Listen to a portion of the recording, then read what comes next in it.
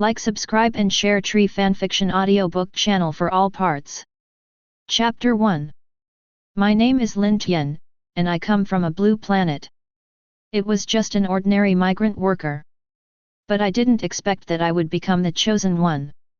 Yes, such outrageous things like crossing happened to me. I traveled to the world of pirates and became celestial dragons, the nobles of the world that most people hate. My current name is Bernard Issan, and they all call me the Great Bernard Issan. After all, I'm living a life that I hate, But, although I hate it, let alone, I am enjoying the present life very much.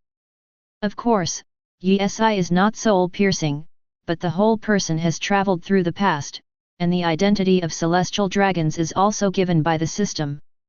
However, after the identity was given, the system said it would be activated, so 2 years have passed, and there is still no movement.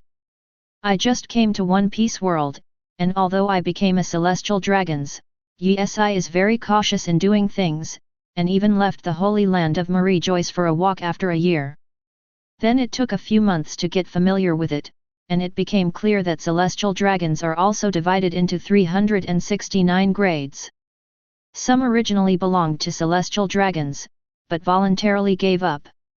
They are called inferior people here, followed by ordinary celestial dragons like Issan, who have special treatment, enjoy life every day, and do not participate in any world government. Some kind of decision. Then there are those who have real power. While enjoying special treatment, they also have the right to attend some kind of meeting of the world government, and so on. Issan is quite satisfied with his status as an ordinary celestial dragon, because he doesn't need to worry about various things, and he lives to enjoy. After familiarizing himself with the situation, Issan truly experienced the true meaning of the words celestial dragons joy in doing whatever they want. Money and women are basically nothing to worry about. It is no exaggeration to say that in the world where Issan used to be, whoever becomes celestial dragons will still fall. Sanctuary Marie Joyce, on clean and bright roads. A voice broke the surrounding silence. Issan, do you want to go to the slave market together? Hearing this, Issan turned his head and caught his eyes. Is a fat celestial dragons riding slaves? His posture is much bigger than Issan, besides the rider, there are several young women behind him. Undoubtedly, they all wore iron chains around their necks, and the ends of the iron chains were naturally in the hands of the celestial dragons riding slaves. Of course, if Issan wants, he can also ride slaves like the celestial dragons in front of him, and then pull a few more, but he doesn't have this hobby. However, although in terms of posture, the celestial dragons in front of him are very big, but in terms of appearance, Issan's appearance is dozens of blocks away from him. Tall figure, sword eyebrows, and starry eyes, even if you look at the entire pirate world, Issan can't hold back in terms of appearance. But, except for Issan, all celestial dragons don't care about their appearance.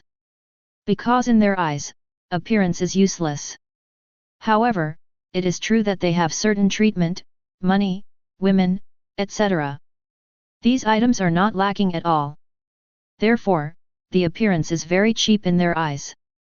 What a coincidence, I didn't expect to meet you here, Saint Dirac. Issan also said politely. Celestial dragons and celestial dragons are generally called without a surname, and the name behind is directly pronounced, and then an honorary title of holy is added. Of course, although some celestial dragons have gone to extremes, Issan will not meddle in other things, after all, he just needs to be himself. He doesn't care about what other people do, and he can't control it, because it has nothing to do with him. As for the other celestial dragons, they will not come to trouble Issan, on the contrary, the relationship between them is quite harmonious. Your direction? Are you going to the slave market? Dirac asked. Do not. Issan shook her head and explained, I just finished lunch and went out to do some activities. Well, if you happen to be fine, would you like to go to the slave market with me? It is said that a batch of high-quality goods came. Yesi originally planned to refuse, but thought that he just had nothing to do, so it would be nice to go shopping with him. Well, even if you invited me, I won't refuse. Since he said there are high-quality goods, he might find something that suits his liking if he goes to have a look. Of course, Yesi definitely has no interest in men. After all, he doesn't need a mount. If a man is not suitable for a mount, what is the use of buying it? See? Come on, Yesi doesn't engage in homosexuality and buys men. For him, it's a waste of money and time. Dirac glanced back at his female slaves, then chose a woman who looked more powerful, and ordered, "Go, use Issan as a mount." After that, he loosened the iron chain that tied her, and the woman walked towards Yesi with strides. "No, thank you for your kindness, but I'm not used to this, I just walk." Yesi replied. It's not that Yesi is ungrateful, but that he's really not used to it. Chapter 2. It would be better to ride a pet that is bigger than me, or other large pets, but I am riding a woman who is shorter than me and whose body is not as big as my own. Tisk tisk tisk, forget it, don't mention the twists and turns, the main reason is that it is inconvenient. Yesi refused, and Dirac smiled, but didn't say much. And the female slave tactfully handed back the end of the iron chain to her master, and then stood back. Taking the exclusive lift, Yesi and the others quickly arrived at the ground of the Sabayati archipelago from the holy land of Marie Joyce. Wherever they pass, the avenue gives way, and everyone kneels. This is how celestial dragons are treated, and Yesi is already used to it. Most of their faces are in awe, and what hides in awe is fear and jealousy. There is no doubt that although their faces are in awe of celestial dragons, they all hate celestial dragons and at the same time want to be celestial dragons. The walking speed of Yesi and his group was not fast, but not very slow either. After about half an hour, Yesi and Dirac walked into the slave auction at the same time. Normally, the auction has already started, but the slave auction has not yet started.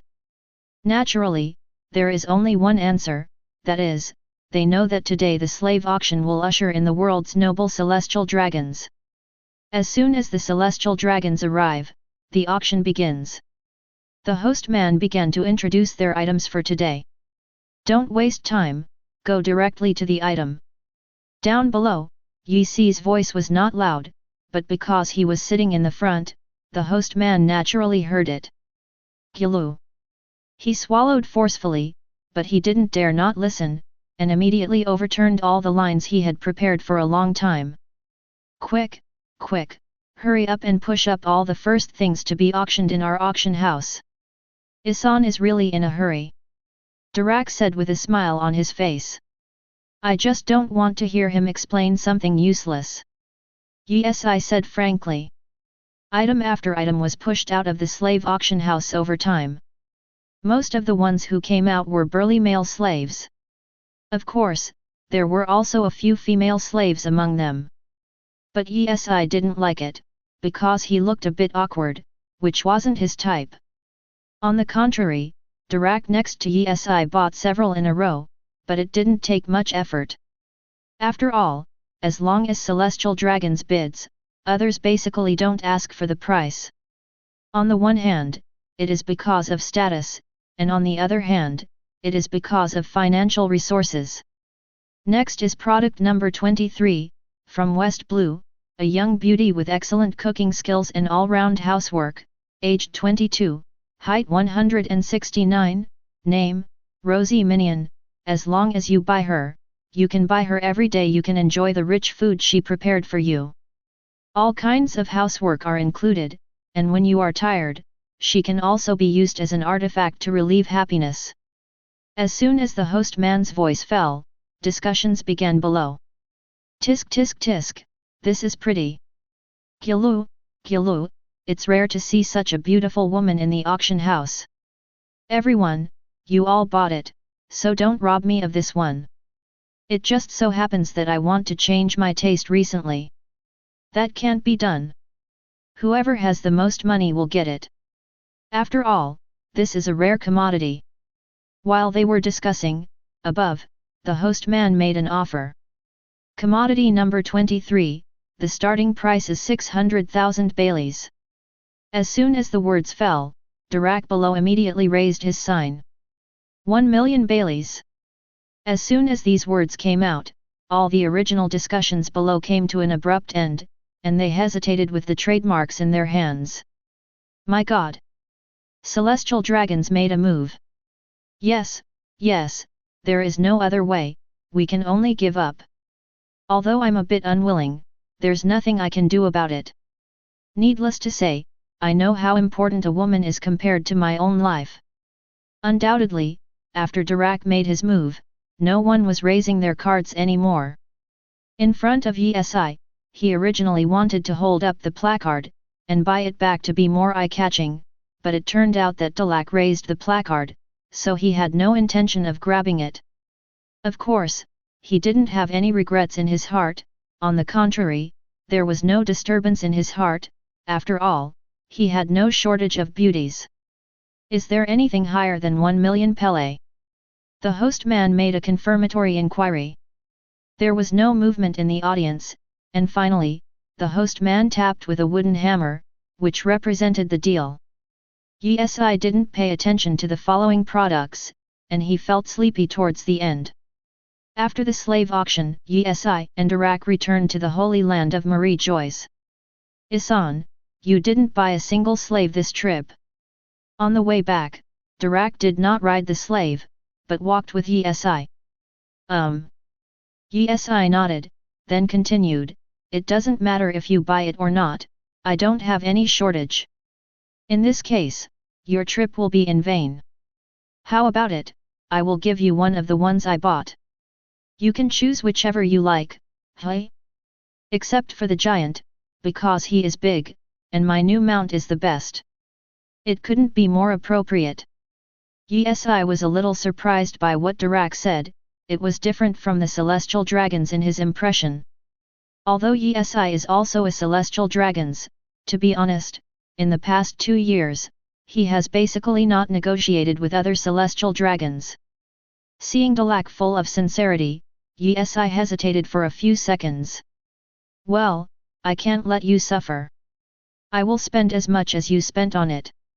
Dirac shrugged, indifferently said, there is absolutely no need for this. Okay then. The final result is obviously that Yi chose the female slave he had his eyes on before. Of course, there are also some more expensive than her, but they just don't suit Yi's taste. Chapter 3. Returning to the Holy Land of Marie Joyce, Yi and Dirac parted ways and each went back to the castle where they lived. Go back, I'm safe here. Yes, Lord Bernard Issan, if you still need to order, please contact us, we will arrive as quickly as possible and serve you. Yi waved his hand, signaling the man in the black suit to step back.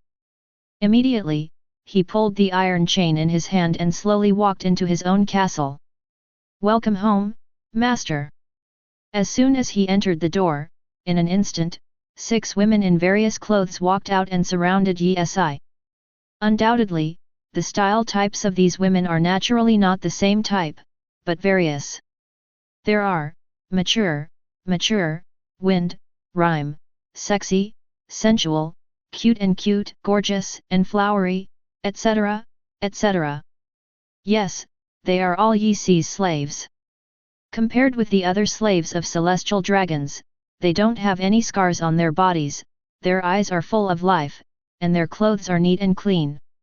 It is no exaggeration to say that this is not considered a slave at all, and Yi did not treat them as a slave either. Yi dropped the iron chain and the key to the iron chain on the ground.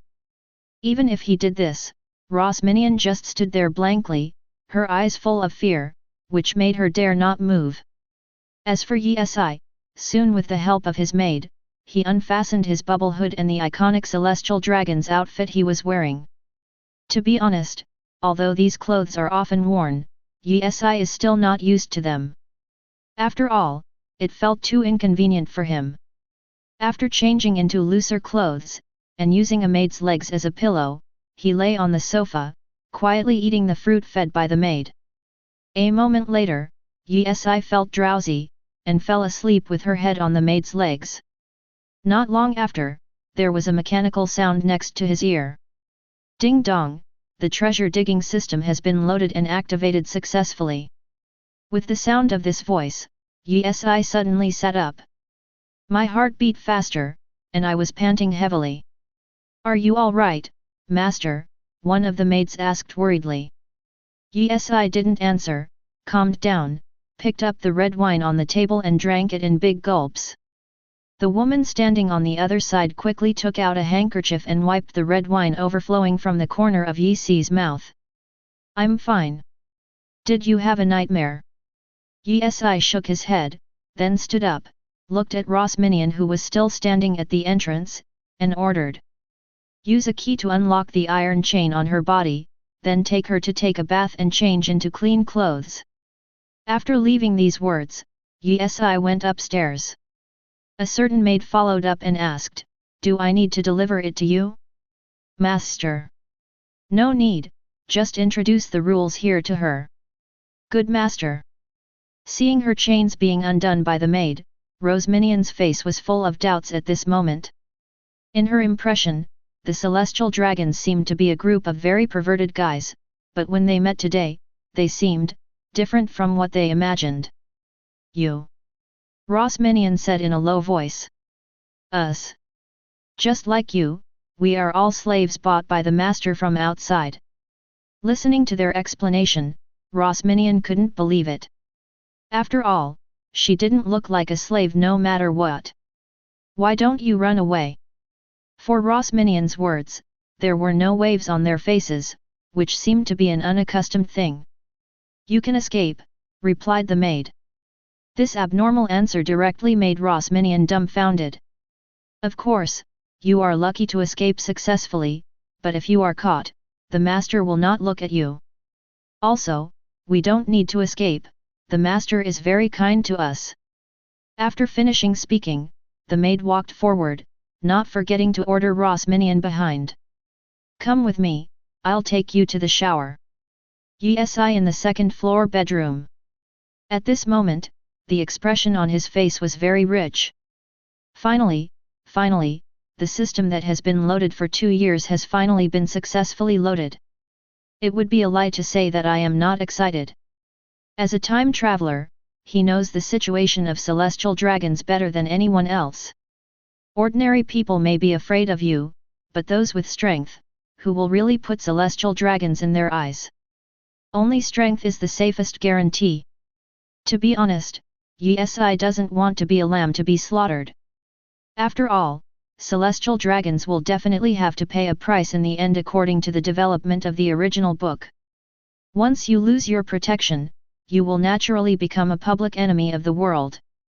In the following time, Yi began to explore the functions of the system. As the name suggests, the treasure digging system can dig treasure once a week, and the rewards come from all things in the world.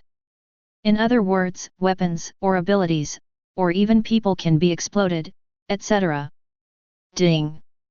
Congratulations, the host has received compensation, the enhanced version, paper fruit, fear of sea water, sea stone, and other attributes have been weakened by 50%. As soon as the system's voice fell, Yi suddenly felt a little heavy in his hands. Looking down, a round fruit with yellow skin and spiral patterns appeared on his hand. Chapter 4. This is Devil Fruit. Although it has been 2 years since I came to One Piece World, this is the first time Yi has seen devil fruit. Paper fruit. He muttered to himself, even though he was eager for power now, he couldn't help hesitating. After all, he was worried that this fruit was not very practical, but after thinking about it later, he could get other things from the system in the future, and his heart was relieved a lot. Yi picked it up and took a bite, probably because the system has been strengthened. This devil fruit is not as unpalatable as described in the original book. On the contrary, he quite liked the taste and texture. In a short while, a medium-sized fruit fell into Yi's stomach. Standing there for a few minutes, Yi didn't feel any abnormality or discomfort in her body. However, he soon discovered the abnormality. His body became much lighter, and his strength was much greater than before. Call. As Yi mobilized this power, his body suddenly turned into countless sheets of paper and fluttered. Soon, the paper gathered together again, and Yi's appearance emerged again. Is this the ability of this devil fruit? It doesn't seem to disappoint me. Yi was secretly delighted. After all, the practicality of this devil fruit is quite good. Brush. Afterwards, Yi waved his hand, and several small and large pieces of paper separated from his hand, flying out like sharp arrows. Bang bang bang.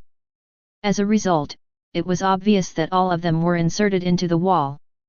Waving again, the pieces of paper inserted on the wall are disappearing at a speed visible to the naked eye. Yi did not test his devil fruit ability too much. After all, this place is not easy to test. He opened his properties panel. Host, Bernard Issan. Excavation level, 1, 0/200. Digging times, 1, 7/7, can increase the chance of digging as the level of digging increases. Role, none. Ability, paper fruit, 1/1000, improves the running in degree, which will make the quality of devil fruit to a higher level. Excavation location, positioning mode can be turned on. Warehouse, none. The rules and regulations of the property panel are still very easy to understand. It seems that it is exactly as I expected. Not only can items be excavated, but even characters from the myriad worlds can be revealed. Tisk tisk tisk, I love this system. Of course, the only bad thing is that mining is not just a matter of digging casually. You need to reach the location specified by the system to dig in order to get rewards. After pouring a cup of hot tea, Yi walked out of the bedroom, ready to see what was going on with Ross Minion. However, when he went downstairs, he saw Rosie Minion sneaking up the window and looking around.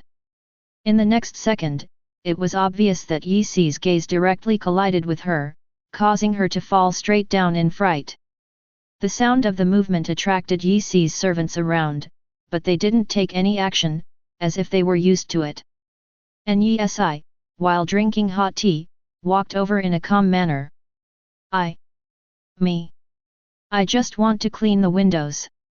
Yi ignored her, walked past her, walked to the gate, and pushed it open. If you want to escape, go out directly from the gate. There is no need to climb the window. If you break my window, you have to pay according to the price. As soon as the words fell, Yi sat back on the sofa, picked up the newspaper on the table, and read it quietly. For her, Yi doesn't want to say more useless nonsense. Because, there is absolutely no need for this.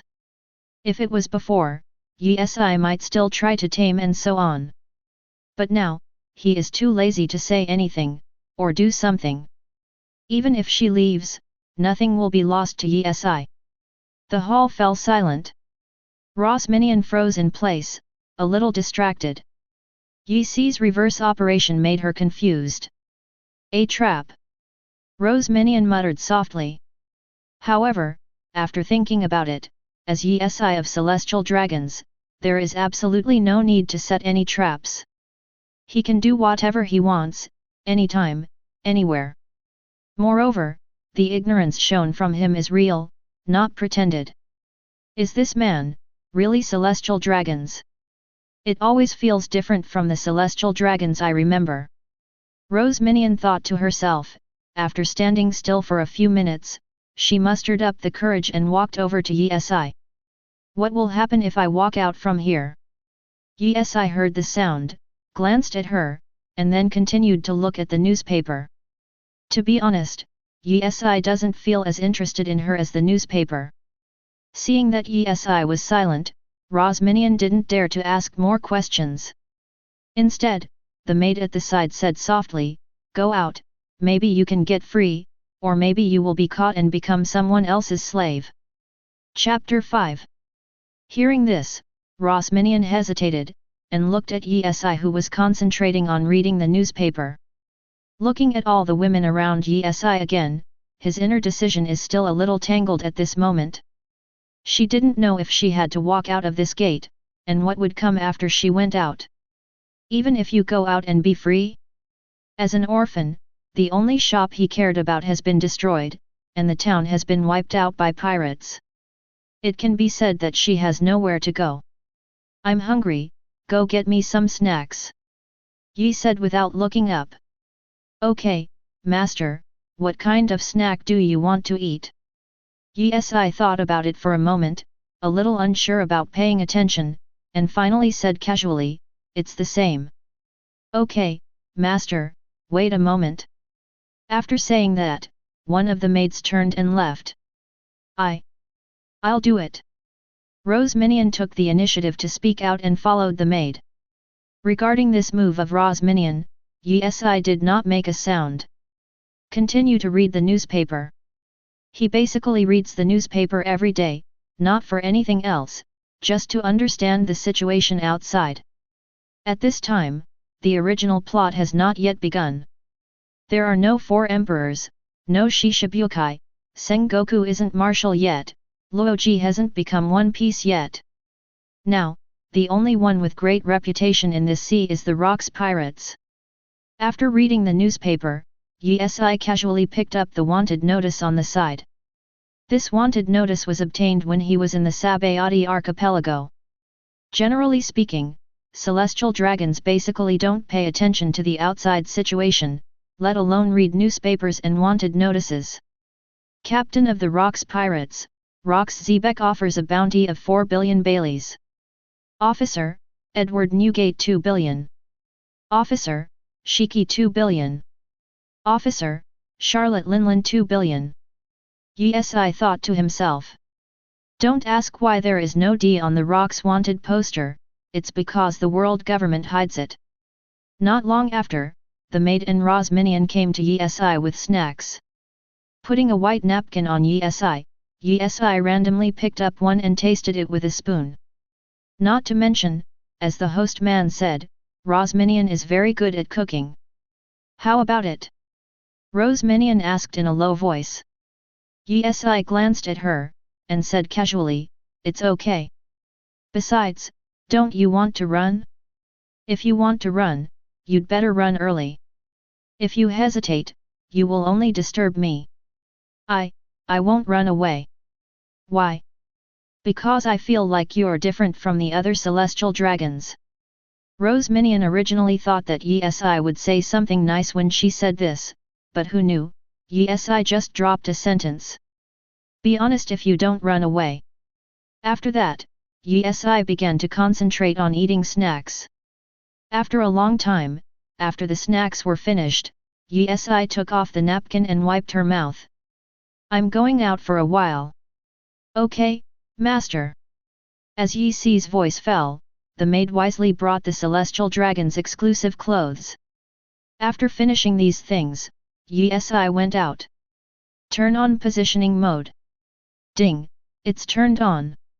As soon as the system sound fell, a virtual location popped up in front of Yi. Fortunately, the location of the excavation this time is also in the Holy Land of Marie Joyce, not far from Yi. After walking for about 10 minutes, he arrived successfully. Gazing at the grove, Yi sighed. Fortunately, the excavation site this time is not in the home of other celestial dragons, otherwise, we can only wait for the next excavation opportunity. Indeed, if the digging location is brushed in the home of other celestial dragons, it is really difficult to do, you can't go to dig in other people's home, right? Except for the protagonist, other people can't see anything, they can only see that the protagonist is digging a hole. Of course, as long as you dare, you can, but trouble is necessary. From the beginning, Yi did not intend to be so high profile, but acted cautiously. After all, there are not only ordinary celestial dragons living in the Holy Land of Marie Joyce, but there may even be some ruthless characters that Yi doesn't know about. All in a word, Be careful sailing the 10,000 years boat. Tap tat tat. Yi took a few steps, passing through a pile of grass, and soon, he saw a square piece of land glowing blue that only he could see. Ding, check that the host has arrived at the excavation site, whether to dig or not. Yes. As soon as Yi finished speaking, his palms sank, and there was an extra shovel in his hand. Hey? It's quite humane. Saying that, Yi walked to the ground emitting blue light without hesitation to dig. It is still very simple to operate, and the ground seems to have undergone some systematic treatment. It only needs to be dug lightly, and the ground with blue light will collapse directly. Hint, get character card X1. Hint, gain experience 10. Hint, gain experience 10. Looking at the reminder plate in front of him, Yi paused. Is this okay? At first Yi thought it might be quite difficult, but he didn't expect it to be so easy. Let me see, I got a character card. Yi muttered and scanned the surroundings. He didn't intend to use it here, but returned to his castle, and was slowly thinking about it later. Chapter 6. Before leaving, Yi filled up the hole he had dug, then stepped on it with his feet, and finally left as if nothing had happened. Back in his own castle, through the window, he could see that Rosie Minion was chatting with other maids.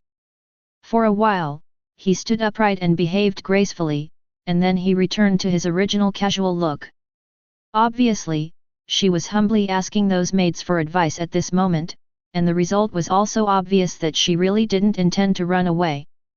Yi looked through the window for a few seconds, then didn't linger too long, walked straight to the door, then pushed it open, and walked in. Seeing this, many maids came over one after another. Welcome home, master. Some closed the door, and some took off the bulky celestial dragon's clothing for Yi. Ross Minion stood aside for a moment, appearing to have a low sense of presence, and was very nervous inside. She quickly walked up to Yi, and said softly, Master, Master. Although I felt that the word master was a bit twisted, I still held back my scalp and shouted out. I want something to eat. She continued. But as soon as she finished speaking, she suddenly realized that it was half an hour ago. I just ate, and when I was nervous, I said something wrong. Yi gave her a speechless look, and didn't say much, but simply responded, no need. Immediately, he went straight to the second floor. Minion, what are you talking about? The master just had a snack not long ago. I'm sorry, sisters, when I'm nervous, professional words come out. Roz Minion hurriedly apologized, looking a little cute. The relationship between Rose Minion and the maids has become much closer, and the maids also take good care of her. After all, in their eyes, they all suffer the same and should help each other. Minion, you don't have to be too nervous, the master won't eat you, he is a very good person. Yet, I used to think that my life would end the moment I became a slave, but it wasn't until I met the master. When the slaves were mentioned, the faces of the maids were neither fear nor anger, but a warm expression. Ross Minion can roughly conclude that he really met a special celestial dragons. Okay, let's continue with the rules here. Ross Minion nodded without any sense of impatience, and was even very serious. Yi didn't care about the affairs in the lobby, and he opened his virtual panel when he walked up to the lobby on the second floor. Host, Bernard Yi. Dig level, 1, 20/200. Digging times, 0, 1/7, can increase the chance of digging as the level of digging increases. Role, none. Ability, Paper Fruit, 1/1000, improves the running in degree, which will make the quality of devil fruit to a higher level. Digging location, insufficient digging times, unable to locate. Warehouse, character card X1. Use a character card. Ding, it's the first time to use Detect Host, I will introduce you. The obtained character will be 100% loyal to the host. The obtained character will unlock progress. The higher the progress unlocked, the host has a chance to inherit a certain ability of the character, and the character will also exert its own greater power. When the progress reaches 100%, the character will obtain stronger strength than the original peak strength of the world. Ding, are you sure to use it? The explanation of the system is not difficult to understand, and you can get a general idea at a glance. Use. Yes, I answered directly without too much hesitation. Ding, the character card has been consumed successfully. Ding, congratulations to host for getting the source Hokage world, Uchiha Madara. Uchiha Madara. Yes, I was taken aback. As a senior anime fan, when the system mentioned Hokage and Uchiha Madara, a picture flashed through his mind. At the same time, in front of him, a white light particle suddenly appeared, and the light particles gathered together to form a humanoid. In the next second, a man with long hair, a hedgehog head, wearing a tight black combat uniform with red laminated armor on the outside, with his hands folded on his chest, appeared in front of Yesi with a look of disdain. Uchiha Madara stood there and hesitated for a moment. Finally spoke. World government, pirates, celestial dragons, it's a wonderful world, don't you think so, Bernard Yesi? Hearing this, Yesi was a little shocked. These are the basic common sense of this world. It seems that the system had already conveyed some basic information to him when he was allowed to come into this world. Indeed, a wonderful world. Madara. Is there anything else you need to understand? Uchiha Madara shook his head. I already know what I should know. Yesi nodded. The system is very good, it has explained everything to him before he came, and saves the trouble of taking time to explain to him later. Chapter 7. Oh, by the way, for now, there is still a problem that needs more attention. Uchiha Madara didn't make a sound, just looked at Yesi quietly, waiting for his next words. This world also has its rules. From the front, it's better for us to do our own thing. You should restrain yourself. Yesi ordered. Indeed, with Uchiha Madara's long Aotean character, if the celestial dragons make trouble in front of them, it is estimated that his head will be screwed off and kicked as a ball. After all, in his eyes, the world aristocrats, celestial dragons and the world government are all a fart. In this world, he only recognizes Bernard Yesi. Although it has the character of Long Aotean, Uchiha Madara is not a stunned young man. He knows what to do and what not to do. I see what you do. Uchiha Madara said calmly. Yesi nodded, but didn't say much. Go to the closet and open it. Choose a suit of clothes by yourself and change them on. Your clothes seem a bit out of place with this world. After changing, go downstairs. After leaving these words, Yesi left first, waiting for Uchiha Madara on the first floor. Moments later, Uchiha Madara had changed into a black suit. When he came down from the second floor, facing this strange face, and Uchiha Madara's original arrogance, these maids felt a crisis. So, their reaction was a bit big. Master, Master, there are thieves. Protect the Master. I'll call the people from the world government right away. In an instant, several maids stood in front of Yesi. Although they are weak, they still stand in front of Yesi without thinking about their own lives. Ross Minion froze for a moment, and although he didn't understand what was going on, he followed them and stood in front of Yesi. After doing this, Uchiha Madara turned around in confusion, glanced around, and found that there was no one else behind. Suddenly, he realized that the thief was talking about himself. Hey, how long are you going to be silent? Yesi slowly got up from the sofa.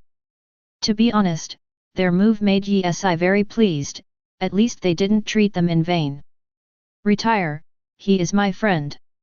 What? Everyone looked back at Yesi, and their tense nerves were relieved. Another maid who just wanted to contact a member of the world government with a phone bug also put it down slowly. Now that Yesi said they were friends, they didn't say much, and immediately withdrew. At a glance, Uchiha Madara is still very handsome in a suit, and has the feeling of a thug in a suit. It fits well. Yesi said. When it comes to dressing, Uchiha Madara doesn't care much. Let's go prepare the dinner party and celebrate it well. Yesi instructed the maid on the side. Okay, I'll get ready right away. Rose Minion took the initiative to take on this task. In a blink of an eye, 2 or 3 days have passed. Yesi's schedule has not changed because of the arrival of Uchiha Madara. During these 3 days, Yesi never left the Holy Land of Marie Joyce. However, the relationship between Yesi and Uchiha Madara has improved a lot, at least talking and laughing, not as stern as before. Noon. At this moment, Uchiha Madara was still lying on the sofa, reading the newspaper quietly, which was the only tool he could use to relieve boredom. Let's go. Yesi was already donning the iconic Celestial Dragon's outfit, as well as a bubble head mask, on the sidelines. Uchiha Madara leaned forward and glanced at Yesi. Where are you going? Don't you want to go out? Upon hearing this, Uchiha Madara hastily stood up. Can you finally leave this ghostly place and go outside to have a look? Yesi, your clothes are really strange. Uchiha Madara made complaints while exercising her muscles and bones. Yesi shrugged, a little helpless. Don't wear it, leave the Holy Land of Marie Joyce, those idle celestial dragons are coming to nag me again. Yes, all the celestial dragons here are wearing bubble hoods because they think they are too noble to breathe the same air as ordinary people. In this way, Yesi didn't think there was anything wrong with it, but if others didn't wear it, they would go over and tell them to pay attention to their identity, and so on. In the end, Yesi will still wear it for unnecessary trouble. I didn't mean it wasn't good looking. Uchiha Madara explained. If you hadn't said it with a smile, I would have believed it. A few moments later, the sanctuary Marie Joyce, the city gate. What? Great Lord Bernard Issan, are you going down alone? Yes. For the safety of your life, please let me follow, lest some unscrupulous untouchables below will attack you. The man in the black suit said seriously. I've hired bodyguards, you don't need to follow me in the future. Yesi responded lightly. Obviously, the bodyguard that Yesi mentioned was Uchiha Madara at the side. Of course, this was just a lie to fool the world government personnel. To be honest, Yesi felt very impatient to be followed by them all the time. He didn't have the opportunity before, but now he has the opportunity, so there is no need for it at all. The great Bernard Issan. Before the man in black had finished speaking, Yesi interrupted directly, and said coldly, are you teaching me how to do things? No. Don't dare. You defeated my bodyguard, I listen to you. Yesi left a word and sat down on a chair beside her. The man in the black suit looked at Uchiha Madara, and Uchiha Madara seemed a little indifferent and said, hurry up, you are in a hurry. The black man frowned slightly, and immediately attacked Uchiha Madara in the next second. Boom! A cloud of smoke rose slowly, and on the other side of the smoke, Uchiha Madara clapped his hands and walked out of the city gate side by side with Yesi. When the smoke cleared, the man in the black suit reappeared in everyone's field of vision. It's just that at this moment, his head has been inserted into the soil, and the surrounding ground has cracks of different shapes. Chapter 8. It's a bit heavy, Madara. Just walked up the elevator, Yesi from outside the city gate looked at the man in black suit who was still stuck on the ground, and said indifferently. It's just gravel, who is he protecting? The world government is really stingy. Uchiha Madara sat in a chair beside him and responded. Yesi also sat on the armchair at the side, and continued, they are just a show by the world government, to make most celestial dragons feel at ease, but under normal circumstances, this is enough. After all, no one is usually foolish enough to attack celestial dragons. Indeed, Ordinary people understand that attacking celestial dragons is tantamount to a dead end, and some powerful people understand that once they attack celestial dragons, Admiral or CP0 from Naval Headquarters will lead the army. Therefore, for unnecessary trouble, under normal circumstances, they would not be so stupid as to ask for trouble. As you said, it doesn't matter as long as it doesn't involve us, Uchiha Madara replied. There is no purpose in this trip, mainly because Uchiha Madara wants to understand the surrounding situation. Then I drank in a more famous tavern and talked about rocks and other pirates. Yesi, how's it going? Are you interested in doing some activities? Before leaving, Uchiha Madara asked suddenly. Activity? Let's discuss it. I feel uncomfortable staying on it these days. Uchiha Madara said lightly. As soon as the words came out, Yesi was taken aback for a moment. Isn't that just right? He's always wanted to test his devil fruit abilities. There was no chance to show it in the holy land of Marie Joyce, but now, it is a great opportunity to come down. It sounds good, so let's move around. Soon, the two of them came to an open area, some distance from the town, so there were no other people here. Yesi quickly took off his celestial dragon's costume and put it on the rock beside him. The two stood facing each other. Take it easy. Before the fight, Yesi gave an instruction. Yesi's basic strength is not too weak. After all, in the past 2 years, he has not been eating, drinking, and having fun all the time. He will still spend a little time to practice his physical skills. Now, coupled with the ability he obtained from Devil Fruit, on the whole, he still feels quite confident in dealing with some pirates with a value of less than 100 million. I'll be careful, Yesi. Then let's start. As soon as Yesi's words fell, many parts of his body were papered. Moreover, around the body, there are papers of various sizes floating around. Immediately afterwards, the papers were put together, and a paper weapon was held in Yesi's hands. He ran wildly and ran towards Uchiha Madara aggressively. I saw Uchiha Madara fast seal. Bang! A cloud of white mist rose in front of him. In the next second, Uchiha Madara rushed out with a sickle in his hand. Dang dang dang! Soon, the two were fighting. Although Yesi's weapon is made of paper, strictly speaking, his hardness is not inferior to normal weapons.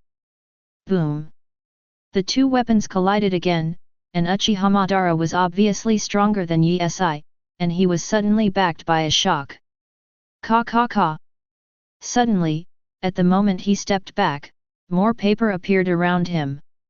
With a wave of his hand, the papers flew out like sharp arrows. Shhhhhhh. The sound of the air being torn was constantly heard around. Dang dang dang! Uchiha Madara didn't intend to dodge in front, and waved a sickle to keep resisting, but saw too many behind. He gave up wasting energy and began to dodge to the side. Bang bang bang! The pieces of paper fell on the ground, and the ground became riddled with holes. A huge cloud of smoke followed. Shhhhhhh. Yesi waved again, and countless papers were shot at Uchiha Madara again. It's really a troublesome ability. With a mutter, Uchiha Madara formed a mudra with one hand. Fire-style fire extinguishment.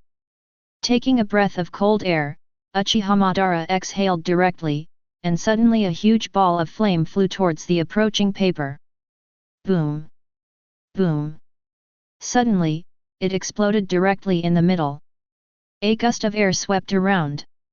Can't stop. Yesi frowned, and the surrounding paper began to stick behind him, and soon formed a pair of paper wings.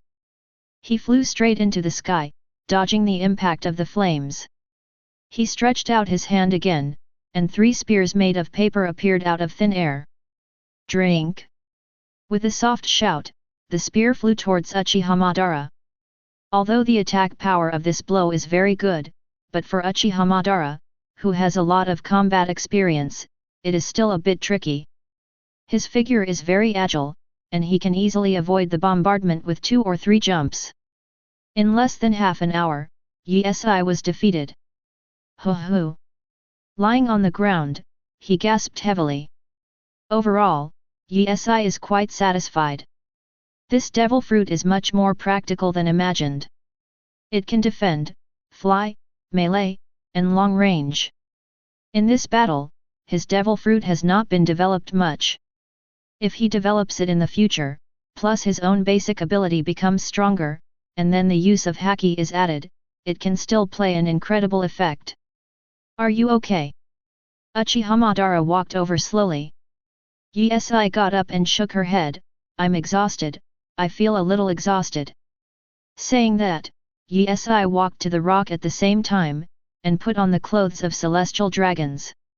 Okay, let's go back. However, just after they left for a while, a group of people came towards the two of them. Soon, they met. Yi thought it was just a group of villagers, but when he saw the leader, he instantly understood. That's right, this person is not an ordinary passerby, but one of the future 4 emperors in the original book, Kaido, who has the title of the strongest creature. And now, if Yi guessed correctly, he should now be a member of the Rocks Pirates, internship crew. Before Yi and the others spoke, the people on Kaido's side spoke out first. Captain Kaido. This guy is wearing celestial dragons, one of the Rocks Pirates trainees uttered. Chapter 9. Kaido glanced sharply at Yi and Uchiha Madara in front of him, and then responded to his teammates. I'm not blind, can't I see it? Another intern crew member of the Rocks Pirates walked up to Kaido and whispered, Captain Kaido, let's not make trouble. Captain Rocks told us to go ashore to collect supplies. If we attack the celestial dragons, we're just asking for trouble. Marine Admiral or CP0 will be here any minute. Yeah, Captain Kaido, I don't want to cause trouble, so as not to cause any trouble to Captain Rocks. The pirate on the right also agreed with the previous statement. Kaido glanced at the 2 people on the side, and said in a deep voice, You mean Captain Rocks will be afraid of their celestial dragons? Will he be afraid of the Marine Admiral? When, of course it doesn't mean that. As long as he can't notify Marine, that's enough. According to the information I have, as long as the guy in black is moved down in an instant, they won't be able to contact Marine. The remaining celestial dragons are nothing more than a straw bag with a head on its head. Kaido said his own analysis. And indeed, the process of celestial dragons generally looks like this. This guy, why does he look familiar? Uchiha Madara stared at Kaido and asked Yi.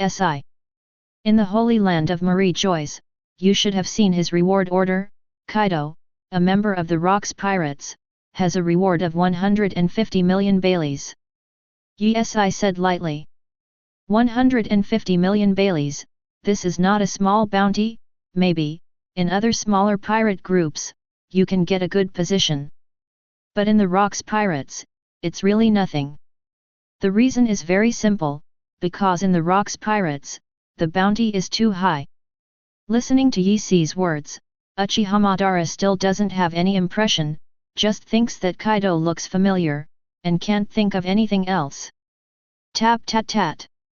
Just as Yi was talking, Kaido ran over wielding a mace.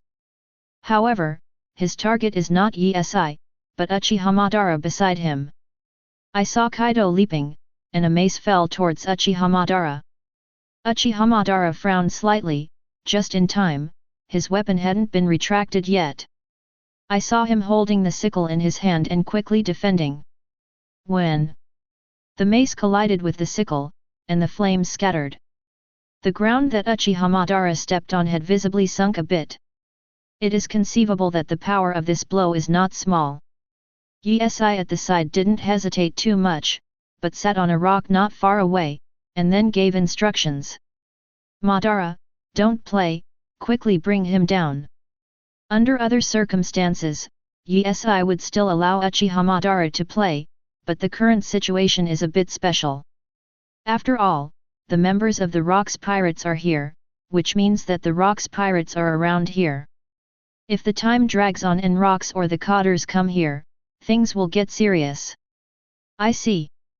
Uchiha Madara responded to Yi-si even though he was fighting.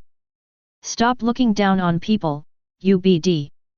Hearing Yi-si's joke-like words, Kaido felt a little angry inside, and the mace in his hand tightened even more. The swing got stronger. But, even so, the expression on Uchiha Madara's face remained unchanged. Dang dang dang! In the blink of an eye, Uchiha Madara went straight to his chance and struck out to drive Kaido back. He spun a few times in the air, and then fell to the ground. Captain Kaido, are you all right? The other trainee crew on the side hurried over and helped Kaido up. Kaido frowned slightly, a little surprised in his heart. Not long ago, he heard a senior on the boat mention that those world government personnel who followed the celestial dragons were just rookies. Our trainee crew can fight 10 at a time. Our trainee crew can fight 10 each? BD, are you sure you're not bluffing me? Kaido cursed. Not to mention the trainee crew, the strength of this guy in front of him, even the Cotters may not be able to handle it. After all, although Kaido is still a trainee crew member, his strength has surpassed that of some regular crew members. As I said before, don't mess with the celestial dragons, it's fine now. One of the trainee crew members complained. Shut up, Captain Rocks asked me to be the captain, you have to obey. Kaido retorted. Okay, you have the final say, what do you want now? Before he contacts Naval Headquarters, let's go together. Nonsense, I don't believe so many people can't beat him. Kaido said something coldly, then picked up the mace on the ground. Where? The celestial dragons. It's good to go to one of them, and it will also distract his bodyguards and create opportunities for us. Okay, Captain Kaido, listen to you. Soon, a temporary plan was reached, one of the pirates set off in the direction of Yi-si, and all the rest were to besiege Uchiha Madara. Yi-si sat on the rock and didn't dodge it, just quietly watching the pirates approaching every step of the way. Go to hell! The pirate took an axe and slashed straight at Yi-si. Boom! In an instant, smoke and dust rose from where Yi-si was sitting just now. Did it work? It seems that it really is a straw bag with a head on it. The pirate muttered. The voice just fell. Papers floated out of the smoke one by one. The pirate noticed something strange, and just wanted to retreat some distance. Unexpectedly, the paper stuck to his body. And the more posts there were, the sooner he lost his ability to fight. Beside him, the remaining papers were put together, and slowly, Yi-si's figure appeared in his vision again. Are you? Demon fruit power.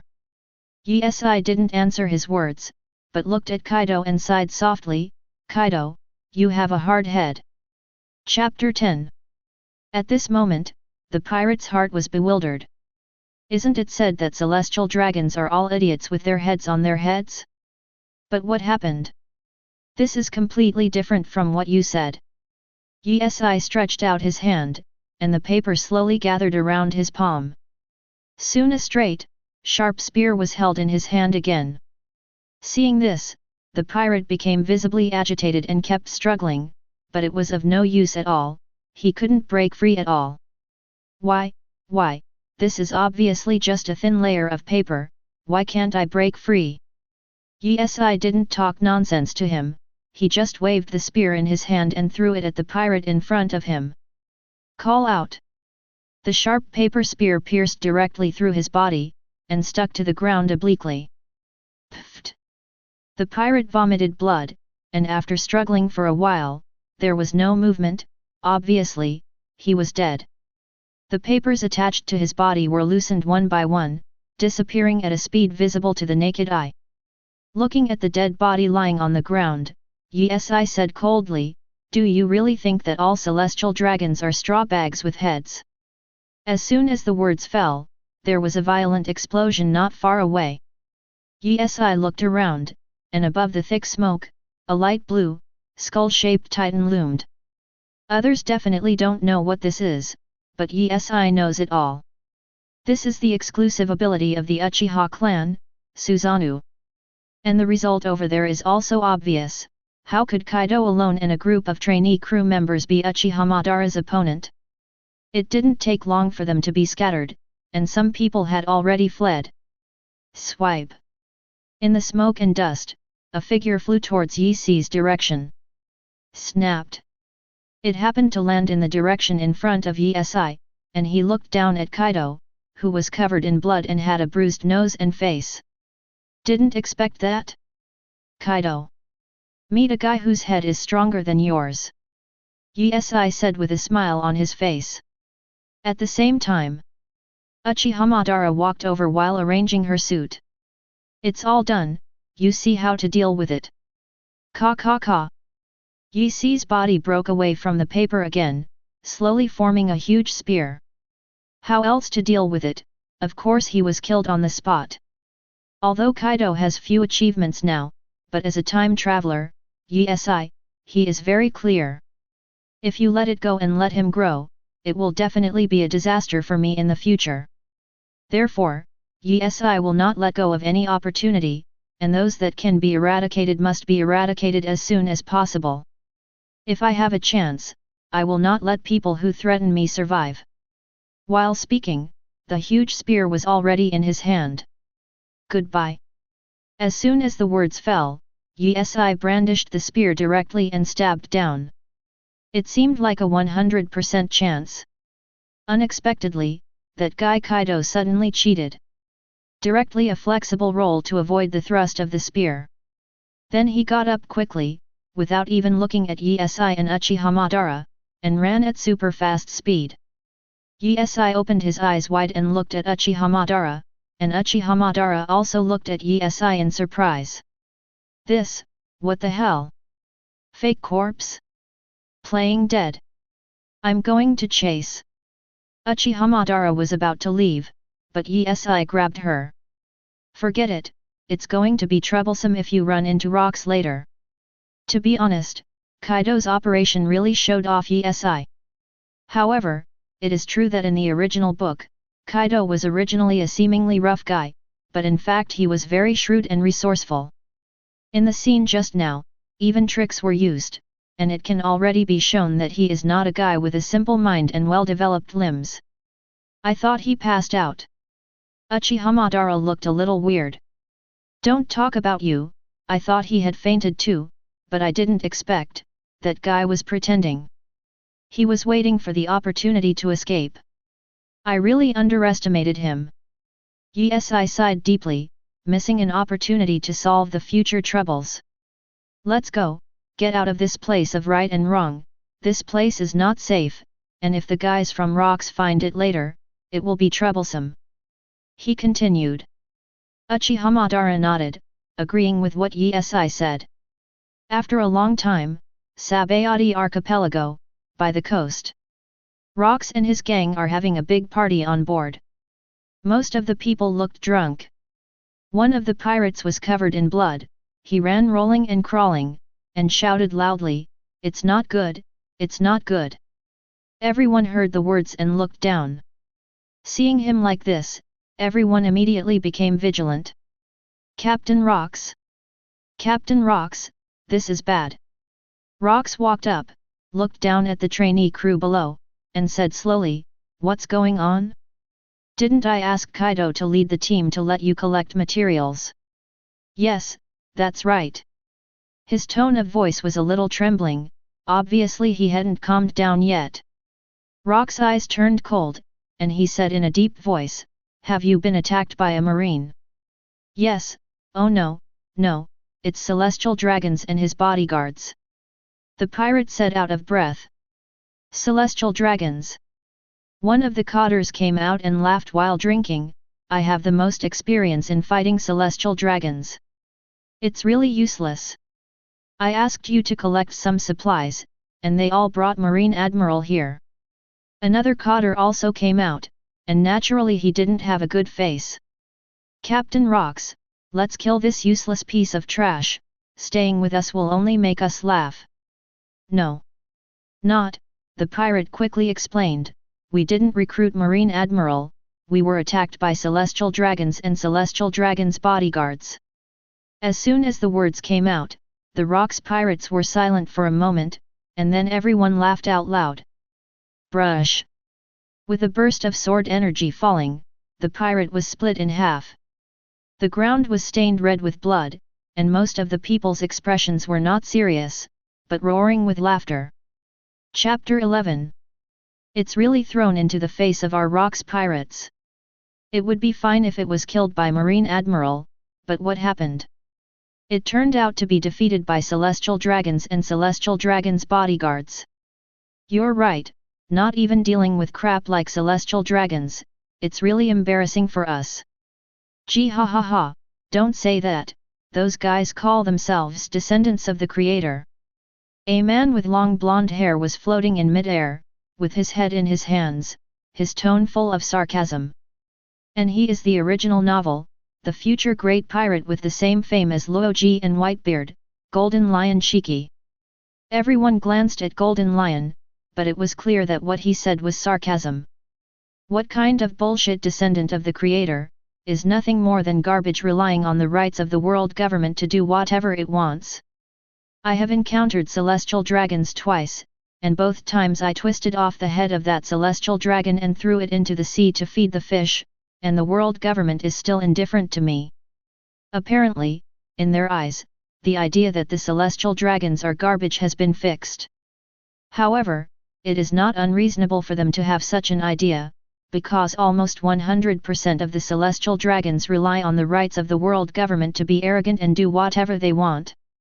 Generally, when encountering thugs like Rocks, there is only one dead end. For his own crew being killed by his own crew, Rocks didn't show any fluctuations on his face, and even seemed to agree. Just when Rocks and his group were really about to continue drinking and eating meat, a figure approached quickly not far away. Soon, it appeared in the sight of everyone again. And he is Kaido. Captain Rocks, that guy Kaido is back. The cotter on the side spoke first. Rocks remained silent, looking down at the rapidly approaching Kaido below. Kaido, how dare you come back, you shameless thing? Captain Rocks asked you to do a small thing and you couldn't do it well. It is said that you were beaten by Celestial Dragons and fled around. A certain official crew member sneered. Kaido paused as he approached the battleship, staring at Rocks, watching his attitude. Captain Rocks, it was really an accident. I met a Celestial Dragons of a different kind. Not only can I fight myself, but the bodyguards can also fight. That's why, I suffered a lot from him. Kaido quickly explained to Rocks, lest it was too late, Rocks sentenced him to death. After all, although he said he was an intern crew member, he knew very well the style of the Rocks pirates. Waste will not be allowed to survive in the ship. Kaido, are you trying to fool me that I haven't seen Celestial Dragons? Said the cotter who had killed Celestial Dragons twice before. Kaido looked at him, frowning slightly, feeling a little unwilling in his heart, because he heard him mention how Celestial Dragons do whatever they want, and then how foolish they are. Therefore, it was only on a whim that I went to stab the hornet's nest. Captain Rocks, it would be a pity if Kaido was killed. After all, he has the greatest potential among the trainee crew. He has been beaten up like this. Obviously what he said is true. He actually met a special Celestial Dragons.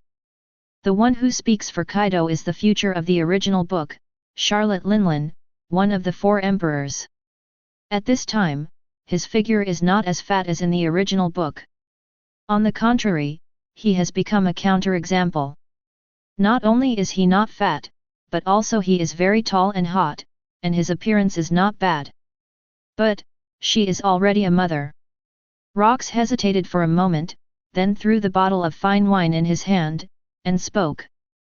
This account, the Rocks pirates will help you remember, when we stabilize in the future, Celestial Dragons will pay the price. Kaido breathed a sigh of relief, apparently, he was saved, and he can continue to stay in the Rocks Pirates. Of course, the biggest credit this time is naturally Charlotte Linlin. The other cotters and regular crew members turned around with some disappointment, and continued to drink and fight. They thought there would be a good show, but they were screwed by Charlotte Linlin. Holy Land Marie Joyce. Back in her castle, Yi didn't take what happened before too much to heart. On the hot spring, Yi is enjoying the maid's massage. Gulu gulu. Suddenly, another maid appeared on the surface of the water. She lightly held her wet hair, and her cheeks were slightly red. Comfortable, okay, master. Yi nodded without opening her eyes. There is nothing better than enjoying a hot spring after a fight. If possible, Yi would rather be an ordinary celestial dragons. I have been enjoying life like this all my life, but... No way, even though they are celestial dragons, if they have no strength, they will still be killed by pirates like rocks. However, although Yi has his eyes closed now, at this moment, he is looking at a virtual panel that only he can see. Host, Bernard Yi. Dig level, 1, 20/200. Number of digging, 0, 5/7. As the level of digging increases, chances of digging will increase. Character, Uchiha Madara, 20%. Ability, Paper Fruit, 304/1000, improves the running in degree, which will improve the quality of devil fruit to a higher level. Digging location, insufficient digging times, unable to locate. Warehouse, none. There are not too many changes on the panel, and the progress in all aspects has been improved. Moreover, after 2 days, the number of excavations will be refreshed, and then it will be possible to excavate again. Chapter 12. After the bath, the maid changed Yi into clean clothes. Coming to the hall, Ross Minion has already prepared a rich meal. Where's Madara?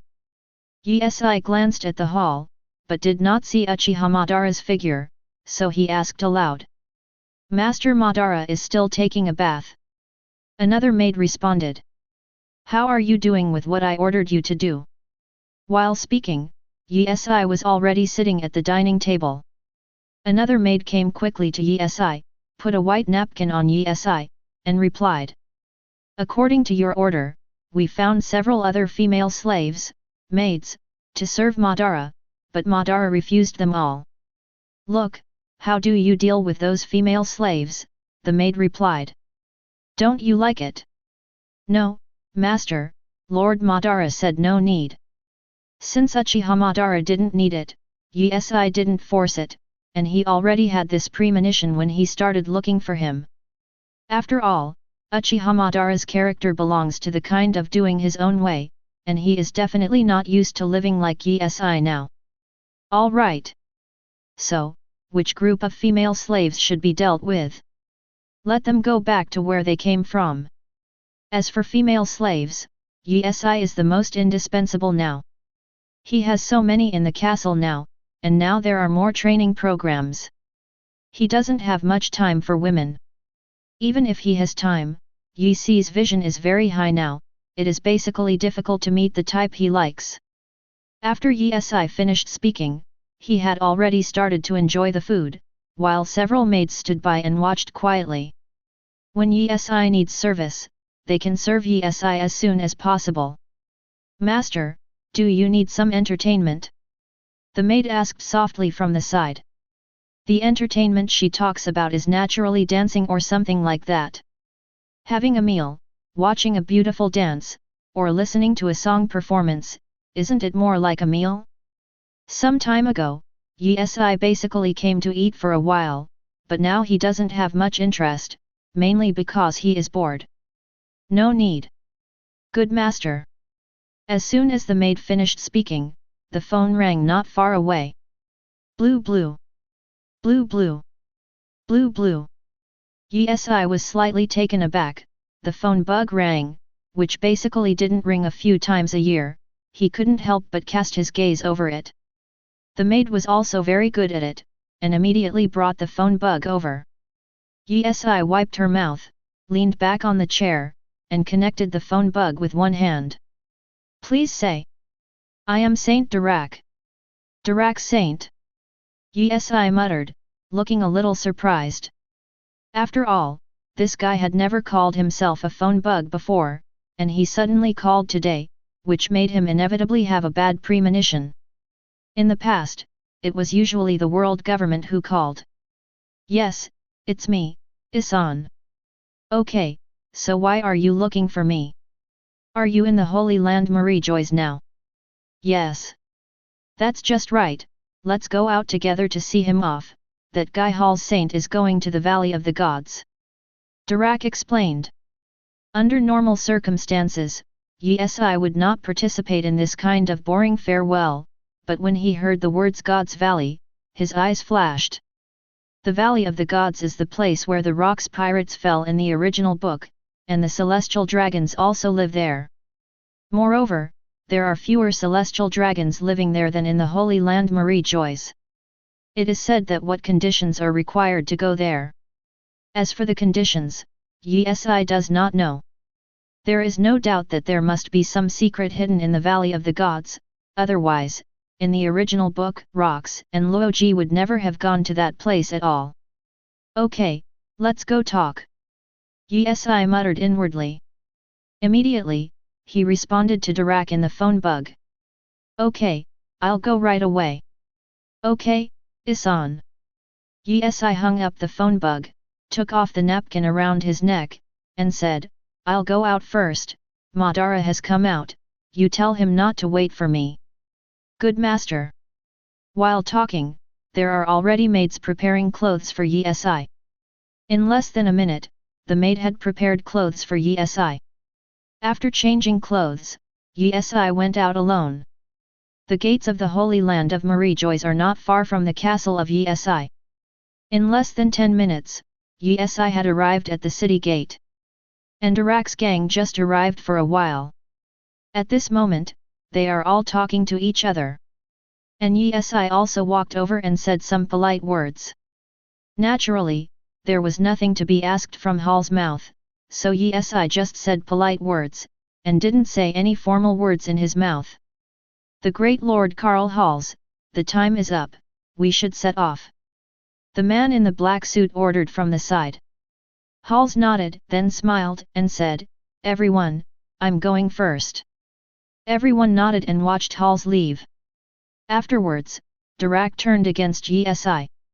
How about it, Issan, is the slave I sent you obedient? Dirac asked. I nodded and said, It's not bad, but since you gave me away, don't draw her attention. Ha ha ha ha. Dirac laughed loudly, What are you talking about? I have no shortage of slaves. I smiled lightly, and continued to tease, I heard that you found your number 28 wife the day before yesterday. Don't pay attention to my number 28 wife. If you need it, you can choose one from number 1 to number 10, but I'm tired of playing with them. I shrugged and said with a smile on his face, I'm a clean freak and don't like things that other people have used.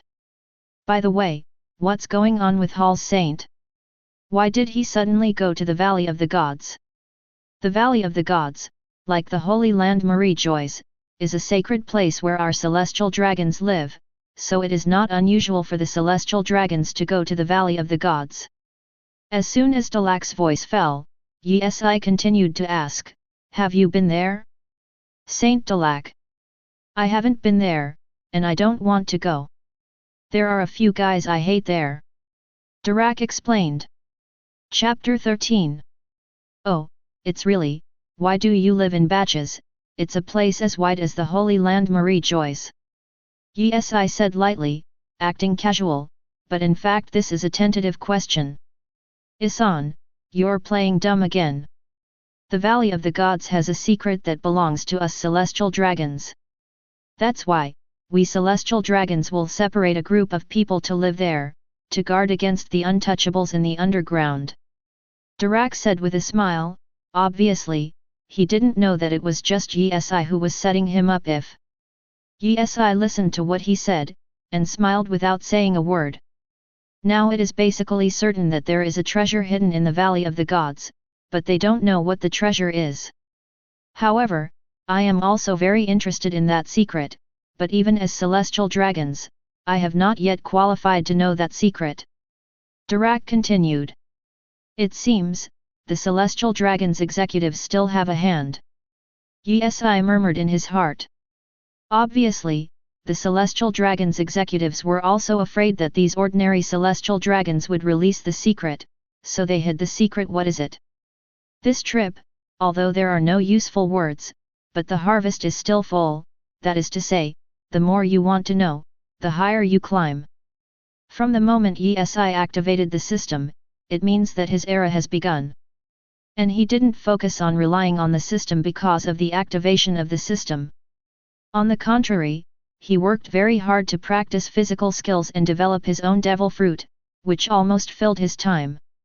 In the back garden, all the maids leaned against the tree, quietly watching Yi exercise.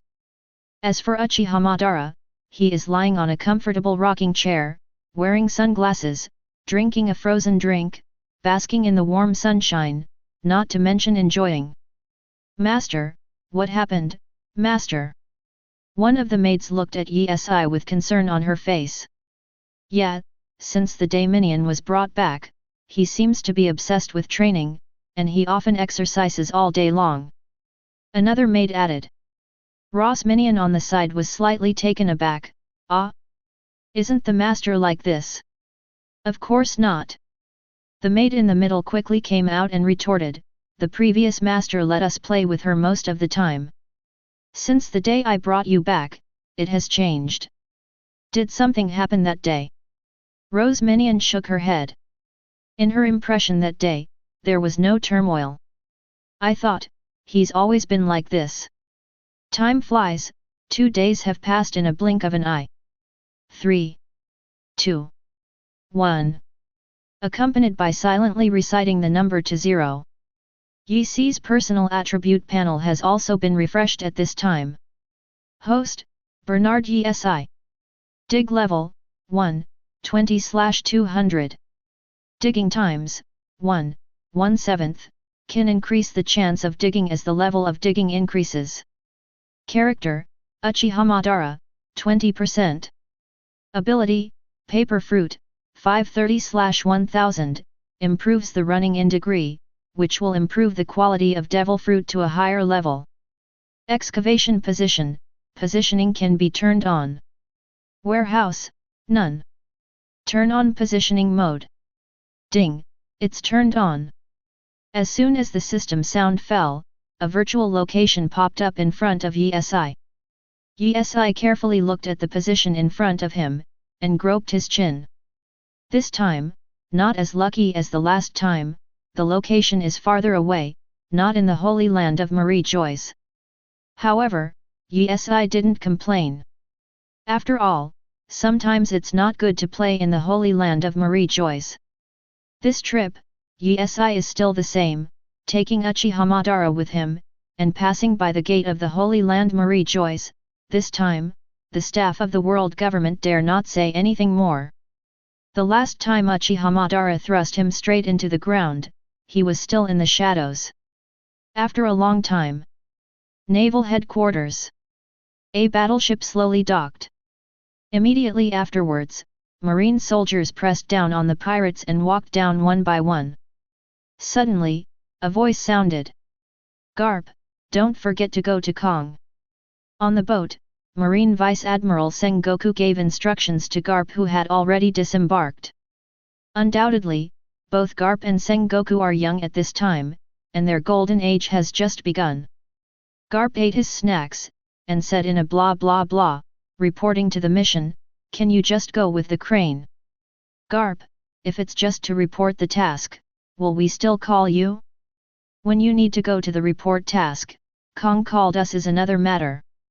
Crane also walked out at this time, and said to Garp. Hearing what they said, Garp was taken aback for a moment and became interested.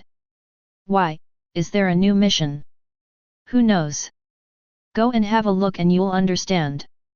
Okay, let's go. Tap tat tat. On the corridor, there were continuous footsteps. Crack! As the door opened, Garp walked in with Sengoku and Tsuru. Inside, Kong has been waiting for a long time. It's much faster than I expected, Kong said first. This time the task was relatively simple, so it was completed relatively smoothly. Sengoku responded truthfully. Kong, you asked us to come here because you have some mission, right? Say it first, like this time, you can leave it to Sengoku and Tsuru to go, and I will go there just for soy sauce. Garp sat on the other side Zhang's stool above, explain in advance. Just when Kong was about to say something, the door just opened after a while. Kong Admiral is not good, not good. Kong's face changed slightly, and he said coldly, didn't you see that I was in a meeting? Sorry, Kong Admiral, because this time is a bit special, so I was abrupt. The marine soldier quickly explained. What's the matter? My God! Celestial dragons are here. As soon as these words came out, there is no doubt that the eyes of everyone present were dull, with surprise on their faces. Celestial dragons? Yes, Kong Admiral. What the celestial dragons are doing here? Kong was confused. Chapter 14. Under normal circumstances, even if celestial dragons encountered something, they would not come to naval headquarters by themselves. So, now that celestial dragons came to the door alone, Kong had a bad feeling that they were probably here to find something. You didn't have anything to do with the celestial dragons this trip, did you? Kong looked at Garp. Garp was slightly taken aback, looked at Kong, then at Sengoku and Crane, and then questioned, No, Kong, it's a bit too much for you to say that to me alone, celestial dragons, I have nothing to do. What does he do? Kong made a booing gesture, and then said softly, Garp, watch your words, walls have ears. Garp's face was a bit ugly, he stuffed snacks into his mouth, and said vaguely, Okay, I will block my mouth with food. Kong spread his hands helplessly, and then explained, There is no way, you are indeed better than Sengoku in fighting pirates, but on the other hand, Sengoku is much more rational than you. As soon as these words came out, he chuckled from the side, and then she explained, Garp stayed with us for the whole trip, so the matter of celestial dragons should have nothing to do with us. You don't have any contact with celestial dragons, and neither do we. It's weird, so what are these celestial dragons doing in naval headquarters? Kong wondered. You'll know if you go and have a look. Garp suggested. Call. Kong sighed deeply, and then complained, I'm already too busy, and the celestial dragons are here to make things happen. Sengoku, you can deal with it. No matter what, find a way. Send him away. Understood. Meanwhile, Yi over there. As celestial dragons, even in naval headquarters, they are still unimpeded. No one dared to block the way, and no one dared to say anything. At this moment, a Marine Rear Admiral who had confirmed Yi Si's identity hurried over and saluted. I am Naval Headquarters Rear Admiral, Sir Bernard Issan, how can I help you? Don't follow me. Leaving a word, Yi and Uchiha Madara walked directly in front of him. Yes, Sir Bernard Issan. Marine Rear Admiral nodded and didn't say much. After all, he couldn't understand what would happen if he angered the celestial dragons. Seeing the location getting closer, Yi muttered, I really didn't expect that the excavation site this time would be in naval headquarters. Uchiha Madara on the side looked at Yi with some doubts. What are we here for? You'll see right away. After a while, Yi saw the place with blue light. This time, however, something special, not on the ground, but on a wall. He didn't think too much about this phenomenon. After all, the system can be brushed wherever he wants. Of course, if it is to increase the difficulty of mining, Yi will still complain a few words. Yi glanced around, but there was no marine. Immediately, Without much hesitation, a shovel appeared out of nowhere in his hand, and he dug directly towards the blue bricks of the wall. As in the previous situation in the Holy Land Marie Joyce, when the shovel touched the blue wall instantly disintegrated. Hint: get character card X1. Hint: get the enhanced version of Conqueror's Haki. Hint: gain experience 10. Hint: gain experience 10. Taking a glance at the rewards, Yi is quite satisfied. So, Yi, you didn't come all the way here just to dig other people's walls? Uchiha Madara asked with a frown on the side. Hearing this, Yi looked at Uchiha Madara with strange eyes, and asked in surprise, "Don't you see anything?" "I see, I saw that you dug other people's walls, the speed is quite fast, and you can go through it as soon as you dig." Uchiha Madara replied. "No, don't you see the wall with blue light?" Uchiha Madara shook his head. What he saw was just an ordinary wall. However, it is precisely because of this that Yi knows that even though they are like-minded people, only they can still see it. Since Uchiha Madara can't see it, Yi has nothing to explain. "Let's go, it's time to go back." "So, you still came all the way here just to dig other people's walls?"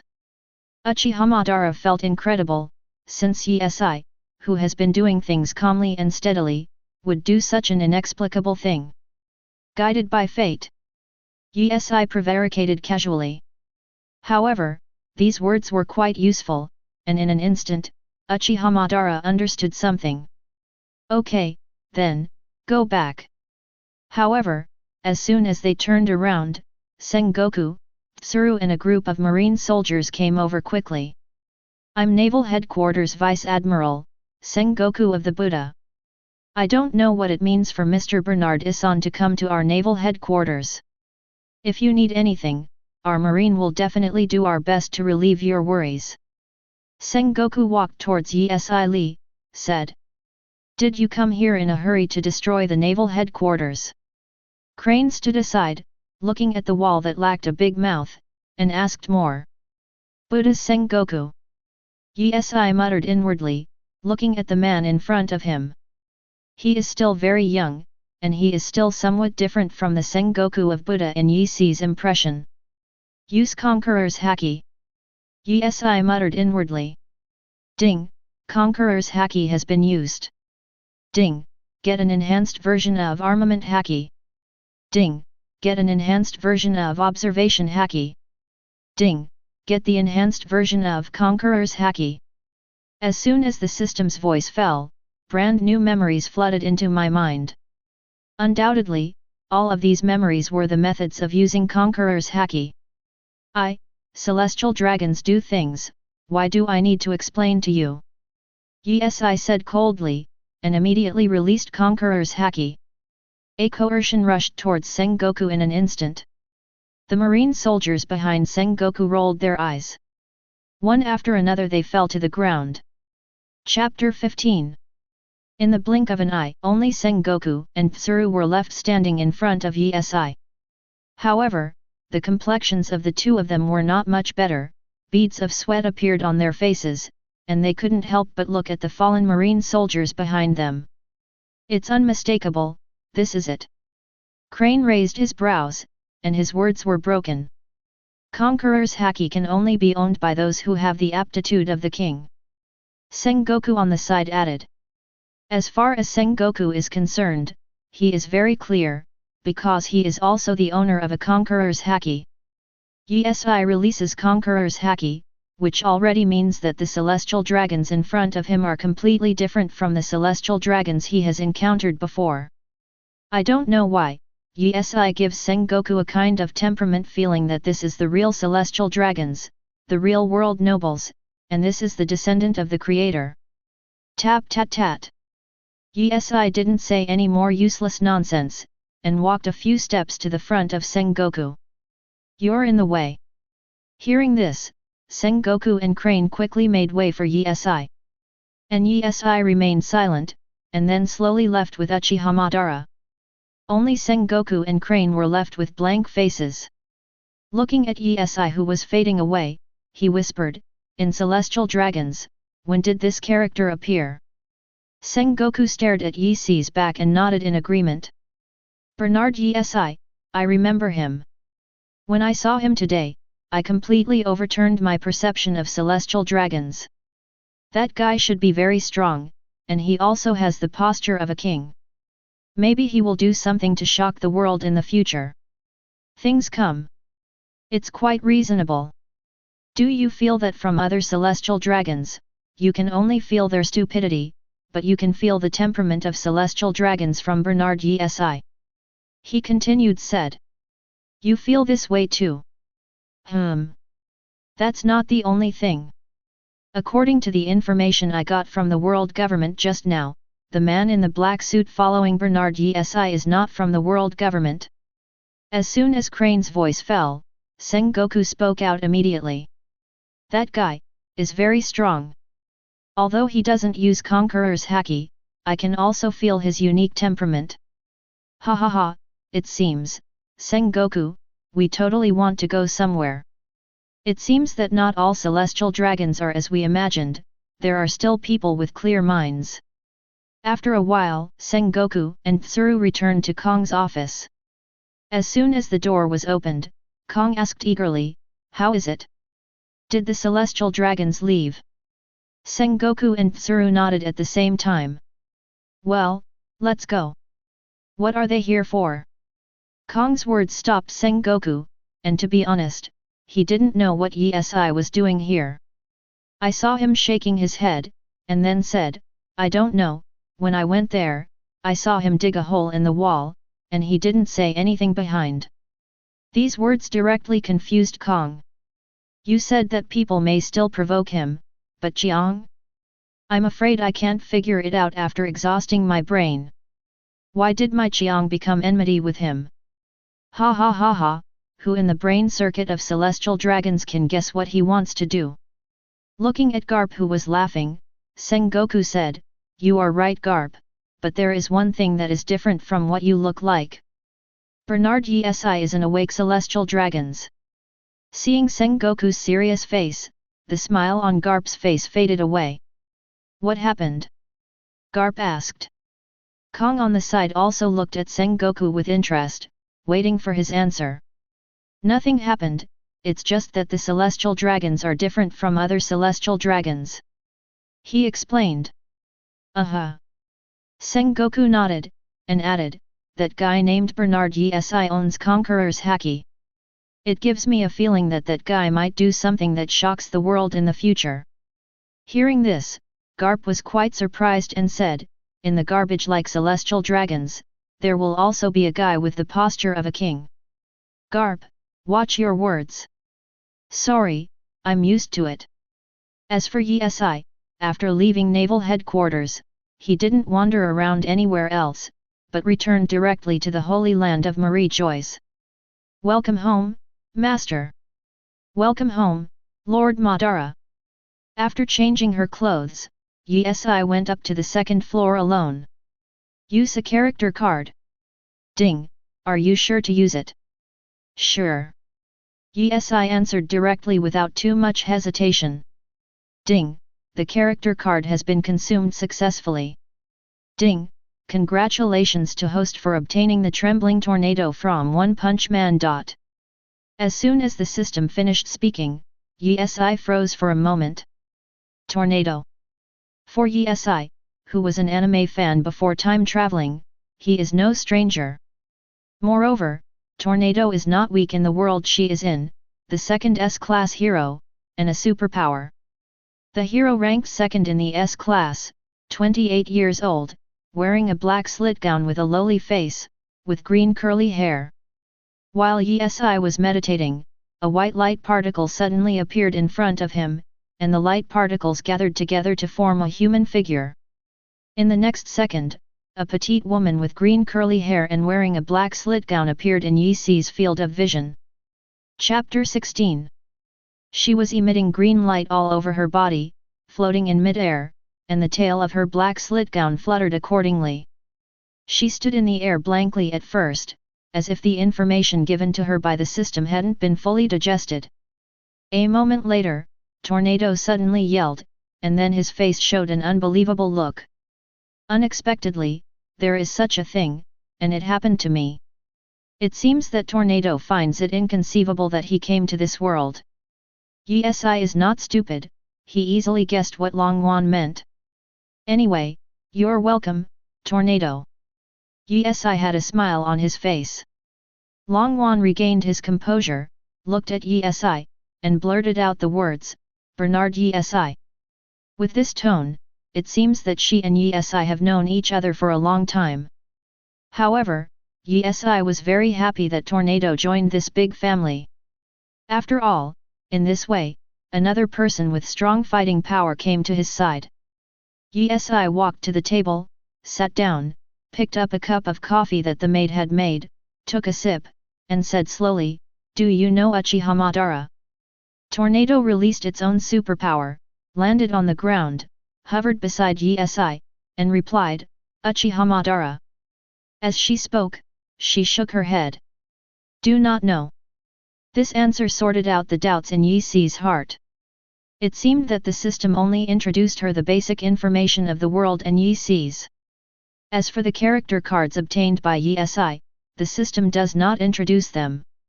Seeing that Yesi was silent behind him, Longwan moved his face closer. "What's wrong?" Yesi shook her head, stretched out her other hand that was not holding the cup, and pushed her forehead with her fingers, pushing her away some distance. Afterwards, he stood up and said calmly, "It's nothing, I'll introduce you if you don't know, he is from another world just like you." "Hey!" As soon as Yesi's voice fell, the Tornado's reaction was obviously a little louder. "Besides me, is there anyone else? Or else?" While speaking, Yesi was about to walk out of the gate, but when he thought of something, he walked back and took out slightly longer clothes in his closet. Then threw it towards the Tornado. "Put it on. It can be used as a cloak."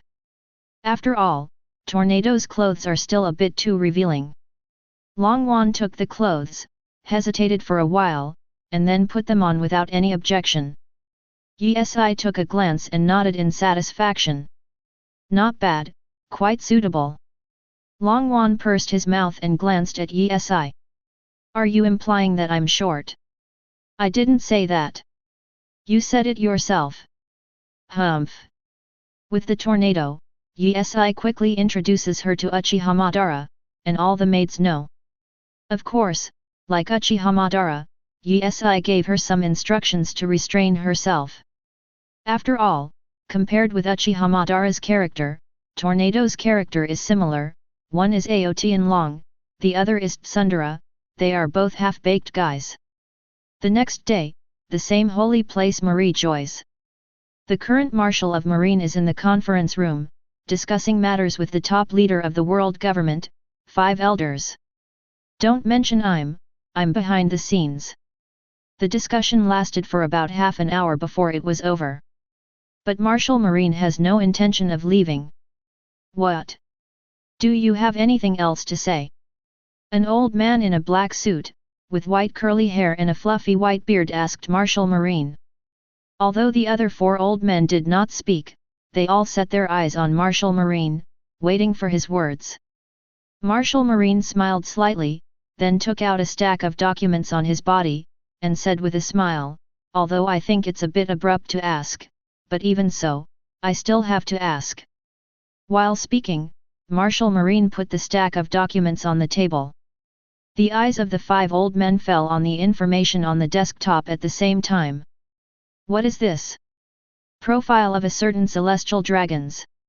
As soon as Marshal Marine's words fell, the faces of the 5 old men obviously changed a lot. "You crossed the line," one of the old men said coldly. "If I'm not mistaken, he was cultivated by you." The 5 old men were a little surprised when they heard this. They thought that Marshal Marine was going to say that the celestial dragons had done something bad. But from his literal sense, it seems to be hiding something. "Why do you say that?" Soon, one of the old men spoke up immediately. And the old man near the table picked up the materials directly and started to read them. Seeing the reaction of 5 elders, Marshal Marine dispelled his previous thoughts, and now he is basically sure that Bernard Issan was not cultivated by 5 elders. Judging from Yixi's style, it is actually very similar to 5 elders' style of action. Bernard Issan, what did he do? Looking at the data card, the old man asked Marshal Marine. Have I crossed the line? Talking about the celestial dragons. Marshal Marine grinned. Don't be a fool, everyone is very busy. He's a celestial dragons with combat power. That's all I know. At first I thought it was you who cultivated it, but now it seems, obviously not. After Marshal Marine finished speaking, he turned around and left the conference room without looking back. Seeing the Marine Marshal slowly disappearing from their field of vision, the 5 old men looked at me and I looked at you. Celestial dragons with combat power? I don't have any impression of this kid named Bernard Issan at all. I'm curious to say that. I just have some time to meet the so-called combat-capable celestial dragons. Chapter 17. While at the same time, Issan Castle. In the back garden, Issan is training at this time. Originally there were only 2 rocking chairs in the back garden, but because of the arrival of the tornado, another one was added, and a large parasol was erected. As for the maids, half of them are standing under the parasols, waiting for Issan, Uchiha Madara, or Tornado to serve them as soon as possible when they need it. The other half, those who do housework in the castle do housework, and those who prepare lunch prepare lunch. Is everything you said true? Holding a bottle of iced drink in his hand, Tornado looked at Uchiha Madara, who was only 1 meter away from him. Uchiha Madara put down the newspaper in his hand and stared at the tornado with a serious expression. Do I have to lie to you? If you don't believe me, just ask the people around you and you will know. Having said this, Uchiha Madara continued to read the newspaper. Is what Madara said true? Tornado really asked the maid at the side. Master Tornado, what Master Madara said is true. The outside world is really beautiful. There are many interesting things, many delicious foods, and all kinds of strange things. However, Master Madara still has a little say clearly. That is, the outside is also very dangerous, there are many bad guys, and there are vicious pirates. Hearing what the maid said, Tornado couldn't help but get excited. Yes, she also wanted to go outside to play. As for the danger that the maid said later, she didn't take it to heart. Uchiha Madara glanced at Tornado from the corner of her eye, the corners of her mouth slightly raised, as if she had successfully brainwashed her. Now all he has to wait for is for Dragon Wan to ask Issan to take her down for a stroll. At that time, he will be able to relieve his boredom without doing anything or talking. Seeing the tornado's eyes cast over, Uchiha Madara quickly retracted his gaze and read the newspaper carefully. Madara? Don't you want to go down there and have a look? I've gone down many times, so it doesn't matter if I don't go down. Uchiha Madara's tone was very casual. Then I'm the only one left who doesn't know what the world looks like below. No, I have to talk to Issan about it. Longwan felt itchy in his heart, and he couldn't wait to run down there. I went shopping. Just as Tornado was about to get up, suddenly, Ross Minion ran out of the castle. While shouting at Issan who was training. Master, the world government is here. After hearing this, Issan, who was exercising, stopped the movement of his hands and looked at Ross Minion. World government? Ross Minion continued, now I'm waiting at the main entrance.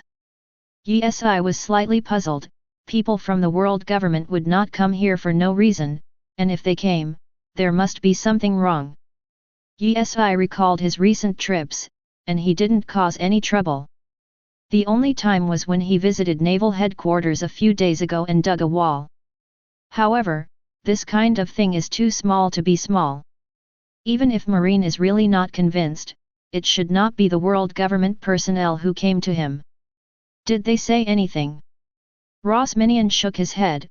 No, master, they just asked me to inform you. What a hassle. Go and have a look. Yes, I muttered. Having said that, the maid at the side quickly handed over a towel to wipe Yisi's sweat. It will take a while. Yes, I had already arrived at the main entrance, and there were two men in black suits standing outside. Master Bernard Issan. When they saw Yesi, they immediately made a big gift. I don't have time to talk nonsense with you. Yesi got straight to the point. Okay, Sir Bernard Issan, then, please come with us. One of the men in a black suit said. What if I refuse? You can't refuse, because the person who wants to see you this time is the top leader of the world government. The supreme leader of the world government? When Yesi heard this, his face changed obviously. Obviously, as a time traveler, he naturally knows who the supreme leader of the world government is. However, one thing Yesi couldn't understand was why did the five elders want to meet him? Because of the naval headquarters thing? But after thinking about it, it's impossible. It's impossible for five elders to want to see him with great fanfare because of such a small matter. Then wait, I'll go in and change. No need, Lord Bernard Issan, this outfit is fine. Yesi hesitated for a moment. There should be no danger, because he didn't do anything at all. Even if the five elders wanted to erase themselves, there was absolutely no need to waste their time doing so. I'm going out for a while. Do you need to accompany me? No need.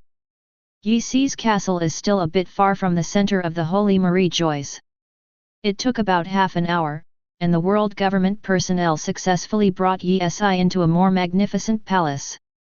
Crack! The huge door was pushed open, and in the next second, Yesi saw five elderly people. They were not gathered together, some were by the window, some were sitting on the sofa, and some were wiping themselves long knife. The moment they opened the door, the eyes of the five of them fell on Yesi. In addition, Yesi could clearly feel the breath of beasts from their bodies. Go in, Lord Bernard Issan. Yesi strode in. At this moment, the man in the black suit said again. Lord Bernard Issan has arrived. After all, they didn't wait for five elders to speak, they left wisely, and then closed the door. Chapter 18. Boom. With a sound, the door has been closed. In the entire hall, only Yesi and five elders were left. At this moment, the atmosphere inside is a bit weird. Yesi walked forward slowly, just when he was about to say something. Brush. Suddenly, on the side of Yesi, a bald old man in a dark green suit, with a figure-splayed beard and a Madara birthmark on his forehead, punched Yesi. To be honest, this sudden attack caught Yesi by surprise. Boom! As the fist hit Yesi's body, Yesi exploded like a balloon. There are countless papers floating around. Devil fruit! Looking at the floating white paper in front of him, the old man was slightly surprised, and then involuntarily took several steps back. As for the other four old men, they still didn't move much. Where they stood at first, they were standing there now. However, his eyes were fixed on the ball of paper that was still floating. Tsitsaizi. Part of the paper was gathered together, and slowly, the upper half of Yisi's body slowly appeared in the vision of the five old men. However, the remaining papers did not continue to gather together, but were floating scattered. Don't say anything, just attack me when you come up, you make me very confused. Yesi looked at the bald old man and said calmly. The bald old man grinned, still didn't speak, his fist instantly covered armament haki, and then attacked Yesi again. A part of the paper was quickly blocked in front of Yesi, forming a shield, and the original white shield turned black in an instant. Apparently, this is covered with armament haki. Boom! Accompanied by the fist of the bald old man hitting the paper shield. Suddenly, there was a gust of air around. The hall suddenly became a mess. The cups and documents on the table were all washed away by the airflow. Some lighter stools rolled over directly. The faces of the other 4 old men finally became a little surprised at this moment. Tsitsaizi. Around the paper shield, black lightning flashed, which was caused by the collision of armed colors. Crack! Suddenly, the paper shield split open, and Yi frowned slightly. At this time, he didn't intend to ask any more questions, and fought back first. Shua, shua, shua. At this time, Yi Si's body kept making paper, and then the paper was shot out like a hidden weapon. Seeing this, the bald old man waved his hands covered with armament haki to defend continuously. Dang dang dang. Due to the large number of impacts and the force, the bald old man retreated at this moment. Yi jumped up, and the paper behind him was quickly pasted on his back, forming a pair of wings, and flew up like a rock spreading its wings. With a wave of his right hand, a paper spear appeared in his hand out of thin air. Shua! Yi Si's armament haki covered the spear. Holding the spear, he directly attacked the bald old man. Yi held a spear in his hand and charged with a condescending shot. The bald old man was not afraid at all, and directly crossed his hands in defense. Boom! A huge air current swept over the surroundings again. Crack! The ground where the bald old man was standing collapsed immediately, and the cracks in the ground continued to spread. However, it is worthy of being the supreme leader of the world government. Even though it seems that he has already half-lain in the coffin, there is really no impact in all aspects. Drink! Yi let out a soft drink and increased his strength. Crack! The bald old man sank again. The strength is good, but unfortunately, it won't work for me. As soon as the words fell, the bald old man began to exert his strength, directly switching from defense to attack. Boom! He bounced Yi straight away, and then landed another punch. The spear was disintegrated directly, and a shock directly sent Yi flying upside down. However, with the relief of the wings, Yi did not hit the wall behind. The bald old man originally wanted to attack, but at this moment, the other 4 old men who had been silent at first spoke up. Okay, let's keep fighting, I can't bear it here. An old man in a dark blue suit, with long straight white hair and a long beard gave instructions. Ha ha ha ha. Bernard really didn't disappoint me. The bald old man laughed. Our work is still not in place. If we hadn't heard the news from Marine, we would not have known that there is a special celestial dragons. The old man standing by the window sighed. Scanning the 5 people in front of him, Yi wanted to complain a few times at this moment, but after thinking about it, forget it, he can't beat it. Before Yi could say anything, the bald old man said, Boy, do you want to do something meaningful? Judging from Yi Si's experience, this is undoubtedly a hard-working and thankless thing. He shook his head and immediately replied, I don't want to. Good guy. The eyes of the 5 old men were all sluggish, and they didn't play cards according to the routine at all. You wait for me to say this meaningful thing, you are refusing, you brat. The bald old man said angrily. Then tell me, I'll listen. Yi replied. Aren't you interested in rights? For example, higher than the privileges you enjoy now, holding power and controlling the whole world, how about it? As long as you are willing, we will definitely train you, and you must have great opportunities in the future. Another old man spoke. I reject. Yi said lightly. Chapter 19. When Yi refused again, the 5 old men stared at Yi with dark faces. Stinky boy, do you know what you're refusing? The old man with straight white hair said coldly, with an expression of hatred for iron. You just haven't tasted the sweetness of power yet. Once you try it, you will definitely fall in love with it. So put away your immaturity, Yi. The bald old man continued. After all, in all their lives, they've never met anyone who didn't fall in love with power, including them, the 5 elders themselves. At this moment, Yi finally understood that when he first came here, the bald old man attacked him, thinking he was trying to harm him. Good guy, it turned out that they were testing their own abilities to decide whether to brainwash themselves or not.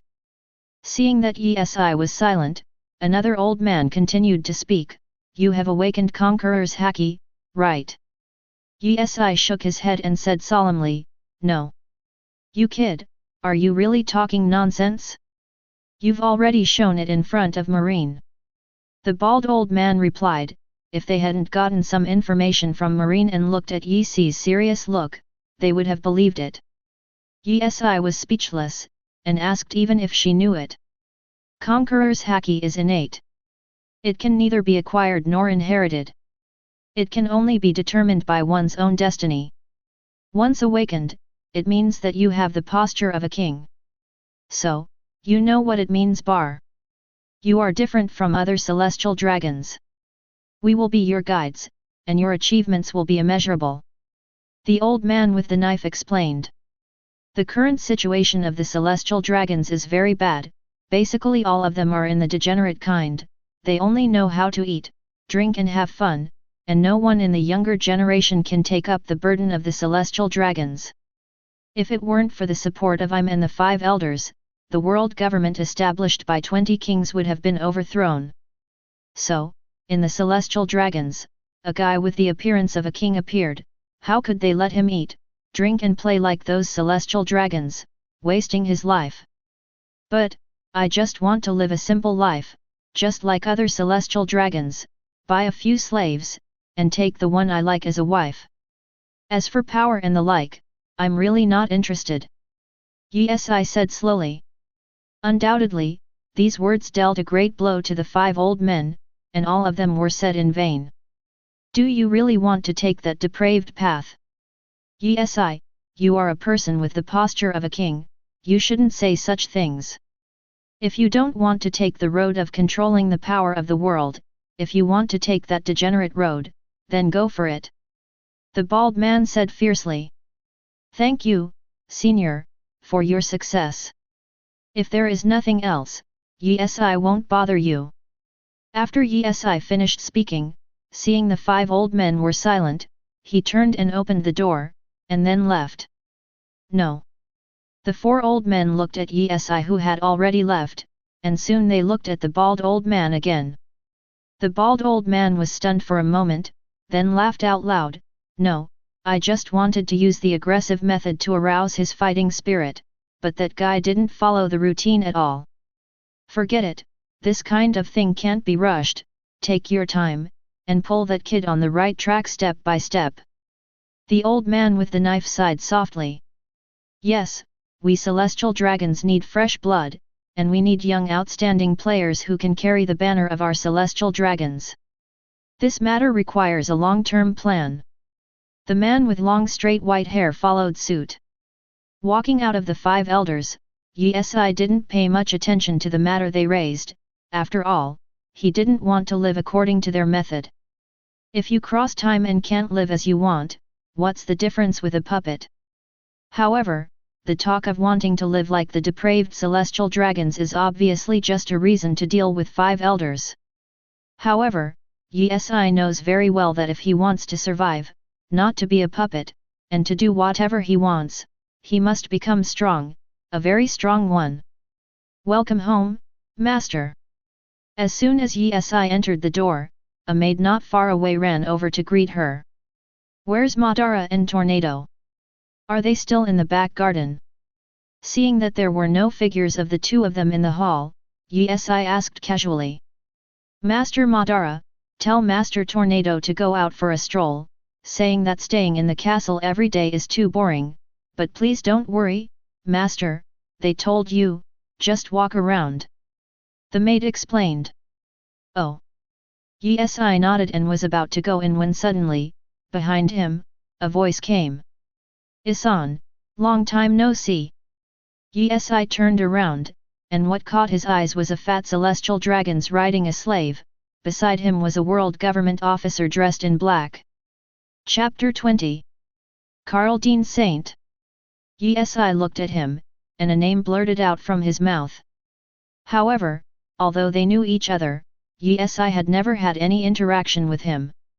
In the past 2 years, the number of faces I have seen can be counted with 10 fingers. This guy came to the door suddenly, making Yi feel that there must be nothing good. They all said that you forget things, but I think that you only forget things that you are not interested in. You can remember me, which means that I am with you, and it still has a certain weight.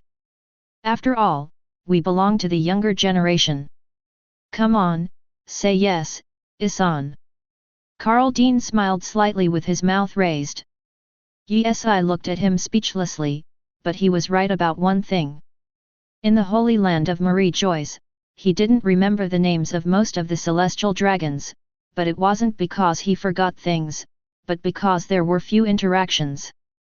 Of course, being able to remember Karl Dean is also a complete accident, not that younger generation can play in his mouth. Instead, Yi learned from Dirac that Karl Dean was beaten by pirates 3 times in Sabayati archipelago. What's even more ridiculous is that all the pirates who beat him ran away. You really are a little clever ghost. Yi murmured inwardly, but he didn't plan to greet Karl Dean, talk about some useless nonsense, and waste time. You're right, Karl Dean Saint, then I'll be busy first, I have time to chat. After Yi finished speaking, he just turned around, but at this moment, Karl Dean spoke again. To be honest, I have something to ask you, Issan. Please. Yi turned around again, with a smile on her face. How can I do what you can't do? No. You can do it. Karl Dean said, got off the slave, sorted his clothes, and walked towards Yi. Yi remained silent, waiting for his next words. I heard that you bought a lot of slaves recently. Just yesterday, I saw a short, green-haired woman following you. And then? Yi asked. I just said it clearly. I want to buy her at 5 times the price based on what you spent. Before I came, I checked, and she didn't join the nobles. That is to say, you just bought her. Your slave is not your wife, is it? Karl Dean said slowly. Indeed, the wives married by ordinary celestial dragons will be included in the noble list, which is equivalent to the transformation of a pheasant into a phoenix. On Yi's side, except for the former maids, Rosminion, Uchiha Madara, and Tornado, none of them went through the process of joining the nobility. The reason is also very simple, because Yi sent away the staff of the world government, and it doesn't matter whether he joins or not. Ha ha ha ha ha. After hearing what Karl Dean said, Yi burst into laughter. You really dare to think. The price is negotiable. If you can sell me, I owe you a favor, Issan. Karl Dean continued. What if I don't sell it? When saying this, the smile on Yi's face has disappeared without a trace. I think you won't make trouble with me because of a slave, Issan. Karl Dean said, with a confident look floating on his face. In that split second, Yi seemed to suddenly understand why this guy was beaten 3 times in Sabayati archipelago. He was beaten 3 times, but he was really lucky not to be killed. You seem to have some special misunderstanding about your identity. Yi's tone at this time was no longer as gentle as before. If you think the price is not right, I also need a lot of slaves, I can pick a few for you. Karl Dean continued. Get out. Yi had run out of patience, and after dropping 2 words, he turned and left. Karl Dean did not give up, and quickly chased after him. Issan. Issan, if you don't like it. Before Karl Dean could finish his words, suddenly, a powerful coercion was released from Yi's body. Karl Dean rolled his eyes and fell directly to the ground. Yi turned around, kicked him flying, and gave instructions to the man in the black suit not far away. When he wakes up, you'd better remind him not to step into my yard in the future. Bernard's family doesn't welcome him. Okay, I understand, Lord Bernard Issan. The man in the black suit quickly lifted Karl Dean from the ground and put him on the slave's back, and then said to Yi, "So, excuse me, let's go first, Lord Bernard Issan. It is normal for celestial dragons to occasionally have some conflicts, so usually when this happens, the general world government personnel will just watch from the sidelines and never interfere with the conflicts between celestial dragons." As soon as the man in the black suit left the hospital, Uchiha Madara and Tornado came back from outside. The two parties took a look at each other, and then went their separate ways. "What happened here just now?" Tornado asked curiously to Yi, who was still at the door. "It's nothing, just cleaned up the garbage in front of the door." Chapter 21. Uchiha Madara and Tornado are not stupid, so they naturally know what garbage Yi is talking about. But, then again, Karl Dean was a little too self-righteous, thinking he was being compared to a tornado. Yi would choose his side without hesitation, but unexpectedly, Yi chose the dragon scroll. Not to mention the tornado, even if it is the slave bought by Yi, Karl Dean will use it as a comparison, he will not hesitate to choose his own slave. After all, don't you count how many caddies you have? You are celestial dragons, and Yi is also celestial dragons. They are equal in terms of rights and interests, and the world government will not intervene in conflicts. In terms of strength, Yi crushed him.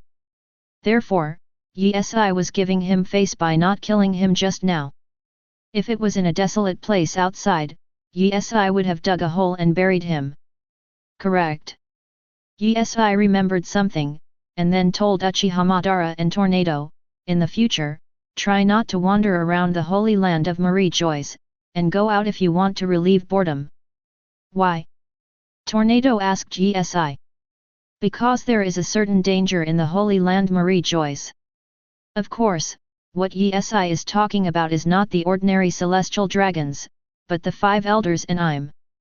Although Longwan is usually arrogant, but seeing Yi Si's serious expression, she nodded obediently. Uchiha Madara also felt that it didn't matter. Although staying in the castle was a bit boring, it was completely tolerable. In a blink of an eye, a few days have passed. Karl Dean never came to look for Yi again. Yi, on the other hand, put all her energy into cultivation.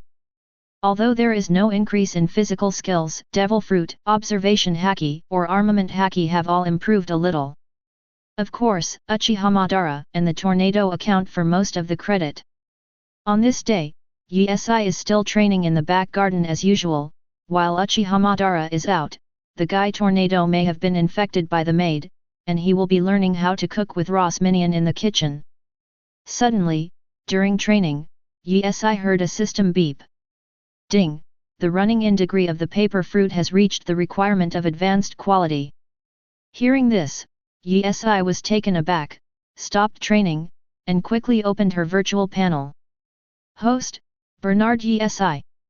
Dig level, 1, 40/200. Number of digging, 0, 5/7. As the level of digging increases, chances of digging will increase.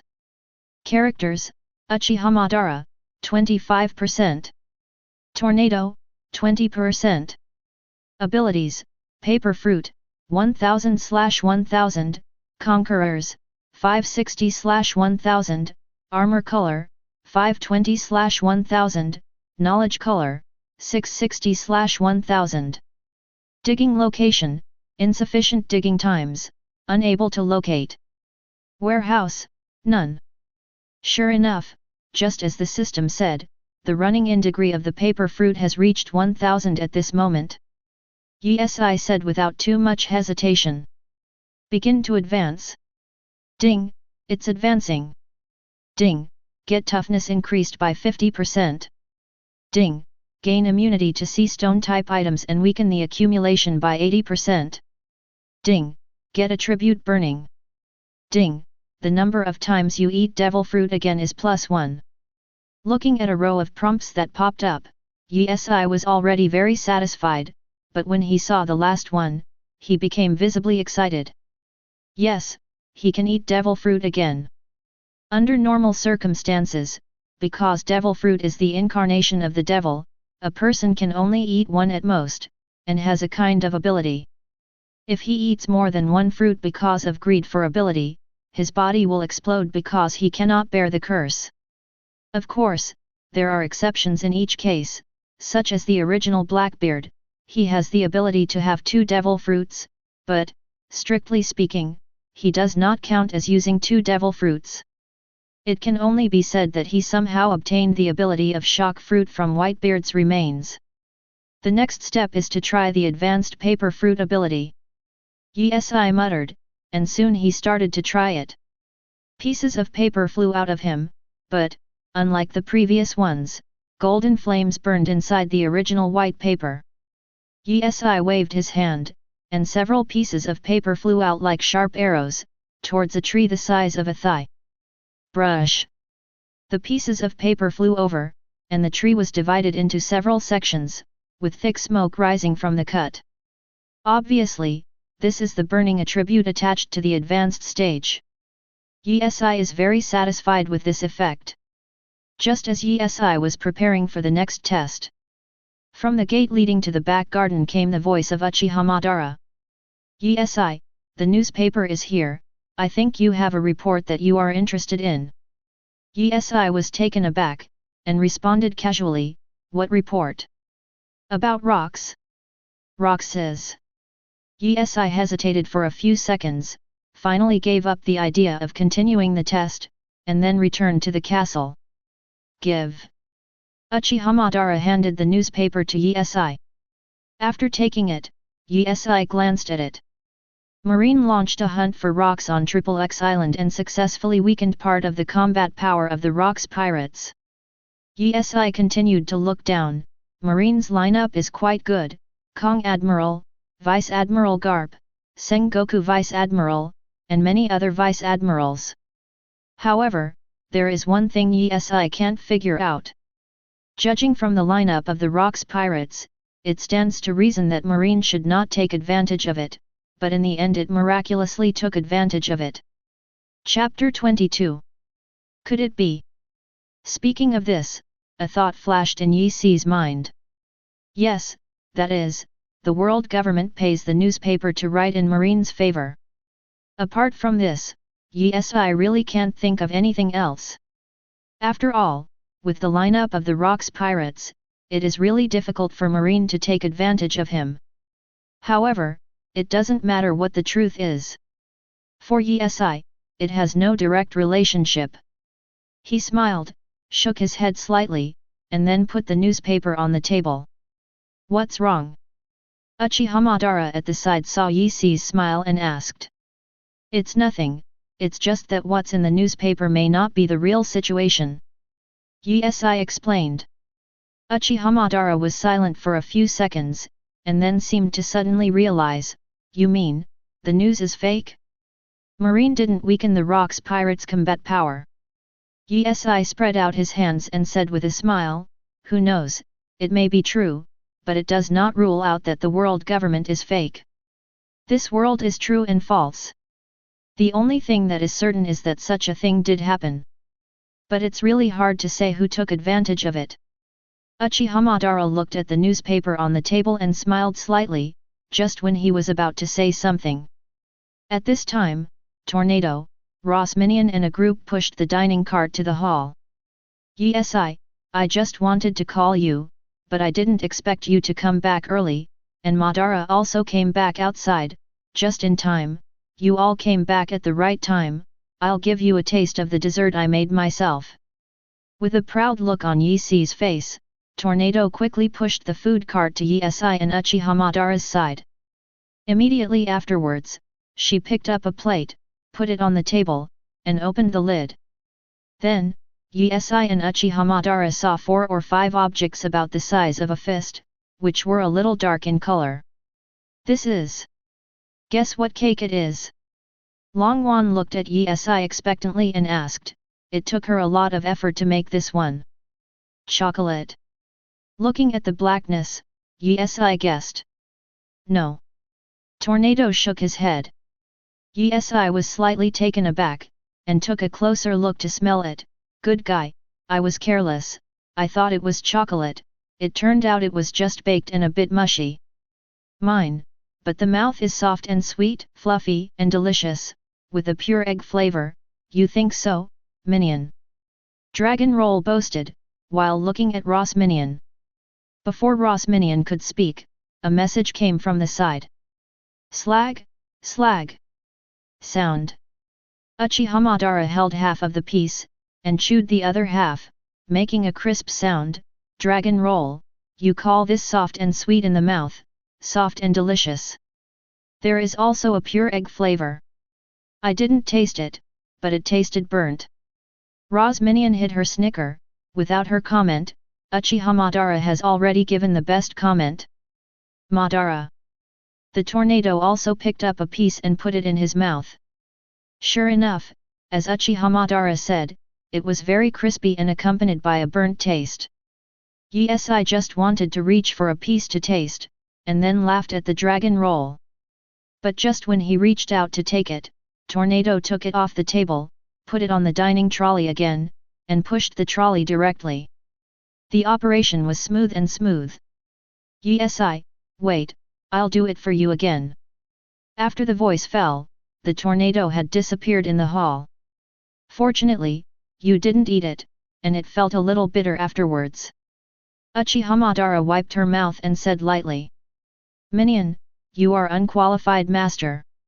Yes, I smiled wryly. Master Tornado is too anxious, give her some pointers, and I won't let me intervene. Minion, come quickly. In the corridor, the sound of a tornado sounded. Here we come, Master Tornado. In response, Ross Minion said to Yesi again, Master, I'll go to work first. Go, don't let her make dark food. Okay. Meanwhile, New World, a certain island. A huge ship slowly docked. The pirate flag flutters in the wind. Yes, this pirate group is not an ordinary pirate group, but the famous Rocks pirate group. Damn it! Rocks swears. Captain Rocks, there is no way for this kind of thing to happen. We can only say that we are too relaxed, but we still have not lost too much. Golden Lion sat on the railing of the ship and explained. That's right, it's true that Marine took advantage of this battle, but it was Marine who took advantage of Rock's banquet and everyone was a little drunk and took the opportunity to sneak attack. Rocks resisted for a moment, then backed away. However, fortunately, the losses were all at the cannon fodder level, and Rocks would definitely be even more annoyed if he lost important combat power. This bad breath is absolutely unbearable. He, Marine, likes to play tricks so much, so let's play tricks with him, Rocks said in a deep voice. What should we do? Charlotte Linlin asked. What else can we do? Naturally, it's an eye for an eye. They sneak up on us, and we sneak up on his lair. Isn't this a good plan? Golden Lion sneered. It's really good. This can let the Marines know that we are not easy to mess with. Longbread nodded and agreed. Do not. Rocks spoke slowly. Isn't that a good idea, Captain Rocks? No, what I mean is, raiding naval headquarters is not enough. You must know that Marine is under the control of the world government. While attacking naval headquarters, we have to send a big gift to world government. While Rocks was speaking, the expression on his face became a little ferocious. As soon as his words fell, most of the Rocks pirates began to cheer. However, don't rush, wait for us to take a breath first. Everyone nodded and agreed. Chapter 23. Although it is said that he needs to cultivate and improve his strength, Rocks still discussed the plan early. This time, they are divided into two teams. The first team is led by Rocks, leading almost the entire Rocks pirate group, and their goal is clearly naval headquarters. The second team is led by Charlotte Linlin and Golden Lion, who are responsible for leading the trainee crew to attack the Holy Land of Marie Joyce, and are mainly responsible for obliterating the celestial dragons. Off the coast, not far from the Rocks ships, Rox and his gang are having lunch here. Captain Rox. I have a request. Under the lively atmosphere, Kaido suddenly spoke and said to Rox in the center. Rox drank the red wine in one gulp, then threw it away, and looked at Kaido. What's up? During the mission, I want to attack the Celestial Dragons with the second team. Kaido's tone was a little light, and he didn't have enough confidence in his heart, for fear of angering Rox. It stands to reason that the second team led the trainee crew and should also count him, but Rox decided to let Kaido follow him to attack Naval headquarters. Are you scared? Kid Kaido. A Cotter joked. Ha ha ha, that's right. Although Kaido has great potential, he has never participated in a large-scale battle. I'm afraid it's not normal. Another Cotter joined the teasing team while eating barbecue. It seems that Rox is no stranger to this situation. He looked at Kaido and said, You want revenge? Yes, Captain Rox, I feel that I was beaten by the Celestial Dragons and the bodyguards of the Celestial Dragons, and I must get back the face. Please give me a chance. Kaido said sincerely. Ha ha ha ha. Rox laughed loudly, picked up the half bottle of red wine that had been opened aside and threw it towards Kaido, and said, If you want to go with the second team. Kaido reached out to take the red wine and drank it straight away. Thank you, Captain Rox. Boy, you have to kill a few more Celestial Dragons. Longbread laughed. Don't listen to their nonsense, we don't know much about the Holy Land Marie-Joys, you'd better be careful, lest there might be some master hidden in it, Rox reminded. Yes. After lunchtime, most of the crew took a nap directly on the shore. On board. I have fulfilled what you said, and I hope you can keep your promise. Kaido said softly. Charlotte Linlin turned around, looked at Kaido with a wanton smile, and then said calmly, I really don't pay attention to Celestial Dragons, but the premise is that I touch Kaido. As for the one you mentioned, even if his bodyguards can beat him, I can twist his head off and throw him into the sea to feed the fish. Of course, if you can't meet it, forget it, I won't go looking for it with you. I know this. Kaido nodded and continued, if we can meet each other, I hope you will leave it to me as the last hand. I want to send them on the road myself. Charlotte Linlin walked a few steps closer to Kaido, and then patted him on the shoulder. These are small problems. Well, it's time for dessert, let's go first. In a blink of an eye, 2 days have passed. On this day, Yi Si's mining times were refreshed. Host, Bernard Issan. Dig level, 1, 40/200. Digging times, 1, 1/7, can increase the chance of digging as the level of digging increases. Characters, Uchiha Madara, 25%. Tornado, 20%. Abilities, Paper Fruit, Attribute Burning, 302/2000, Conquerors, 600/1000, Armor Color, 560/1000, Knowledge Color, 730/1000. Excavation Position, positioning can be turned on. Warehouse, none. Looking at the refreshed mining times, Yi immediately started the process without any hesitation. Turn on positioning mode. Ding, it's turned on. As usual, after the system's voice fell, a virtual map location panel popped up in front of Yi. However, looking at the location where it appeared this time, the expression on Yi Si's face became solidified. Good guy. This position is really getting farther and farther every time. Yi complained. However, it can be regarded as a good thing. After all, the two guys Uchiha Madara and Tornado stayed in the Holy Land of Marie-Joys was quite boring. This trip can be regarded as taking the two of them out to relax. If you want to travel far, it is natural to prepare in advance.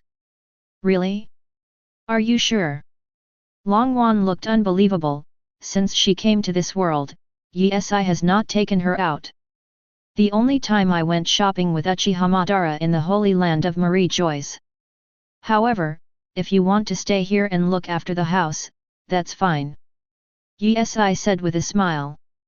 I don't want it. Longwan put his hands on his hips, turned his head away from Yi, his face was full of arrogance. Yi just smiled, and then directed to the maid, this time, all the staff should go out to relax. Thank you, master. Hearing Yi Si's words, all the maids were very happy. After all, such an opportunity is rare, and in their eyes, it is considered a very beautiful thing. Hurry up and get ready, I'll contact the world government and ask him to prepare a boat for me. Yes, I said, walking in the direction of the phone bug. A few minutes later, the news that Yi was going to travel had reached the ears of 5 elders. Of course, under normal circumstances, the world government would not report this kind of thing, but since meeting Yi once, 5 elders began to pay attention to Yi and asked the staff of the world government to report everything related to Yi. So, Yi just hung up the phone bug at world government, and within a minute, 5 elders received the news that he was going to travel. Chapter 24. How can this work? According to normal rules, there are still certain risks. The bald old man responded to the phone bug with a serious face. Then how should it be distributed? Staring at the phone bug, the bald old man was silent for a few seconds, and then continued to answer, on the basis of the original, he is equipped with a battleship, 100 elite marine soldiers, and 5 vice-admirals, which is almost the same. Yes. Not daring to say anything more, he nodded quickly. Remember, you can have accidents, but only Bernard Issan can't. The bald old man ordered. Don't worry, we will protect the safety of Lord Bernard Issan. Having said that, the bald old man hung up the phone bug. That kid Yi is going on a trip. The bald old man turned his head and said to the other 4 old men. Although we are getting old, we are not deaf. You speak so loudly, and we all hear it. The old man with straight white hair replied. Ha ha ha ha. The bald old man laughed a few times, and then continued, adding so many more guards to him is enough to protect him. Under normal circumstances, even if you don't add it, Yi can be very safe. After all, there will be no guy who is stupid enough to directly declare war on the world government. However, if you encounter a vicious lunatic, it will be different. I added a little comparison, a strong marine is enough. Another old man said. You say, what should we do if we can't correct his thoughts in the end? The old man with the knife said calmly. You still underestimate that kid Yi. I can tell what's going on in his mind just by looking at him. It is said that he wants to live in the way of other celestial dragons, but his actions have exposed himself early on. He is just unwilling to be inferior to others. When one day something happens that makes him powerless, you will know the benefits of power. It's only a matter of time before we join the ranks of our celestial dragons. The other elders naturally thought of what the old man said, but whoever said it first. I don't care about the rest, as long as he is doing things as celestial dragons, as long as it doesn't damage our foundation, we can bear it. The old man with straight white hair said calmly. It seems that you are as I think, as long as the foundation of our world government is not shaken, it doesn't matter what he wants to do. The bald old man added. However, they thought too much about this point. Yi is very clear about his identity. He is not a pirate or an ordinary person, but the world's noble celestial dragons. Damage to the foundation of the world government is undoubtedly creating trouble for himself. He, who is afraid of trouble, will definitely not do more meaningless things. After a long time, Sabayati Archipelago, a certain shore. Yi and his party have landed on the ship. The marine battleship is in the front, and the world government battleship is behind. However, he couldn't help laughing after seeing the marine that 5 elders arranged for him as a standard escort. It seems that you really don't give up on me, 5 elders. Yesi muttered as he stared at the shore of the Sabayati archipelago that was fading away. During this sailing time, Yesi decided not to continue exercising, but decided to take a short vacation for herself. Of course, Yesi sent all the world government personnel from this ship to another ship, except navigators. The rest are only on Yesi's side.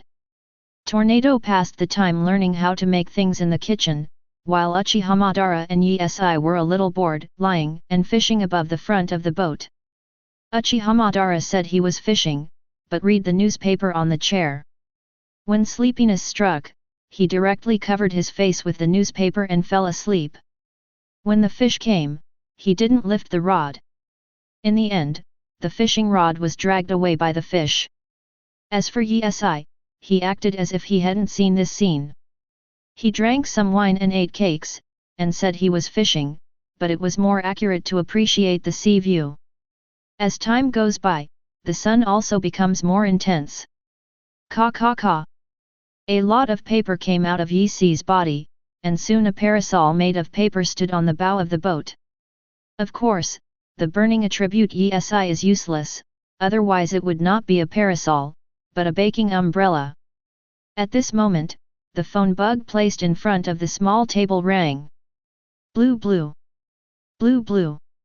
Yesi was taken aback for a moment, and quickly put half of the pastry in his hand into his mouth, then picked up the napkin on the table and wiped his hands. Finally, pick up the phone bug to connect. I'm Bernard Yesi. Great Lord Bernard Issan, please dodge for a moment, we have spotted pirate ships ahead of us, and they are heading towards us. Marine reported ahead. Pirates. Yesi was taken aback. Yes, Sir Bernard Issan, please stay away for a while. As soon as the words fell, Yesi hung up the phone directly, and then continued to eat pastries as if nothing had happened. Chapter 25. The front of the marine battleship. The pirate ship is getting closer. Only after images can be seen in the front, and now the pirate ship has completely appeared in Marine's field of vision. This pirate flag. A certain Marine Vice Admiral's expression changed drastically after seeing the pirate flag of the oncoming pirate ship. Wrong, can't be wrong, two-faced beard, this is the logo of Loji pirates. Another Marine Vice Admiral said in a deep voice. Don't argue with Loji's nose hair, the author knows. Although the current reputation of the Loji pirates in this sea is far less than that of the Rocks pirates at the moment, the world government has already listed the Loji pirates as an extremely dangerous pirate group. Captain of the Loji pirates, Gore Loji is offering a bounty of 2.2 billion baileys. Loji pirates, Silver Rayleigh, with a bounty of 1.8 billion baileys. The Loji pirates, Copper Jabba, have a bounty of 1.6 billion baileys. The world government personnel stared at the Loji pirate group that was advancing rapidly, with an unusually ugly expression. No matter what, Sir Bernard Issan must not be put in any danger. Marine Vice Admiral pulled out the long knife at his waist and held it tightly. We can't run away, as long as the Loji pirates don't let go, we can't leave. That's right, if we separate at this time, the ships of the world government will be even more dangerous. Another Marine Vice Admiral also drew out the long knife at his waist, ready to fight at any time. I leave the front to you, and I will go to the back to take care of Mr. Bernard Issan's safety. The world government staff ordered. At the same time, the Loji pirates. A marine battleship, a world government ship, inside the marine battleship, I haven't seen an admiral-level marine for the time being. The world government ship in the back, is carrying celestial dragons. It seems that there are no more difficult guys this trip. Rayleigh stared ahead, and quickly analyzed his opinion. It turned out to be so, it was delivered to the door. The ships carrying the celestial dragons must have a lot of supplies. Didn't we just happen to be short of food? As Jabba said, a smile appeared on his face. Loji, it's up to you, whether you want to fight or avoid it. Rayleigh said calmly. Hearing this, Loji grinned immediately, then pulled out the long knife at his waist, and said calmly, "Since we don't see any troublesome guys, there is no reason for us not to accept the supplies delivered to our door." As soon as Loji's words came out, the crew members in Loji's pirate group began to boil, all of them waved their weapons and shouted loudly, "Go! Loot their supplies!" Loji shouted, brandishing a long knife. After the words were spoken, the ship accelerated. World government ships. Uchiha Madara, who was sleeping, sensed the danger at the same time as Yi-Si. Uchiha Madara sat up instantly, and Yi-Si put the pastry he had just picked up back on the plate. Uchiha Madara looked at Yi-Si, and said, "A breath like a beast, the person who comes, isn't easy." "Well, I've noticed that too." Yi-Si patted the cake crumbs that fell from his body, then stood up. "Scrub." At this moment, two figures landed directly not far from Yi-Si, and before Yi-Si could speak, they spoke out. "Master Bernard Issan, please follow me to avoid it, this time the vicious pirates are here." "A vicious pirate group?" Yi-Si looked at him directly and said calmly. "Yes, it's the Loji pirates who came, and the captain offered a reward of 2.2 billion baileys." Another man in a black suit explained. "Loji." Yi-Si paused, his face froze slightly. No wonder they sensed the breath of a beast. It turned out to be the guy from the Loji pirates. "It's really bad luck," Yi-Si complained. "How are you going to deal with it?" Uchiha Madara looked at Yi-Si and asked his opinion. "In this case, if Loji doesn't want to let us run, it will be difficult for us to escape from his grasp," Yi-Si said slowly. "Please rest assured, Mr. Bernard Issan, we will always stand in front of you. If he wants to hurt you, he can only step over my dead body." The man in the black suit wanted to forcibly appease Yi-Si's emotions, but one thing he didn't expect was that at this moment, Yi-Si's heart was calmer than him. Yi-Si rolled his eyes at him, and then instructed, "You go in and notify Tornado, and tell her that her mission is to protect Ross Minion and the others, and then help there." "Yes, Sir Bernard Issan." Yi-Si looked at another man in a black suit, and then ordered, "You go too, help protect my people." "But, what about you, Sir Bernard Issan?" "I don't need it," Yi-Si retorted. Indeed, his strength is not as good as that of Yi-Si, so it is unrealistic to say that he protects Yi-Si, and it is more likely that Yi-Si will protect him. "But some things, I don't want to say them a second time." Yi-Si's tone became significantly cooler. Seeing Yi-Si's expression, the man in the black suit was so frightened that his back felt cold. He bent over, and kept backing away. Just then, there was an explosion in front of him. Obviously, the Loji pirates have landed. The battle has already begun. Today, it looks like there will be a tough battle, Yi-Si muttered, staring at the ship ahead of the smoke rising. "It's not easy to kill us." While Uchiha Madara was speaking, he jumped onto the flagpole where the world government was hanging, crossed his hands on his chest, and looked down at the situation of the ships ahead. "Someone is coming," he spoke again, reminding Yi-Si below. As soon as the words fell, as expected, Rayleigh led the team and rushed over with a group of people. "Give me the celestial dragons ahead." One of the pirates jumped forward and slashed at Yi-Si with a long knife in his hand. Chapter 26. Yi-Si stared directly at the pirate who was getting closer, and his figure did not move, but stood in place. "Ha ha ha, are you overwhelmed by fright?" Seeing that Yi-Si was stunned in place and about to cut him down, the pirate didn't forget to sneer arrogantly. "Shua! Between swords and swords." Puff! A pool of blood was sprayed directly on the deck of the ship. However, this blood is not Yi-Si's, but that pirate's.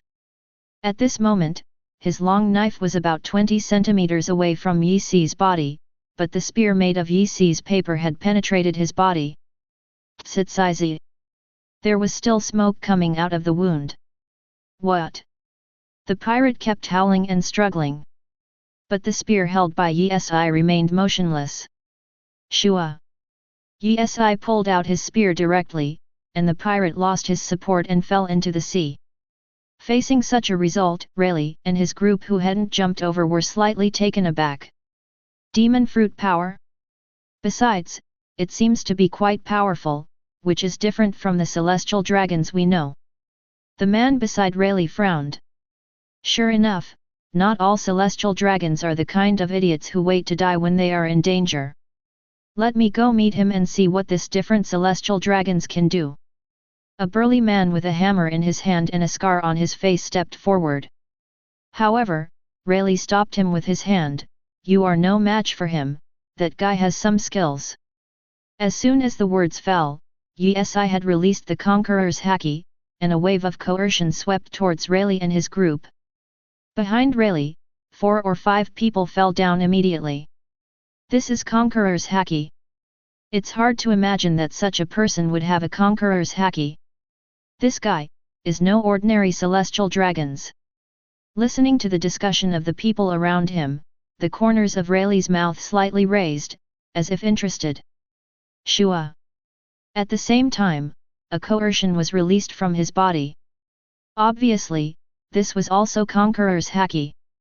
The two pressures collided together, and Yi was obviously weaker. After all, Yi had acquired Conqueror's haki less than half a month ago, so it was already very good to be able to use it like this.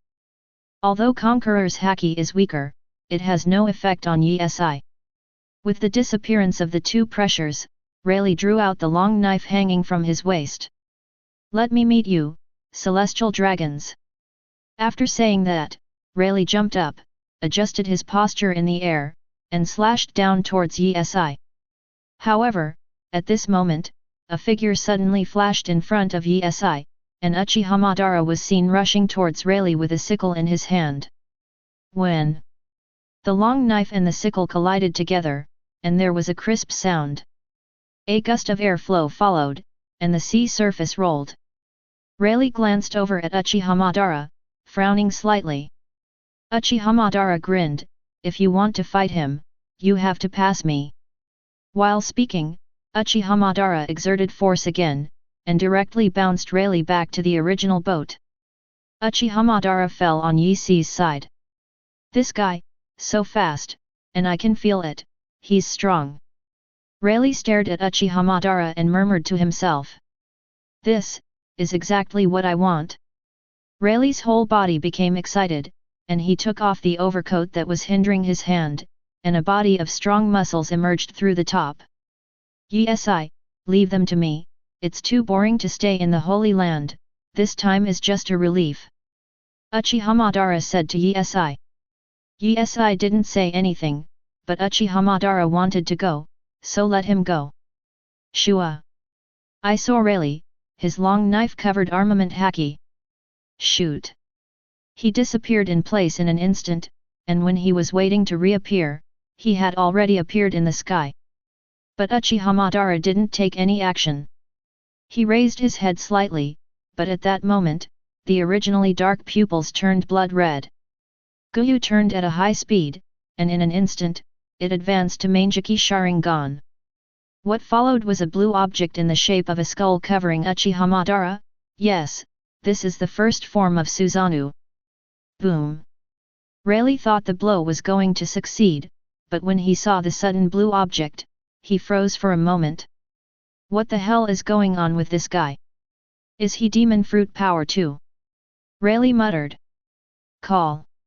At this moment, Susanoo clenched her skull fist and punched Rayleigh directly. Rayleigh reacted, and subconsciously took the long knife covering armament haki to block it. Boom! The impact sent him flying sideways upside down. At the same time, Loji's progress was relatively smooth, and within a short period of time, all the Marine Vice-Admirals had been defeated. Brush! I saw him put away the knife, then grinned and said, Okay, everyone, let's start moving things, and put everything that can be used on our boat. Okay, Captain Loji. Everyone responded. Jabba, let's go to Rayleigh and take a look at the ship carrying celestial dragons, maybe, we'll get top quality wine, first come, first served, ha ha ha ha. While speaking, Loji started to run. Jabba was a little speechless, but finally followed. Chapter 27. On Yi Si's side, Uchiha Madara and Rayleigh are fighting fiercely. Although Rayleigh has rich practical experience and overall strength is very strong, but compared with Uchiha Madara, he is still weaker. After all, Uchiha Madara has been hovering on the verge of death since she was a child. She has been fighting since she was a child, and has far more combat experience than Rayleigh, and her overall strength is also stronger. Even if he can't play his peak strength now, he still has the upper hand against Rayleigh, who has not yet reached his peak state at this moment. Shua, Shua, Shua. One after another huge sword energy hit Susanoo, and it was suddenly enveloped in thick smoke. Crack! At this moment, a crack appeared on Susanoo. Uchiha Madara stared at the crack, slightly surprised, but even more excited. Funny, except for that Hashirama guy, I haven't been this hot in a long time. As soon as the words fell, amidst the thick smoke, a long knife directly hit Susanoo's crack. Drink! Rayleigh yelled. Susanoo was opened directly, and after he adjusted his position, he slashed at Uchiha Madara with a knife. Call out! Uchiha Madara flew upside down and fell into the sea. However, Rayleigh thought he would sink into the sea, but when Uchiha Madara stepped on the sea and kept sliding, he was shocked again. This guy stepped on the sea. Rayleigh stared at Uchiha Madara on the sea and muttered. Stepping on the water, this move is really not worth mentioning in the Hokage world, but in the world of pirates, it has a great effect, especially demon fruit power. It's a bit careless. Uchiha Madara stood on the surface of the sea, muttering softly. Rayleigh quickly recovered and continued to attack Uchiha Madara. He condensed armament haki on his own long knife, then leaped forward, and swung down with the help of inertial force. Using some kind of power to condense on the long knife. Uchiha Madara looked at Rayleigh in the air and analyzed. Indeed, his Sharingan can see armament haki more clearly than normal people, but Yesai has never mentioned it to Uchiha Madara, so he is still not clear about the concept of haki. According to his own cognition, this is through the gathering of certain forces to achieve a certain defense and increase the attack. Uchiha Madara did not intend to use the sickle to deal with this blow, but directly switched the round fan behind him to defend. Boom! When the long knife touched the round fan, the sea suddenly rolled, and the world government ship, as well as the marine ship in front, were shaken violently by the wave. What is this being absorbed? Rayleigh was even more surprised. The long knife that originally covered armament haki was lifted at this moment. The corner of Uchiha Madara's mouth raised slightly, and said softly, Uchiha rebounded. Boom! A large impact was released from the round fan, and Rayleigh was caught off guard, and was directly thrown into the air, hitting the marine ship with his body, creating a big hole. What followed was billowing smoke and dust. Rayleigh! Above the stern of the marine, the members of the Loji pirates yelled towards the big hole below. Pfft! Rayleigh spat out blood. Today's battle directly overturned his previous cognition. Yes, this kind of weird moves and weapons are the first time he has encountered such a long voyage.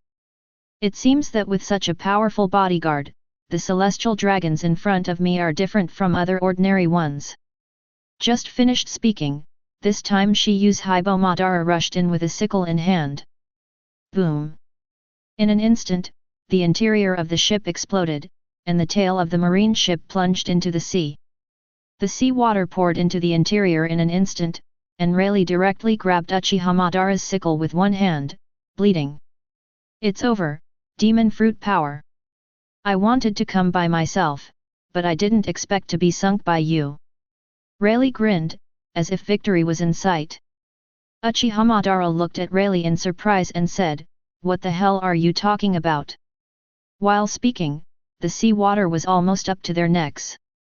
This meeting should come. Rayleigh yanked on the scythe directly, but Uchiha Madara still held the scythe tightly. In the next second, Rayleigh realized something was wrong. What's going on? It stands to reason that you already feel tired at this moment. Weakness. Oh, I heard Yi mention that demon fruit power will be weak when it touches seawater, but, who told you that I am demon fruit power? Uchiha Madara said with a hint of wantonness, said with a smile. Immediately afterwards, Uchiha Madara pulled hard, broke free successfully, and then made up a knife. The sickle scraped directly over Rayleigh's body, and the blood instantly stained the sea red. Situation above. At this moment, Loji and Jabba have arrived. They thought they had successfully captured the world government ship. However, Loji and Jabba were both shocked by the way they looked. Loji, Captain Loji, you are finally here, one of the intern crew members said with a hint of tears. Loji frowned slightly, and asked, what's going on? Rayleigh won't let us get in the way, and now he's being overwhelmed by the world government guys, the trainee crew member replied. Where is he now? Under the interior of the ship. Yi stood not far away, and his face was not very good looking. He originally thought that those marine vice-admirals could last longer, but he didn't expect that all of them were brought down within a short while. It seems that today is indeed a tough battle. Yi is ready to fight at any time at this moment. After learning everything that happened here, Loji drew his sword without hesitation and stared at Yi. Celestial dragons, right? Let me do it. As he spoke, he was just about to act.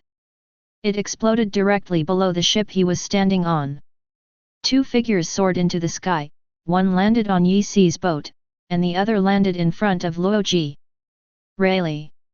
The crew on the side were relieved to see Rayleigh safe and sound. But only Loji soon discovered that not only sea water dripped from his body, but also blood. Rayleigh. Loji took a few steps forward. Rayleigh turned around with a smile on his face. Loji, you're here. Sorry, I haven't taken down the world government ship yet. Chapter 28. Seeing Rayleigh's smile, and looking at the blood still dripping, Loji felt very uncomfortable and at the same time very puzzled. What kind of person is it that can cause Rayleigh to suffer such an injury in such a short period of time? Loji slowly stretched out a slightly trembling hand, and gently turned Rayleigh around. After witnessing the long scar on his body, he frowned. Hurry up and call our ship doctor. Yes, Captain Loji. Loji, this little injury is nothing. Rayleigh smiled slightly, as if he wasn't the one who was hurt, and said calmly. Loji patted Rayleigh's shoulder and said calmly, leave the rest to me, let me meet him. Rayleigh couldn't be more clear about Loji's character. He said so, no matter what he said, he would definitely not allow it. Okay, that's the case, I'll be lazy for once, but, Loji, you have to be careful, the guy with the long hair in a suit, uses moves that are not used by the enemies we have encountered before it's over. Rayleigh ordered. Hearing this, Loji grinned, wait for me on the boat, I will bring it myself, and the fine wine will go back to make you healthy. While speaking, Loji had already drawn out the long knife at his waist, and armament haki wrapped the blade in an instant. Before he could make a move, Uchiha Madara rushed over, brandishing his scythe. Shua! In front of Loji, a figure flashed, and he held an axe in both hands, blocking Uchiha Madara's sickle strike. Leave this guy to me, Loji. Jabba said to Loji without looking back. Loji originally wanted to help Rayleigh get back some bargains, but Jabba took the lead, and in this case, he couldn't say much. In the next second, he brandished a long knife and charged directly at Yi. Facing a strong enemy, Yi cheered up, and with a wave of his hand, countless pieces of flaming paper flew towards Loji who was rushing towards him. Dang dang dang! Loji drew the knife very fast, defending and dodging at the same time, but the distance was constantly getting closer. Seeing this, Yi stopped the paper attack, and waved again, the paper formed a spear, an armament haki covered it. When the spear collided with the long knife, suddenly, a huge air current swept around. Crack! Yi Si's feet sank directly into the deck of the ship. He is worthy of being the man who will conquer the Grand Line in the future. Even if he is not at his peak at this moment, he is still incredibly powerful. Drink! Yi Si yelled loudly, the veins on his forehead stood up, and he continued to increase his strength. Tsitsizi! Huge black lightning formed by the impact flickered all around. After finally turning the situation around, Loji also increased his strength. Crack! Yi Si's feet deepened again. I have to admit, you are very strong, Loji. Yi Si said in a deep voice. You're not bad either. I've heard a lot about celestial dragons. It's said that they are all backed by the world government. When we meet today, there's still a different kind. Loji grinned and increased his strength again. However, Yi Si didn't intend to sit still, as there was no chance of winning against Loji. Ka ka ka! Sheets of paper fell off Yi Si's body. Shhhhhh. Then it shot out like a bullet. Loji was startled for a moment, but he didn't expect it. Taking advantage of this gap, Yi Si found the right time and finally repelled the blow. Meanwhile, inside the world government ship, all the mates are very worried about the situation outside. No, I'm going out to help. As soon as Tornado took a step, one of the men in a black suit stood up. Master Long! Tornado, Sir Bernard Issan has already ordered that you are responsible for protecting these maids, and you don't need to intervene in the outside affairs. Long Wan was a little annoyed, although she really wanted to go out and fight, but she still wanted to listen to what Yi Si had to say. Call! This green light appeared on Tornado's body, and the man in the black suit flew up in the next second, and then hit the floor and the ceiling several times before her anger dissipated a lot. On the other hand, after 5 elders received a report from the man in the black suit, 5 elders immediately contacted Naval headquarters. Garp, you're not included in this mission. Sengoku watched as Garp sneaked onto the boat, and immediately yelled. Yes, because this time their mission is to rescue the celestial dragons, and Garp's behavior is a bit domineering, so for unnecessary trouble, Kong does not bring Garp directly for this mission. Normally, Garp really didn't bother to go, even if he was called, he would let Sengoku go.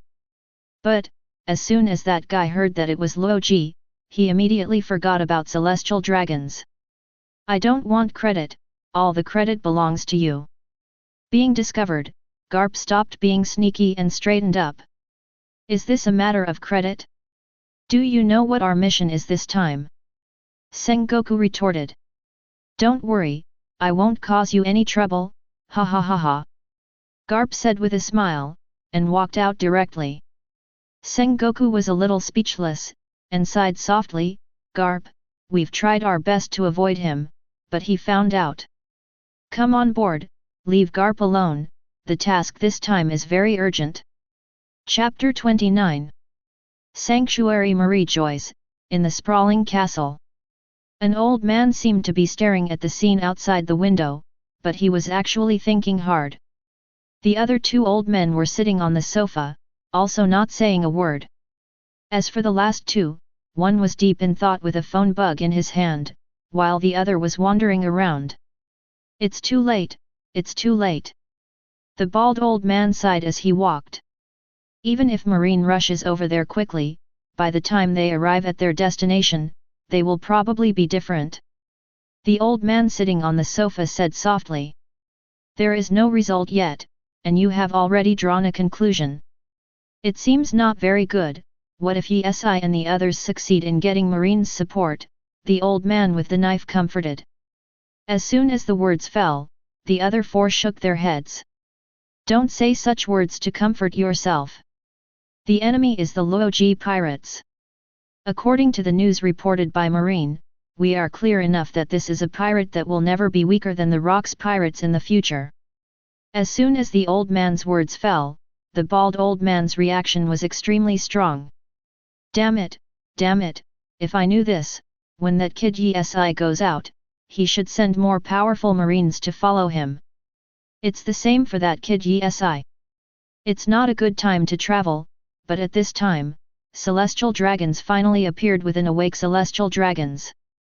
After all, they still can't withstand the ravages of fate. It's useless for you to nag, maybe, this is the fate of that kid Yi.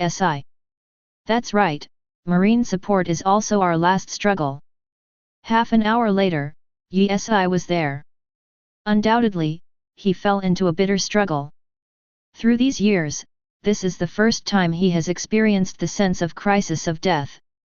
Bang bang bang! Loji was like a ferocious beast, constantly attacking. When the spear collided with the long knife again. Crack! Yi's spear split open and broke in the next second, but fortunately, he was quick and his figure flashed. The ship chopped off a horn directly for him. After dodging, Yi directly spread out the paper wings and flew into the air. Originally wanted to launch an attack, but out of the corner of his eye, he saw Uchiha Madara not far away, still hitting leisurely. Madara, play again when you're so meowy, come and collect the corpse for me later. As soon as the words fell, a huge sword energy flew over. Yi couldn't care about Uchiha Madara's side anymore, and quickly dodged. But Loji was still relentless, constantly waving the long knife, and sword energy flew towards him one after another. Here, Yi dodged for almost 5 minutes. Boom!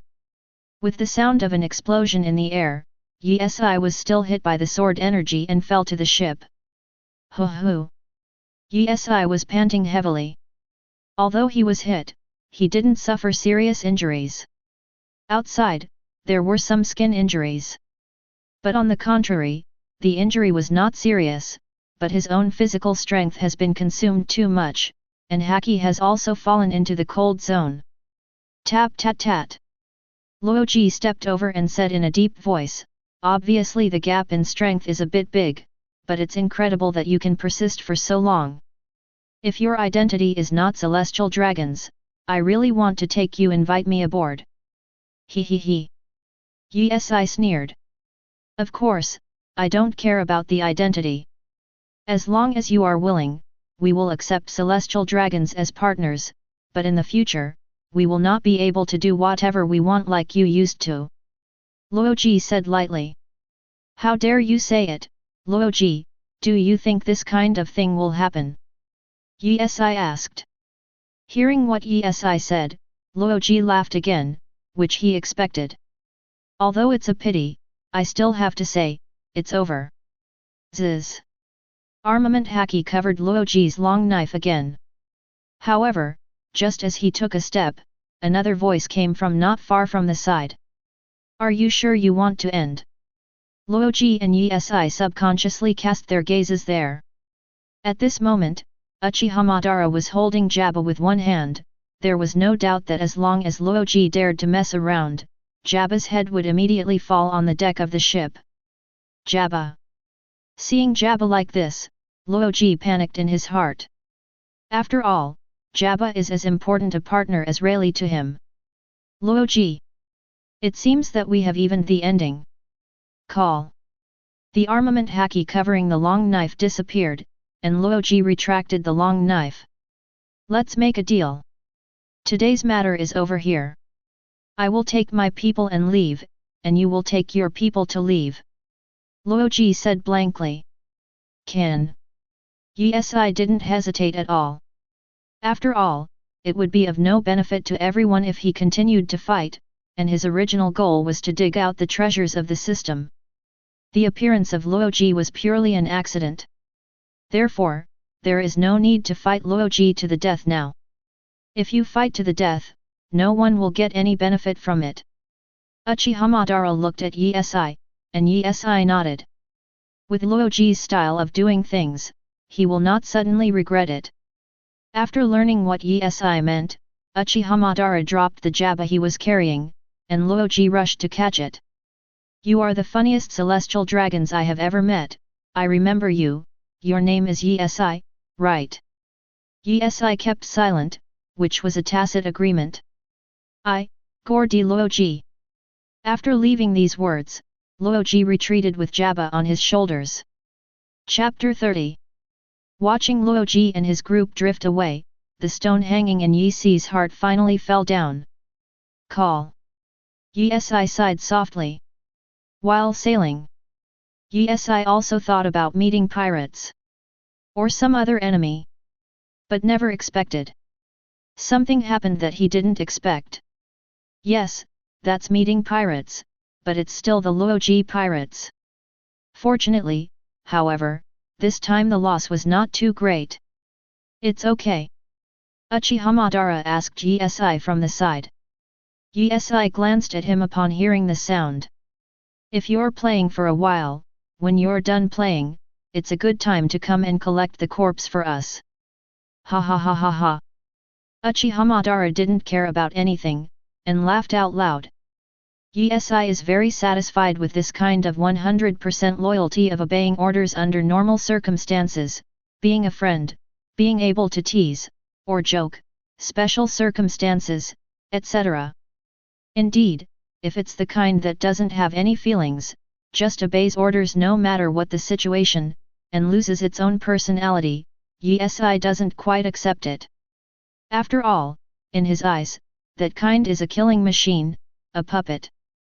It seems that you have to be more ruthless to yourself, otherwise, you will definitely suffer a lot when you encounter today's situation in the future. Yi-Si muttered. When the voyage is over, I'll help you. In addition, I want to learn some special skills in this world. Uchiha Madara responded. Stunt? Uchiha Madara nodded, and continued, it's the one they used in battle, which can enhance attack and defense.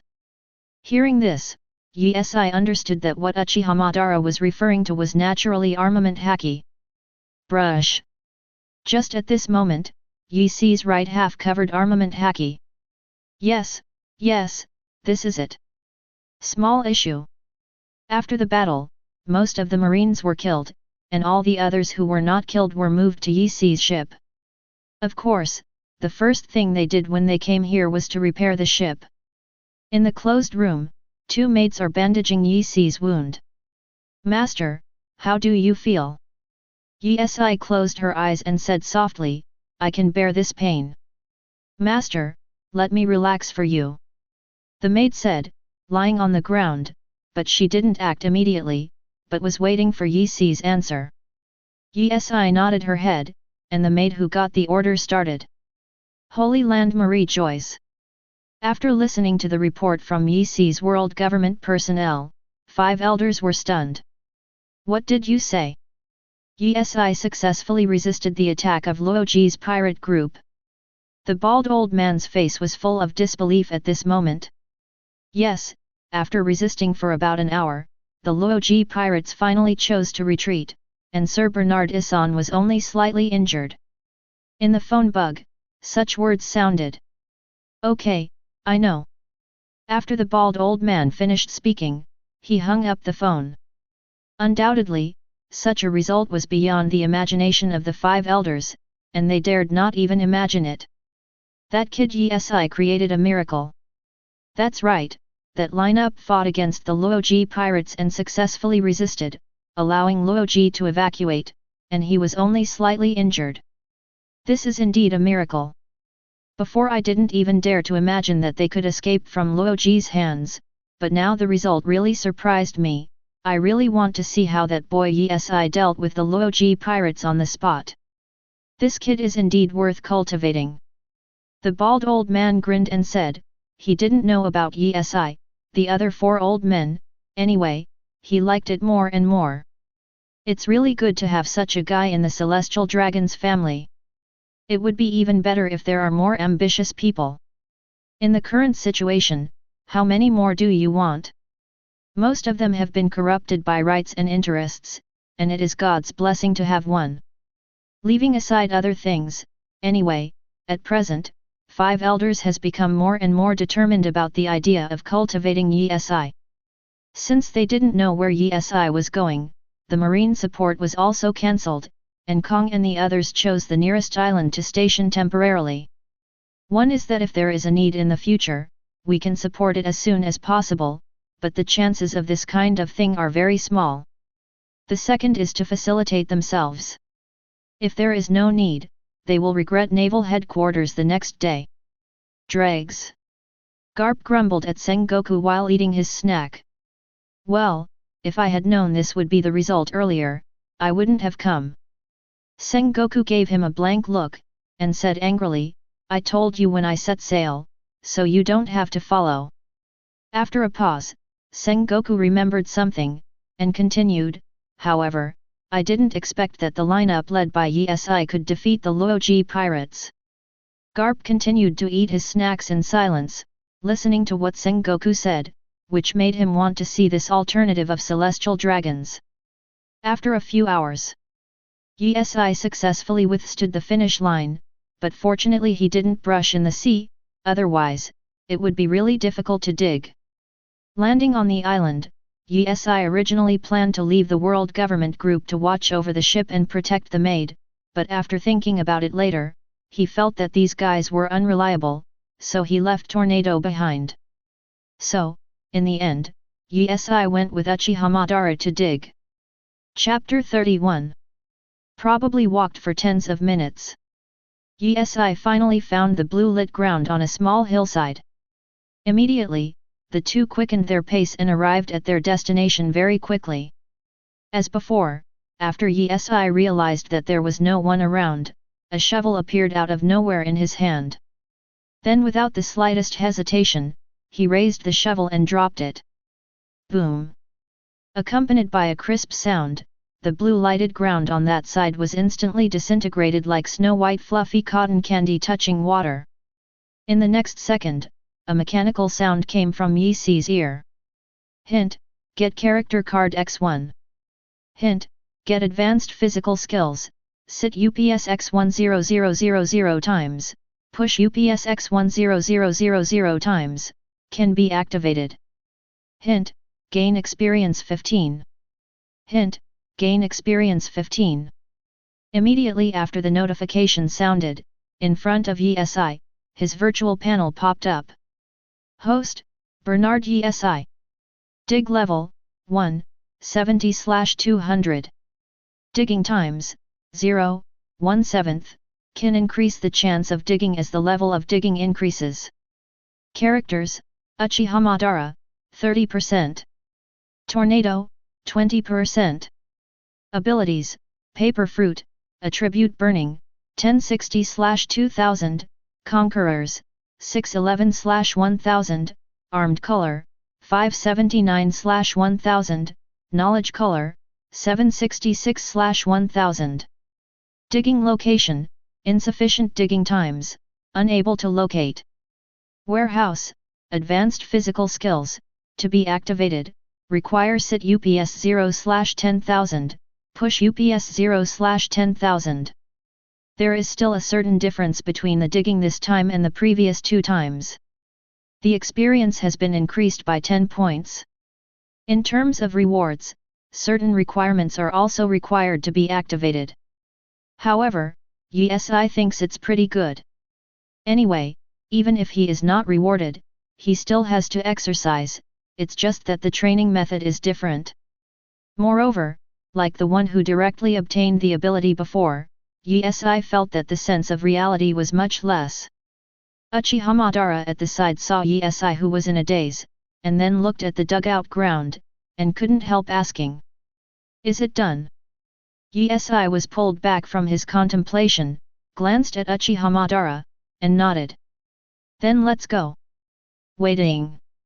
Yi responded, yes, at this moment he intends to use the character card directly here, after all, this place is more suitable than the Holy Land Marie Joyce. Uchiha Madara was not in a hurry, sitting cross-legged on a rock, with his head propped on one hand, watching Yi's every move. Use a character card. Ding, are you sure to use it? Sure. Yi answered directly without too much hesitation. Ding, the character card has been consumed successfully. Ding, congratulations to host for getting the source from fairy tale, acknowledge. Acknowledge. When Yi heard the words, his eyes flashed. Acknowledge, in the original book, fairy tale, was originally a dragon slayer wizard more than 400 years ago, known as the King of Dragons, the Black Feather of the End, and the origin of evil. He has extremely high intelligence, but he disdains to communicate with humans. He is the first human magister who has fully transformed into a dragon in history. Undoubtedly, his strength naturally belongs to the kind of outrageously strong. As a time traveler, Yi is no stranger to acknowledge. It's a pity, it's still a step late. If I didn't meet the Loji pirates when I came here, but met when I returned, Loji, he might not be able to leave so easily. Yi sighed slightly. Just as these words fell, a white light particle suddenly appeared in front of him, and the light particles gathered together again, forming a human form. In the next second, a figure did not look tall, with brown skin, wearing a black cloak, bare upper body, bare feet and a necklace around his neck. As well as a man with long hair hanging down to his waist and a pair of menacing eyes appeared in the seriousness of Uchiha Madara and Yi. However, at the beginning, his situation was somewhat similar to when the tornado first arrived, and he stood stiffly in place. The pupils were dull, and there was a feeling similar to a stuck machine. After a few seconds, he paused a few times, and then returned to normal, speaking with a smile on his lips.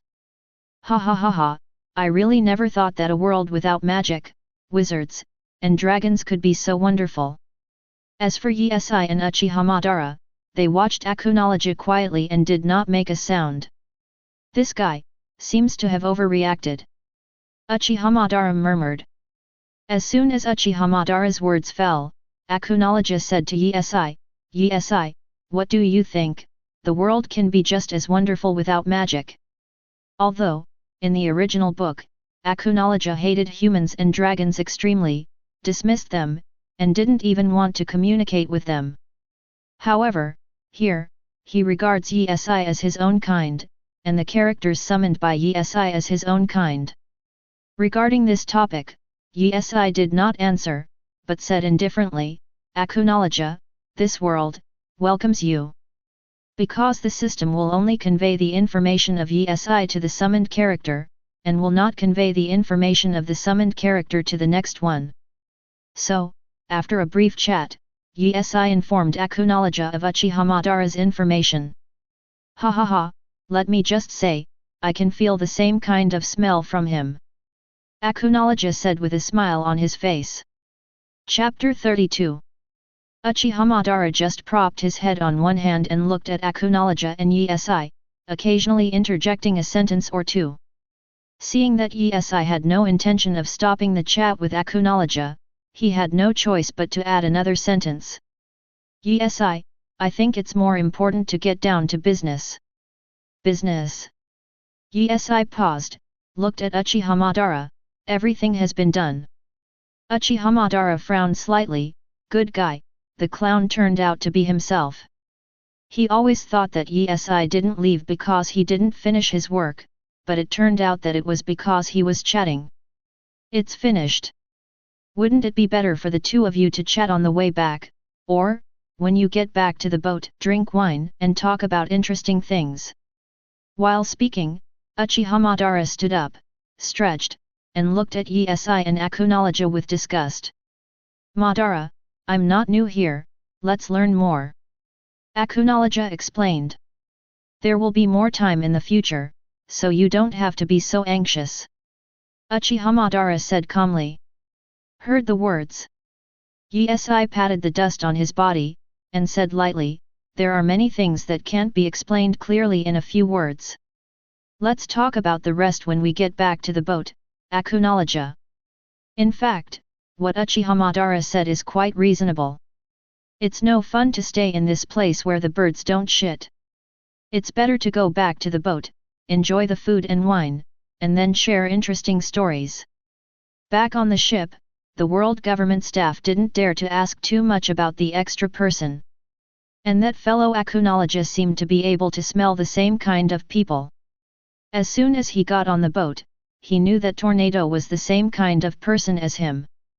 However, apart from Yesi, Uchiha Madara, and Tornado, Akunology kept his distance from the others, and even ignored them, including Yesi's maid, of course. Go back to the Holy Land, Marie Joyce. After boarding the boat, Yesi gave instructions. He came here just for the third excavation, so after the completion, they had no intention of staying or going to other places, so they returned directly to the Holy Land of Marie Joyce. Okay, Lord Bernard Issan, I'll go and order the navigator right now. Also, do you need a meal? The man in the black suit asked softly. Yesi shook his head, you don't need to arrange meals, I'm not used to the chef you brought here. Okay, Mr. Bernard Issan, I understand. If you need any service, please call me anytime. Yesi didn't make a sound, but waved his hand to signal him to back down. The man in the black suit nodded, bent over, and retreated slowly. Time flies, and in a blink of an eye, night falls. Naval Headquarters. Layers of ripples began to appear on the originally calm sea. Suddenly, under the bright moonlight, a huge shadow skipped across the sea. A moment later, in the originally silent night, the alarm sounded. What happened? A somewhat bewildered Marine Rear Admiral ascends the watchtower. The sea, there is an abnormality on the sea surface, a huge ship is sailing towards us. The Marine soldier in the watchtower pointed to the sea surface. Marine Rear Admiral followed the trend and looked over, the ship was getting closer and closer, so at this moment, with the help of the moonlight, they could see more things than before. This is the pirate ship, and this pirate flag, is the Rocks Pirates. Marine Rear Admiral was so terrified that he could even slur his words. He was so terrified that he subconsciously took a few steps back. In the end, he fell directly from the watchtower, and then quickly got up again, shouting loudly, "Be alert, alert, the people of the Rocks Pirates are here." In less than a minute, the ships of the Rocks Pirates had docked. Brush! With a violent smile on his face, Rocks waved the long knife in his hand and shouted loudly. "Brothers, let's work hard. Remember, our goal is to meet a weak kill or a strong one. There is no need to entangle him. Run. In the end, act according to the original plan. When the time comes, with our strength the shells are the signal, all evacuate." Attacking naval headquarters is undoubtedly a very crazy approach. Of course, Rocks also understands that it is naturally impossible to fight against Marine and world government with his current power. However, why do you still do things that you know you will suffer? First, for the sake of face, Marine first attacked the Rocks Pirates, and this time he came here to fight an eye for an eye. The second, and naturally the most important point, is to attack the naval headquarters, let the name of Rocks resound in this sea again, win over the forces, and make himself stronger. Although it seems to be a disadvantage, Rocks' calculations are still full. If there is a war, there will inevitably be casualties. The so-called brothers behind him, in the eyes of Rocks, are just stepping stones for him to dominate the world. So, their deaths, Rocks simply do not care. Following Rocks' voice, the crew behind him also drew their weapons and began to cheer. Attack! Rocks swung his long knife at naval headquarters. What followed was that all the crew members of the Rocks Pirates swarmed down. Chapter 33.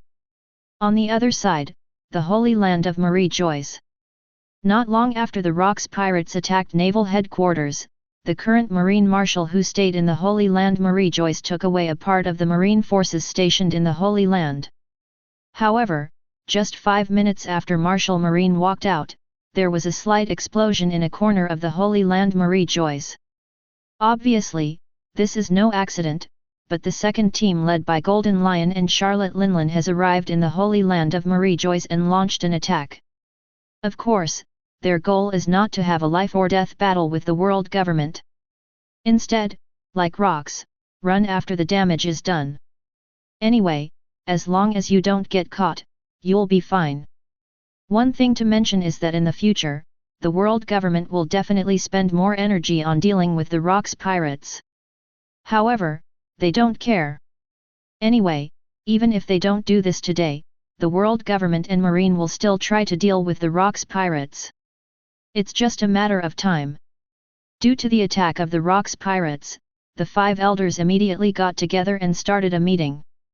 Rocks, this guy is really too crazy, he is already like a lunatic, he can't think about it so much, and directly attacked naval headquarters. The old man with the knife sat on the sofa, his tone was unusually cold. Isn't this a good thing? Delivering it to your door yourself saves Marine from spending time looking for them in this endless sea. The bald old man was very happy when he heard that the rocks pirates attacked naval headquarters. After all, in his eyes, the rocks pirates attacked naval headquarters was equivalent to the rocks pirates coming directly to their death. In the direction you want, it is true, but what if the rocks pirates are not successfully destroyed? The consequences and troubles are very difficult. It's not only the loss of Marine's face, but also the face of our world government. Indeed, as the old man said, once things get messed up this time, it will greatly affect the subsequent signing of covenants between the world government and other countries. Even the countries that have already joined will have some doubts about the world government. Yeah, you're right. The rocks pirates' attack on naval headquarters is good news, but it's also bad news. The turning point lies in Marine's actions. Another old man said calmly. As soon as the voice fell, the dark night outside in the distance added a color. A huge bright light flashed past, followed by a violent explosion. 5 elders was stunned for a moment, all eyes turned to the outside window. What's the situation? Why is there an explosion sound, and it seems that the movement is not small? While speaking, the old man had already arrived at the window. Could it be possible? A thought flashed through the mind of the old man who followed behind. Could it be? Could it be that the target of the rocks pirates is not the naval headquarters at all, but the Holy Land Marie Joyce? It shouldn't be. At the same time, the old man holding the knife had already walked from the sofa to the window. The main target should not be the Holy Land Marie Joyce, because according to the report I heard, rocks appeared in naval headquarters, so the only possible one that appeared in the Holy Land Marie Joyce is a small team of the rocks pirates. Makes sense. The other 4 elders nodded. This guy Rocks is really a lunatic. He didn't mind attacking naval headquarters, but he even targeted the Holy Land of Marie Joyce. He won't be arrogant for long, and his decision today will make him irreparable. I hope that as you said, once the rocks pirates are eliminated, this sea will be peaceful for a while. Undoubtedly, on Kong's side, within minutes of the rocks pirates attacking naval headquarters, he immediately received the news of an urgent return flight. However, he is still a little away from naval headquarters, and it will take about an hour at the fastest to resist naval headquarters. To say who is the happiest among Kong, Sengoku, and Garp at this moment, it is undoubtedly Garp. Seeing Garp's expression like this, good guy, if you don't know, you might think he is an undercover agent of the rocks pirates. However, both Sengoku and Kong are very familiar with Garp's character. This guy is excited and passionate when he encounters a strong enemy. Blue blue. Blue blue. Inside the ship, Kong was talking about business with Sengoku when the phone rang. Kong hesitated for a few seconds, but was quickly connected. Kong Admiral, the latest order, not only the naval headquarters was attacked by the rocks pirates, but the Holy Land Marie Joyce was also attacked. But because the Marshal took away some of the Marines stationed in the Holy Land Marie Joyce from the Holy Land Marie Joyce, the Marshal asked you to rush to the Holy Land Marie Joyce to support and protect the Celestial Dragons. The Marine liaison officer over there said anxiously. Kong naturally didn't say much, just nodded, I see. After all, the bug over there quickly hung up the phone. Before Kong could make a sound, Garp on the side hurriedly said, let's talk about it first. I will take the auxiliary boat to naval headquarters near the road. Kong gave Garp a blank look, and said calmly, I didn't expect you to follow me to the Holy Land Marie Joyce to protect the celestial dragons. Ha ha ha ha. Meanwhile, Yi over there. They are almost going back to the Holy Land Marie Joyce. Of course, they don't know anything about naval headquarters, or what happened in the Holy Land Marie Joyce. King Bomb. Yi directly threw the last 2 cards in his hand. Acknowledge frowned slightly as he looked at the few cards in his hand that hadn't been played yet. Okay, hurry up, change. Tornado stood behind Acknowledge and urged. This is also the first time Yi came to One Piece and played Daoji. Of course, Acknowledge and Uchiha Madara didn't understand it, and they learned it not long ago. As for playing cards, Yi is too simple for a paper fruit. Chapter 34. I lost again, it shouldn't be. Acknowledge put the poker cards in his hand on the table, then stepped back with an expression of reluctance, and switched to the tornado. Can you not lose? UBD, Yi is the landlord, we two are commoners, why are you always playing my cards? Uchiha Madara complained, looking at Acknowledge's posture. I don't know, I thought Uchiha Madara was a landlord. Madara, I don't like to hear what you said. Didn't you keep winking and telling me to play the card? Besides, didn't I play a 7 behind me? You couldn't pass it. Acknowledge retorted with a sound. Uchiha Madara looked at the last 3 in his hand and fell into deep thought. At this moment, he didn't want to talk to Acknowledge. In the lobby, Yi and his group had a great time. There is good wine, good food, and laughter. A very sweet picture. Da-da-day. At this time, there was a knock on the door outside. Everyone turned their eyes towards the door. The maid went to open the door. Acknowledge, Tornado, and Uchiha Madara continued to play poker when they saw that it was the world government personnel. The man in the black suit came to Yi and said softly. Master Bernard Issan, we have arrived at the bottom of the red line. You see, when will we depart for the Holy Land of Marie Joyce? Hey? Arrived. Yi was slightly taken aback, probably because of the fun he had played before, and felt that the time hadn't passed. Yes, Sir Bernard Issan. I see. Yi nodded and waved his hand to signal him to back down. When the man in the black suit left, Yi told Acknowledge and his party, come here, we should go. Hearing Yi's words, they all put the poker cards in their hands on the table and stretched. Is it finally here? It feels like, this time it's a lot faster than when we went out. Longwan yawned, his eyes showing a hint of sleepiness. Minion. Yi got up from the sofa and let out a cry. Ross Minion, who had been on standby not far away, hurried to Yi when he heard the words. Master, what are your orders? Go to me and get some clean clothes for Acknowledge. Yi said while picking up the freshly brewed coffee on the table, and took a sip. Okay, master. Indeed, the clothes Acknowledge is wearing now are similar to those when Uchiha Madara first came here, and they look out of place with the surroundings. If the two of them have to compare, it is natural that Acknowledge is better, because Uchiha Madara looks like it is worn by one person. And Acknowledge looks like a beggar in Yi's eyes. After dealing with these matters, Yi asked the world government personnel to include all the people on his side in the noble list. Then, they boarded the exclusive lift back to the Holy Land Marie Joyce. As soon as they went up, although it was dark now, under the cover of moonlight, Yi and his group could still see the thick smoke in the distance, and the fire was also faintly visible.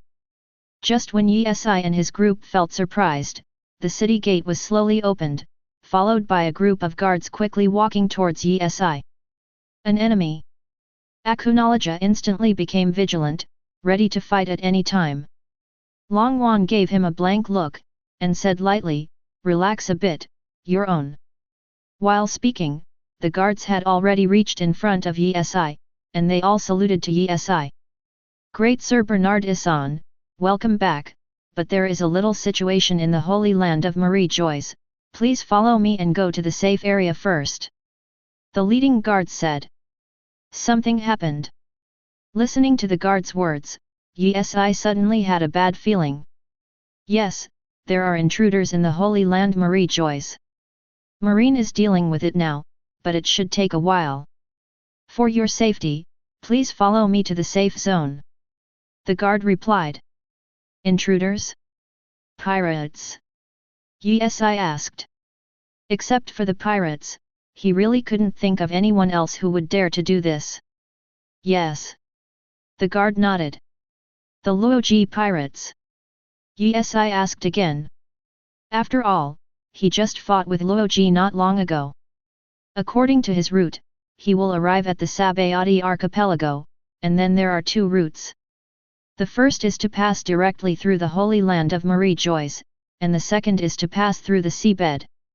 When Yi was silent, the guard explained, No, Mr. Bernard Issan, it is not the Loji pirates, but the Rocks pirates. At this time, they not only attacked the Holy Land of Marie Joyce, even naval headquarters was attacked at the same time. Rocks pirates. Yi was a little surprised by the guard's answer. All indications showed that the probability of the Loji pirates was about 95%.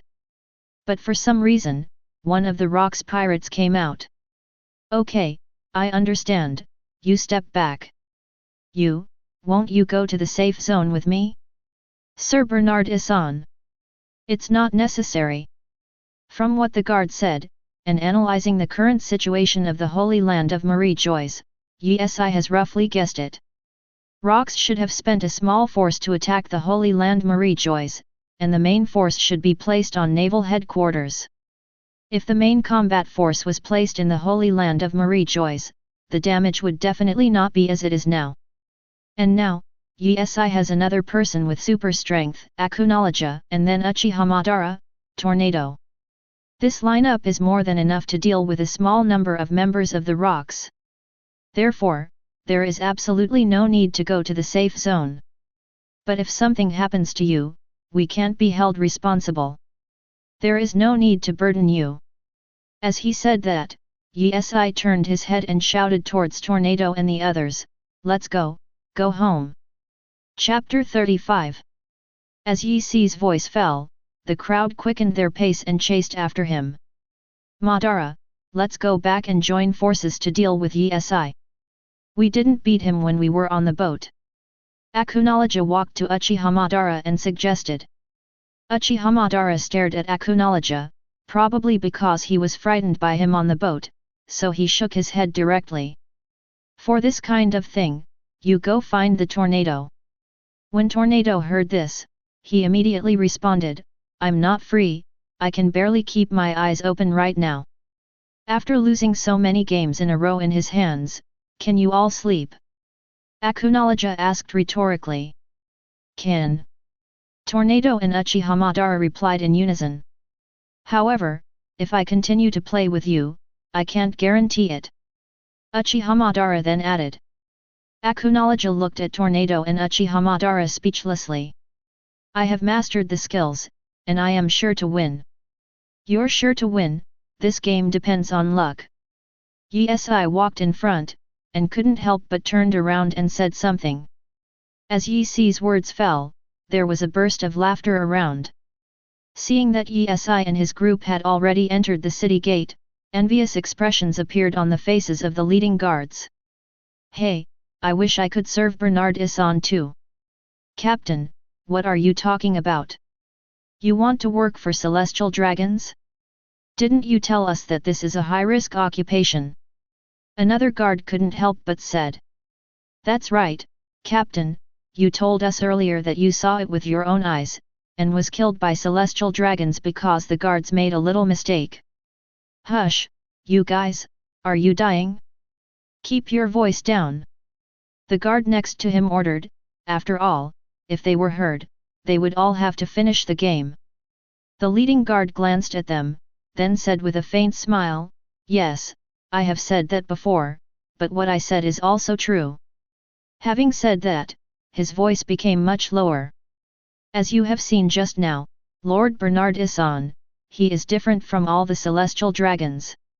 He treats every slave around him sincerely, as well as the bodyguards who work for him. It is my honor to serve such a man, I feel. As soon as this was said, the surrounding guards seemed to suddenly realize that, yes, as their captain said, what Yi did was almost different from other celestial dragons. You are right. In this comparison, Mr. Bernard Issan is really a different man. Some of the guards who had acquaintance with Yi started to discuss, while some who had no acquaintance with Yi, even didn't know him well, were fascinated by it. Hey, hearing what you said, I immediately wished I could do something for him, but unfortunately, I don't have enough status. Yeah, although I've only met him a few times, but hearing what you say, I feel that this man is full of charm. Yi and the others naturally didn't know what was discussed behind the guards. After a while, they returned to their castle. As for being attacked, Yi didn't take it too seriously. After all, the place where it happened was on the other side of Yi castle. If they want to come here, they have to go through the marine level. Generally speaking, if there is no accident, Yi has already figured it out, and they basically made a mess and slipped away. Of course, Yi never thought of taking the initiative to drive away the Rocks pirates, because he was not needed at all. There's 5 elders on top of him, and I'm on top of 5 elders, they're all indifferent, and why bother as normal celestial dragons? Therefore, after returning to the castle, Yi, as usual, should eat and drink, and his mood did not become bad because of the attack of the Rocks pirates. However, just when Yi thought that this would be the end of the matter, suddenly, a figure directly fell from the top of the castle, smashing a hole. The smoke and dust also filled the surrounding area. Yi frowned slightly, and looked over. The smoke and dust slowly became thinner, and Yi could see the falling objects more and more clearly. A few seconds later, Yi was taken aback. Good guy, no wonder the more familiar he looks, isn't this guy the celestial dragons, Karl Dean, who suffered from Yi last time? However, at this time, he was extremely embarrassed, his face was swollen like a pig's head, but fortunately he hadn't lost consciousness yet. Issan. Karl Dean mumbled. Yi stepped in front of Karl Dean, first saw through a hole in the ceiling, then turned to Karl Dean, and said, "Are you playing with human shells?" However, Yi was quite surprised at one point. The ceiling had been smashed into a big hole, and Karl Dean was still able to speak consciously. "Help me." It took nearly 30 seconds for Karl Dean to say the 3 words, and Yi was a little anxious watching from the sidelines. Just when Yi was about to ask him something, there was a burst of laughter from the top of the hole in the ceiling. "Unexpectedly, we met again so soon. If I remember correctly, your name is Yi." As the voice sounded, Yi raised his head again, and a familiar face appeared in his vision. Yes, this guy is not a stranger, but the trainee crew member of the Rocks Pirates, Kaido. Chapter 36. Kaido. Yi was slightly taken aback, but he never expected that Kaido would come to his door on his own initiative. At first, Kaido felt that Yi must have panicked when he saw this scene. However, what he never expected was that this guy Yi actually showed a happy smile, and even looked very excited. This directly raised Kaido's anger a lot. "It's really uncomfortable to look like UBD." Kaido frowned, and the mace in his hand tightened even more. "Really? However, your appearance makes people look very happy," Yi said calmly with a smile on his face. "Hope, can you still laugh later?" Kaido stared at Yi sharply, as if he had been sentenced to death more than a dozen times by this time. As soon as the words fell, another voice sounded from the other side. "Who did I think it was?" Isn't this the guy who pretended to be dead last time? Why, the last time was not fun, do you want to pretend again? At this time, Uchiha Madara had already come to the hall from the other side. Hearing this familiar voice, Kaido's face froze instantly, since the last time he said goodbye to Sabayati Archipelago. Sometimes, Kaido would dream of this voice in his dreams, often waking up from the dark night. Yes, last time, Uchiha Madara cast a bit of a shadow on him. I am afraid, it is impossible to wave away in a short time. Kaido looked at Uchiha Madara, the frozen expression on his face was relieved a little, and then, what appeared on his face again was not fear, but ecstasy. This time, I think it's your turn to play dead. Just after Kaido's words fell, there was a bang, and another tall figure landed beside Kaido. Soon, her appearance appeared in everyone's sight. And she is one of the cotters of the Rocks Pirates, Charlotte Linlin, with a bounty of more than 2 billion. Yi was slightly surprised by the appearance of Charlotte Linlin, but in the next second, he suddenly realized.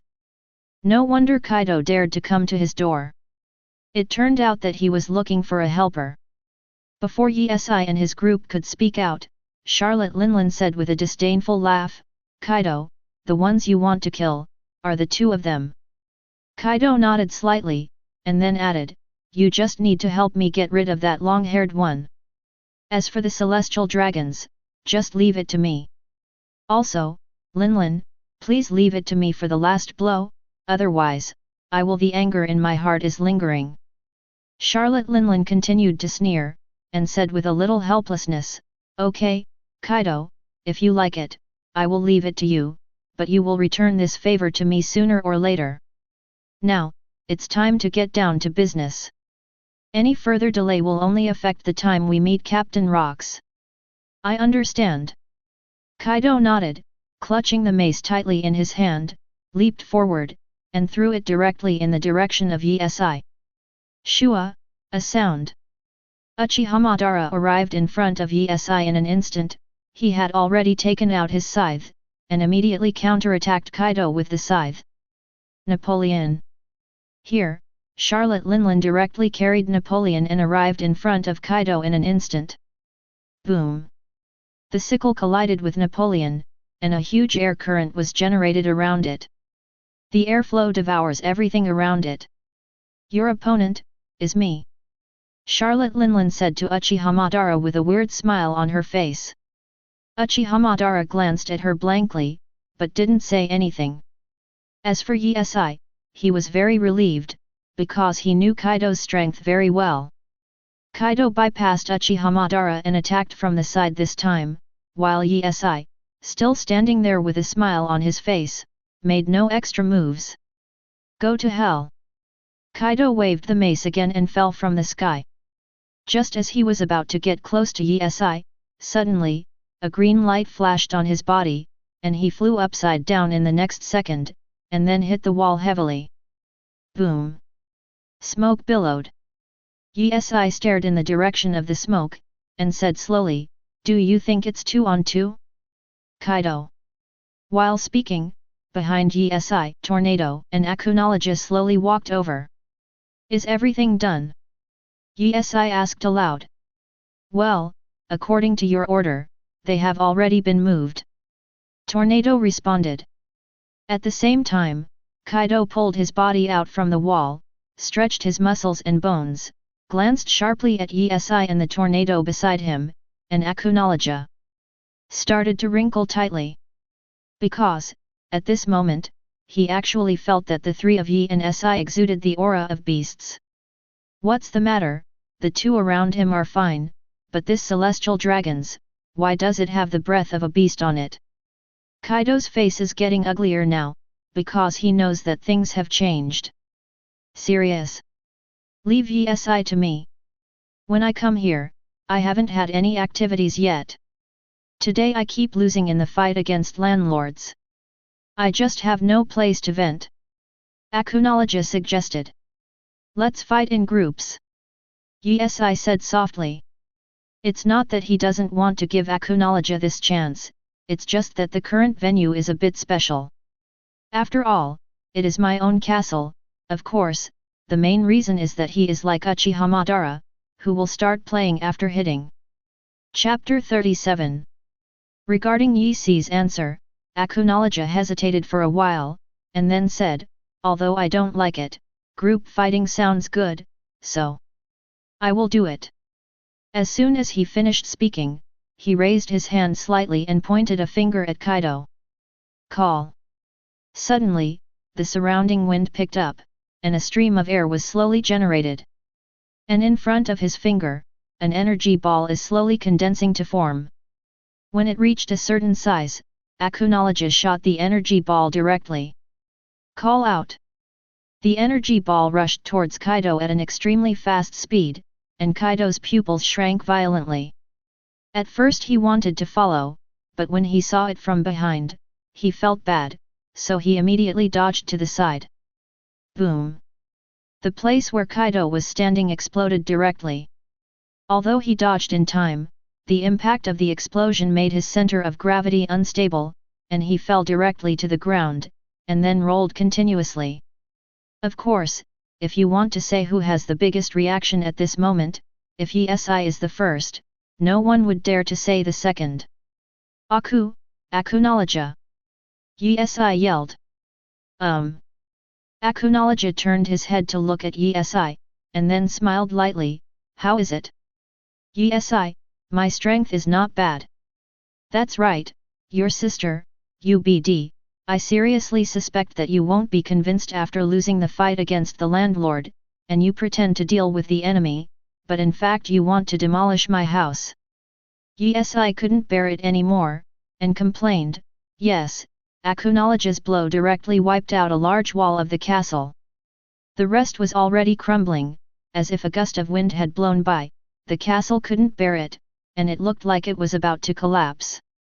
It's a real hammer, it's a real hammer, this guy Akunoloja just wants to demolish the house. Standing beside Yi-si, Longwan glanced at Akunoloja, adding fuel to the fire, with a face full of excitement. Yi-si, the tornado. I said it was just an accident, do you believe it? Akunoloja explained. Don't listen, I don't listen. Longwan whispered. Yi-si looked at the remaining half of the castle, and a thought flashed in his mind, yes, Akunoloja and Tornado can't be allowed to fight here, they have no sense of proportion, and it is too easy to bring destruction to the surroundings destroyed. At the same time, Kaido stood up tremblingly, staring at Yi-si and the others not far away, and then looked at the deep pit not far away on the side. At this moment, he actually swallowed his saliva forcefully, and then muttered tremblingly, what the hell? What the hell is going on with this celestial dragons? There are so many tyrannical bodyguards as standard. That's right, at this moment, Kaido realized that the matter was not simple. He realized that Yi-si's status must be higher than that of normal celestial dragons, and he can enjoy more rights and interests. Otherwise, it would be impossible for the world government to equip him with so many powerful personal protections as standard. The plan has changed, Akunoloja, the tornado. At this time, Yi-si spoke again. However, Akunoloja and Tornado looked at Yi-si curiously. You two stay and watch the show, I decided to have some activities. Yi-si spoke slowly, and he also had a small calculation in his heart. Fighting by himself can not only prevent the tornado and Akunoloja from excessive damage. You can also understand Kaido's current strength while knowing your own strength more clearly. I haven't warmed up yet. Akunoloja tried to convince Yi-si to give him a chance to play again. However, when he saw Yi-si's serious look, he knew it was over, but he was not disappointed either. After all, he knew what Yi-si was worried about. Okay, Yi-si, the surrounding environment does not allow me this time, I will fight again next time. Yi-si, but I didn't even fight once. Every time I fought, I stood in the back row. While the tornado was talking, green light slowly radiated from his body, and then the whole person floated up, and then sat cross-legged in the void, pursing his mouth, resting his head on his hands, with an unhappy expression on his face. "Nonsense, when you first came here, didn't you just do it and let that guy fly out?" Akunology said with a sneer. "Yes, next time Dojiju will be more aggressive." "I'm just kidding, ha ha ha." "Yes, I'm not joking, I'll beat you to death, I'll tell Madara later." Listening to the phone call between the two of them, Yesai shook his head helplessly, and then turned his attention back to Kaido. However, after hearing what Yesai said, Kaido was secretly happy. Yes, he was afraid of Yesai's bodyguard, but Yesai, he didn't pay attention to it at all.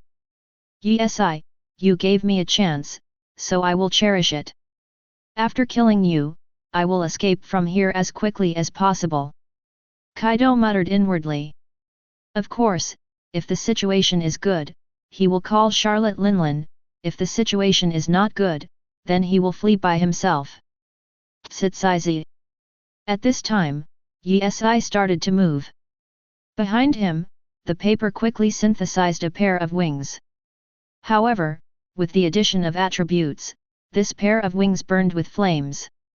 For some large-scale and destructive moves, Yesai does not intend to use them.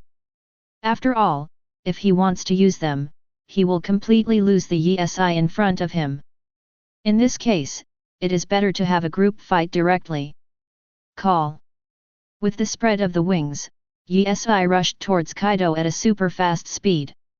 He waved his hand, the spear was in his hand, and armament haki was instantly covered. Although Kaido saw Yesai's aggressive appearance, he didn't hesitate at all, and directly brandished a mace to fight back.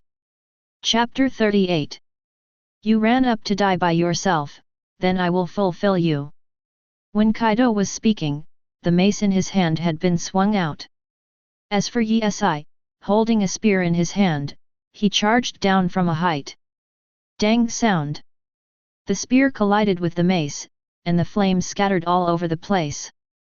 A huge airflow was then generated, constantly scouring everything around. Crack!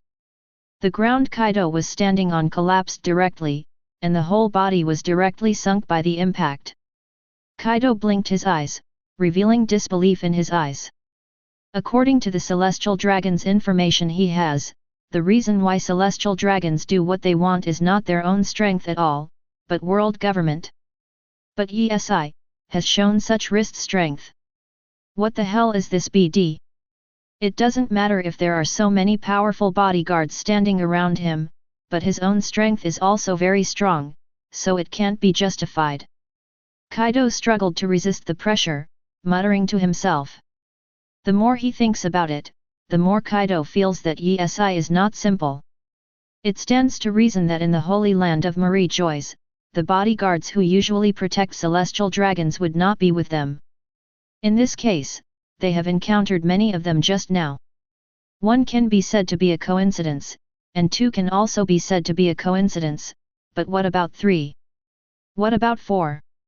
This can't be called a coincidence at all. But Yesai, good guy, it's fine to follow one with you, so meow, just follow three, and each of them is very powerful.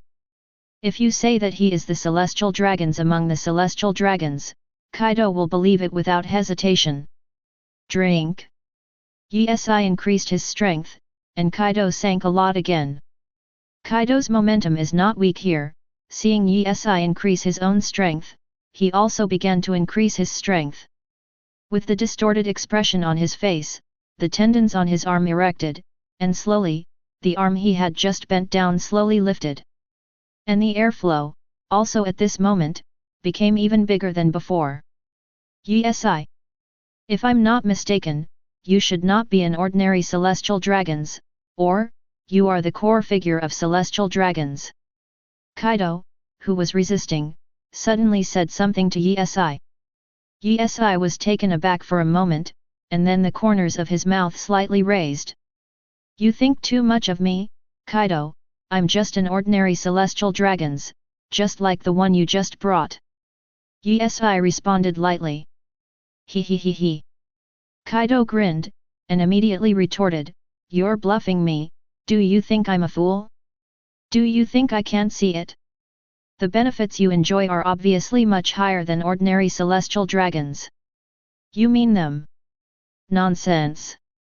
Oh, the reason why they followed me was because I was afraid of death." Yes, I said solemnly. Although what yes I said was not offensive, but for some reason, Kaido immediately exploded. After forcibly dodging Yisi's blow, he immediately counterattacked. When? Uchiha Madara over there. He is the complete opposite of Akunoloja. In order to prevent the battle from being affected by the castle, he directly led Charlotte Linlin to other places to fight. The battle became more and more intense, and Uchiha Madara became more and more excited. As for Charlotte Linlin, she was directly dumbfounded. She thought she could easily get rid of Uchiha Madara, but the reality hit her hard in the face. Many times, because of my own carelessness, I was almost slashed a few times. And, not only that, even Uchiha Madara's moves made her unable to guard against. Boom! With the release of a move called Fire Style, a violent explosion sounded directly in front of him. The original night, because of the huge smoke and dust, made the surroundings even darker. Ha ha ha ha ha, I finally understand now that it's quite normal for Kaido to lose to someone like you. You really opened my eyes. Charlotte Linlin said with a big laugh. Uchiha Madara ignored her and continued to attack, but Charlotte Linlin knew at this time that she couldn't kill Uchiha Madara at all. So, she's waiting for Kaido's side to finish before fleeing the Holy Land of Marie Joyce. At the same time, what Kaido, Charlotte Linlin, Golden Lion, and other intern crew members did not expect was that Sengoku and Kong had arrived at the Holy Land of Marie Joyce with a group of marines. Blue blue. Blue blue. While walking hurriedly, Kong's phone buzzed. I'm Kong, please say. Kong continued on his way while answering the phone bug. Kong Admiral, the Marshal asked you to rush to the Holy Land of Marie Joyce to support and protect the Celestial Dragons. I have arrived at the Holy Land Marie Joyce, and I am rushing to the place where the incident happened. Please tell the Marshal to rest assured that I will definitely give him an explanation. After all, Kong hung up without waiting for the man's reply, and then concentrated on his way. A moment later, at a distance from the incident, 5 old men stood at the window, looking at the faint flames in the distance. Marine Admiral Kong has arrived. Presumably, it's time for this farce to end. The old man with the knife spoke out first. How's the situation at Naval Headquarters? The old man with long white straight hair asked the bald old man who was very close to the phone bug. The battle is still going on, and both sides have lost a lot. It will take a certain amount of time to decide the winner. The bald old man responded. Take your time, don't rush. I hope Marine can give us a satisfactory explanation this time. By the way, there is another thing. The bald old man spoke again. The 4 old men looked over. That kid Yesi is back. Chapter 39. After hearing what the bald old man said, the other 4 old men hesitated for a few seconds. That brat Yesi is back? When did it happen? Why didn't I hear the report from those guys? The old man with straight white hair wondered. It's normal that you didn't hear the report. After all, both the Marine and the world government are busy with the Rocks pirates today, so the report will definitely be late. Speaking of this, the old man with straight white hair suddenly realized that the bald old man had gone out just now, and it was probably at that time that he got the news that Yesi had returned. All right, I got it. The old man with long straight white hair nodded. However, the boy Yesi came back at a bad time. He happened to meet the guy from the Rocks pirates coming to make trouble, but it's okay, the safe zone is safe enough. The old man with the knife continued to wipe the long knife in his hand, and at the same time inserted a word like Shisui.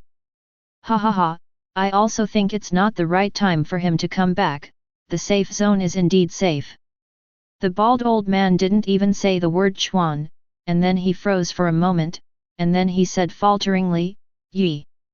That kid Yi didn't go to the safe zone, he went straight back to the castle. Don't go to the safe area.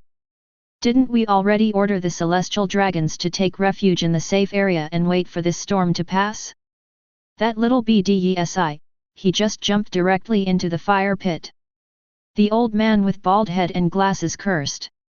Although rocks did not come to the Holy Land Marie-Joyce this time, the people who came were not simple. The leaders were the cotters of the Rocks pirates, Charlotte Linlin and Shiki. The old man with the knife began to analyze the situation. Although they knew that Yi had a little skill, it was still too immature to deal with the two cotters of the Rocks pirates. "This kid is really disobedient. You should have told us earlier. It seems that you are old-fashioned. That guy managed to get his life back from the Loji pirates, and now he met the Rocks pirates. We were discussing other important matters just now, so I pushed it back." As soon as he said this, the phone beside him rang. Blue blue. Blue blue. The bald old man did not hesitate too much, and immediately connected to the phone bug. Before the bald old man could speak, a man's voice came from the other side.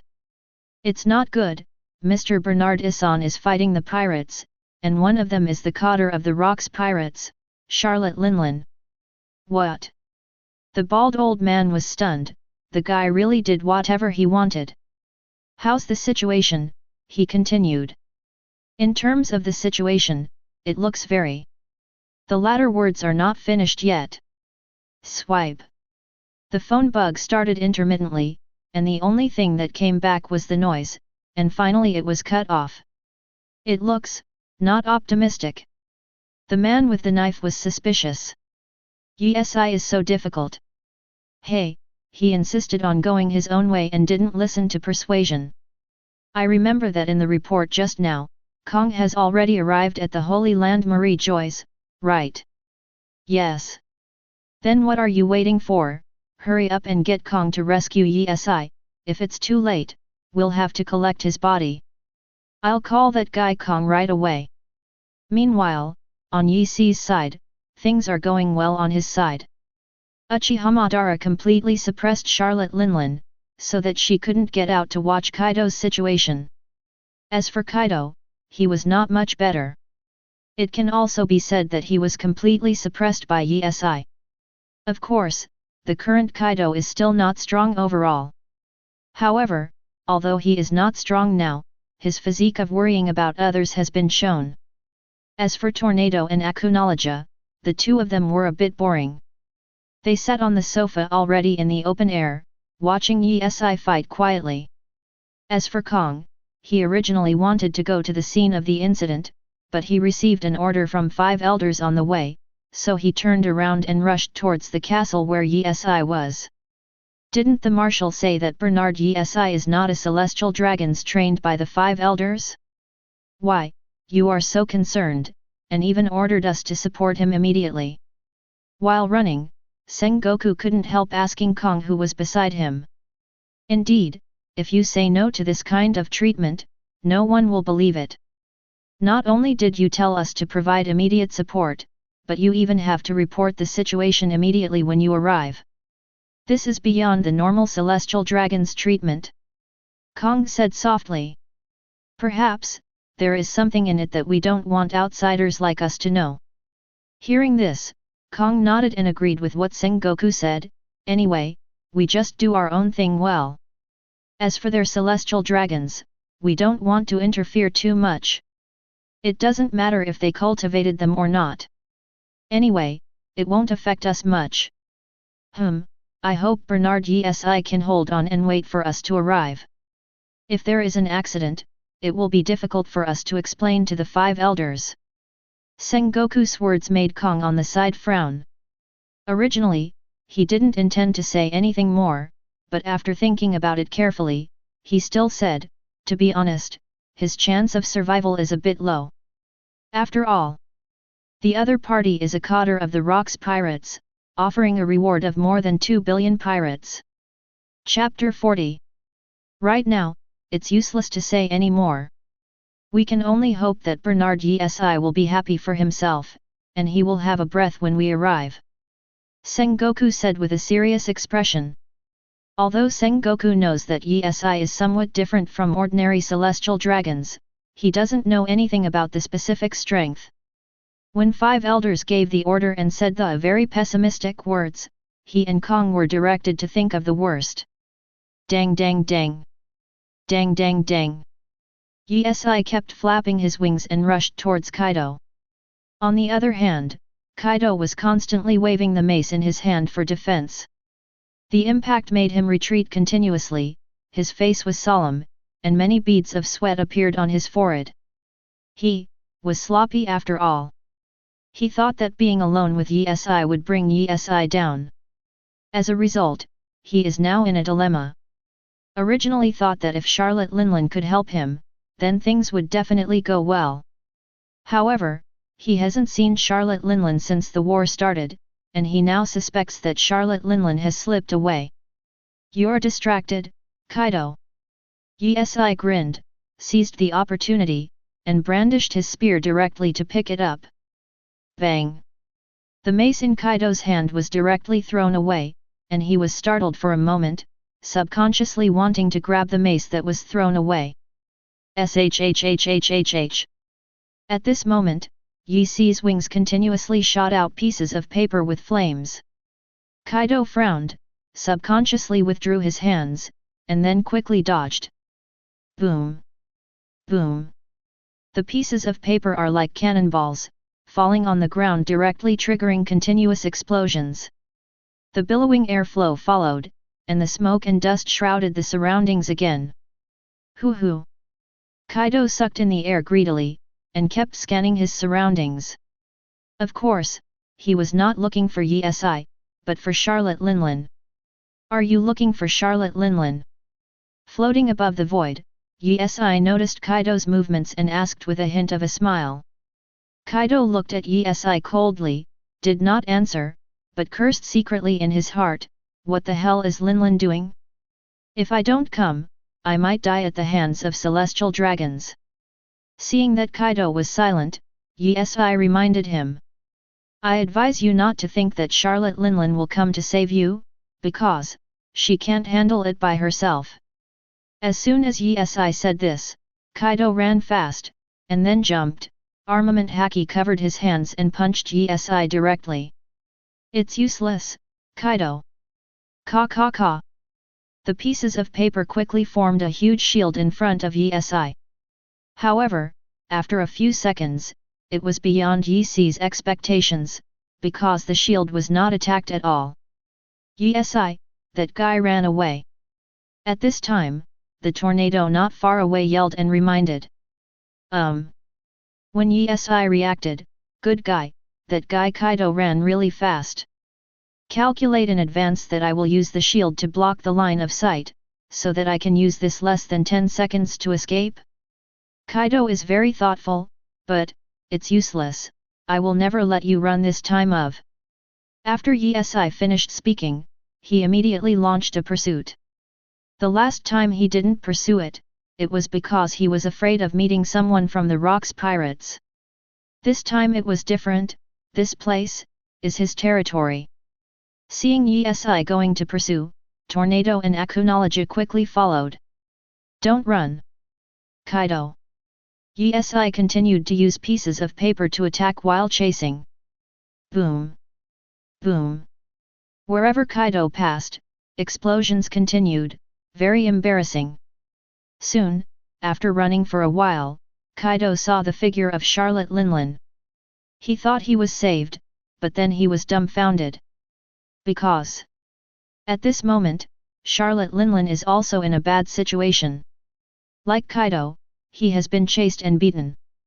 Linlin, what's the situation here? Didn't you mean to solve him quickly? Kaido roared angrily. Charlotte Linlin, who was riding Thundercloud, noticed Kaido and looked at Issan who was chasing after her. She frowned, what's the situation on your side, can't you even deal with the celestial dragons? It can't be my fault, who knows this BD is so good at fighting. Laozi was almost killed just now. At the same time, Kong and Sengoku just rushed here from the side. Seeing the situation in front of them, they both froze in place. What did the five elders say just now? Sengoku muttered, blinking his eyes at Kong. The corners of Kong's mouth twitched twice, and he said, I'm also in a daze right now, I wonder if I've heard it wrong, the current situation. While talking softly, Kong quickly took out the phone bug and dialed, ready to report the current situation to five elders. As soon as I called, five elders got connected quickly. Before Kong could open his mouth to report, a voice came from five elders. How is it? That kid Yesi is all right, Kong, no matter what, as long as there is still a trace of life, you must send him to the doctor immediately. The bald old man asked. No. Kong quickly explained, and then asked, did you say before that the situation on Bernard Issan's side is not optimistic? Yes, did I say something wrong? No. You're right, the situation here is really not optimistic, but, it's the pirates' side. Kong reported truthfully. What's the situation? After hearing what Kong said, the five elders were all stunned. Bernard Issan and his bodyguards are chasing the Cotter of the Rocks pirates, Charlotte Linlin. Chapter 41. Chasing and Hitting. The bald old man looked at the other four old men in disbelief. And the other four old men are also you look at me, and I look at you. Similarly, what appeared on their faces was the same as that of the bald old man, an unbelievable look. Good boy, it's really a surprise.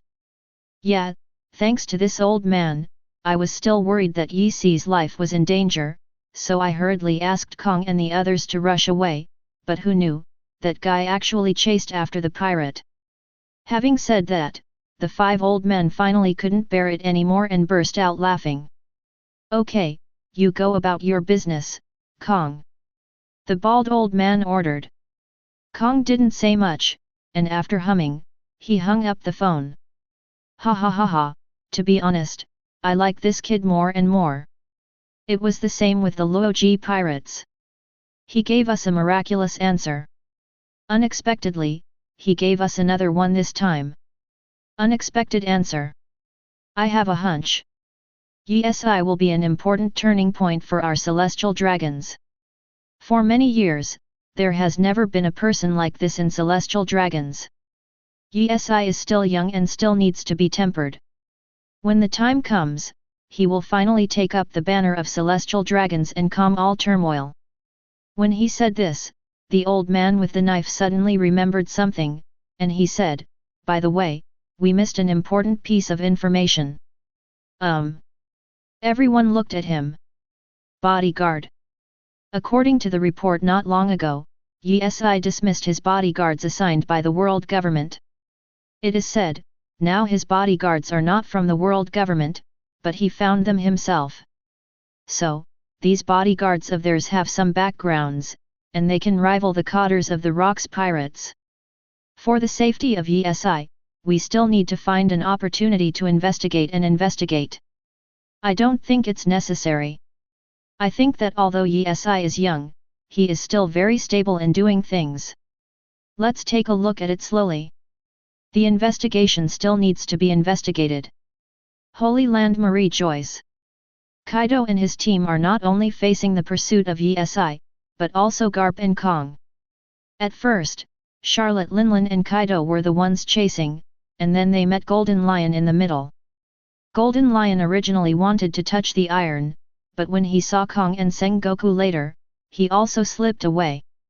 However, thanks to the appearance of Kong and Sengoku, otherwise he would definitely bump into Yesi.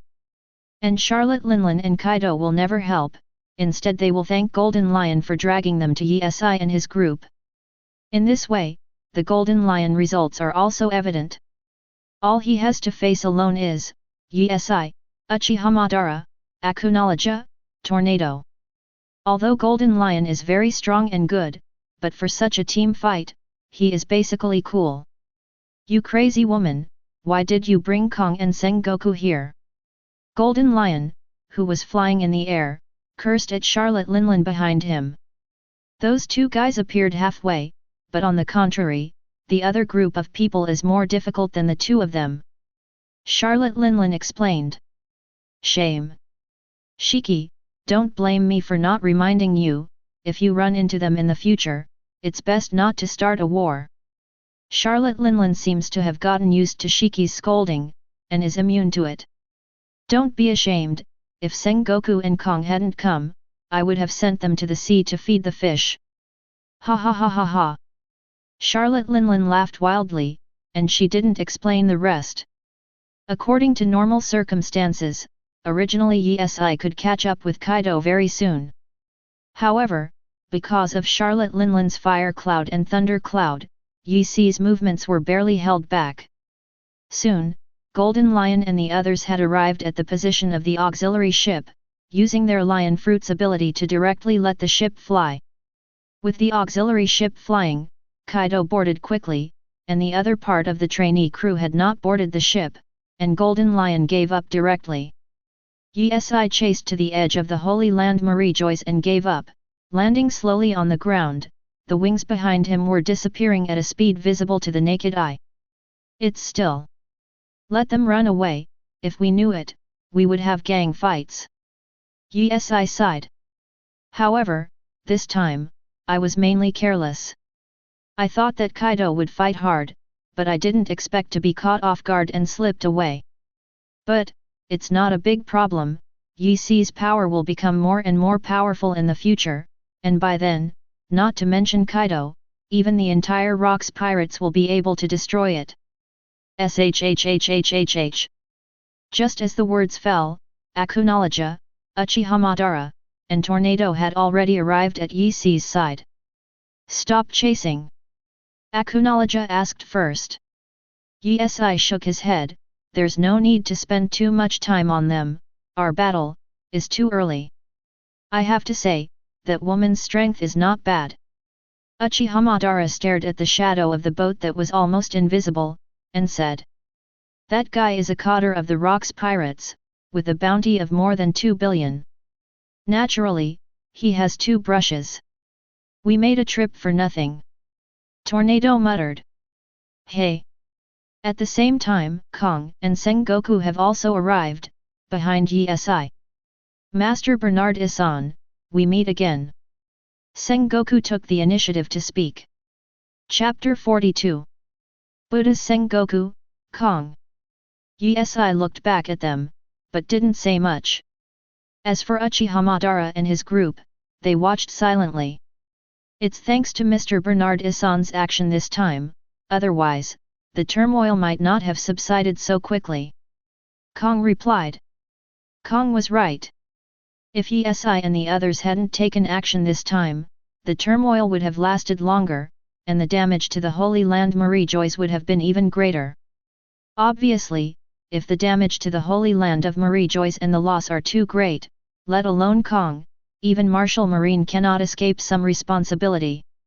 So, this time, Yi did Marine a big favor.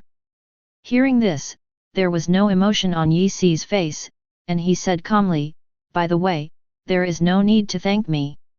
Yi didn't want to take credit for it either, after all, he wasn't interested in this at all, the main reason was that Kaido came to him himself, that's all. Yes. Kong nodded slightly. Let's go. Yi said to Akunoloja and his group beside him, and then stepped away. Akunoloja and the others nodded and followed.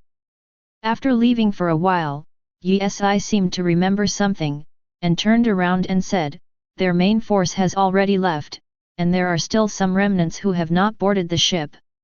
Leave it to your marines to deal with. After giving instructions, Yi turned her head and continued walking without waiting for Kong's answer. Please rest assured, we will definitely give the world government an explanation. Kong replied looking at Yi's back.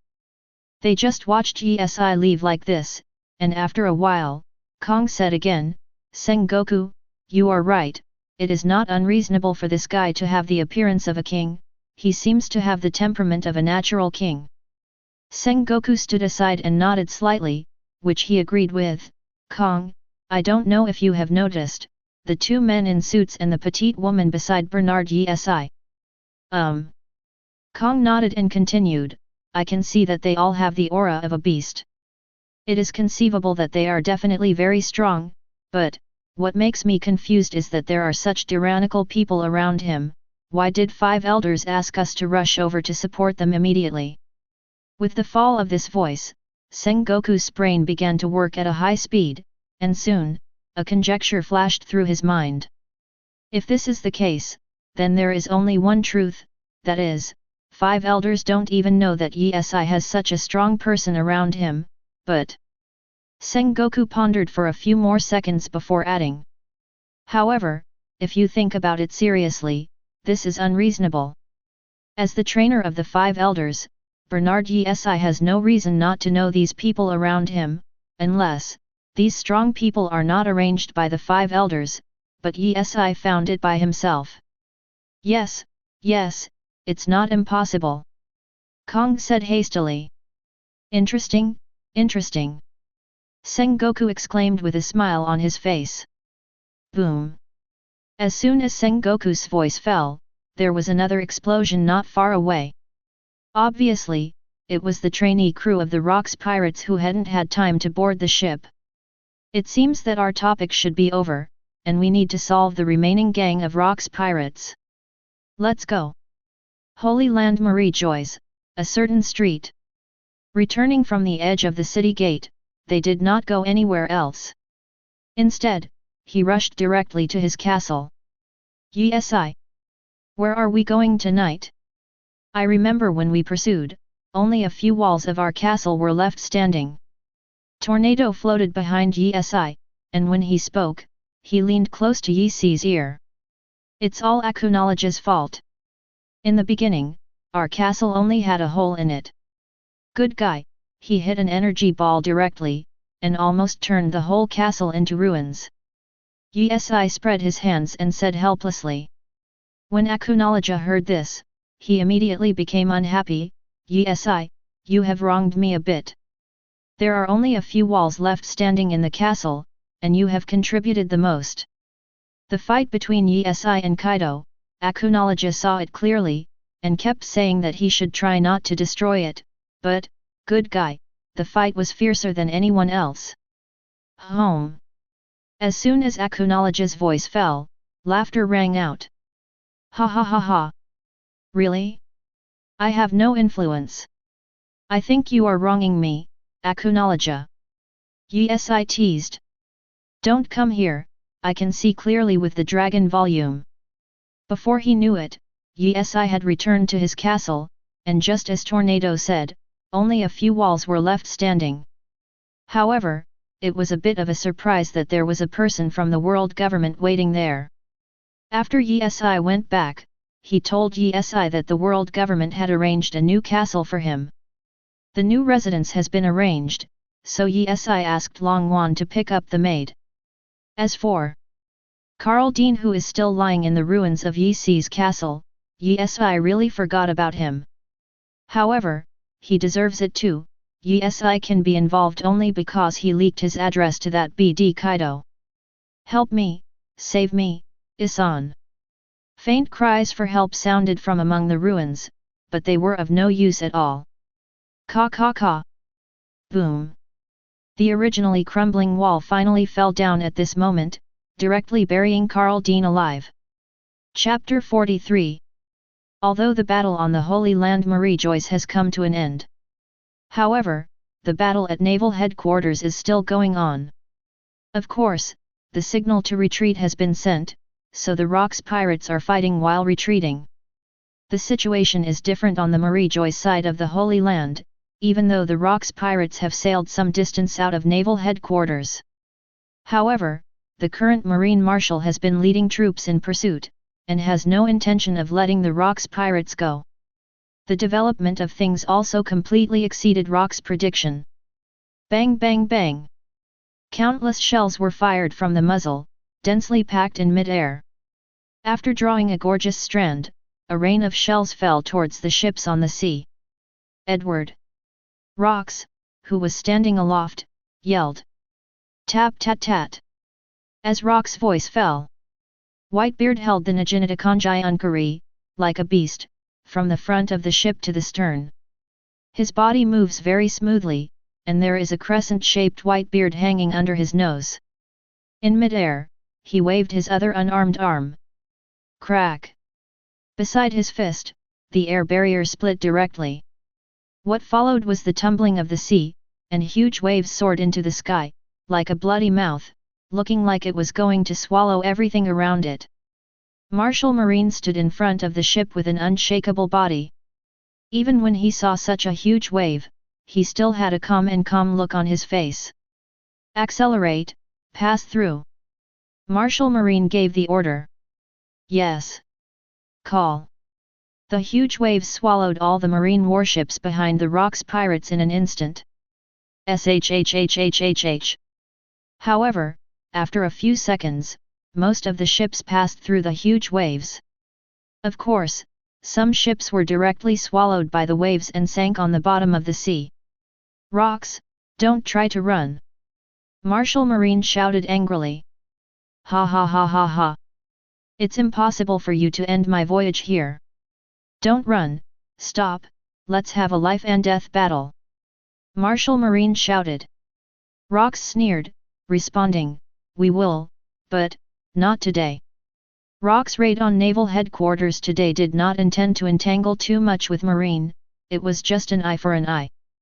By the way, he warned the world government that his Rock's pirate group is different from other pirate groups. Therefore, facing this nonsensical request from Martial Marine, Rock's naturally would not answer. Martial Marine frowned. In fact, he was a little helpless now, because long-range attacks couldn't deal with the Rock's pirates at all. No matter how many shells are fired, they will all be blocked. Let me try it. At this time, Garp suddenly stood up. The Marine Marshal glanced over at Garp. How do you want to try? Of course it's the easiest and most brutal way, you just throw me over there. Garp said with a smile on his face. Martial Marine's body is much larger than that of Garp, and to be Martial Marine is naturally very powerful. Haha! Martial Marine sneered. For Garp, he still admires him very much. His talent is extremely high. Although he is only a Marine Vice Admiral now, his strength has already surpassed the rank of Vice Admiral. If that's the case, then come on. Martial Marine didn't hesitate too much, grabbed Garp's feet directly, and armament haki covered his hands. Immediately, he began to spin at high speed. With the two of them as the center, a stream of air was generated. Call out! When reaching a certain speed, Martial Marine saw the timing and let go. Garp shot out like a cannonball. Call! Due to the extremely fast speed, the airflow directly caused Garp's face to shake, but with the help of this force, he directly covered armament haki with his hands. Staring at Garp as he charged at breakneck speed. Whitebeard stood up.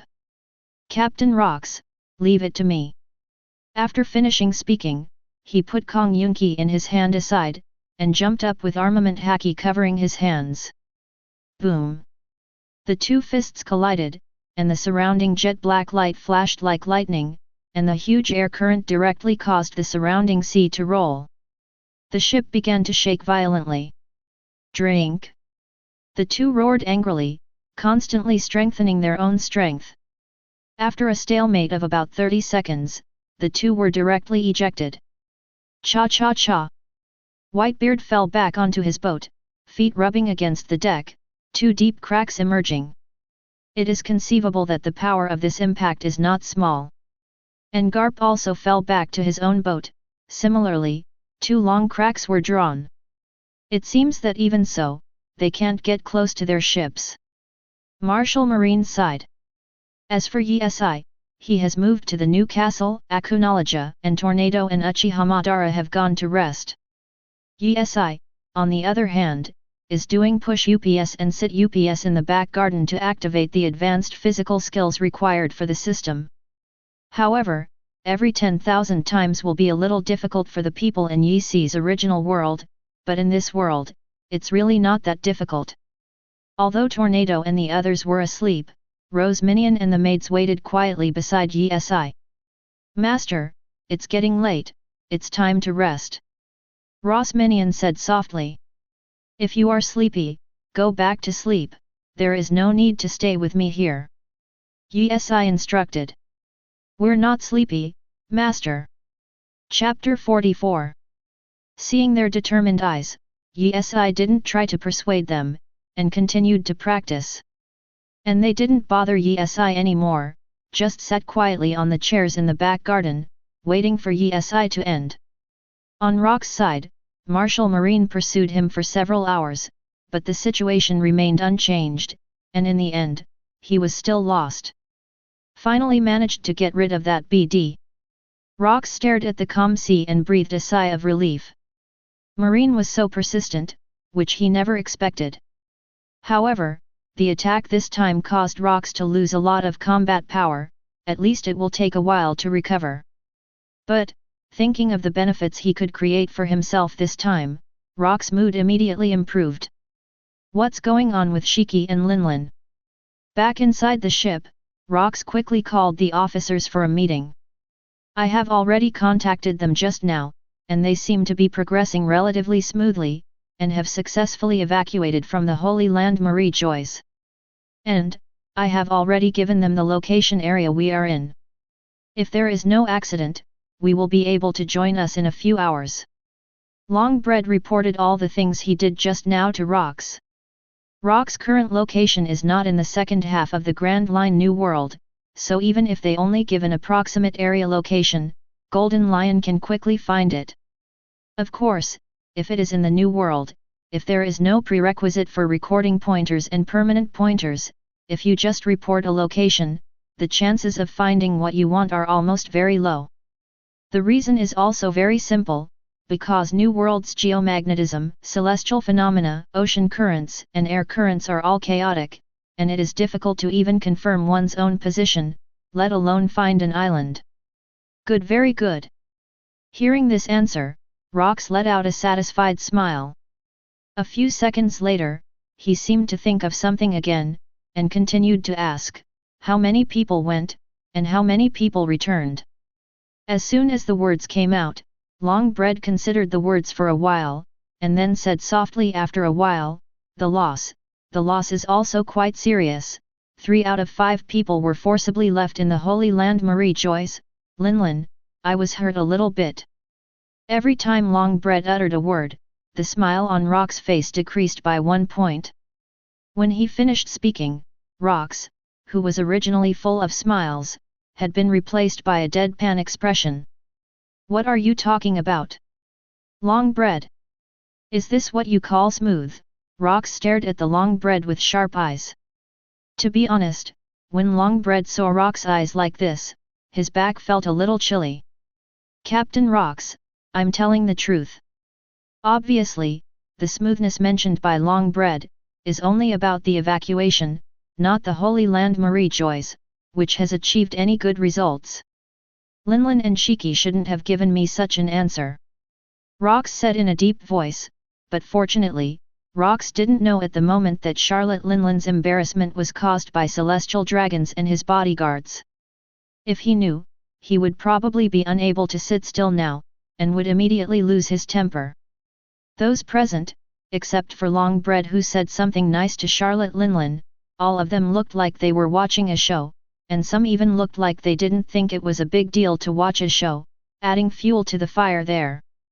A few hours later, when Golden Lion and the others returned, Rox went straight to Charlotte Linlin and interviewed Golden Lion. However, what the two of them said was naturally not the truth, and they did not dare to tell the truth. So that's the case. That guy Kong is really strong. It's not impossible for you to take advantage of them carelessly. After hearing the general explanation from Golden Lion and Charlotte Linlin, the anger in Rox's heart subsided a lot. I'm terribly sorry, Captain Rox, for disappointing you. Golden Lion said with a guilty look. Ha ha ha ha. Rox patted Shiki and Charlotte Linlin on the shoulders at the same time, and said with a smile, as long as you two come back safe and sound, the sacrifices of those in turn crew members will also be sacrificed. It's no big deal. Besides, Linlin, your injury, are you okay? Don't worry, it's just a few minor injuries, Captain Rocks, it will recover after a few days of recuperation. That's good. Obviously, Charlotte Linlin put all the blame on Kong, but didn't say a word about Yi-si and Uchiha Madara. Of course, Charlotte Linlin didn't dare to mention it. She couldn't say that she was being chased and beaten by a celestial dragon's bodyguard. If she really said that, it is estimated, she will become a joke of the Rocks pirates. Time flies, and in a blink of an eye, day replaces night. Although Yi-si trained late, he appeared in the back garden at dawn and continued his activation task. As time went on, the sky became brighter and brighter, and the sun shone on the earth. Uchiha Madara and Tornado were the same as usual. Not long after the sun came out, they also came to the back garden, sat on rocking chairs, and basked in the sun. Akunology got up later, seeing the two of them like this, he also moved a rocking chair, lay down, and basked in the sun. How about it? Isn't it wonderful to have a way of life that is different from the world you used to live in? Tornado glanced at Akunology from the corner of his eye, and said lightly. Well, it feels, not bad. I came to this world, what I can do is to integrate into you as soon as possible. Akunology said with a slight smile. Just as Akunology's words had just finished speaking, Yi-si, who was not far away, saw Kirin and shouted, Madara, didn't you say you want to learn armament haki? Chapter 45. After hearing Yi-si's words, Uchiha Madara, who was originally lazy, immediately sat up and looked at Yi-si with a hint of interest. If you don't tell me, I almost forgot. While speaking, he had already stood up and walked towards Yi-si. Armament haki. Akunology looked suspiciously at the Tornado. Tornado shook his head, and said softly, don't look at me, although I have been in this world longer than you, I have never fought anyone else, so I don't know what this armament haki is. All right. Akunology spread his hands, and then stood up, and continued, then I will go and have a look, maybe I will be interested. Seeing that Uchiha Madara and Akunology passed by, a green light appeared all over the Tornado, followed by the whole person floating directly, and flew in the direction of Yi-si. Yi-si? What is the armament haki you just said? When he came to Yi-si's side, Akunology didn't beat around the bush and asked directly. The so-called armament haki is an ability in this world. This ability can increase your own defense, attack, and even be released as a force. More importantly, this ability can touch the Logia demon fruit power entity. Of course, in addition to this, there is another use, that is, to wrap armament haki on the weapon, which can strengthen the attack power, defense, etc. All in all, this is a very practical ability. I suggest that you all learn from it. After all, I don't know if your abilities can capture the entity of Logia demon fruit power in this world. Yes, every world has certain laws, and one of the laws of this world is Logia demon fruit power, which can use elemental ability to be immune to all physical attacks. And they all come from other worlds. As to whether their abilities can be restrained, Yi-si is not clear about it. Do you understand? Yi-si glanced at the three of them and asked. I understand. Regardless of whether the two of them are interested or not, I am very interested anyway. Uchiha Madara said calmly, after the last few battles, he already felt the practicality of this ability. Madara, don't talk nonsense, I am also very interested, please teach me, Yi-si. Akunology retorted. Then I want to learn too. Before the Tornado was undecided, but seeing that Uchiha Madara and Akunology both had to learn it, she also decided to learn it instantly. The decisive answer of Akunology and Tornado was somewhat beyond Yi-si's expectation. At first, he thought they would look down on this ability. Okay, but before that, I have to add one more thing to you. In this world, there are a total of 3 kinds of haki. First of all, that's the first one, armament haki, I just introduced it to you. Then there is the second type, observation haki, which has multiple functions, such as sensing attacks, predicting the opponent's next move, sensing the strength of creatures, sensing the emotions and thinking of creatures, and sensing the position and number of objects outside the field of vision. It is the basic ability of seeing and hearing, and the scope and intensity vary from person to person.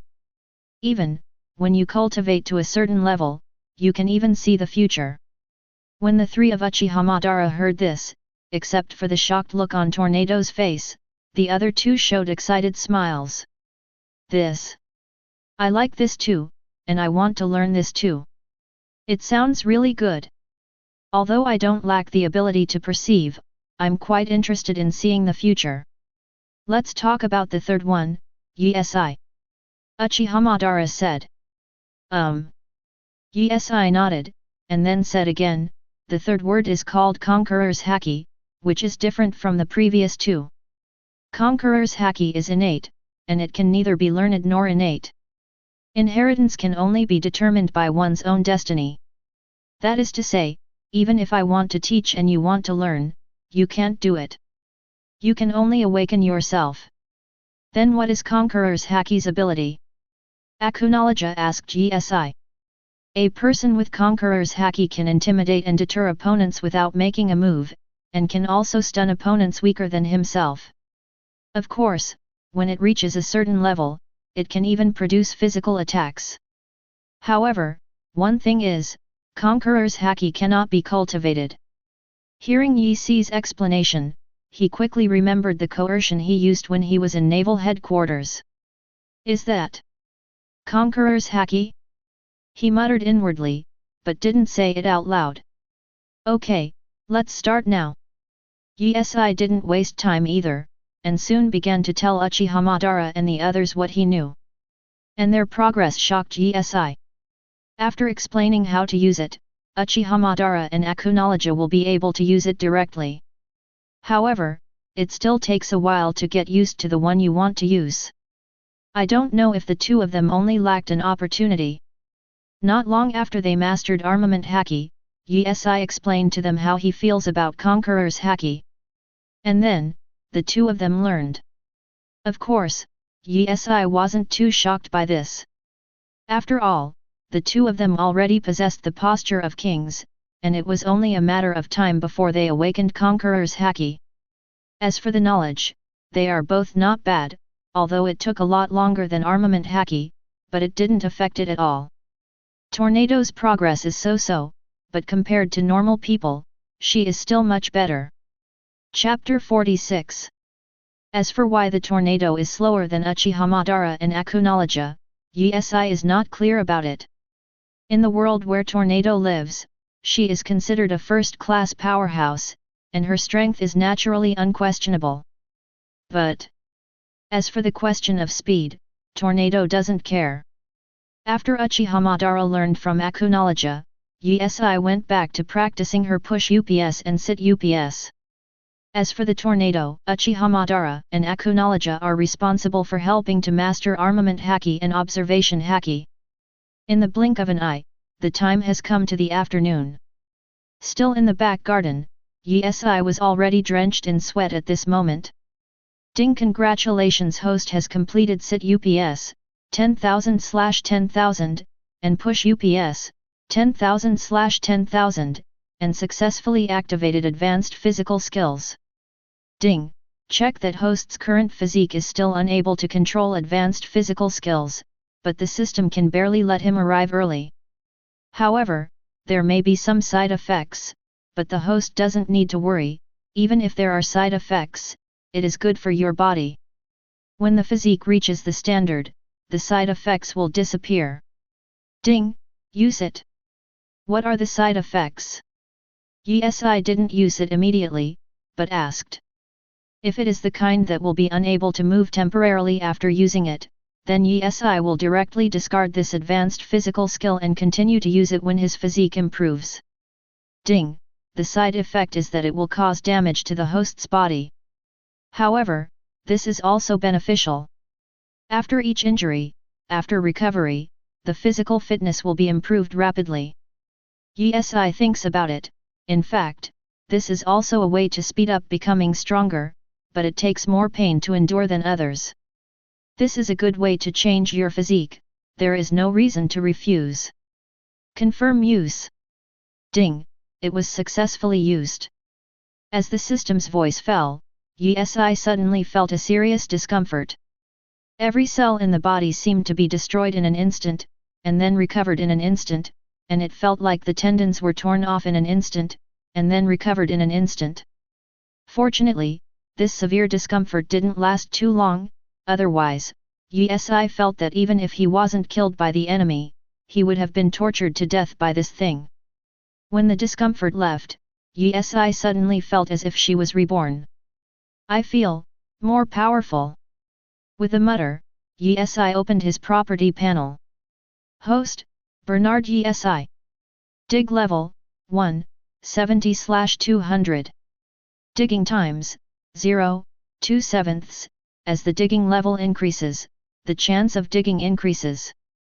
Physique, advanced physique, 50%, when reaching 100%, no side effects. Characters, Uchiha Madara, 35%. Tornado, 20%. Akunologia, 20%. Abilities, Paper Fruit, Attribute Burning, 1460/2000, Conquerors, 701/1000, Armed Color, 860/1000, Knowledge Color, 796/1000. Digging Location, insufficient digging times, unable to locate. Warehouse, none. Since the battle with Kaido, armament hackies running in point has improved a lot, and the others have also improved to a certain extent, but it is very little. In a blink of an eye, another day passed. Bang bang bang. Yesi is enjoying breakfast with Uchiha Madara and his group at this time. Outside the door, there was a knocking sound. Rose Minion quickly opened the door, and a man in a black suit appeared in front of her. Last night, Lord Bernard Issan ordered me to deliver newspapers here every day in the future. Today's newspapers have been delivered. The man in the black suit said. Leave it to me, and I will convey it. Rose Minion said calmly. Okay. The man in the black suit handed the newspaper to Rose Minion, then turned and left. And Rose Minion took the newspaper and came to Yesi's side. Master, the newspaper you need has been delivered. May I ask whether you want to read it for breakfast or now? Yesi stretched out her hand, motioning for her to open the newspaper and show it in front of him. After Rose Minion opened it, Yesi glanced at it. Good guy. After reading the title, he couldn't hold back for a moment, and laughed out of the mouthful of porridge he just drank. Seeing this, several other maids hurried over with napkins to help Yesi wipe her mouth. Because of this action, Long Wan and the others looked over and looked at the newspaper with great interest. The first thing that caught their eyes was not the headline, but the photo that took up half a page of the newspaper. Undoubtedly, that photo is the image of Yesi holding a spear, spreading his wings, and chasing Kaido, and in Kaido's Pang Madara, Charlotte Linlin happened to be present. World Government Hero, Bernard Issan, successfully repelled Rock's Pirates leader, Charlotte Linlin. Looking at the title, Long Wan read it in a low voice, then looked directly at Yesi and said, Yesi, you have become a hero. Yesi frowned slightly. Good guy, somehow he became a hero. He doubted whether this was the news that the world government paid the news agency to produce. You seem unhappy. Akunologia asked. The starting point of the world government is to maintain the reputation of the world government, which is good, but, I was lying on the ground before I knew it. Because of this, the reputation of the Rock's Pirates will naturally be reduced, and Rox is sure you will settle accounts with me. Yesi said slowly. However, Yesi doesn't care, anyway, Rox won't be able to make any moves in a short time, and when he recovers, Yesi's side is almost developed. Chapter 47. In that case, isn't this a big pit? When Akunoloja heard Yi Si's words, he was obviously a little angry. Yet, Yi Si, the world government is dragging its own people into the water. Longwan looked swollen, obviously also fighting for Yi Si. That's it. There are advantages and disadvantages. The hatred is drawn, but you have also earned the reputation. The name Bernard Yi Si has come out. Uchiha Madara wiped her mouth with a napkin, her tone was very gentle. Road. Fame is not important to me, but if I can, being famous in the world is better than living peacefully. Yi Si smiled and said softly. Indeed, before the awakening system, his goal was relatively simple. To be a salted fish, his daily task was to eat, drink and play, and to be an ordinary celestial dragons. After awakening the system, although the goal has not changed much, it still has some influence on Yi Si. At least cultivation has become an indispensable part of his daily life. Yi Si doesn't really have much interest in world domination. Yes, for him, this is a coolie's job, and he must be busy with affairs, and a lot of messy things will follow. Just as Yi Si said, rocks exploded directly. Rocks held the newspaper in both hands, and the whole newspaper shook violently in anger. A hole! A hole! Shut up! Rocks directly crumpled the newspaper and threw it on the ground angrily. Yes, this time, it was their Rocks pirates who suffered a big loss. They worked hard and even lost a lot of combat power in exchange for greater fame. But good guy, all the credit goes to world government, celestial dragons, Bernard Yi Si, how can Rocks calm down? Captain Rocks, all of this is nothingness, we are not what the newspapers say at all, we are just being chased by Kong, don't you think so? Shiki. Charlotte Linlin hurriedly explained. Stand up. Golden Lion also nodded quickly. Although he said that he didn't like Charlotte Linlin very much, this guy and being chased this time had nothing to do with him, but after all, they were on a mission together. Once this responsibility is fulfilled, only Charlotte Linlin will be punished, and he will definitely not be able to escape. Yes, Captain Rocks, there is no such thing as being chased by Bernard Yi Si's trash, everything is just a nonsense made by the world government. I think so too. After all, it's not the first time we've seen world government urine. Loaf of Outsiders once again put in good words for Charlotte Linlin. After all, it's also in the Rocks Pirates, technically speaking, he has a better relationship with Charlotte Linlin than with Rocks. All three of them spoke up, which was enough for Rocks, and he actually believed what Charlotte Linlin and the others said about this matter. So, he took advantage of this step and walked down. Look, look, this is the world government that is full of justice. In terms of darkness, in terms of doing things, it is more vicious than us pirates. Ha ha ha ha ha. At the end, Rocks just laughed out loud. Only those idiots from the franchise countries are willing to be the running dogs of the world government. Charlotte Linlin sneered. The weak are like this, either be swallowed by the strong, or perish, choose one. Whitebeard, who had been silent all this time, also said. Very good. Bernard Yi Si, right? This account, I remember, use the achievements of our Rocks pirates to increase your reputation. We have to see if you have the ability to take this. I accept this great gift, Rocks said, his eyes gradually showing killing intent. Bernard Yi Si. Whitebeard muttered inwardly, and glanced over at Charlotte Linlin and Golden Lion. In fact, he has already seen something tricky.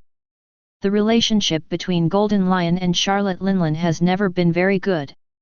Of course, he felt tricky not because Golden Lion echoed Charlotte Linlin's words, but because of his attitude. For Golden Lion to have such an attitude, either Charlotte Linlin caught some weakness of Golden Lion, or something interesting happened during the Battle of Marie Joyce in the Holy Land. The former is unlikely, after all, Golden Lion doesn't like that, but the latter is relatively more likely. Perhaps, something very interesting happened in this matter. Whitebeard murmured to himself, and he planned to ask the trainee crew members later. New World, a sea area. Loji pirates. Some people are worried, and naturally others are happy. When Loji saw the newspaper, he laughed from ear to ear. I didn't expect the cotters of the Rocks pirates would be in such a mess, attacking the Holy Land Marie Joys, and then being chased and beaten by the Celestial Dragons. If they were chased by the Marines, they wouldn't say anything. Ha ha ha ha ha. Loji said carelessly. Bernard Issan? Loji, don't forget, we also suffered from him. Rayleigh smiled bitterly. He suffered a lot in the last battle with Uchiha Madara.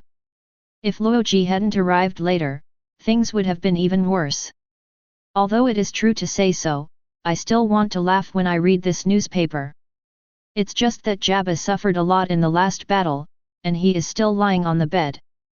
However, the Celestial Dragons, this one named Bernard Issan, is the first one I recognize. In the future, he will definitely become our strong enemy. Chapter 48. It's not just him, the man under him called Madara is even more troublesome. The moves and abilities he uses are different from the enemies we have encountered before. When mentioning Uchiha Madara, Rayleigh's face changed obviously. That, the man who defeated you and Jabba. Loji looked at Rayleigh, and his face became a little serious. Rayleigh touched his bandage-wrapped abdomen, nodded, and calmly said, "Yes, Loji, do you think someone can really eat a lot of devil fruit? Devil fruit can eat 2 or more." Looking at Rayleigh's serious appearance, Loji doubted his own perception a little. No. But the man named Madara seems to have multiple abilities. Rayleigh explained. Apparently, Rayleigh mistook Uchiha Madara's escapism for the devil fruit ability. Rayleigh. Devil fruit can only eat 1, maybe the one called Madara doesn't use the ability of devil fruit. While speaking, a look of excitement suddenly appeared on Loji's face. Listen to you, if there is a chance, I really want to fight him once. After all, you and Jabba have already fought against him, maybe we can still invite him aboard. Rayleigh was not surprised by Loji's whimsical words, after all, he knew Loji best. One word, difficult. Rayleigh smiled faintly. Ha ha ha ha. Holy Land Marie Joys. This time the newspaper is very beneficial to the Celestial Dragons, so the 5 elders ordered that the world government personnel issue today's newspaper to all the Celestial Dragons. Because of the newspapers, a lot of Celestial Dragons came to the door today, but they were all driven away by Issan. Issan is not in the mood to laugh with them, talking about useless greetings and wasting time. The picture of Issan in the newspaper is a pair of wings behind him, holding a spear, so the Celestial Dragons gave him the nickname Patron Saint. Of course, Issan didn't know anything about the title of Patron Saint, because among the Celestial Dragons who came, Issan drove away anyone who didn't speak more than 5 sentences to Issan. Backyard. As usual, Issan is working on his physique because he knows he can't rely too much on Devil Fruit's abilities. Only a strong physique and Devil Fruit can exert the greatest effect. Issan is training alone. Uchiha Madara is helping Tornado practice haki. As for Akunoloja, he is lying on the rocking chair, staring at the sky in a daze. The next moment, he thought of something, stood up quickly, and said to Issan, "Issan, you are practicing, why don't I accompany you to practice? You all have things to do, I am too boring by myself." Issan became dull for a moment. Akunoloja's suggestion was actually a good way. After all, he just wanted to see the advanced physical skills he had obtained. "Since you have nothing to do, come here." As soon as he heard that there was something to do, Akunoloja hurried to Issan's side. "But, let's talk about it first. We are interested in spelling. As for other things, let's forget it, because this place can't stand the trouble." Issan ordered. "Really? If you fight like normal, good guy, it won't take a while for this area to turn into ruins. Then armament haki can be used?" Akunoloja asked. Yesi thought for a while and nodded. After all, he also just gave Akunology a chance to show armament haki. Okay, so are you ready? Akunology smiled slightly, and while speaking, he had already taken off his suit, which was a bit of a hindrance to him. Yesi jumped back some distance, then nodded, let's get started. Then I'm here. As soon as Akunology's words fell, his figure disappeared in an instant. When his figure reappeared, he had already come to Yesi's side, and he directly kicked it out. The moment it is swung, it instantly covers armament haki. Yesi also instantly covered armament haki with both hands, stretching out his hands to defend. Boom! 1 foot and 2 hands collided together, and there was an instant airflow around. The ground Yesi stepped on collapsed instantly, and cracks continued to spread around. Because of this blow, Uchiha Madara, who was training for the tornado, also stopped, and the two looked at Yesi. What are Yesi and Akunology thinking? Practicing in this place. This is home. Uchiha Madara stared at the two of them and complained. Longwan looked at Yesi, then at the castle beside him, and said, the castle hasn't been lived for a few days yet, do they want to change their place again? Madara, do you want to go up there? Persuasion. Persuasion? Forget it, let's just watch. Anyway, if the castle collapses, we don't need the two of us to figure it out. He will handle it by himself, so let's continue training. Uchiha Madara reminded. After obtaining advanced physical skills, Yesi could only feel a slight change in the front, but now, he can clearly feel it, as if he had changed. Whether it is strength or anything else, they have all been greatly improved. Bang bang bang! Although it is said to be a physical skill, the damage to the surroundings is still very large. After all, the airflow generated by the impact is too great. In just a short while, the backyard was already full of potholes. Boom! The fists covering armament haki collided here. The two stalemate in place. This is an armament haki competition. Although Yesi is slightly inferior in physical skills, armament haki is higher than Akunology. Chapter 49. Around Yesi and Akunology, black lightning flashed continuously, and the airflow became bigger and bigger. The two stood in a stalemate for more than a minute, and in the next second, Akunology took a few steps back. Not bad, Yesi. Akunology raised his mouth slightly and said. Akunology is worthy of being the man who wiped out all the dragons in the original world. This time, even if he can't show his peak strength in this fight. However, Yesi can also clearly feel that he is very strong. Yesi did not respond to Akunology's words, but continued to attack. Boom! Boom! Madara, why did you stop? Tornado, who was training observation haki, knew that Madara had stopped moving, so she took off her blindfold and looked at Uchiha Madara next to her with a puzzled expression. Yesi! This guy Yesi, grows up at an amazing speed. Uchiha Madara said calmly, with an unbelievable look on his face. Growth rate? Longwan was stunned, and looked at Yesi who was fighting. Is there? Why don't I feel it? Isn't he like this in front of him? Uchiha Madara glanced at Tornado, and retorted, nonsense, if that's the case, would I still say it? But it's normal that you don't have this feeling, because you haven't competed with him before. You know, when I first sparred with him, he was just a novice to me, but now, it's only been a while, but he has improved so much. To be honest, such a fast progress really shocked Uchiha Madara. Interesting. Really interesting. Seeing Uchiha Madara's weird smile, Tornado was speechless. It's not you, why are you so happy? You don't understand the things between us men at all. Keep training. Holy Land Marie Joyce, Pangu City. Tap tat tat. On the corridor, there were endless footsteps. Ka ka ka. With the opening of the gate, a magnificent hall appeared in the eyes of the unknown old man. At the very top of the majestic hall, the void throne stands tall, and the front of the throne is full of swords and sabers. And sitting on the void throne is the leader of the celestial dragons, the behind-the-scenes master of the world government, and the owner of the void throne, I'm.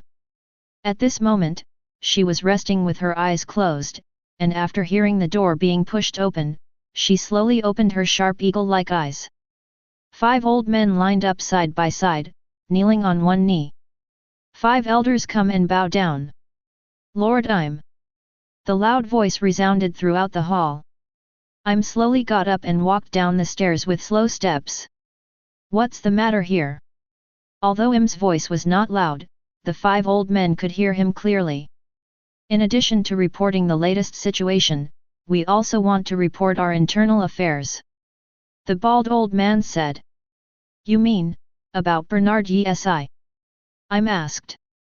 5 elders was not surprised at Yim's name. After all, not long ago, the name Bernard Issan appeared in the newspaper. It seems that Lord Im already knows about it. You shouldn't involve celestial dragons and cause trouble for him. Im said coldly. I'm sorry, Lord Im, we are indeed careless about this matter.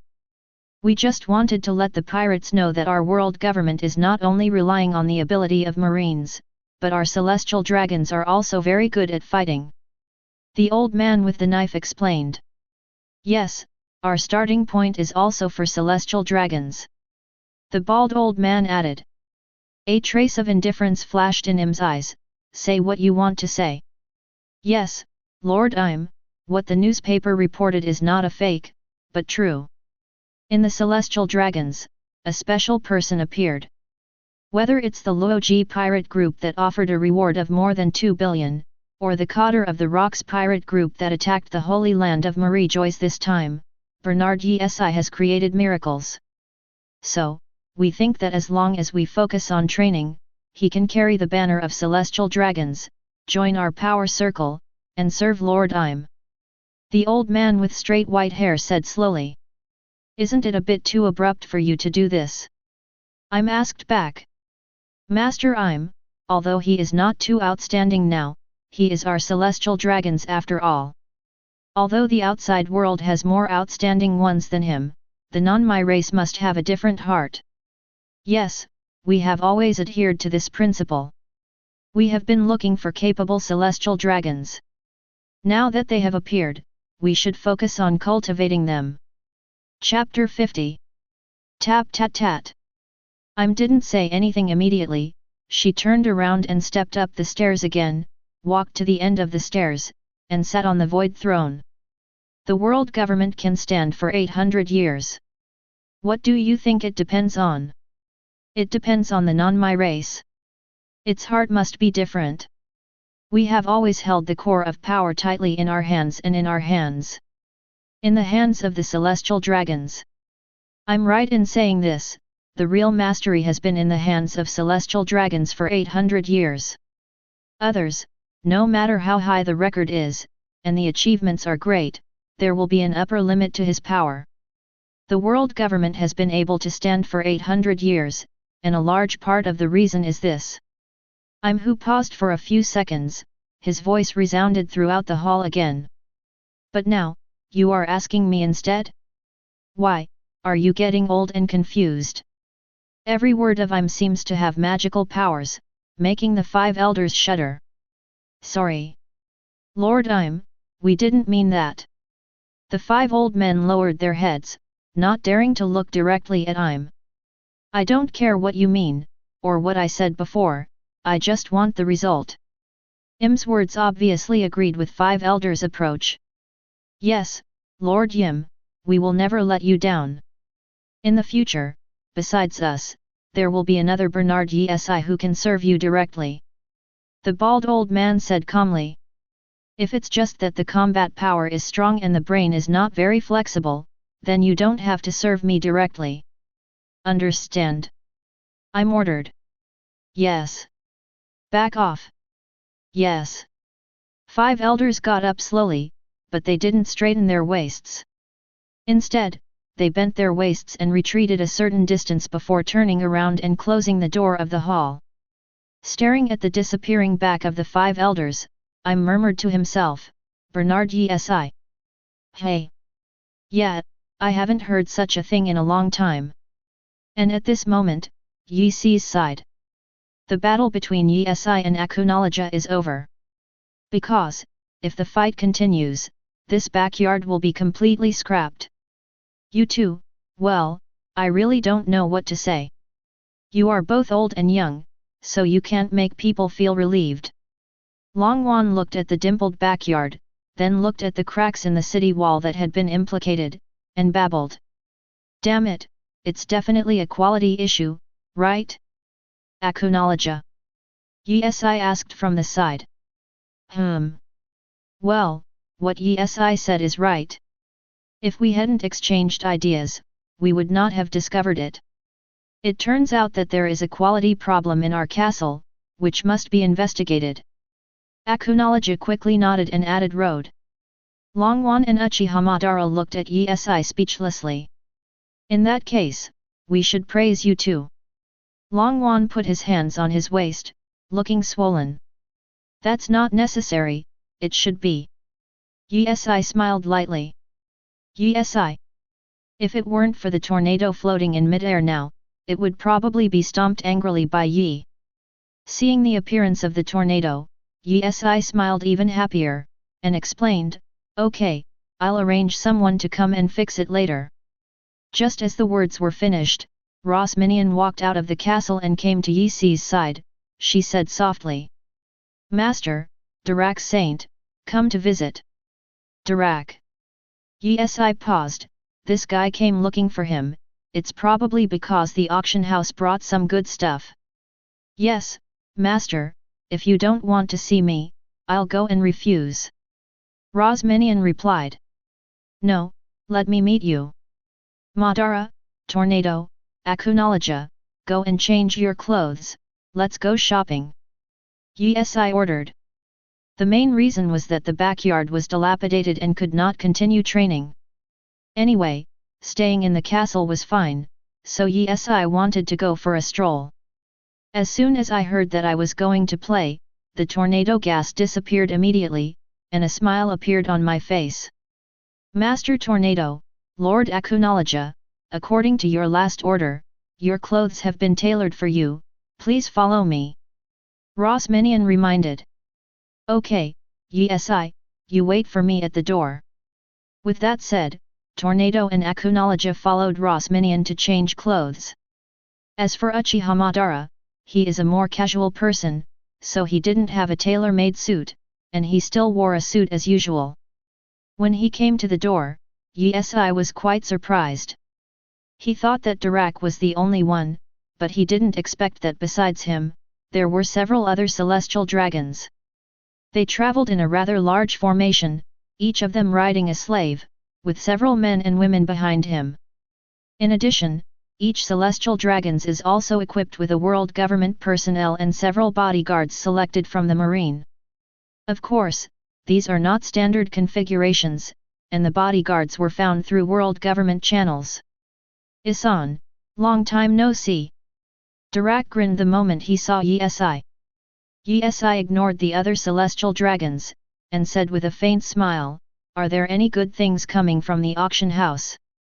Ha ha ha, Issan still understands me.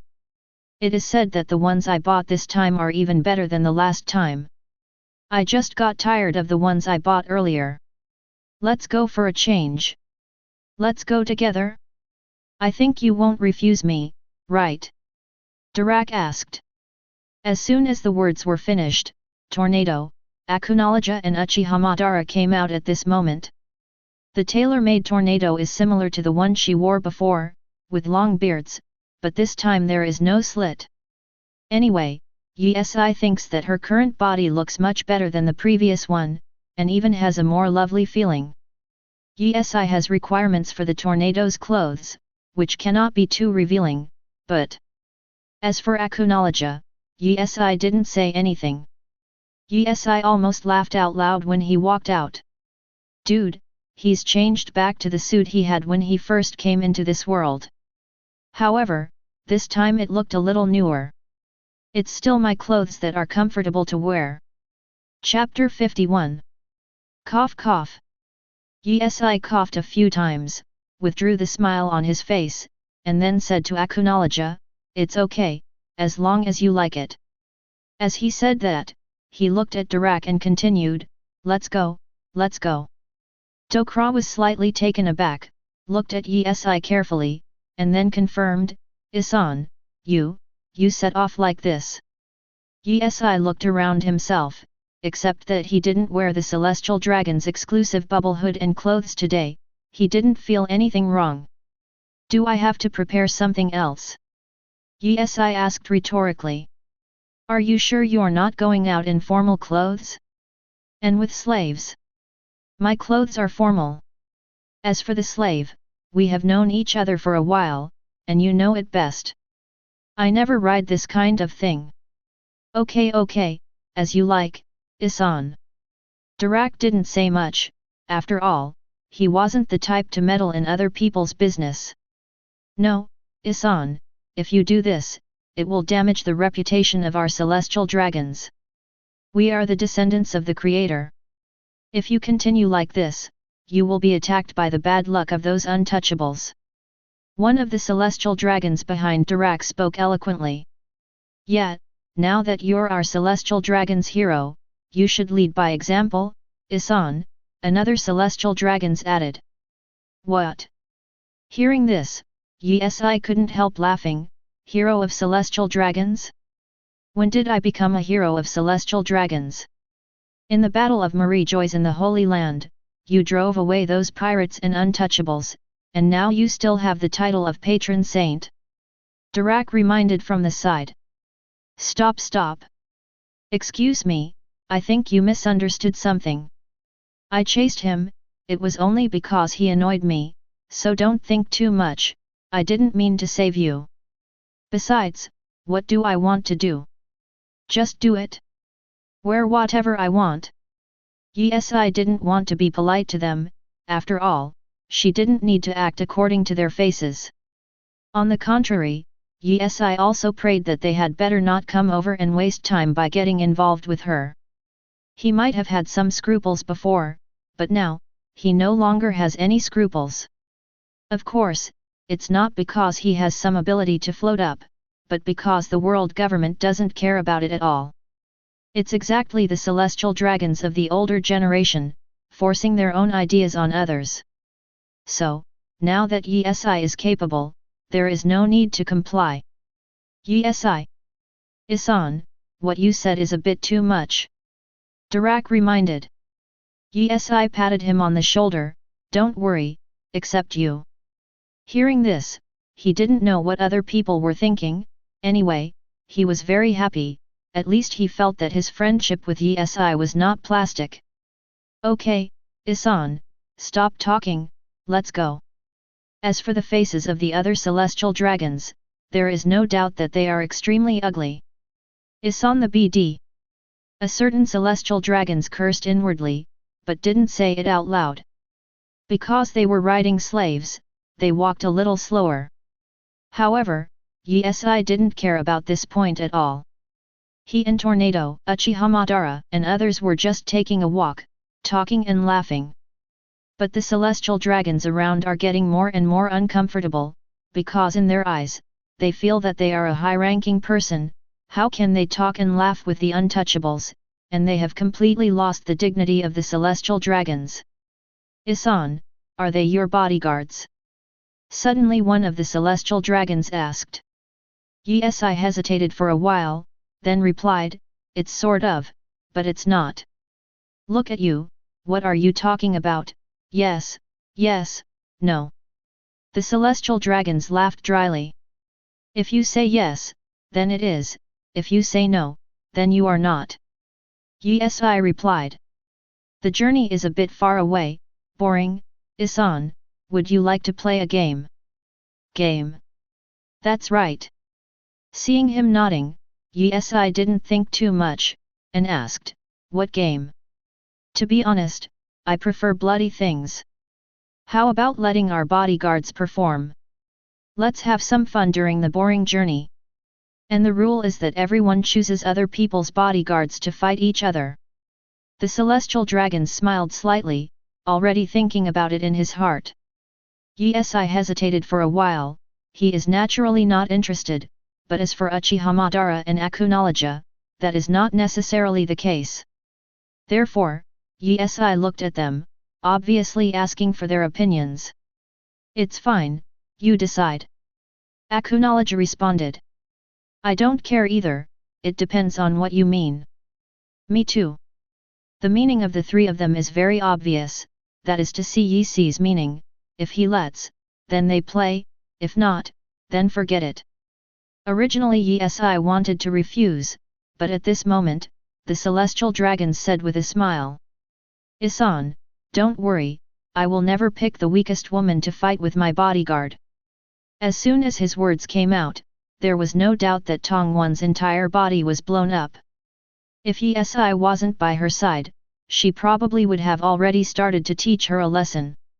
Okay, the road is boring, but you want to play, then let them perform.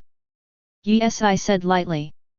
Dirac glanced at Yesai and reminded, Issan, his bodyguards were selected from Marine, and they are very strong.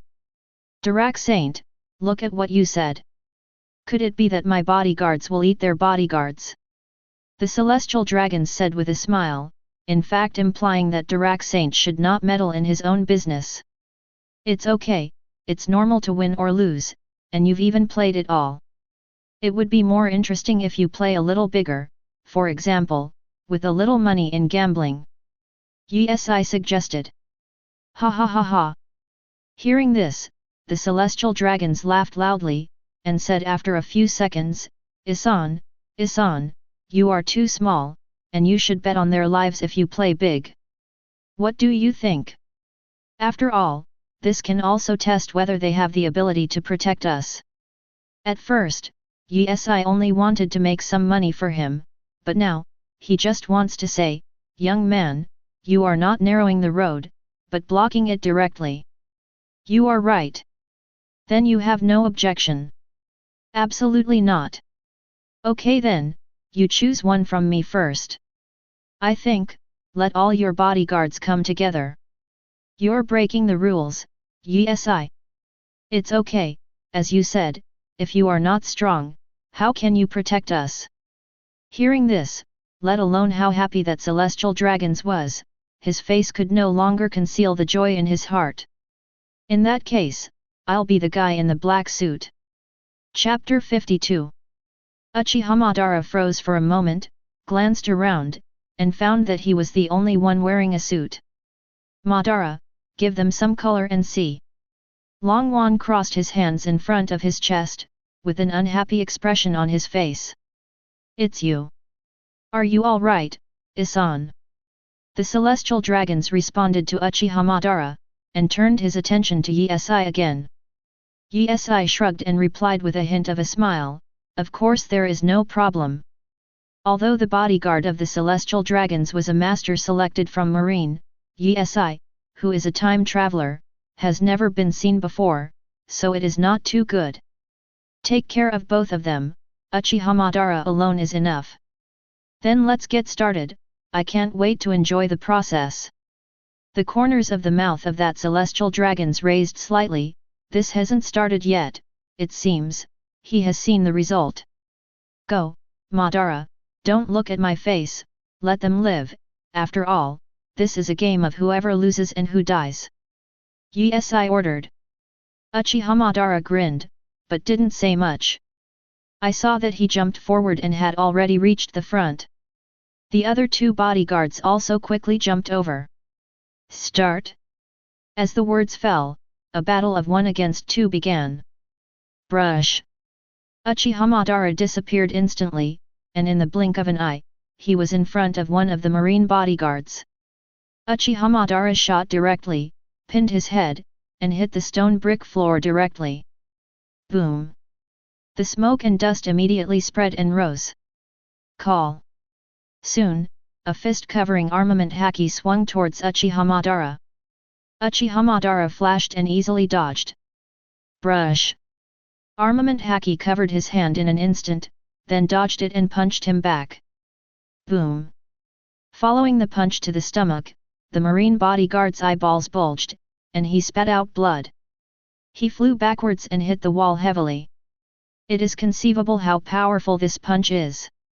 Papa Papa! Uchiha Madara patted the dust on his hands, and said with disdain, "It's just gravel, not half as good as me." It took just a short while, to defeat the master he picked from Marine. Dalak looked at Yi Si in disbelief. The other celestial dragons also looked unbelievable. For some reason, such an idea suddenly appeared in their minds. Bernard Issan and his family are a bunch of lunatics, it's better not to provoke them. Master? Darak Saint, do you have a misunderstanding about masters? Isai sneered.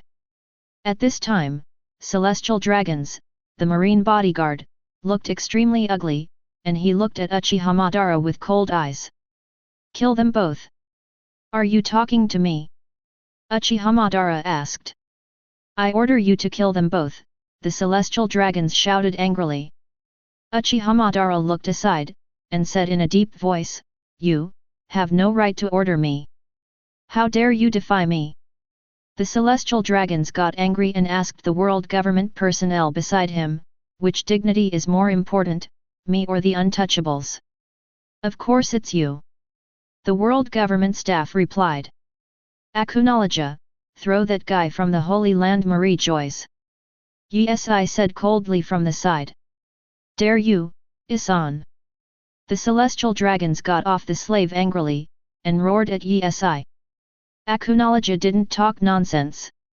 When Isai gave the order, he arrived at the world government officer's side in an instant, grabbed him, and ran quickly, losing his energy.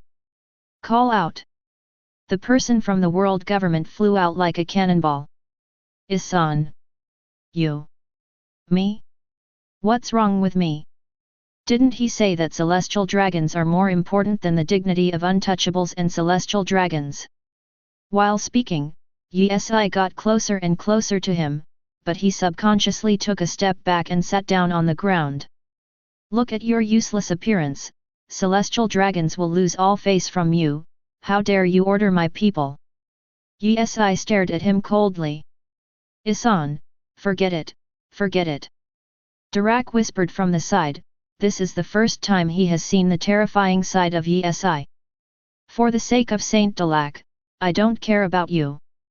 Indeed, if Dokra hadn't spoken out, he would have been beaten up by Isai. Let's go, no fun. Isai turned around and continued on her way.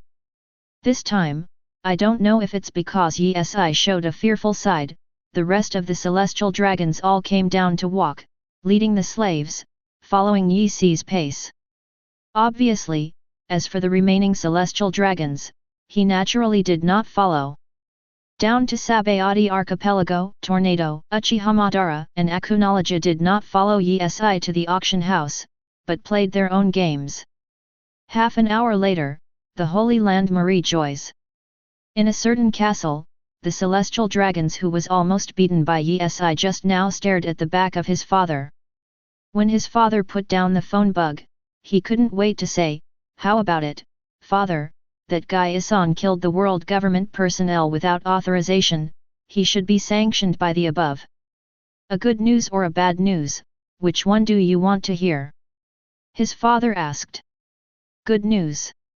The good news is, it's a good thing Issan didn't do anything to you, otherwise you would have been really miserable. What about the bad news? The bad news is that the world government is not holding Issan accountable for anything. That guy killed the people of world government. Son, stay out of the way in the future, the 5 Elders Review tells you not to mess with that Issan guy, otherwise no one will save you. If you compare him with Isai, there is no doubt that 5 Elders will choose Isai, after all, Isai is their key training object.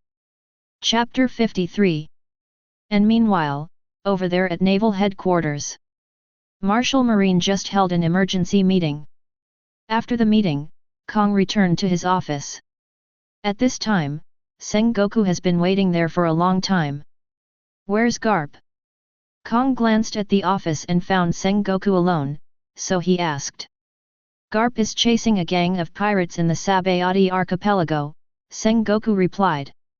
Kong was a little dissatisfied, and some complained, that guy, really, he has nothing to do when he's free.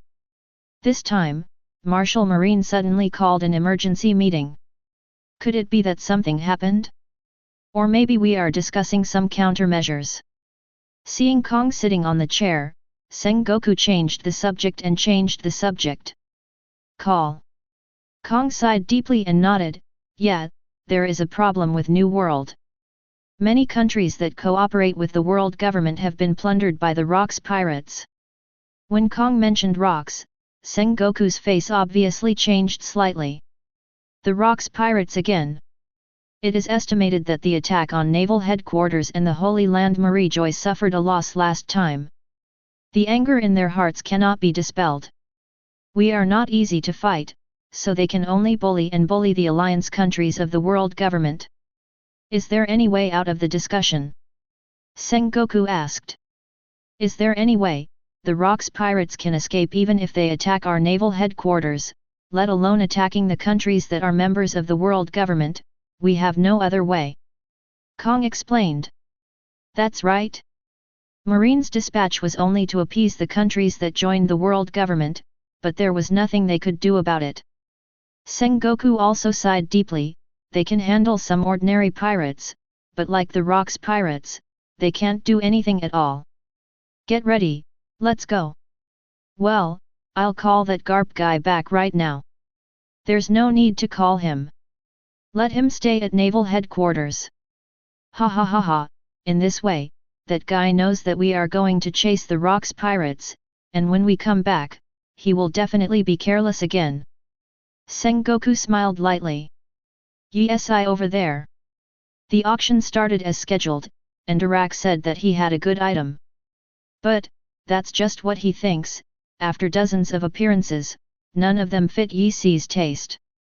Even in the middle, Yisi fell asleep directly. This trip to the auction house, for Yisi, always felt like sleeping in a different place. Next, this item is a bit special, because it is not a slave, but a devil fruit that everyone wants to have, the host shouted. Following the sensitive words devil fruit, Yisi, who was sleeping, opened his eyes instantly. Everyone knows that after taking devil fruit, they will gain the power bestowed by the devil, but the side effect is that they will be abandoned by the sea and become landlubbers for the rest of their lives.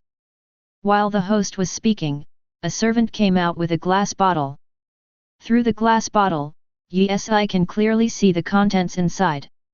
This devil fruit has an orange-red spherical fruit with a spiral pattern on the top, a cyan-colored end uzumaki and a flame-shaped end, and the epidermis is composed of countless small flame-shaped spiral fruit patterns. When Yisi saw this devil fruit, he was taken aback. Boy, isn't this the Logia Maramara fruit? At this moment, the drowsiness that was originally on Yisi's body disappeared without a trace. This devil fruit was obtained by my people from the Gamma pirates. According to him, this devil fruit is named Maramara fruit. After eating it, you can gain the power of flames. Next, start the auction, with the starting price of 500 million Baileys. Although there were a lot of people coming to the auction this time, it was really not many people who could spare 500 million Baileys to buy devil fruit. 600 million. An uncle behind Yisi spoke. Yisi hesitated for a moment, but still raised his sign, 700 million. When Yisi called out the price, the auction hall suddenly fell silent. Issan, it seems that you prefer this kind of thing. Dirac laughed. Buy it back and play. Aren't women more fun? Dirac asked rhetorically. I have no shortage of women, and the women here are not to my liking. Yisi explained. All right. Suddenly, at this moment, a figure descended from the sky and directly smashed a hole in the ceiling of the auction house. I pay 2 billion. Everyone looked over, and it was a burly middle-aged man who said this. Just as Dalak was about to stand up and say something, Yi held him down and shook his head. Let's watch a show. Watching a play. Well, that guy didn't come to buy devil fruit. If I guessed correctly, he should have come to snatch this devil fruit. Yi explained. Seeing that Yi didn't move, the celestial dragons sitting behind him didn't make a sound, just watching quietly. Those world government personnel wanted to do something, but they were stopped by celestial dragons. 2 billion, is there anyone who can offer a higher one? When the host heard the 2 billion, he didn't care about the ceiling he smashed through. Then the burly middle-aged man walked up directly, without much nonsense, and directly grabbed the devil fruit in a glass bottle. That, sir, you have to follow the procedure. The host man stepped forward and explained. Hey? Follow the procedure, right? As the burly middle-aged man spoke, he directly pulled out the long knife hanging from his waist, and in a flash, the host man fell to the ground instantly. The bright red blood directly stained the stage red. This devil fruit originally belonged to my Gamma pirates. Following this move, the auction hall instantly became chaotic, and the audience in the auction hall fled frantically. The bodyguards in the auction house quickly came out to deal with the burly middle-aged man. Issan, Darak Saint, please follow me to the perfect place. At this time, the staff of the world government said to Yi and his group. Chapter 54. Issan, let's go. Seeing that Yi was still sitting on the seat, Dalak reminded him. But Yi let out a smile at this moment. Let's go? It's a rare opportunity to meet what you want, and it's justifiable to not charge money. Wouldn't it be too wasteful to let go of it so easily?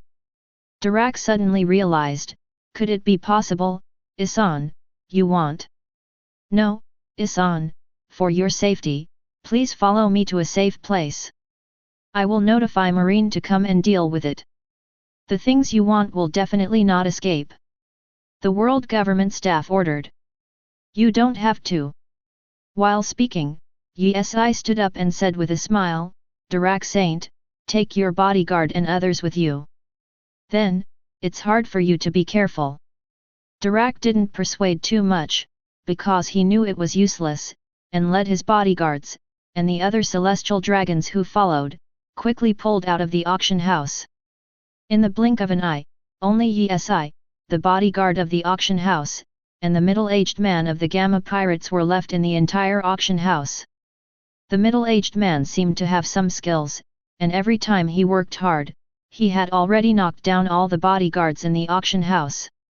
His eyes fixed on the Maramara fruit inside the glass box, and a smile leaked out. In the next second, he directly smashed the glass box, and when he really wanted to eat the Maramara fruit, Yi spoke out. Thank you for saving me 700 million Baileys. Hearing the sound, the middle-aged man looked over. Who are you? Me? Oh, I'm just one of the many guests in the auction house. While speaking, Yi stepped closer to the middle-aged man. I advise you, it's none of your business, you'd better not interfere, otherwise, the long knife in my hand will tell you the price. The middle-aged man reminded. I also advise you to put down the devil fruit in your hand and leave, because I am not interested in your life. Crazy young man. The middle-aged man directly put the devil fruit in the bag hanging on his waist, and then swung his sword at Yi. But Yi has no intention of stopping at all. Ka ka ka.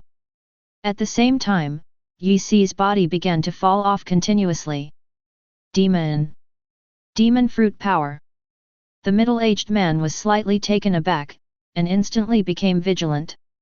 The fallen pieces of paper came together to form a long knife. After Yi grabbed it, he rushed over. Shua, shua, shua. In the blink of an eye, the middle-aged man frowned and froze in place. In the next second, blood sprayed out like a fountain. Boom! He fell directly to the ground.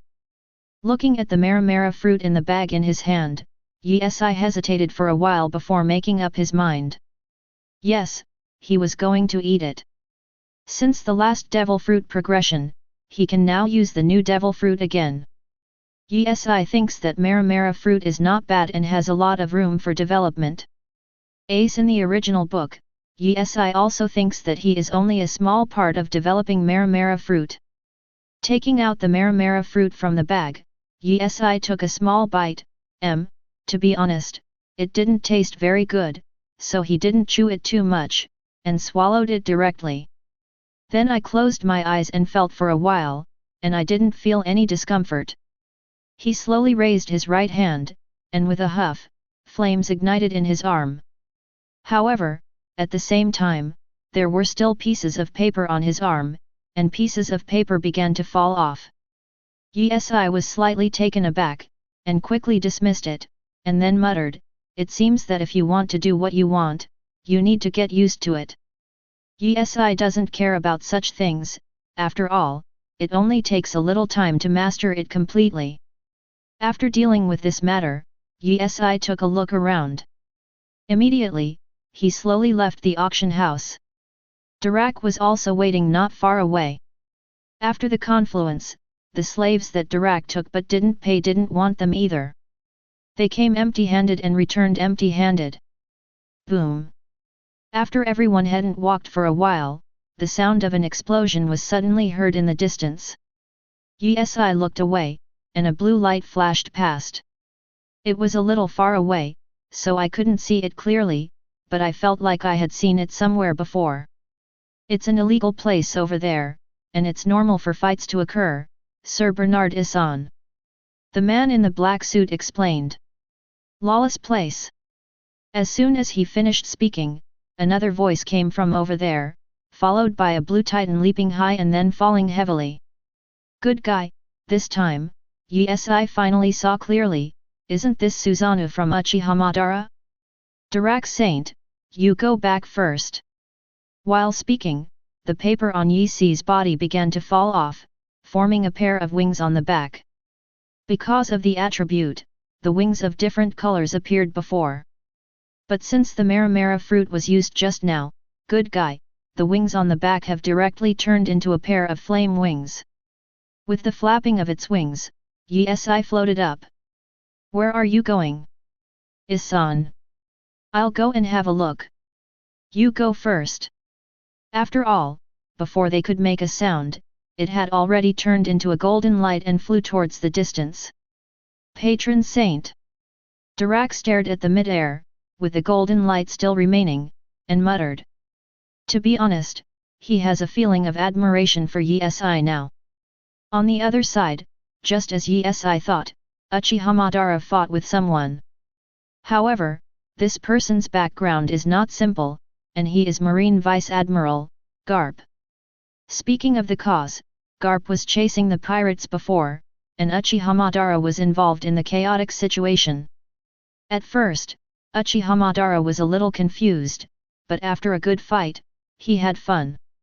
In an instant, it felt that it didn't matter who the person came, what was important was that he could make himself feel at ease. Who are you guys?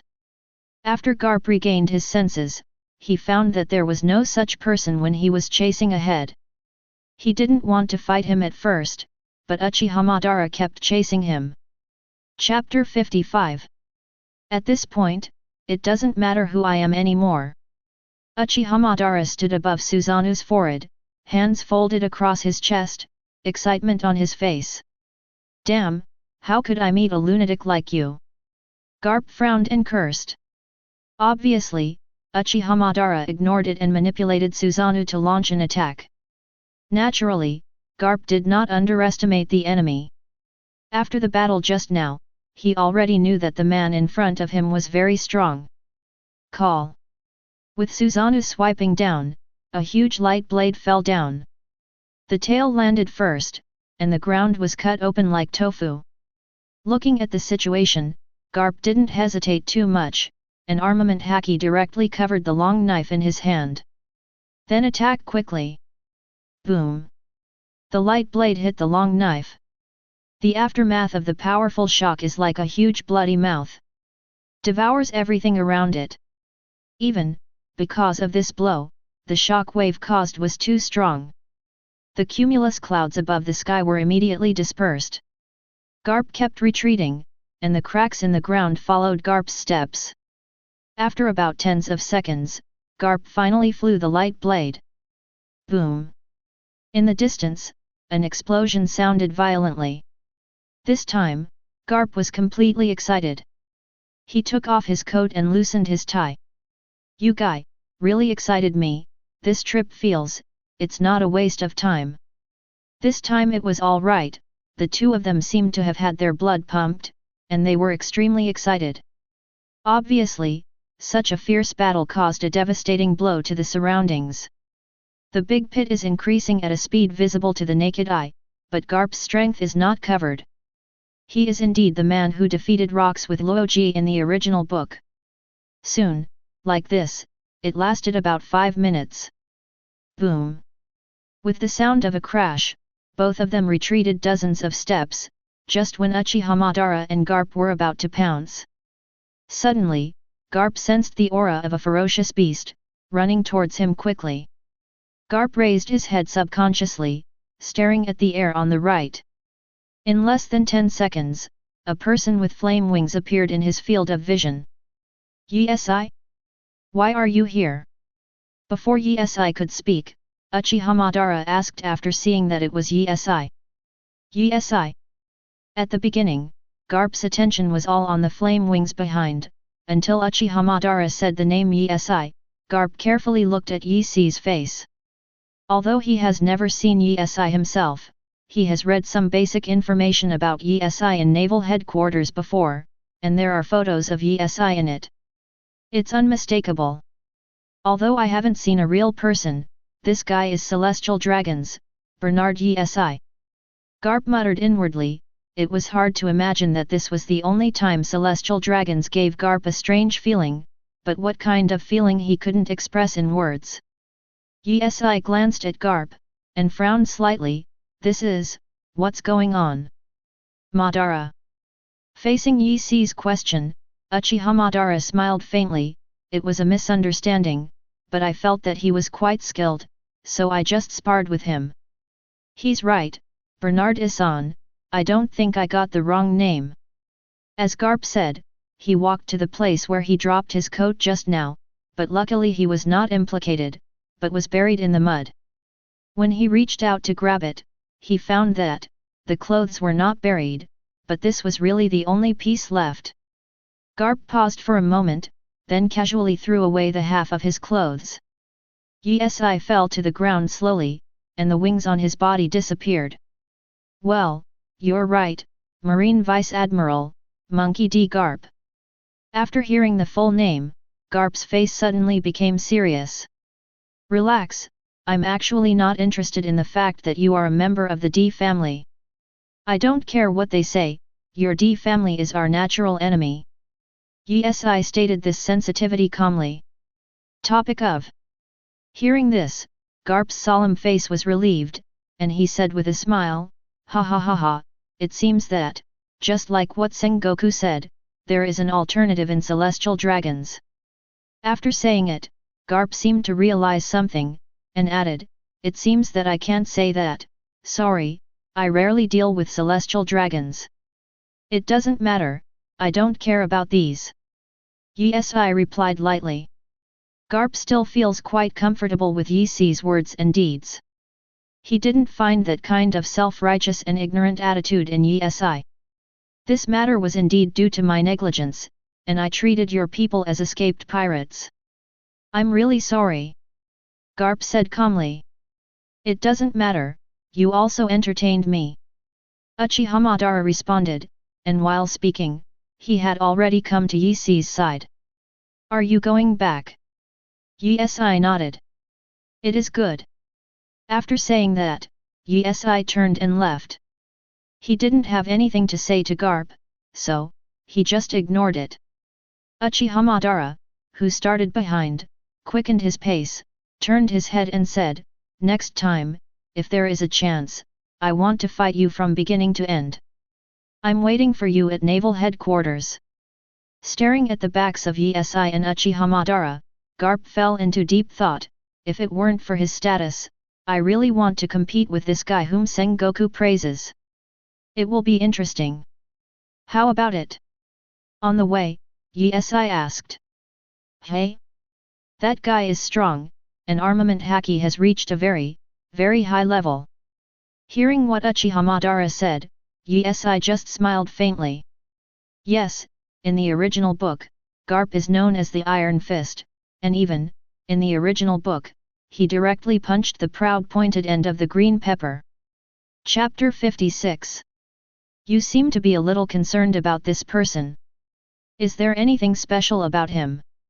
Uchiha Madara looked at Yesai curiously and asked. Yesai shook his head slowly. It's not about paying attention, I just asked casually. As for the special, hey? That is, he will be the right-hand man of Marine in the future. Marine? In other words, your own people. It counts. That's good, that guy is good. Yesai nodded and didn't say much in this regard. After meeting with Tornado and Akunoloja, Yesai and the others embarked on their journey back to the Holy Land of Marie Joyce. To Yesai's surprise, none of the celestial dragons left, and all of them were waiting for Yesai. Nothing happened along the way. After returning to the Holy Land of Marie Joyce, everyone parted ways. Master, do you need to eat in advance? As soon as he entered the door, Ross Minion trotted over and asked aloud. No need to advance, just follow the normal time. Yesai replied lightly. Okay, Master, do you need to take a bath to relax? Rosie Minion continued to ask. No need, I'm going to train in the backyard, you can ask Tornado if they need anything.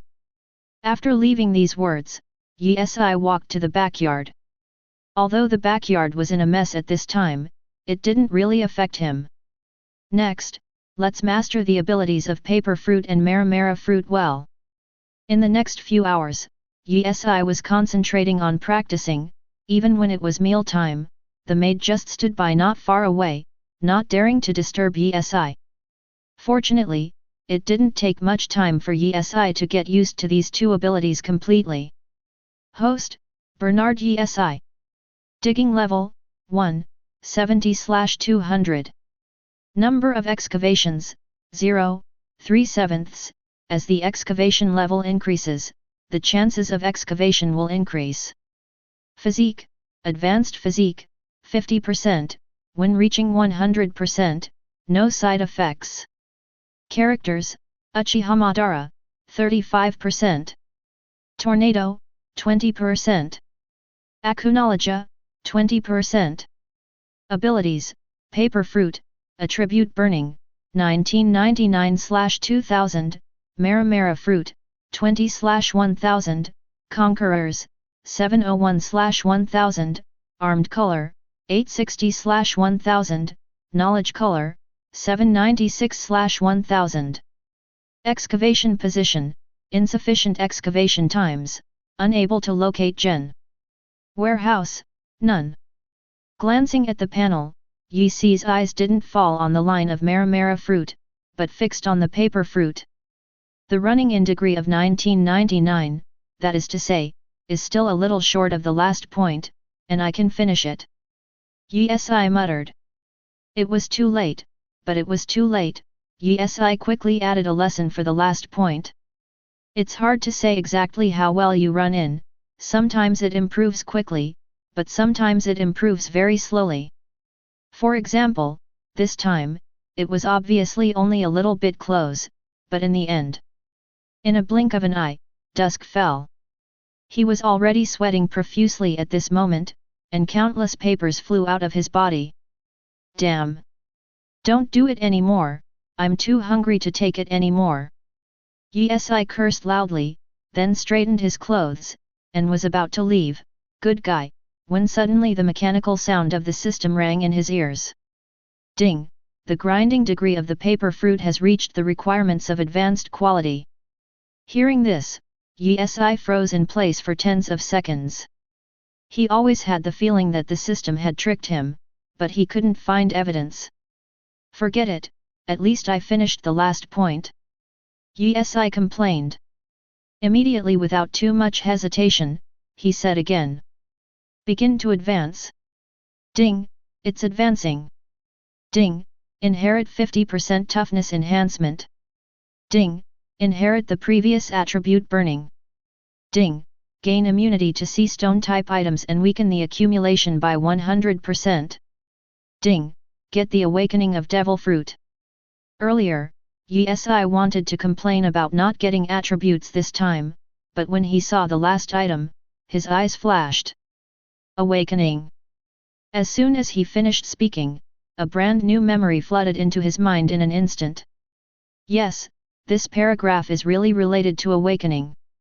Yi closed his eyes, he could clearly feel the surrounding objects, including living bodies. After opening her eyes, Yi took a few steps forward and came to a medium-sized star opposite. He stretched out his hand to touch it, and the next moment, the tree was directly turned into paper, turning into countless papers fluttering. Turn everything around you into a weapon that can fight for you. Yi muttered, and took another step forward. The ground instantly turned into a thick stack of paper. As the flames ignited on the feet, the paper on the paper ground also ignited flames. It seems that another fruit can also be used superimposed, which is not bad. With a mutter, Yi released Devil Fruit's ability. In this place, he didn't dare to use it a lot. If he was not careful, he would mess up the surroundings. Today, Yi is planning to come here, and it took a lot of time to get this little adjustment. However, fortunately, it was done in the future, otherwise he would be depressed all night. Seeing Yi walking in from the backyard, Ross Minion stepped forward and asked again, Master, Chien, is today's training over? Yet. Yi wiped the sweat off his body, and the calendar replied. The food is already cold, I will prepare new ones for you. No need, I can eat it cold. Yi felt that there was absolutely no need to prepare new ones, after all, it didn't matter much to him. Then I'll bathe you. You. Do you dislike me? Rosminian blinked and looked at Yi. Up to you. After leaving a word, Yi walked straight towards the bathroom. Chapter 57. When he was about to reach the bathroom, he hesitated for a few seconds.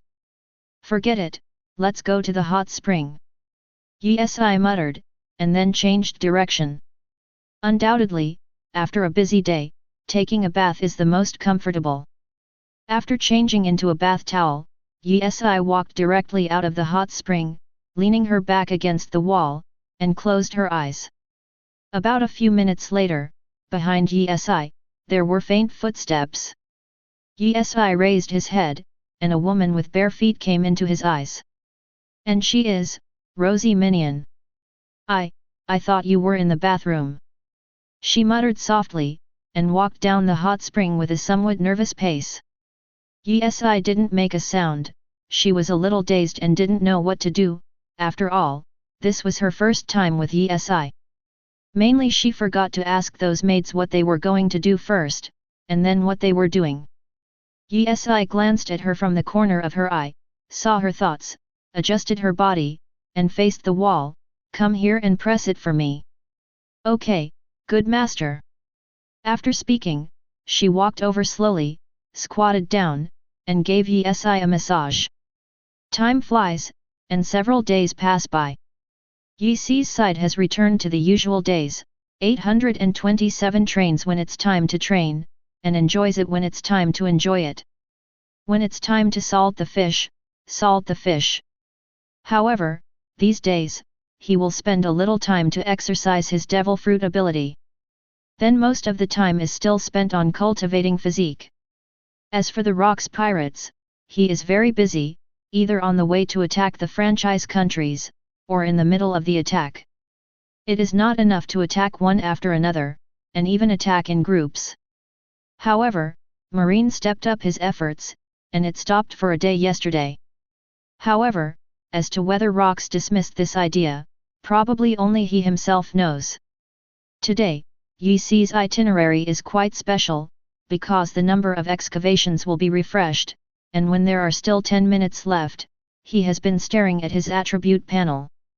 When the seconds counted down to 0, Yi immediately started the process without any hesitation. Turn on positioning mode. Ding, it's on. As usual, after the system's voice fell, a virtual map location panel popped up in front of Yi. Yi took a closer look. The distance is not much different from last time, but the only difference is the previous position was in the first half of the Grand Line, and this time it is in the second half of the Grand Line, New World. As soon as the news of the trip reached Long One's ears, let alone how happy she was, she immediately went to clean up the mess. And Yi is in charge of contacting the world government and asking it to prepare the ship and be on standby at any time. What? That kid Yi is going to travel again? It's okay to travel, and the location is the second half of the Grand Line, New World. After learning the news that Yi was going to travel, the bald old man was originally sitting on the sofa, but he immediately stood up and confirmed to the old man who answered the phone bug. That's right, the following report. The old man replied. Really, can't this kid Yi stop for a while? He's just adding trouble to us. The old man with the knife said and sighed. The second half of the Grand Line, New World, is countless times more dangerous than the first half. There are countless vicious pirates there. It's too dangerous for Yi to go there. Another old man added. Yes, but there is nothing we can do if he wants to go. What we can do for him is to arrange some more marine expert escorts for him. It can't be like last time. Feck, when the bald old man recalled what happened to Yi last time, he was still a little thrilled. He almost lost his favorite successor. Hey, don't talk about it. Ever since we talked to Yi, that guy has always surprised us. Can't he be honest and stay in the Holy Land Marie Joyce? If we're being honest, it's probably going to be another scene. It's still a question of whether we can take our fancy. On the contrary, he looks pretty good now. Several of you, stop nagging, and arrange someone for him quickly. About half an hour later. Naval Headquarters. No, Marshal, I have a task at hand. You can find other people. There are many people in the Marine who are better than me. And, to protect those bastards, oh, no. The task of protecting the sacred celestial dragons is generally not only is Marine Admiral qualified to go. Garp said with a smile on his face. Call. Marshal Marine sighed, and then explained, recently, the pirates in New World have made us very busy. Admiral has gone out to perform missions. Vice Admiral of Naval Headquarters is the only one who trusts you. I feel sorry for you. Garp. Marshal Marine has a good relationship with Garp, Kong, and Sengoku. Otherwise, there would not be such a gentle dialogue, but direct orders, regardless of whether Garp agrees or not. I really have an urgent task at hand, Marshal. Garp smiled wryly. These are minor issues. I'll let you find another person to deal with them. Besides, the celestial dragons escorting this time are different from those celestial dragons who only know how to eat, drink, and have fun. That guy is the focus of Five Elders training. He has a natural character. Good. Hearing what Marshal Marine said, Garp was slightly taken aback. The traveling celestial dragons are Bernard Issan. Well, that's right, it's him. Okay, I'll take a trip. After learning that the escort was Issan, Garp immediately nodded in agreement. This stunned the Marshal Marine on the side. When he called Garp over, he had already thought of a lot of words. As a result, Garp nodded before he could use them. Chapter 58. You don't say anything. Marine looked directly at Garp.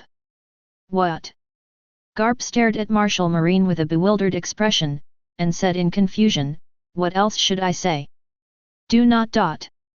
Marshal Marine immediately shook his head, and then said with a smile, needless to say, Garp, I'm here to wish you a smooth sailing.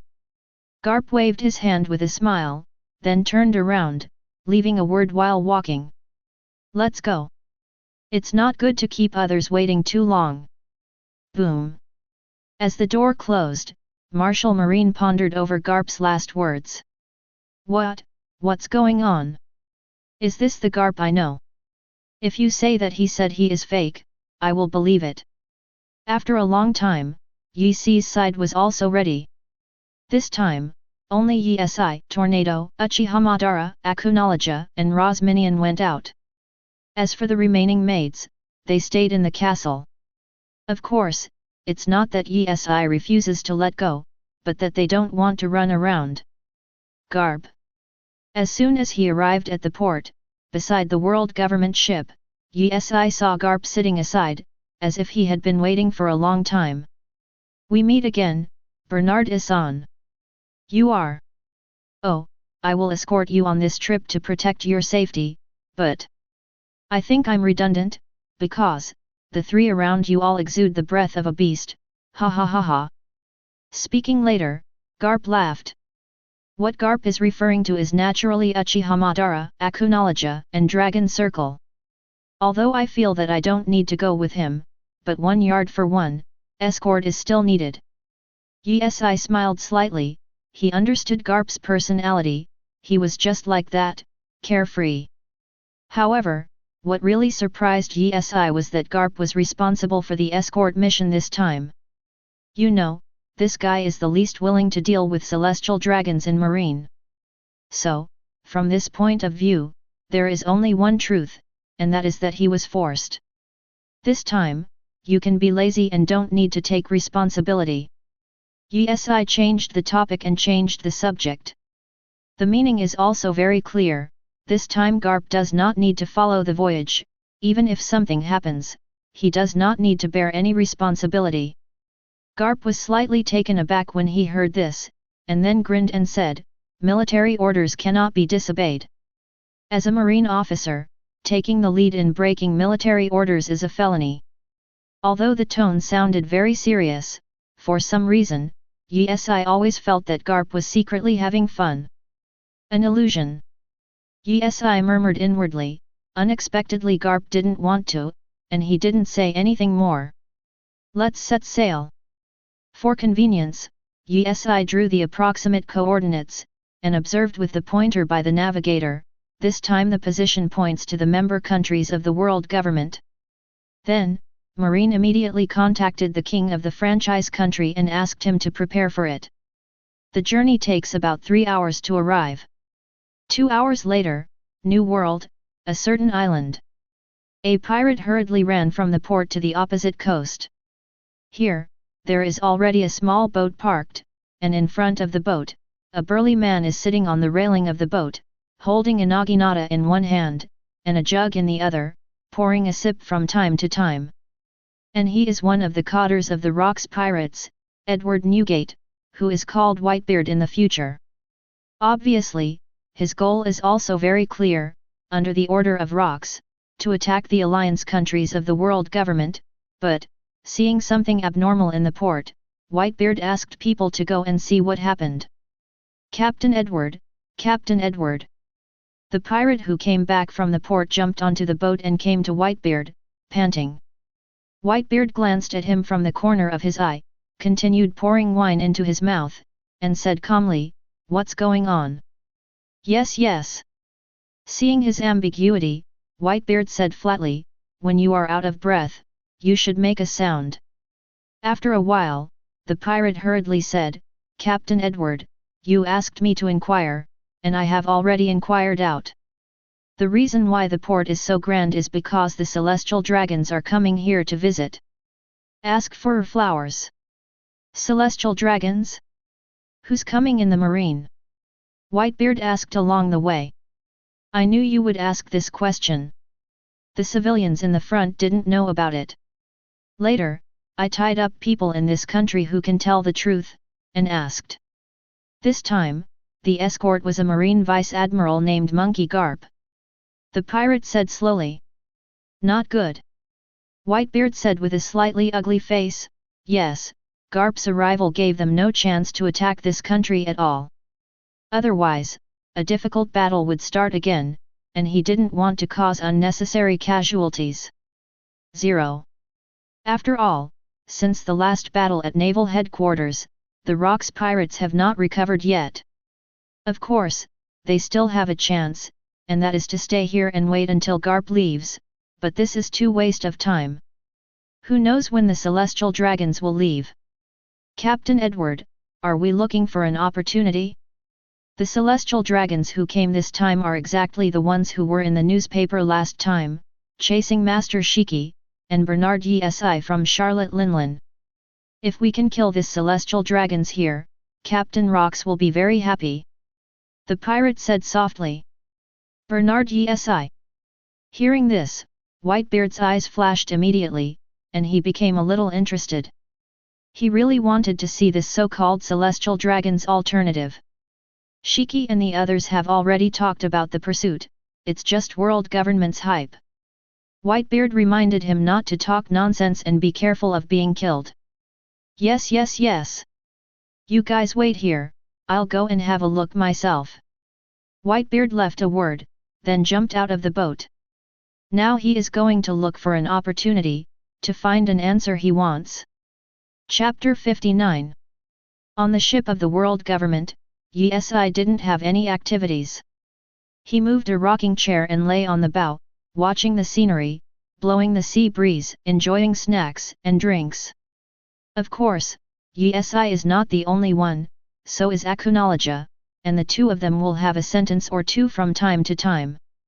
As for Dragon Wan, she has serious business to do. She is learning cooking skills from Ra's minion. As for Uchiha Madara, he and Garp are not acquainted with each other. The two of them drank a little wine and didn't know what they were talking about. Time flies, and soon, the ship will arrive at its destination.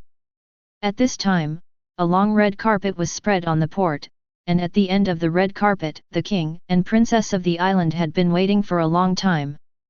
The red carpet was full of people, some of them were just ordinary people, and some of the 640 were nobles with extraordinary status.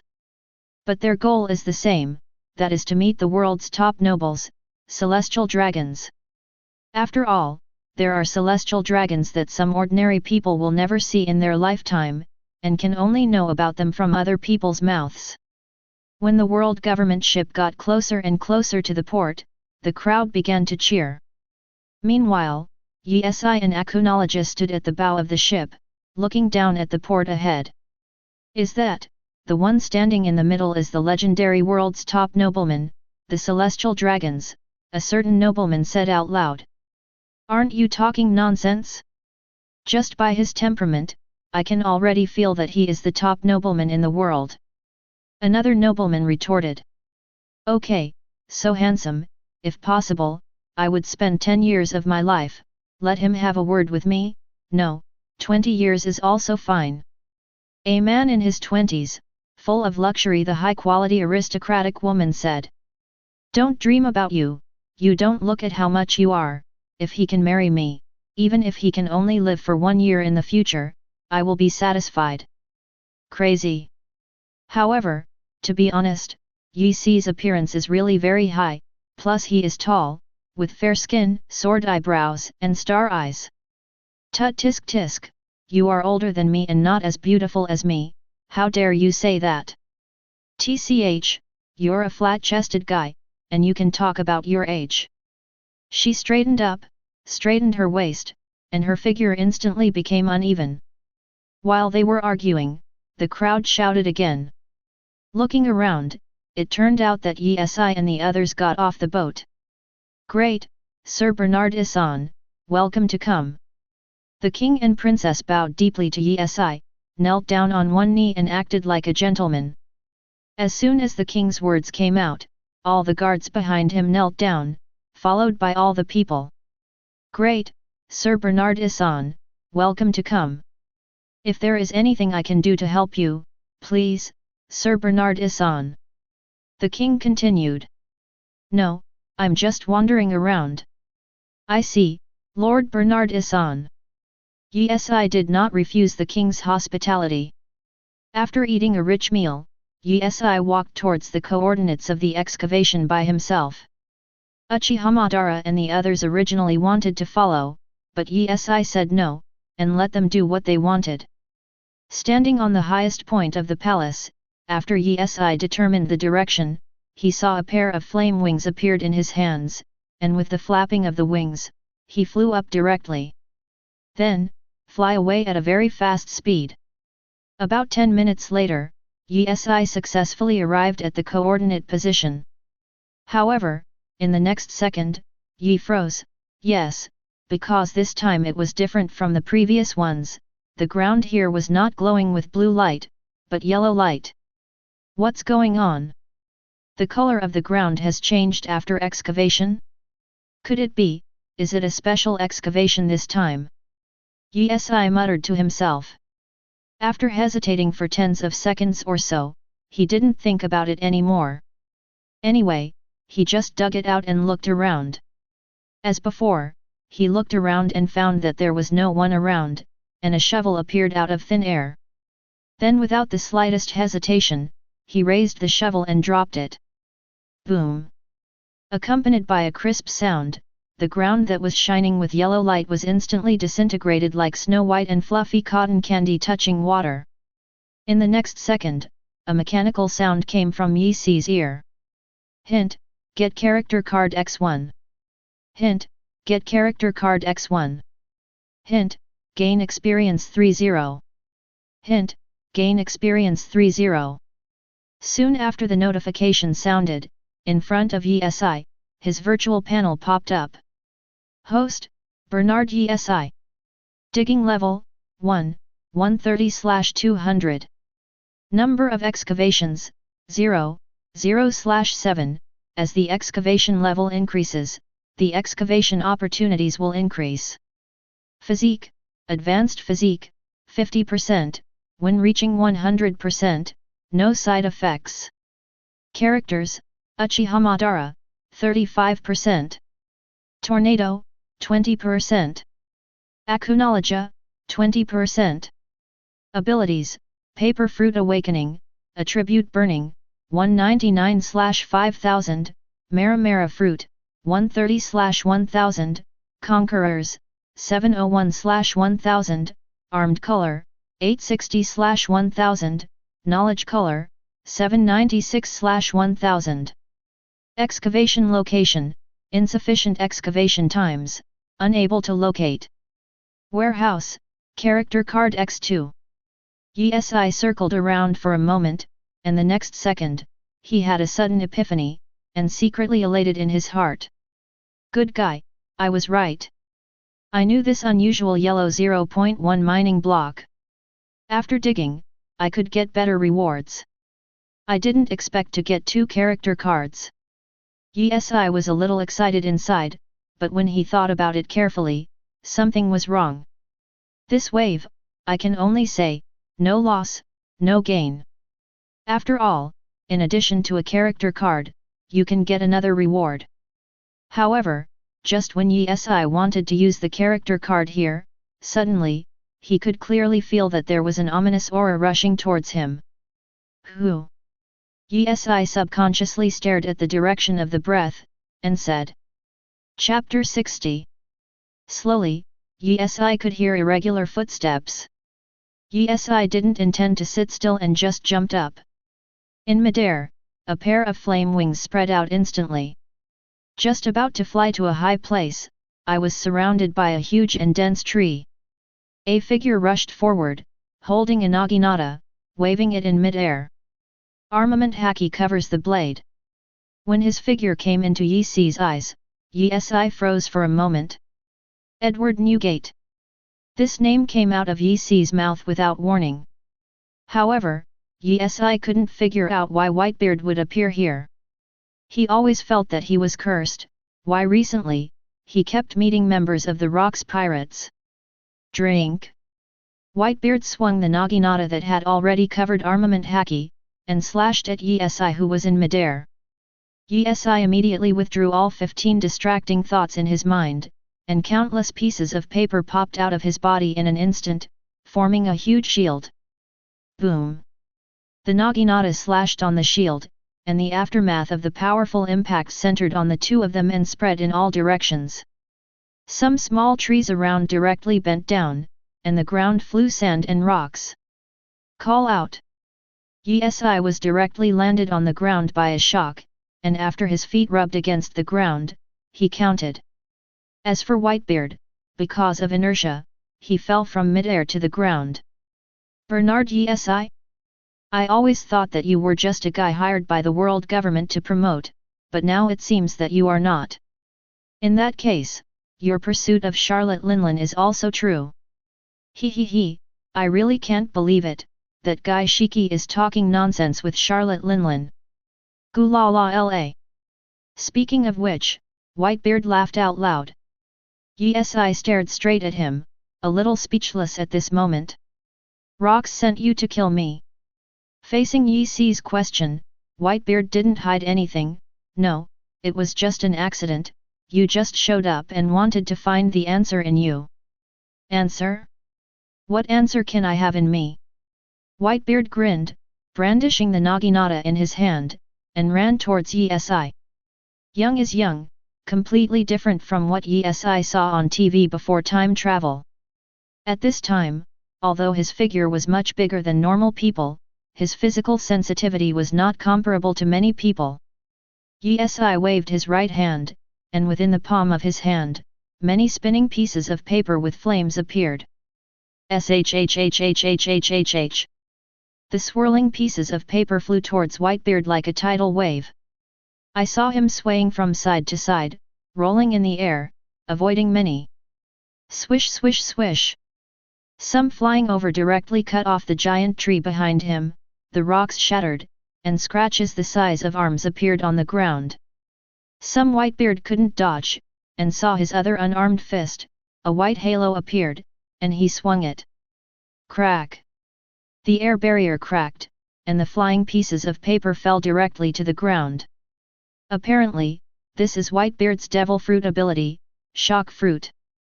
Shock Fruit, known as the strongest paramecia, the fruit ability can cause vibration at will and the vibration degree can be adjusted. It is the destructive ability that can shake the atmosphere, split the sea, shake the sky and cause a tsunami. The vibrating power transmitted in the air is powerful enough to directly overthrow an island. In the original book, it is called by the Buddha Sengoku the ability to destroy the world. Seeing that it didn't work, Yesi waved his hand directly, and the pieces of paper were combined into a long knife, an armament haki covered it. Boom! The collision of each blow can cause a huge air current to be generated. With each collision, the ground the two stepped on was directly shattered. It took only a while, and the surrounding area had already been messed up by the aftermath of the battle between the two.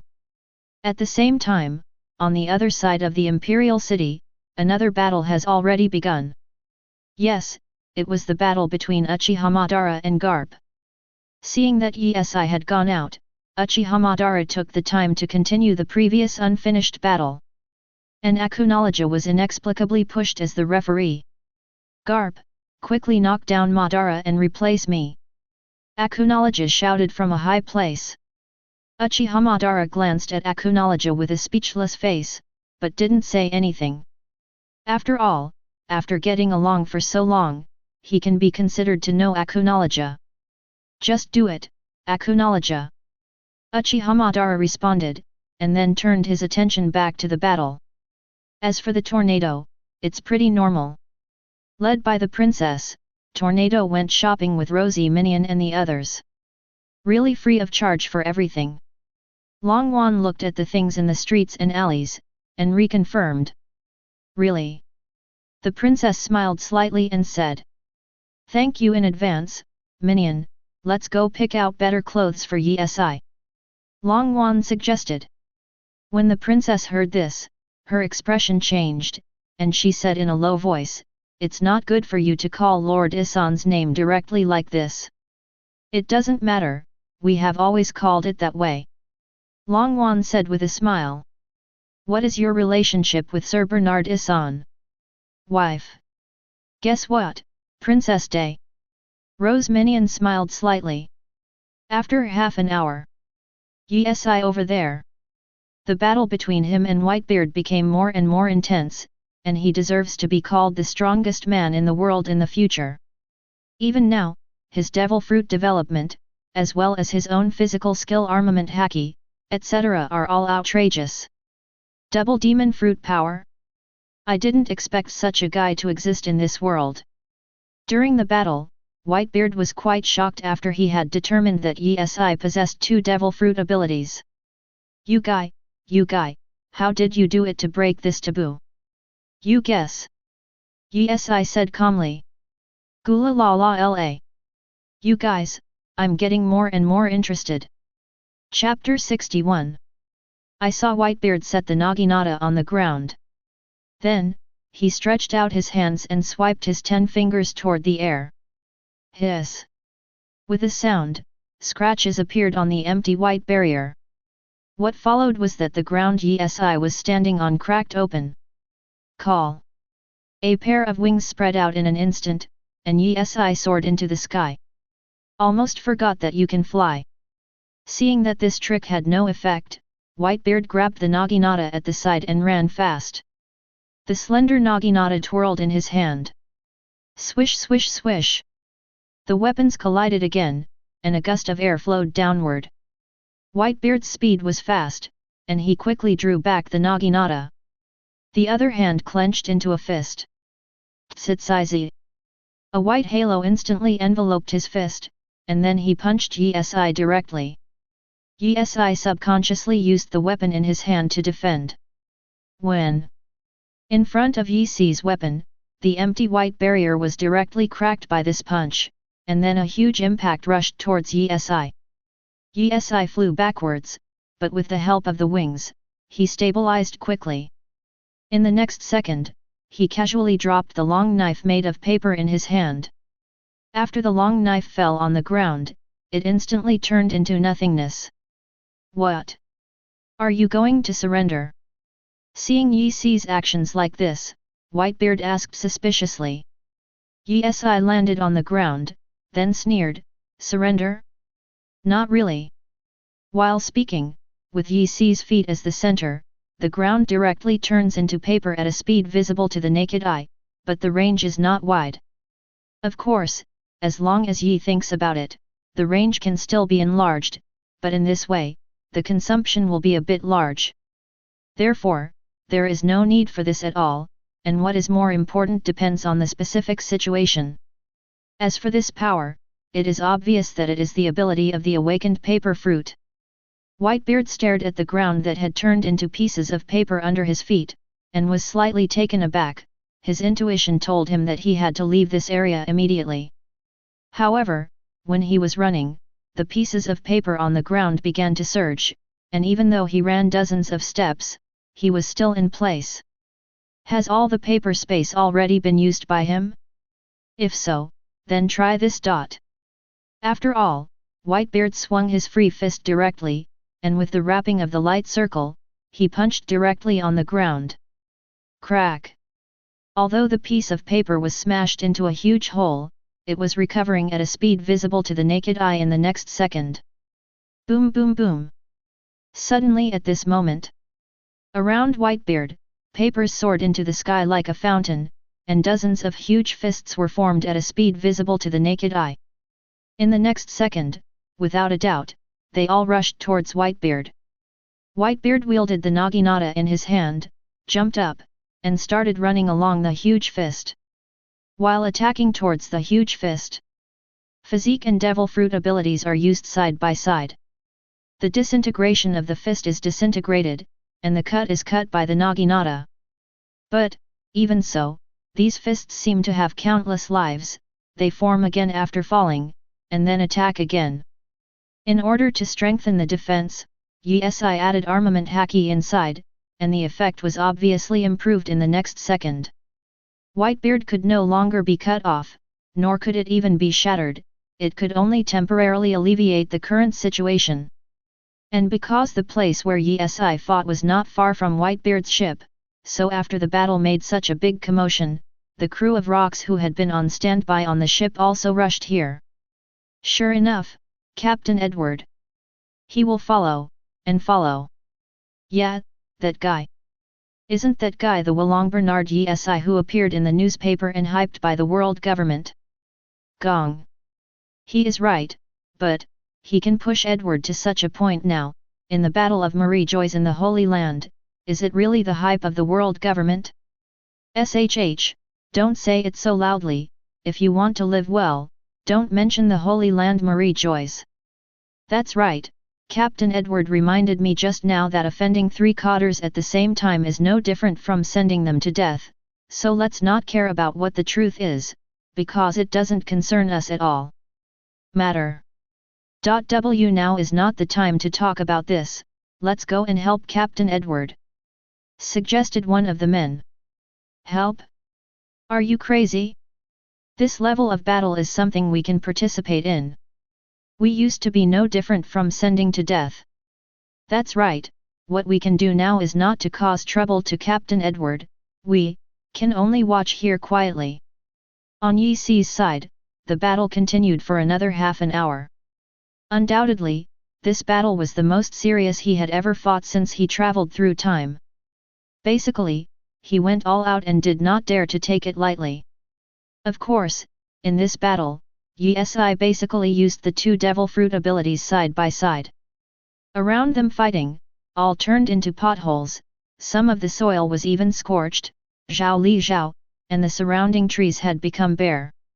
Whitebeard found an opportunity and successfully jumped out of the paper ground. Originally, Yi Si planned to continue chasing, but found that his physical strength was almost exhausted, so he gave up this idea. I admit that you are very good. It's amazing that you can develop devil fruit to such an extent at such a young age.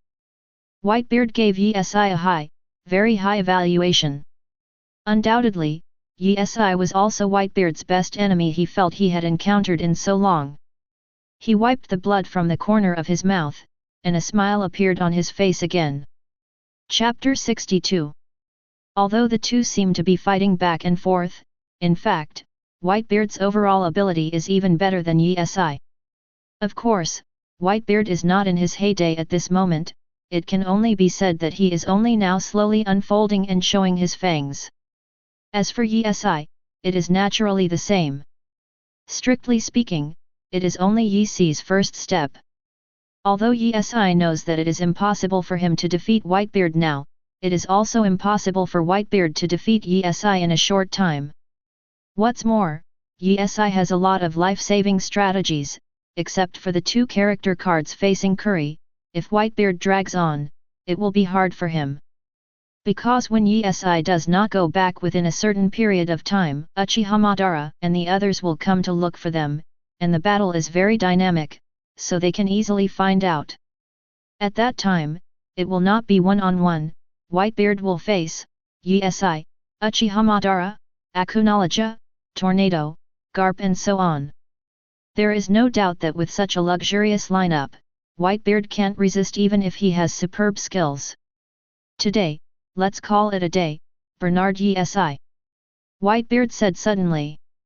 In fact, in this battle, Whitebeard's first goal is to see Yi Si's strength at 280, and the second is to find the answer in his heart.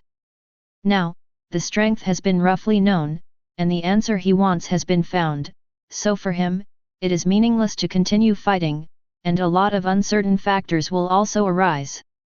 Yi Si was a little surprised when he heard what Whitebeard said. So far, the order Captain Rox gave me was not to deal with you. I just heard about your reputation recently, so I came here to take a look out of curiosity. And it turned out to be true, you didn't disappoint me. Whitebeard said slowly. After hearing this, Yi Si didn't answer, but laughed out loud. Whitebeard frowned slightly, and said again, after the battle just now, you must have understood that I can't kill you in a short time, and similarly, you can't kill me, so there is no need for us to continue wasting time. If we continue to fight, it will be of no benefit to you or me. Just after Yi Si wanted to refute Whitebeard's words, Whitebeard, BFCJ, made an unbelievable movement. He directly pulled out the gourd-shaped flagon hanging from his waist, and then threw it towards Yi. Although Yi didn't understand what was going on, out of instinct, he reached out to catch it. Although the relationship between us is a hostile relationship, it does not affect my recognition of Bernard Issan. Gulala. At the end, Whitebeard burst out laughing. For the man in front of him, Issan suddenly had a feeling of familiarity, but also a strange feeling. After hesitating for a few seconds, Issan seemed to have figured out something. Originally, Issan wanted to drag Whitebeard to death, but now, he changed his mind. In fact, on the whole, Whitebeard's ambition is not great, and what he wants is not to become the world's hegemon like Rocks, nor is he to pursue the truth and treasures of the world like Loji. All he wanted, was family. You are right, Edward Newgate, continuing to fight will do neither me nor you any good. As Issan said, he pulled off the lid of the jug, raised his head and drank freely, and the strong aroma rushed to his face. After taking a big sip, Issan threw the flagon towards Whitebeard again, and Whitebeard didn't hesitate, and directly raised his head to drink. Gone. Whitebeard pulled out the naginata stuck in the ground, spun it around a few times, hung it on his back, then turned and walked away. When we meet next time, a jug of wine won't solve the problem. Issan ordered. Gulala the vast sea, it is not certain whether there will be a next time. Whitebeard didn't linger too long, he came and went suddenly, and within a short while, he disappeared from Yi's field of vision. Puff! Issan spit out a mouthful of blood. Are there any side effects? Issan quickly opened his property panel again. Host, Bernard Issan. Digging level, 1, 130/200. Number of excavations, 0, 0/7. As the excavation level increases, the excavation opportunities will increase. Physique, Advanced Physique, 70%. No side effects when reaching 100%. Characters, Uchiha Madara, 40%. Tornado, 20%. Akunologia, 20%. Abilities, Paper Fruit Awakening, Attribute Burning, 599/5000, Maramara Fruit, 480/1000, Conquerors, 701/1000, Armed Color, 860/1000, Knowledge Color, 796/1000. Excavation Location, Insufficient excavation times, unable to locate. Warehouse, Character Card X2. The running-in degree of advanced physical skills has been raised to 70%. It seems that this battle is still beneficial to me. Issan smiled wryly. Although the appearance of Whitebeard interrupted his plans, his thoughts have not changed, but he still intends to use those 2 character cards here. Use a character card. Ding, are you sure to use it? Sure. Ding, select the number of sheets to use. All. Issan answered directly without too much hesitation. Ding, the character card has been consumed successfully. Ding, congratulations to host for obtaining the source of Guoyuan Yi in Ghost Slayer, Blade. Ding, the character card has been consumed successfully. Ding, congratulations to host for getting the source from Shinigami, Anohanaretsu. Issan was slightly taken aback when he heard this. Guoyuan? Anohanaretsu. Chapter 63. Guoyuan, this person's background is a bit big, he is the ceiling of combat power in the world of Ghost Slayer, Blade. The villain Booz in the play was once driven into a desperate situation by him, and even caused a very big shadow, until Guoyuan died later. After many years, the villain boss saw the Guoyuan earrings worn by the protagonist in the original play. Trembling. It is conceivable how powerful Guoyuan is in the world he lives in. As for Anohanaretsu, her background is not small. In the original Shinigami, her original name is Anohana Yachiryu, and she is the first Shinigami to have the title of Kenpeki. The founder of Team 11 and the concept of Team 11. Before Anohanaretsu joined Godi 13, he was known as the greatest villain in the history of Soul Society. However, after becoming the captain, Anohanaretsu has a gentle personality and a calm personality. Always calm and composed, she is a talented woman with both talent and color, can bring a sense of security to subordinates.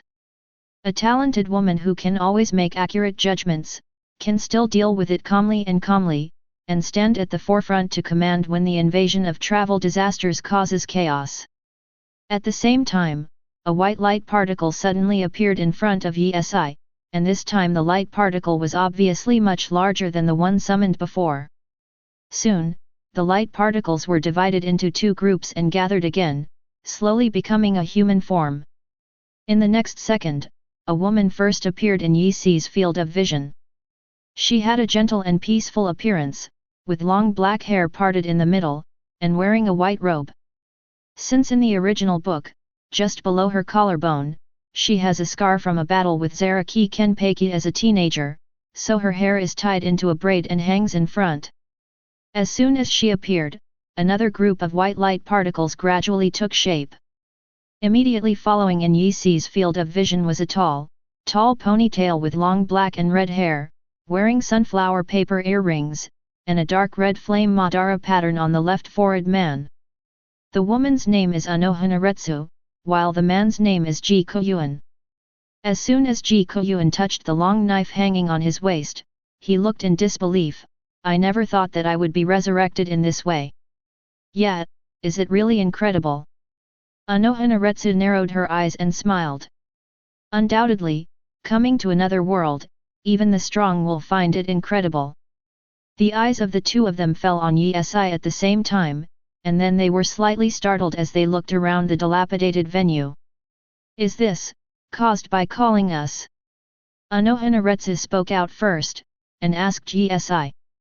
Yi sat on the fallen branch with only half of it left, and explained slowly, no, just before calling you, there was a little situation, and a tricky guy appeared.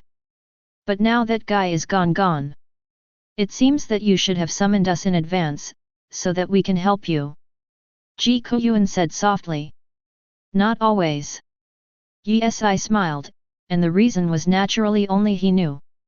Yes, there may be a difference of 1 second, and the summoned characters will be changed. If Yi was summoned at the moment when he was first obtained, it would not necessarily be Guoyuan or Anohanaretsu, but the other two. However, Yi doesn't care if he misses a stronger character or avoids a useless character, because he feels that the ones he summons, no matter whether they are strong or weak, belong to him. Partner. Anyway, it's good that Yi is fine. Although we couldn't help this time, next time, we will definitely do our best to help. Anohanaretsu said gently. Makes sense. Guoyuan nodded in agreement, and then continued, from different worlds, is it just me and her? Yi shook his head and explained, of course not, there are 3 others who came much earlier than you. You are the 4th and 5th. Ha, it is expected. Even if we are the 1st and 2nd, there will be a 3rd and 4th in the future. I am right, Yi? Yi nodded her head lightly, yes. While speaking, Yi stood up and patted the dust on his buttocks. Let's go, talk while walking. Where to? Anohanaretsu asked. Huangchenj will meet up with other people, thinking about the time to go back to the place that belongs to us. Yi explained. Ask for flowers. It is good. Holy Land Marie Joyce. In the bright hall, 5 elders are drinking afternoon tea. That boy Yi, there is nothing unusual, please report back.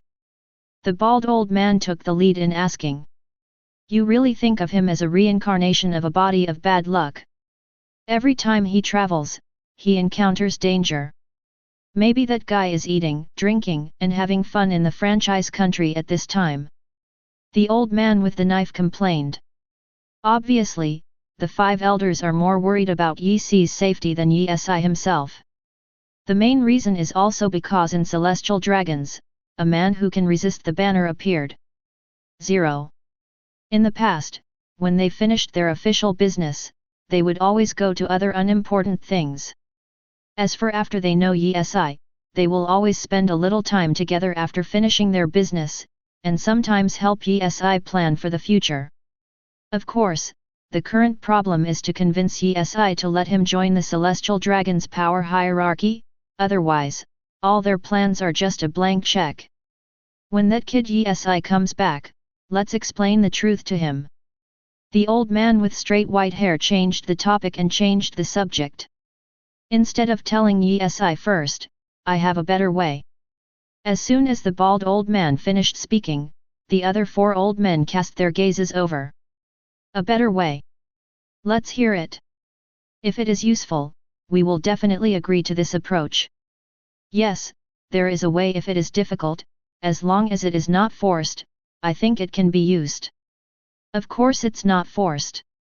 The bald old man said, started to walk around, and continued, instead of convincing Yi Si first, it's better to convince the people around him first. As soon as these words came out, the other 4 old men suddenly realized. You're Yi Si mean? Those bodyguards he's looking for from outside. Chapter 64. Correct. The bald old man nodded, if we look for him more times, that kid Yi Si will definitely get annoyed. Once he gets annoyed, it's obvious that he will reject us more and more. But what? If we buy Yi Si's bodyguard and ask him to introduce us to the use of power, and slowly grind Yi Si's absoluteness, then this thing will happen. The other 4 old men did not overreact when they heard the words. It's really simple from what you said, but it's difficult to actually take action. First of all, how can you be sure that we can bribe the bodyguards around him? One of the old men questioned. Ha ha ha ha ha. The bald old man laughed loudly, and then explained, that's not easy, let alone that you can't buy it. You can just take it. There is only one reason, that is, we can give him what Yi Chi can't give him, like, power. As soon as these words came out, the other 4 old men still had no expressions on their faces.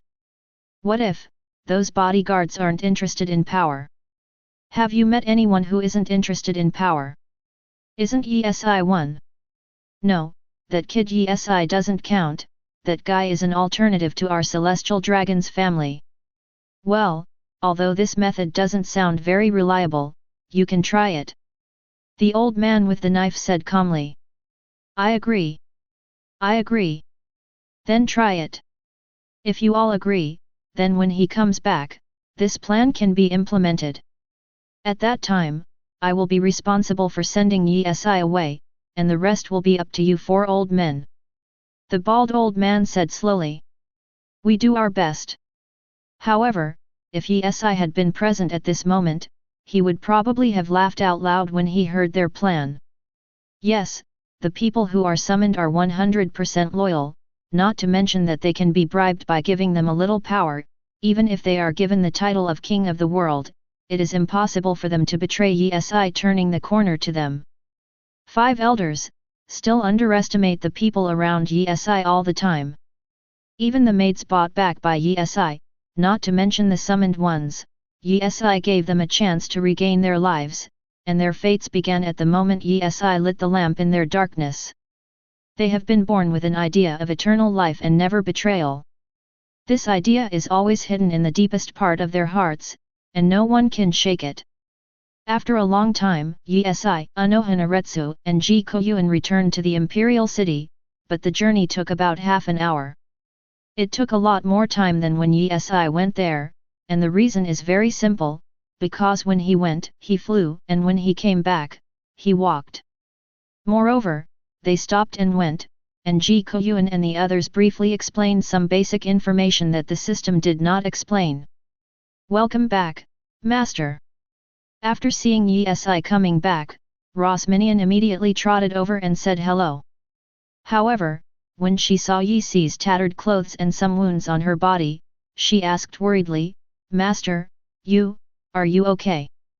I'm just going to wipe you with medicine. Just as Rose Minion turned around, yes, I said, no need, just a small injury. But it's nothing serious.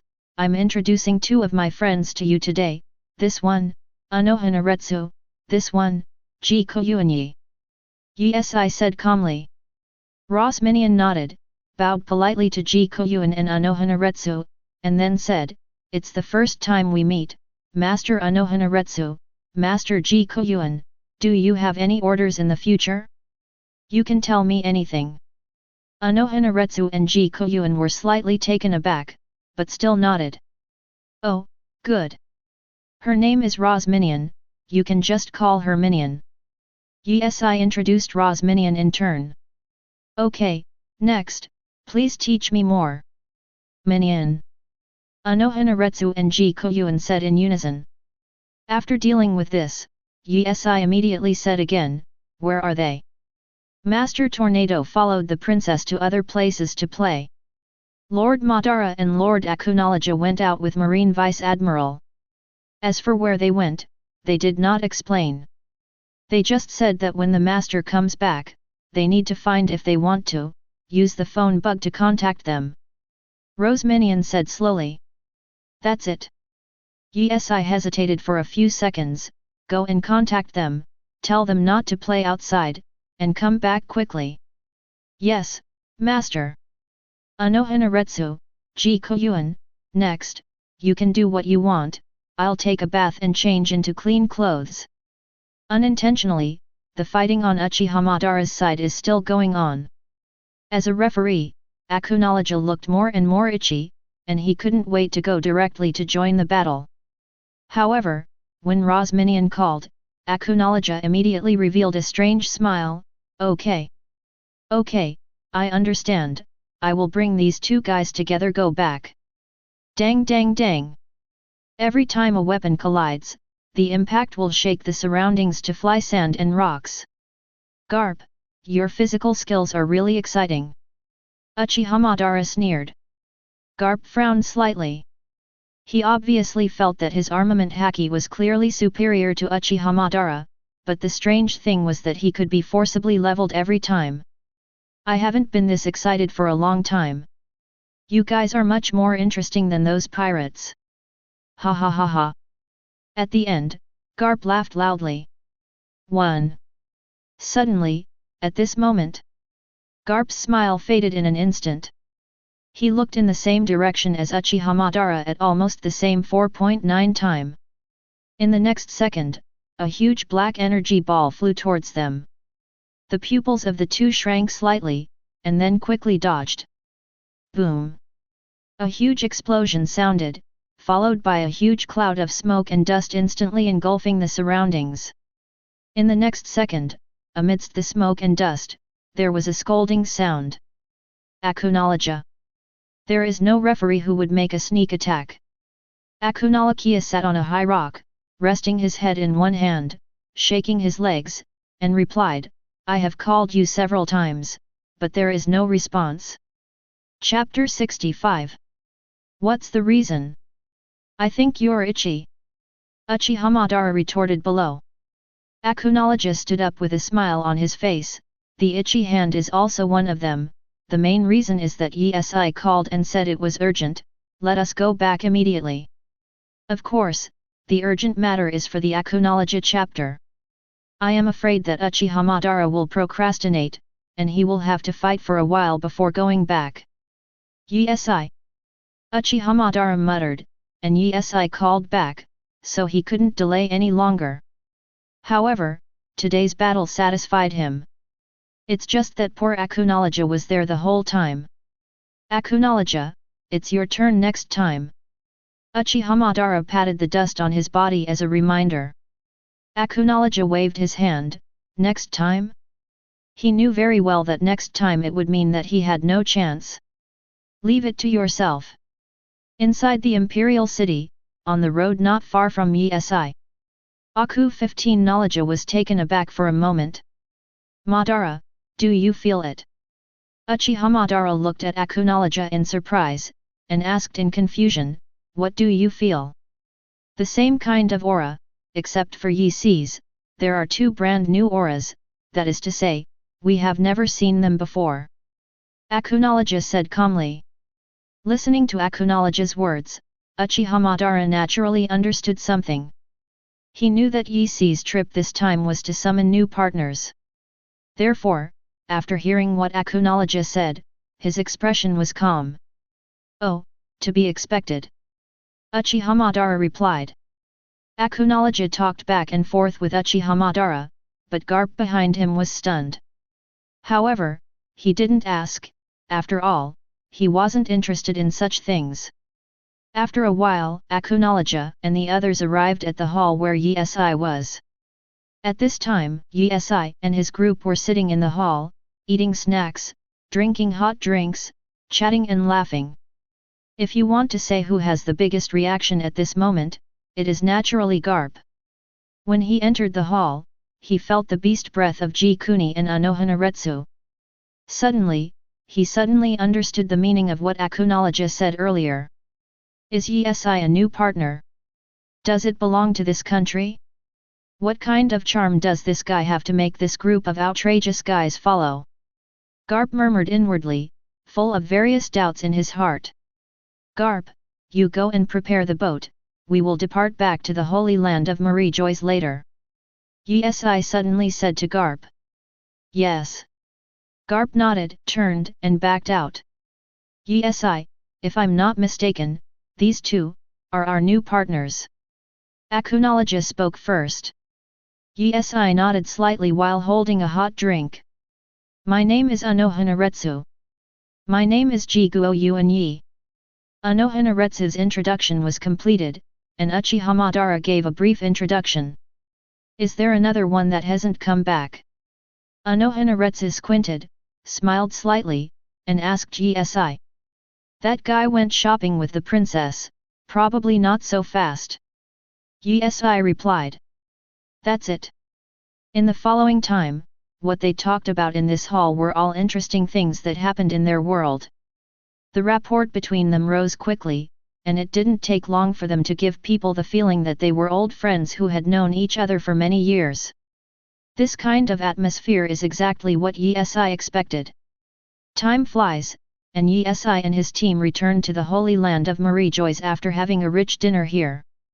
As soon as he arrived at the castle, Ye Si's buttocks were still hot, and the world government personnel came over saying that 5 elders asked him for an interview. Ye Si followed without thinking too much. "Not long after I left, another person from the world government came over.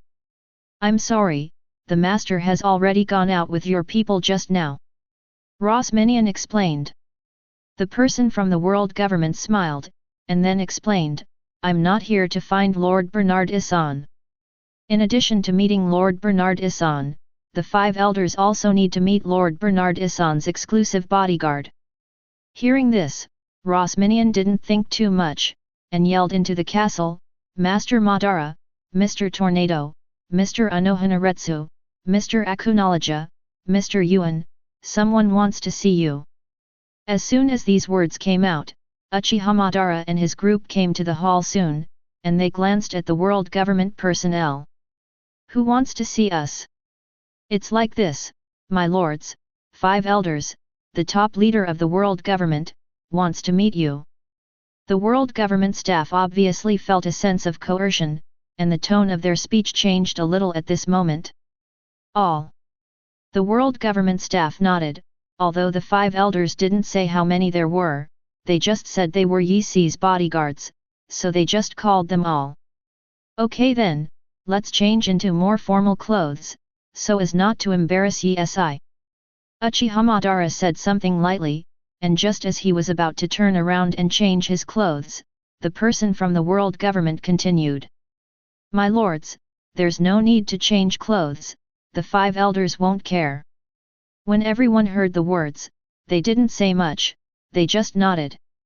"That, 5 elders, what do you want us for?" Akunoloja asked. "My lords, I'm just a messenger, and I don't know what 5 elders is talking to your lords about. Go and see if you don't know, lead the way. Yes, my lords, hurry up.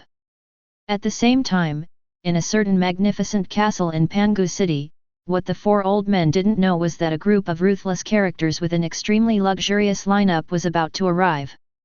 Chapter 66. Tread. Tread. In this quiet, windy, and dark night, the lights look out of place. In the huge castle, crisp footsteps resounded around, like a weird tune. On the clean and bright floor, there are shadows with long knives hanging from their waists. After a while, the world government personnel stopped in front of a huge door, then turned and said to Uchiha Madara and his group behind him. My lords, this is the place. After all, he didn't wait for Uchiha Madara to talk to them, and pushed open the door vigorously with both hands. Go in. Everyone nodded and walked in. The lights inside were dim, but it didn't affect Uchiha Madara's sight. Inside, 4 old men were sitting on the left and right front sofas respectively, and they had been waiting here for a long time. Originally, the 4 old men wanted to intimidate Uchiha Madara and his group, but when Uchiha Madara and his group stepped in, there were dense beads of sweat on the foreheads of the 4 old men. That's right. They all undoubtedly felt the breath of a strong man from Uchiha Madara and the others. Good guy, I originally wanted to frighten them, but I never expected that I would be frightened in reverse. Obviously, the 4 old men now have such questions in their minds. Where are they from? Where did Yesi find these people? Why are they willing to protect Yesi? Hey? Why didn't you see Yesi? Did Yesi get called away by that 5 elders without saying anything?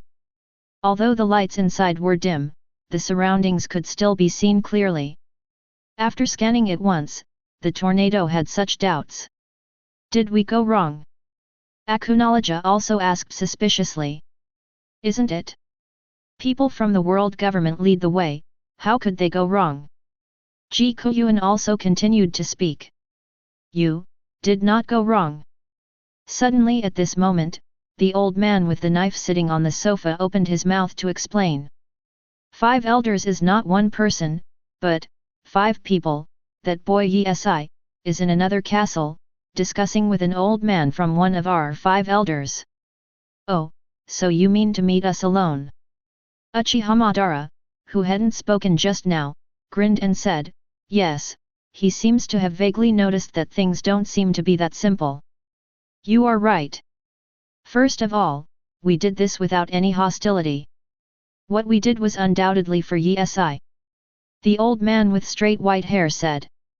What you said, Yesi doesn't nod, no matter how much you tell us, it's useless. Anohanaretsu smiled slightly, her tone was very soft, but it didn't have the tough tone of Uchiha Madara. Madam, of course we know what you said. Of course, we didn't come here to discuss some major matter, but a trivial matter. For us, for Yesi, for the world government, it will be of great benefit to the whole world. As soon as these words came out, the hall suddenly fell into silence. Puff. Akunoloja couldn't help it, and suddenly laughed out loud. I'm sorry, I can't help it, but it's good for you, for Yesi, for the world government, and for the whole world things. You care about it and do it insignificantly. You don't need to talk so many useless words with us, everyone's time is very busy, let's get straight to the point. Uchiha Madara spoke again. Although the 5 elders also exuded the aura of a strong man, there was no fluctuation on the faces of the people on Yesi's side, and there was even a sense of excitement, wanting to try these old men's skills. Okay, then let's get straight to the point. The old man with the knife stood up and continued talking while slowly approaching Guoyuan and the others. To be honest, we came here to ask you to help us persuade Yesi to join our Celestial Dragon's power circle. That is the most correct path for him. You can't persuade us, how can we, old sir? Anohanaretsu replied. The 4 elders seemed to have filtered Anohanaretsu's words, and they continued. As long as you do us this favor, we can give you what you want, money, power, women, or status. You choose. If you just want to say this, then you are still looking for the wrong person. Uchiha Madara said calmly. That's right, you can only discuss this matter with Yi, and we won't intervene to do unnecessary things. If nothing else, I thought we should get out. Everyone opened their mouths one after another. Obviously, they are not interested in power, money, women, status, etc., and they don't want to do these meaningless things. The faces of the four old men were extremely ugly when they heard the words. Yes, from the moment they stepped into this hall, they knew that things had far exceeded their expectations. W swish. Suddenly at this moment, the old man with the knife pulled out the long knife in his hand, an armament haki covered the blade. Although the body was dead, the speed was extremely fast. In the blink of an eye, he had already appeared above, swinging a long knife and slashing towards Uchiha Madara. Brush! Guoyuan quickly drew his sword, and then flew straight into the air. Boom! The two long knives collided together, and a powerful airflow began to spread towards the surroundings. Is this the style of doing things you discussed with us? Uchiha Madara sneered. As soon as Uchiha Madara's words came out, everyone was ready to fight, and the beast-like atmosphere quickly filled the entire hall. The old man with the knife jumped forward, and after landing on the ground, he calmly put away the long knife. It's his blessing that Yi has you guys, said the old man with the knife, and sat down slowly on the sofa. Let's go. Of course, what we just said will always be effective. When Yi joins the power hierarchy, no matter whether you persuaded him or not, we, leaders, can agree to the conditions we promised you just now. Farewell. Uchiha Madara ignored them, and the group turned around and left slowly, without even closing the door for him. Looking at the figure that had disappeared in front of them, the four old men sighed deeply. Sure enough, just as I thought, things have simply exceeded our expectations. I tried it just now. It's not an illusion, but the five of them are undoubtedly not the best among the strong. Yi, this kid, really makes me feel more and more incredible. First, the Loji pirates, the Holy Land Marie Joys, and then the followers around. Things seem to be getting more and more interesting. Yes. Chapter 67. After Uchiha Madara and his group walked for about 10 minutes, footsteps sounded again on this corridor. Soon, a bald old man hurried in. Boom! He closed the door casually, and then walked towards the other four old men with a smile on his face. What's the matter? Is my method okay? It's okay if it's done well, but it's useless to use it on those guys. The old man with straight white hair responded lightly. Work. Hearing this, the bald old man was slightly taken aback. His gaze scanned the four old men again, and he confirmed. You mean, failed? Impossible, there is no reason to fail.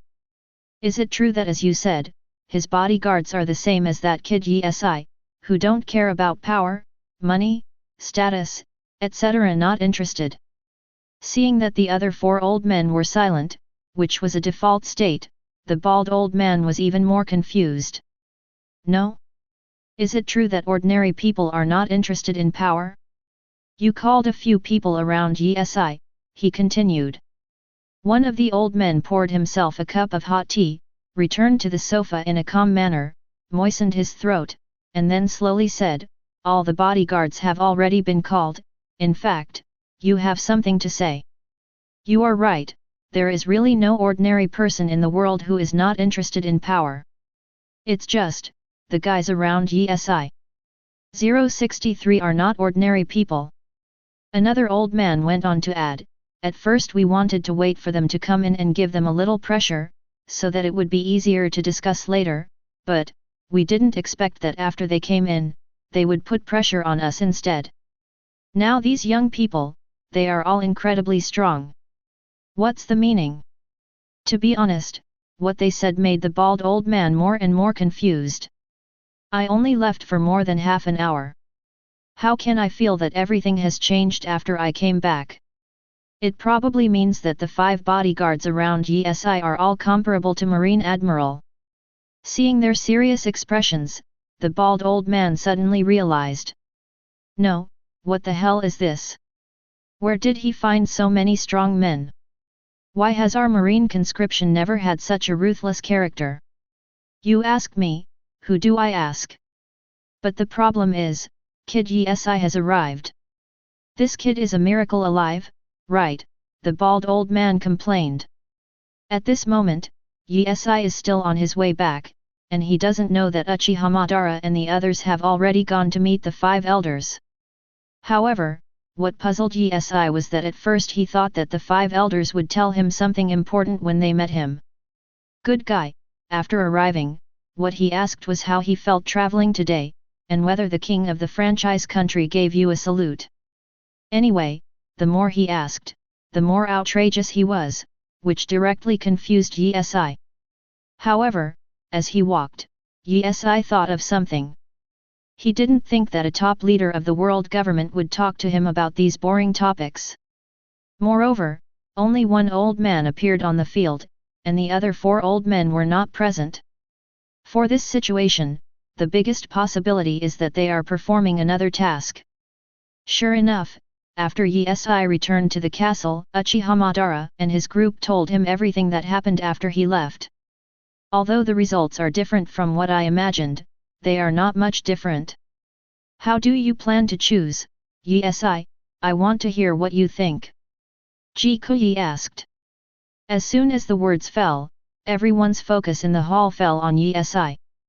Yi was silent for a while, motioned the maid who was giving him the massage to leave, and then said, I don't need someone to teach me how to do things, so I won't follow their arrangement and join that so-called boring celestial dragon's power layer. Sure enough, this is not what I thought. When those old men asked this question, I already guessed the answer in Yi's mind. Uchiha Madara interrupted from time to time. It makes sense. The so-called power layer is just a system created by them. Why should we follow their system? Akunoloja also expressed his own opinion. Everyone, nodded one after another. Okay, let's end this topic. Minion, you take a few people to clean up, and take out 2 rooms for Anohanaretsu and Guoyuan. Yi instructed from the side. Good host. Time flies, in the blink of an eye, 2 days have passed. Guoyuan and Anohanaretsu are well integrated into this big family. Moreover, because of the arrival of the 2 of them, it became even more lively. Yi is still the same, basically spending time on cultivating her own physique.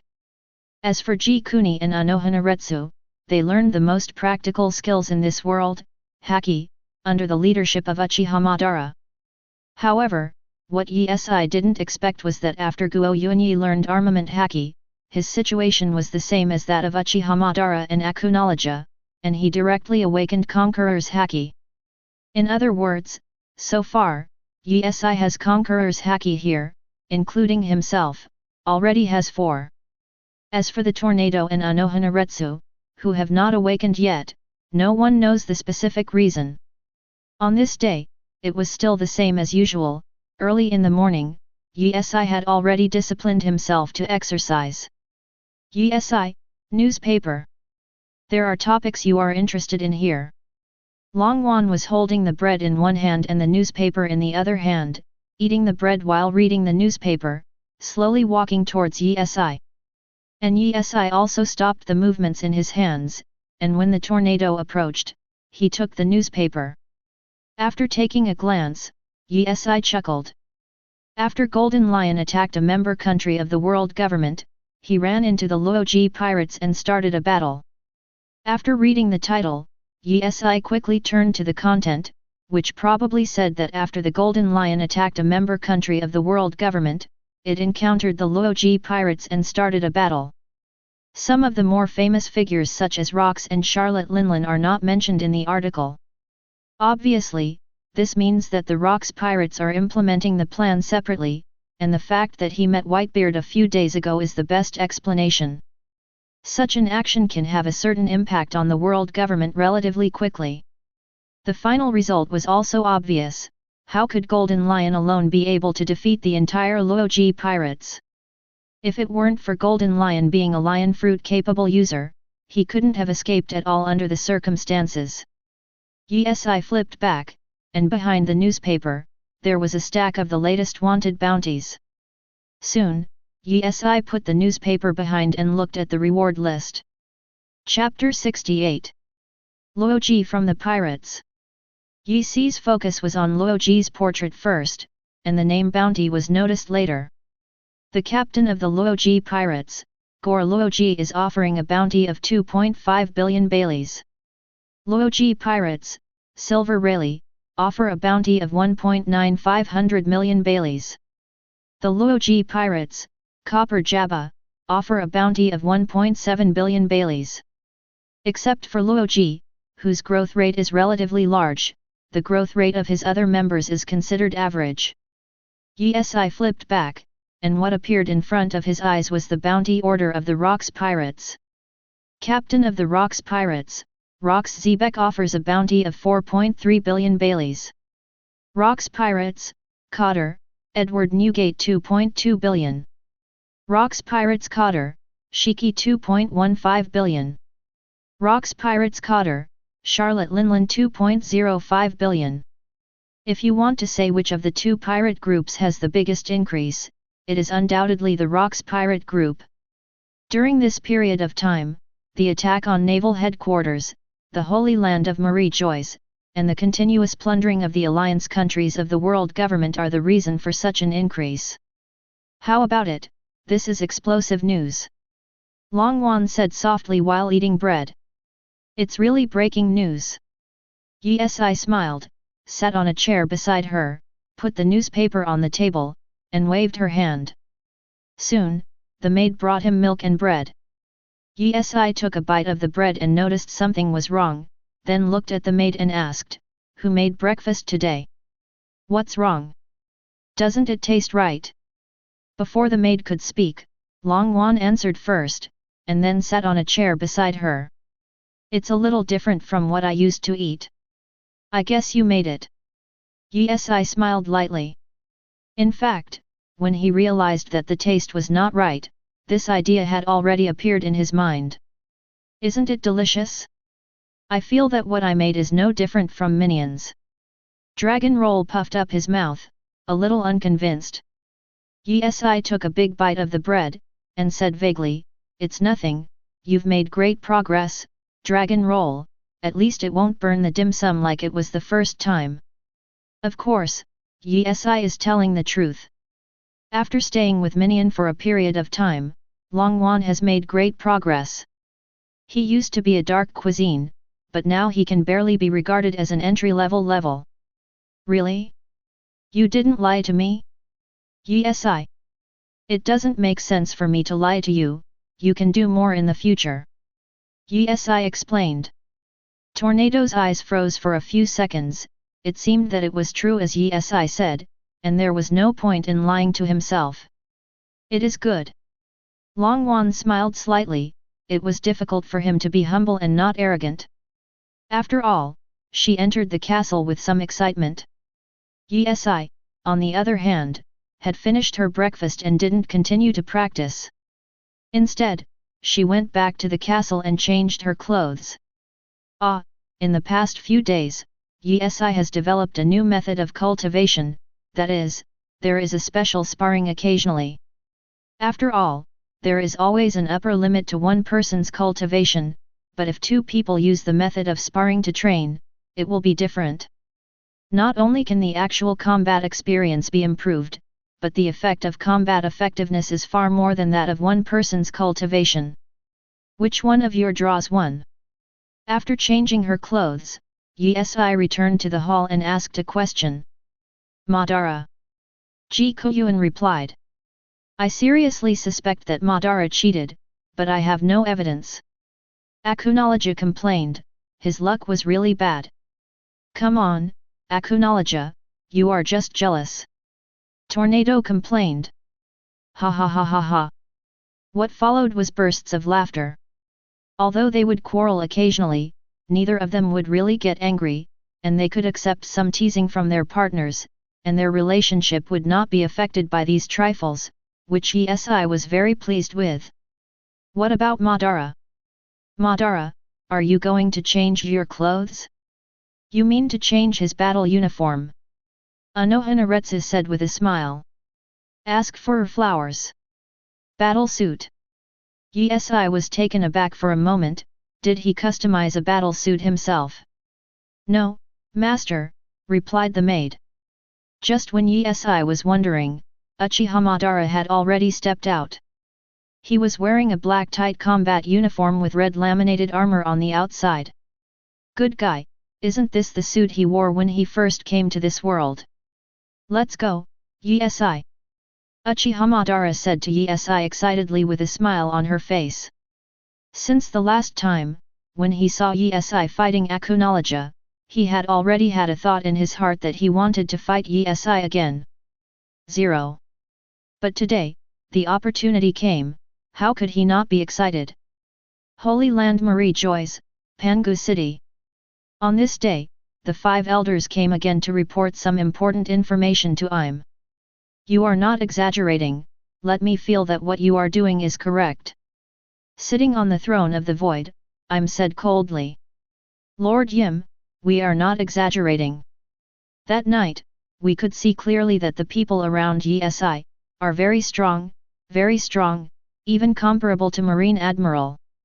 Although there are only 5 of them, if we want to compare them in terms of marine combat power, they can be worth a large part of our marine combat power. Another old man explained. Since that night, we have made a special investigation, but we can't find out where they come from. Anyway, Yesai will bring one back every time he travels. It seems that we have discussed it early. Alright, let's pick it up. Facing the old man's words, Im was silent for a while, and then said again, I remember. Except for the recent period of time, he hasn't traveled far, right? Chapter 69. Yes, Lord Im, according to the itinerary record, it is indeed so, the farthest distance he has ever been is only in Sabayati Archipelago. According to the report of the world government personnel who followed at that time, there was no contact with other people. So, the more you say it, the more unreasonable it is.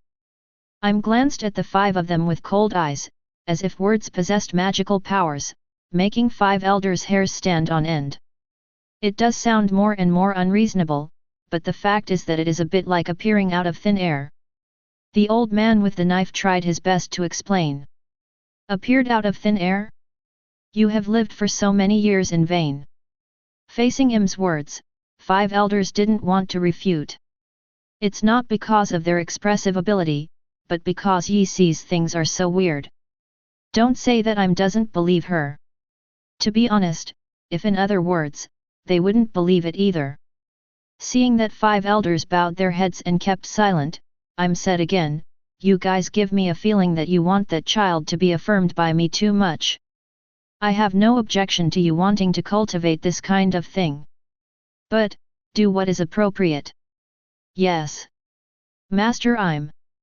5 elders said in unison, now they will not refute 710 whatever Im says, after all, if Im gets angry, they will be implicated. Retire, you don't need to report to me about the process in the future, what I want is the result. I hope you will come to mention this child next time because he is already able to take on your job. Im ordered. Yes. The 5 elders stood up at the same time, and then slowly retreated to the gate. After leaving the mighty palace, 5 elders frowns.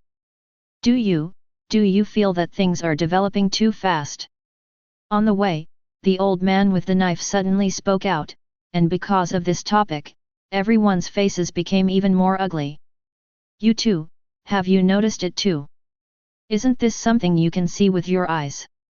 It is true that the progress is too rapid, and I am really afraid that one day I will suddenly lose control. The point is, Lord Im doesn't care about this matter. Yes, at this moment, the 5 elders have discovered a very serious problem. At first they always thought that they could control Yi Si. However, ever since they discovered that Yi Si's bodyguards are all strong, they began to worry. They were afraid that they would not be able to control Yi Si. The most important thing is that I'm still doesn't care about Yi Si's matter now. But it's okay, that kid Yi Si doesn't seem to have any ambitions. Although it seems that there is no ambition now, we still have to pay attention just in case. After a long time, a small uninhabited island. Yi Si and Uchiha Madara have arrived. Although this is just a discussion between the two, except for Anohanaretsu who did not come, the other summoners have rushed to watch the show. After all, in their eyes, staying in the castle is also boring, they might as well come and join in the fun. Yi Si, are you ready? Uchiha Madara asked Yi Si with a hint of excitement. Come on, Madara. Uchiha Madara jumped up and jumped, and after a distance, he saw his hands and seals and shouted, "Fire style extinguish!"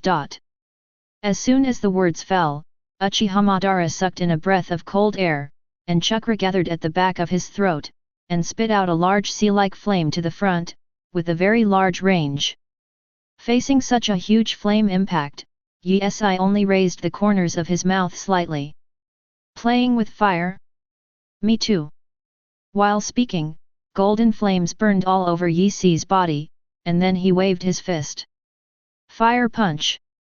With the swing of the fist, a group of flames the size of what he sprayed rushed away. Boom! 2 groups of golden flames collided together, and the aftermath of the flames engulfed the surroundings at an extremely fast speed, and the huge heat, airflow began to spread in all directions. The surrounding temperature rose rapidly, and some withered grass that had been on the island suddenly ignited spontaneously. Oh, not only has your skills improved a lot, but you have also mastered more abilities than when you first fought.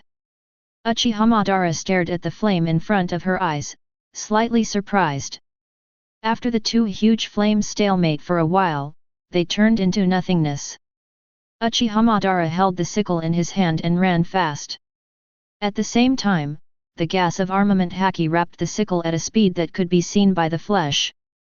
A pair of flame wings appeared behind Yi Si, and after flying for a certain distance, feather-shaped paper with flames continuously shot out from the wings. Uchiha Madara was slightly taken aback, and kept waving the sickle in his hand. Dang dang dang! Dang dang dang! Uchiha Madara knocked almost all the paper that was shot into the air. Taking advantage of a gap, he directly swung his sickle and chopped it. Brush! With the sound of the sword cry, a huge blue sword energy flew towards Yi Si in the air. On the way, the sound of sword energy tearing through the air could be clearly heard. Not far away, Akunoloja looked envious on the small boat that the tornado floated with superpowers. Why, when that fellow Yi Si competed with me, he played gymnastics and showed off various abilities with this guy Madara.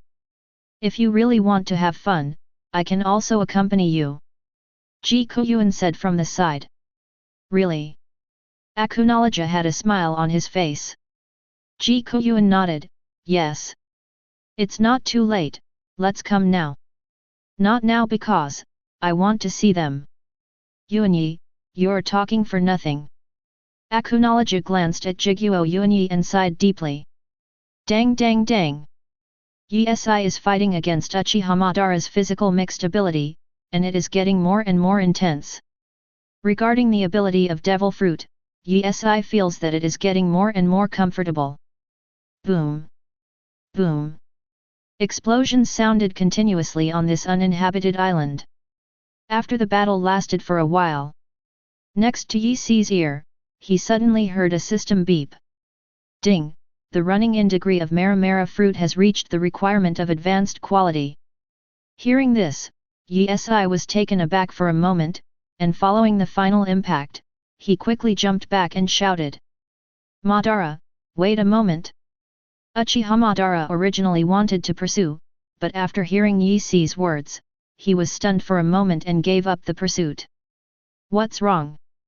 Pause for a while, there is something. While speaking, Yi has already opened the panel. Host, Bernard Yi. Digging level, 1, 130/200. Number of excavations, 0, 4/7. As the excavation level increases, the chances of excavation will increase. Physique, Advanced Physique, 80%.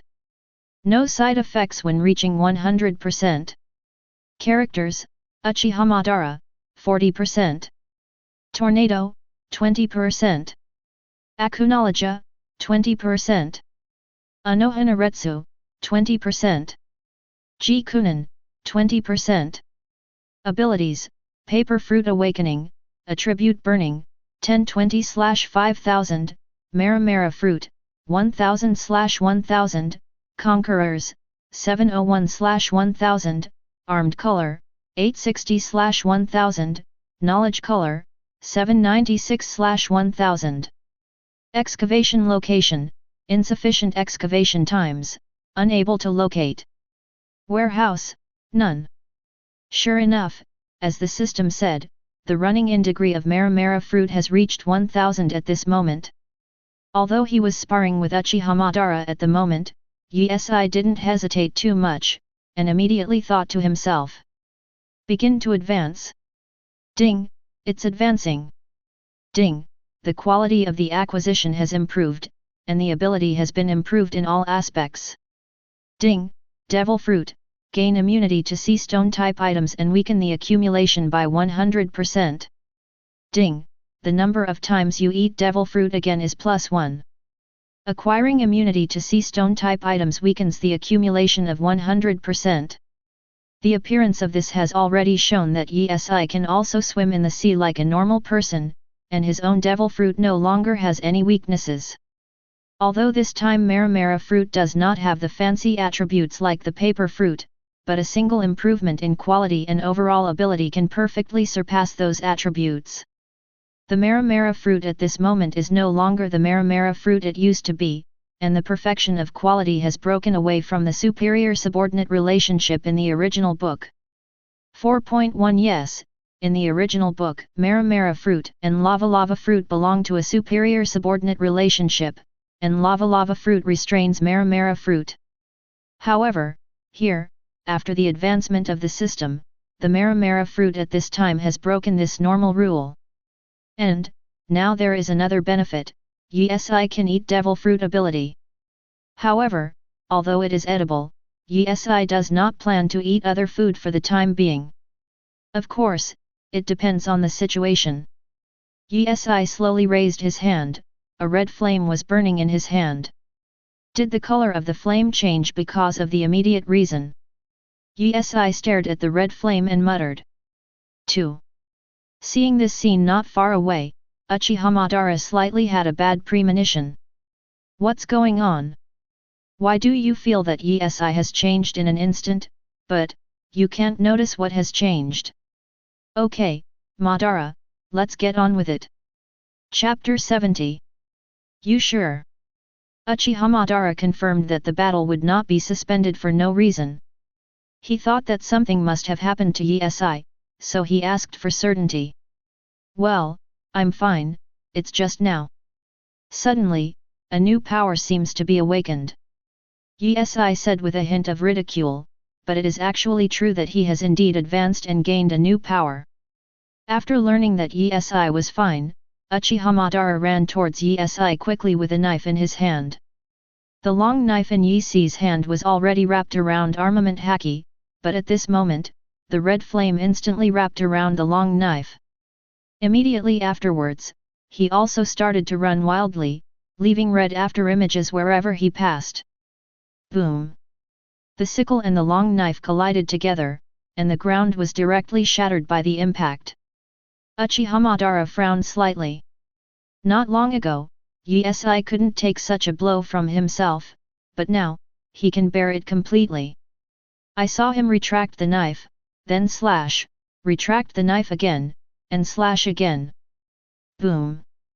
Boom! The ground Yi stepped on was continuously shattered by the shock, and 15's body sank a lot.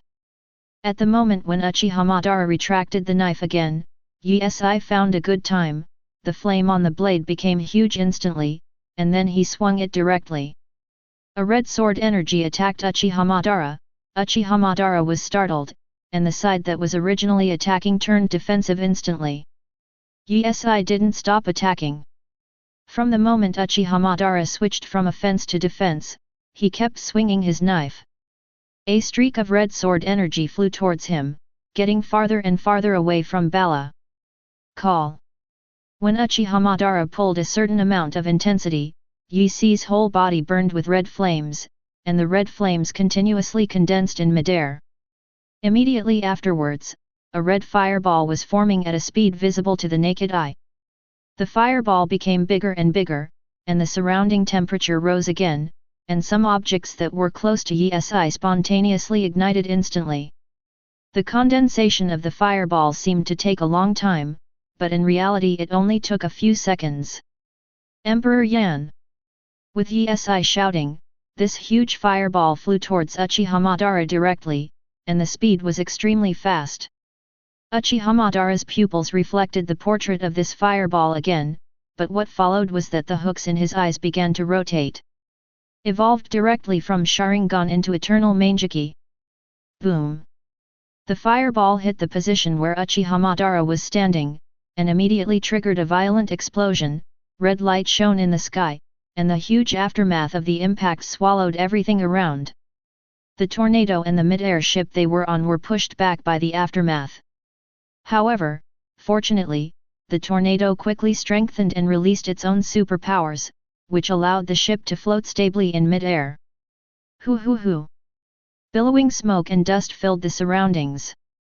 A light wind blows, and the thick smoke becomes thinner. Soon, a blue titan appeared in everyone's field of vision. Yes, this is the exclusive ability of the Uchiha clan, Susanoo. However, this Susanoo is not a complete body, to be precise, this is the fourth form of Susanoo. And Uchiha Madara, apparently, is standing above Susanoo's forehead, with his hands folded on his chest, gazing down at Yi below. Yi looked directly at Susanoo and wasn't too surprised. After all, he thought that Uchiha Madara would definitely use this in battle. If it's a titan, I can also make one. As Yi said, the ground she stepped on turned into paper in an instant, and the area continued to expand. Immediately afterwards, all the papers were lifted up and gathered together, and slowly a titan similar to Susanoo appeared in the eyes. Drink! Yi stepped on the forehead of the paper titan and let out a soft drink. The red flames were like armor, covering the body of the paper titan. Looking around, the armor with red flames was majestic.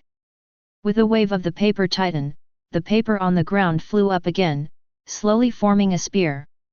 The spear is first covered with armament haki, and then covered with red flames. Ah, is this a battle between titans? Akunologia said with a look of surprise. It's really haki, I didn't expect Yi and Madara to have such a stunt. Guoyuan said with emotion. That Madara guy, I've seen him use this ability before, but for Yi it's really the first time for me, and, in a short period of time, he has become much stronger. Tornado also said from the side. Guess who will win? Guoyuan asked with a hint of interest. Today's Yi is no longer the previous Yi, so I bet this battle will not be decided. Akunologia seemed to have seen the result, and patted on the railing of the boat, slowly said. What about you? Tornado. Although I really don't want to have the same answer as Akunologia, but the fact is that there will be no winner or loser in this battle. Of course, if there is an accident, it is not necessarily the case. Tornado said lightly. Guoyuan was taken aback for a moment. Good guy, the two talked a lot, but they didn't make any sense at all. That's all. A smile appeared on Guoyuan's face, and he no longer entangled in this topic. And meanwhile, Naval Headquarters. Kong and Sengoku led the team back. Since the battle between Loji and Golden Lion in 793, there has been no movement from the Rocks pirates. Sengoku, my fellows, you secretly went after the Rocks pirates without telling me. After Garp heard the news of Kong's return, he immediately ran to the port. Garp? Why are you here? Faced with Garp's sudden appearance, Sengoku was a little surprised. After all, there had never been such a precedent for picking up a ship. Don't change the subject, you actually left me in naval headquarters, go find the Rocks pirates alone. Garp said carelessly. Sengoku laughed, and then explained, you were on a mission at the time, so I didn't call you. If you don't want me to go, just say, you know, if I know you and you go after the Rocks pirates, I'll just put down the extra things in my hands. Garp retorted. I heard from the Marshal that not long ago, you took the initiative to escort the Celestial Dragons? This incident was beyond my expectations, Garp. I don't remember that you would not deal with the Celestial Dragons unless it was absolutely necessary. Yes. Sengoku had an idea, changed the topic, and changed the subject. Chapter 71. What? Who did you hear? What does it mean to take the initiative to escort the Celestial Dragons? When Garp heard this, he was furious. Sengoku's trick was considered a success, and he successfully changed the topic. Is not it? Sengoku waved his hand and said softly. It was ordered by the Marshal, and I had nothing to do. Garp showed a look of indifference. Sengoku did not continue to tease Garp, but said, well, see Bernard Issan. Ha ha ha ha, don't tell me, that's a funny guy, and he doesn't have the stupid appearance of other celestial dragons. Garp said carelessly. Tap tat tat. At this time, Kong also stepped down from the boat, while exhorting, Garp, how many times have I told you, be careful with your words. Good good good good. Garp replied with a smile, of course, if he remembers, he will definitely pay attention, if he speaks quickly, there is nothing he can do. New World, a sea area, the shore. A huge ship rests on the shore. Rox looked at the newspaper in his hand, lost in thought. In front of Rox, of course, was Golden Lion Shiki, who had just returned to the team. However, after the battle with Loji, Golden Lion suffered a lot of injuries. At this moment, his body was still wrapped in a thick white bandage. The little devil many years ago, now the bounty has exceeded 2 billion. Although Rox spoke in a flat tone, the movements in his hands clearly showed the anger in his heart. He tightly grasped the newspaper and the reward warrant was already wanted, and in the next second, it was in his hand. A massive black object appeared, and the moment it touched the newspaper and the arrest warrant turned to ashes. Apparently, Rox, he's also a demon fruit power. Shiki, underestimated the enemy this time, and let Loji and his gang succeed. I'm really sorry, Captain. Golden Lion lowered his head and said in a deep voice. Rox glanced at Golden Lion with his icy eyes, because Golden Lion's mistake opened the wounds of the Rocks pirates that had scabbed open again. The growth rate of the Loji pirates is indeed much faster than we expected. If we don't punish in advance and let it grow, it will definitely be a big stumbling block for our progress in the future. Longbread reminded. It's quite reasonable. I also think it should be eradicated first. After all, we have tried to win over this matter before, but Loji refused. Even if we go again, the result will be the same. Another coder also said out loud. The Loji pirates want you to work so hard? I am the king of this sea, Rox said angrily. Everyone bowed their heads and remained silent. Unexpectedly, Loji has declared war with us. He wants to fight, and we will accompany him to the end. Let him recognize clearly, who is the overlord of this sea now. As soon as Rox said this, everyone became excited. In the eyes of most people in the Rocks pirates, only killing, plundering, and treasure can arouse the excitement in their hearts. On Yi Si's side, from the battle of physical skills, to the battle of ability, it has developed to the current battle of titans. Boom! The collision of giant knife and giant knife. The surrounding ground was directly shaken by flying sand and rocks. This small island couldn't stand such torture at all. Several pieces have been split, but the battle between Yesai and Uchiha Madara has no intention of stopping.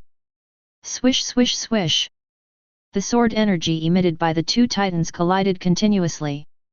Finally, after 5 minutes, this small island finally collapsed and began to sink into the bottom of the sea at an extremely fast speed. When Tornado and the others thought the battle was over like this, what they never expected was that both Susanoo and Yesai's Flame Titan had wings behind them. The land battle directly evolved into an air battle. Boom! Boom! Swinging again and again, air currents appeared again and again, making the sea surface that was not calm and turbulent even more. The clouds above the sky, like tofu, turned into pieces. Yesai! The two shouted loudly, and once again controlled the Titan to rush towards all sides at an extremely fast speed. Boom! Accompanied by the impact again, a huge airflow broke through the sky, and the waves soared into the sky. What followed was that the two Titans were directly rebounded by the impact, and both fell into the sea. The moment Yesai fell into the sea, Yesai's Titan also disappeared, and he had no physical strength to sustain it. He is lying on the sea, because he is now 100% immune, so Yesai is like a normal person and will not suffer from the side effects of devil fruit. This feeling is so good. Yesai let out a long sigh. Ding! Uchiha Madara's unlocking progress has reached 50%, congratulations to host for inheriting Susanoo's ability. With the sound of the system sound, Yesai was slightly startled, and a new memory flooded into his mind. However, unlike Madara, Yesai can use Susanoo without Manjiki Sharingan. This is strong, the system. Yesai secretly rejoiced. Susanoo has a perfect ability, and the Titan he created is too much, to promise, to consume his own power. But it's different with Susanoo, his paper fruit ability can be used as Susanoo's armor. Tap tat tat. Soon, footsteps were heard beside his ears. Yesai withdrew his thoughts and turned his head to look. At this time, Uchiha Madara was really stepping on the sea and walking over slowly. Can you still stand up, Yesai? Uchiha Madara asked. At the same time, the tornado also controlled the boat to land beside Yesai. It's okay, Yesai. Everyone shouted on the boat, and then jumped off one after another. Chapter 72. I'm fine, it's just that I haven't swum in the sea for a long time, I miss it, it's just bubbles. As Yesai said, she slowly spread out her hands and started to swim in the sea. The last time she swam in the sea was before crossing. After crossing over, although he didn't eat devil fruit right away, due to some circumstances, he didn't swim in the sea either. Therefore, it is true to say nostalgia. Everyone looked at Yesai who was swimming slowly, with speechless expressions on their faces. They all thought that Yesai was injured and lay in the sea unable to move. No, I hurriedly jumped down and prepared to fish into the boat, but in the end, good guy, I haven't swum in the sea for a long time, and I miss bubbles. In the next second, they all boarded the boat, and stood on the fence of the boat, watching Yesai swimming in the sea with their heads propped up. Time flies, and in the blink of an eye, several days have passed. These days, nothing major happened, and the 5 elders didn't come to Yesai again. In the daily newspapers, it is said that some pirates were caught by marine, but although 677 pirates are mentioned every day, there are no pirates like rocks and Loji. News. The holy land of Marie Joyce is sunny and sunny, but in the New World, above a certain island, it is covered with dark clouds, thunder and lightning, and pouring rain. On the coast of the island, 2 pirate ships are parked. The first ship is very huge. As for the second ship, it seems a bit insignificant. It is said that it is the main ship, and it is more like the first big ship. And one of them is the famous rocks pirates in this sea. As for the other one, although the reputation is far less than that of the Rocks pirates, it is not small, and it is the future One Piece pirate in the original book. Group, Loji Pirate Group. At this time, none of the people on the two ships disembarked, and the atmosphere was as bad as the weather. Rocks, although I think that sooner or later we will fight against you, but I never thought that it would be here. The torrential rain wet Loji's whole body, the rain kept beating on Loji's straw hat, and the thunder and lightning flashed, his frozen expression was faintly visible. Loji, I'm giving you a chance to choose, either join, be, our Rocks pirates, or die in this sea, Rocks asked coldly. As I said, Rocks, my choice will never change. If being a pirate is not for freedom, then why should I bother to become a pirate? If you have to choose one of the choices you gave, then I am willing to die in battle and be buried in this sea. It's so, Loji, I'll give you my blessing, Rocks yelled, his face a bit ferocious. Shua! I saw him pull out the long knife at his waist, and shouted, brothers, let's fight hard. As for Loji's side, they were all ready to fight. Fight for freedom! Swish swish swish! The men and horses of the two sides jumped directly, and a great battle broke out in this bad weather. Regarding the situation on their side, Marine, World Government, including ESI, they don't know anything about it. Holy Land Marie Joyce. On the road, Dirac is riding a slave to Yisi's castle. Have you noticed that there seem to be a lot more small animals around recently? I remember that there were not before. Because the slave walked slowly, Dirac noticed the butterflies and some birds in flight. Master Dirac, if you don't like me, let people dispose of these lowly creatures. No, if Issan raises it, it won't be good if we dispose of it. Dirac explained. It's really a possibility. After all, Master Issan, he has different habits from most celestial dragons. The man in the black suit said calmly. Dirac nodded, then desperately stomped on the slave's head, and said, hurry up, hurry up. After a while, Ross Minion had been waiting at the door for a long time, and when Dirac arrived, she walked over slowly. Master Dirac, my master has ordered that he is not free today, so I won't go. What? Dirac was startled slightly, but he was a little shocked. After all, before he said anything, Yesi already knew about it, and even asked someone to tell him. Okay then. When I come back, if Issan needs slaves, you can go to me and pick a few. While speaking, he said to the slave he was riding on, let's go. Here, Dirac restrained himself a lot. After all, he knew Yisi's temper. He would not be boring himself, let alone commit suicide, like the celestial dragons last time. It has been nearly 10 hours since Loji started the battle with Rocks. During this period, Marshal Marine went to meet 5 elders alone. After more than half an hour, he left in a hurry. As for what was discussed in this half hour, it is estimated that only they themselves know. Yesi Castle. Yesi and his group were enjoying their dinner when a butterfly flew in and the maids were just about to drive it away. Yesi then said, don't hit it, that's the paper butterfly I was investigating. As soon as the words fell, the color of the butterfly began to change, from the originally seemingly very realistic butterfly to a paper butterfly. Then it flew to Yisi's hand, and in the next second, Yisi's face changed drastically, and his brows frowned slightly. Fa, what happened? Anohanaretsu was slightly worried after seeing Yisi's expression, and immediately asked. Could it be that the pirates have come to attack the Holy Land Marie Joyce again? Uchiha Madara followed suit. Really?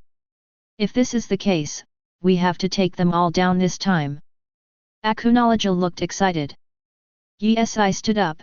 No, it's not the pirates attacking the Holy Land Marie Joyce, but this time, it's far more exciting than the pirates attacking the Holy Land Marie Joyce. What? Everyone looked at Yesi in bewilderment. Everyone is ready to go. Gather in front of the door in 5 minutes. Chapter 73. Akunology's group had already seen from Yi Si's face that this matter was not easy, so they didn't ask any more questions, and immediately went back to their room to start preparing. 5 minutes later, Uchiha Madara changed into his combat uniform, so did Akunology, and everyone else basically changed into the clothes they had just come into this world. Of course, except for the tornado. The clothes that Longwan is wearing now are custom made in this world, and they are also long gowns. However, although this one has slits, it is not exposed at all. Finally an exciting battle is coming. Akunology said with a grin, his face full of anticipation. If there are no accidents, Akunology, just as you said, this will be the most intense battle we have ever encountered in history. Yi Si explained from the side. Yes, what his intelligence butterfly told him was that the Loji pirates had fought the Rocks pirates, and Marine was going to pick up the leak. Undoubtedly, this is also great news for Yi Si, and it is a great opportunity for him to kill Loji and Rocks. Therefore, Yi Si will not give up such a good opportunity. Is it about the Rocks pirates? Uchiha Madara asked. This time, not only the Rocks pirates, but also the Loji pirates. Yi Si replied. Loji pirates? The one we met earlier. Yi Si nodded, and a playful smile appeared on Uchiha Madara's face. Other questions, let's talk about it on the way. While speaking, a lot of paper began to appear on Yi Si's body, and the paper gathered together in front of him, and soon a paper boat of small size appeared in everyone's field of vision. Master, and all the adults, be careful. Rose Minion and a group of maids were at the gate of the city, and they yelled at Yi Si and his group anxiously. Yi Si turned her head, with a smile on her face, we will not die. Now let's go. After everyone boarded the boat, the paper boat began to float and fly away at an extremely fast speed, and the place they were going to was Naval headquarters. 5 elders had already received the message within 5 minutes of Yi Si's group leaving. All of Yi Si's gang left the holy land of Marie Joyce at night. The old man with the knife looked at the bald old man suspiciously. That's what I reported below, but they don't know the specific reason. The bald old man put down the phone bug in his hand, walked to the sofa and sat down. The whole crew is mobilized? Could it be, because of the incident reported by Marshal Marine? Speaking of this, the faces of the other 4 old men suddenly froze. They understood everything. All members of Yi Si would not go out at night for no reason. But for Yi Si to go out like this, except for Rocks and Loji, it is difficult to shake him. It should be like this. Sigh, I didn't expect that kid Yi Si to interfere with Marine's affairs. However, this may not necessarily be a bad thing for us. You must know that the combat power of Yi Si's gang is beyond our estimation. Their deployment means that we can at least improve our level a lot probability of successfully capturing Rocks and Loji. If it succeeds, then this sea, I think, can be quiet for many years. Yeah, since the appearance of the Rocks pirates, the world has been turned upside down. The Rocks pirates have not been resolved, and there is another Loji pirates. Once it succeeds this time, this piece of the sea will be completely quiet. I have a hunch that the balance of this world will completely tilt our world government. Although that is the case, there will always be a few guys with D in every era, and they will make the world a mess. DS family has not been completely wiped out, and DS will not disappear. Even if Rocks and Loji fall, then soon, there will be guys who inherit DS will again. The other 4 elders nodded and agreed with this statement. Ask for flowers. The great battle 800 years ago, although we won it, did not completely eliminate the prophecy that D will involve us in a huge battle again in the future. Meanwhile, Naval headquarters over there. The scale of this dispatch is completely larger than the standard configuration of Buster Call. Dozens of warships are staying in the port and are already on standby at any time. Moreover, not only that, the marine forces scattered in the first half of the Grand Line and the New World also received instructions to send some of them to meet on the designated route. Of course, the 5 elders originally did not allow such a standard trip. After all, in this way, the strength of naval headquarters and other marine bases will be weakened. 0. In this sea, there are not only the Rocks pirates, the Loji pirates, but also other outstanding pirates. However, in the face of Martial Marine's tough attitude and analyzing the current situation, 5 elders finally agreed. After all, if you want such an opportunity next time, then you won't have it. Most people in Marine are preoccupied with serious expressions. But that guy Garp seemed to be fine. While eating snacks, he was already waiting on the battleship early. Vice Admiral Garp, all equipment on the battleship is in order. Okay, go on standby. Garp nodded. Yes, Vice Admiral Garp. The Marine soldier saluted Garp, then turned and left. Garp, on the other hand, continued to eat snacks while watching Kong and his group who were so busy. Sudden. On the other side, there was a shout. Look, there is a ship flying towards us in the sky. Chapter 74. As the voice fell, everyone who heard it looked over. And the result can be imagined, just like what he said. At this moment, a ship of moderate size flew towards them. Yes, a ship is flying over. What's the situation? Yeah, why does the ship fly in the sky? Could it be demon fruit power? Who is coming? Is it a pirate or one of us? I don't know, we can only see how the marshals react, but I think it should be one of our own. After all, this is Naval Headquarters. Naval Headquarters? Have you forgotten, the pirate who attacked Naval Headquarters not long ago? That's different, that's the vicious big pirate, Rock 237. Alex, but what about the attack? In the end he was chased and beaten by our marshal. Let me tell you, I was on the same boat as the marshal. If those guys didn't run fast, I'm afraid the Rocks pirates would have disappeared in this sea. While the group of marine soldiers were discussing, the paper boat had already landed on the open ground. Yesi and his group walked down slowly, and the aura directly caused dense beads of sweat to appear on the foreheads of the surrounding marine soldiers. This is Tien. Celestial Dragons, Master Bernard Issan. One of the Marine Rear Admiral who had seen Yesi frowned and said. Tien, Celestial Dragons? What are they doing in a place like this? You ask me, I don't know either. A person with this identity should not appear in Naval Headquarters. Just as they were discussing, the current Naval Headquarters Marshal had walked over. Facing Yesi, he performed a courtesy, and then asked aloud, I don't know why Mr. Bernard Issan came here. Join the battle. Undoubtedly, when Yesi said these two words, both the Marine Marshal and the Marine soldiers were stunned. Indeed, a celestial dragons with a very high status actually wanted to fight with Marine, who could not be shocked. You said you were going to fight?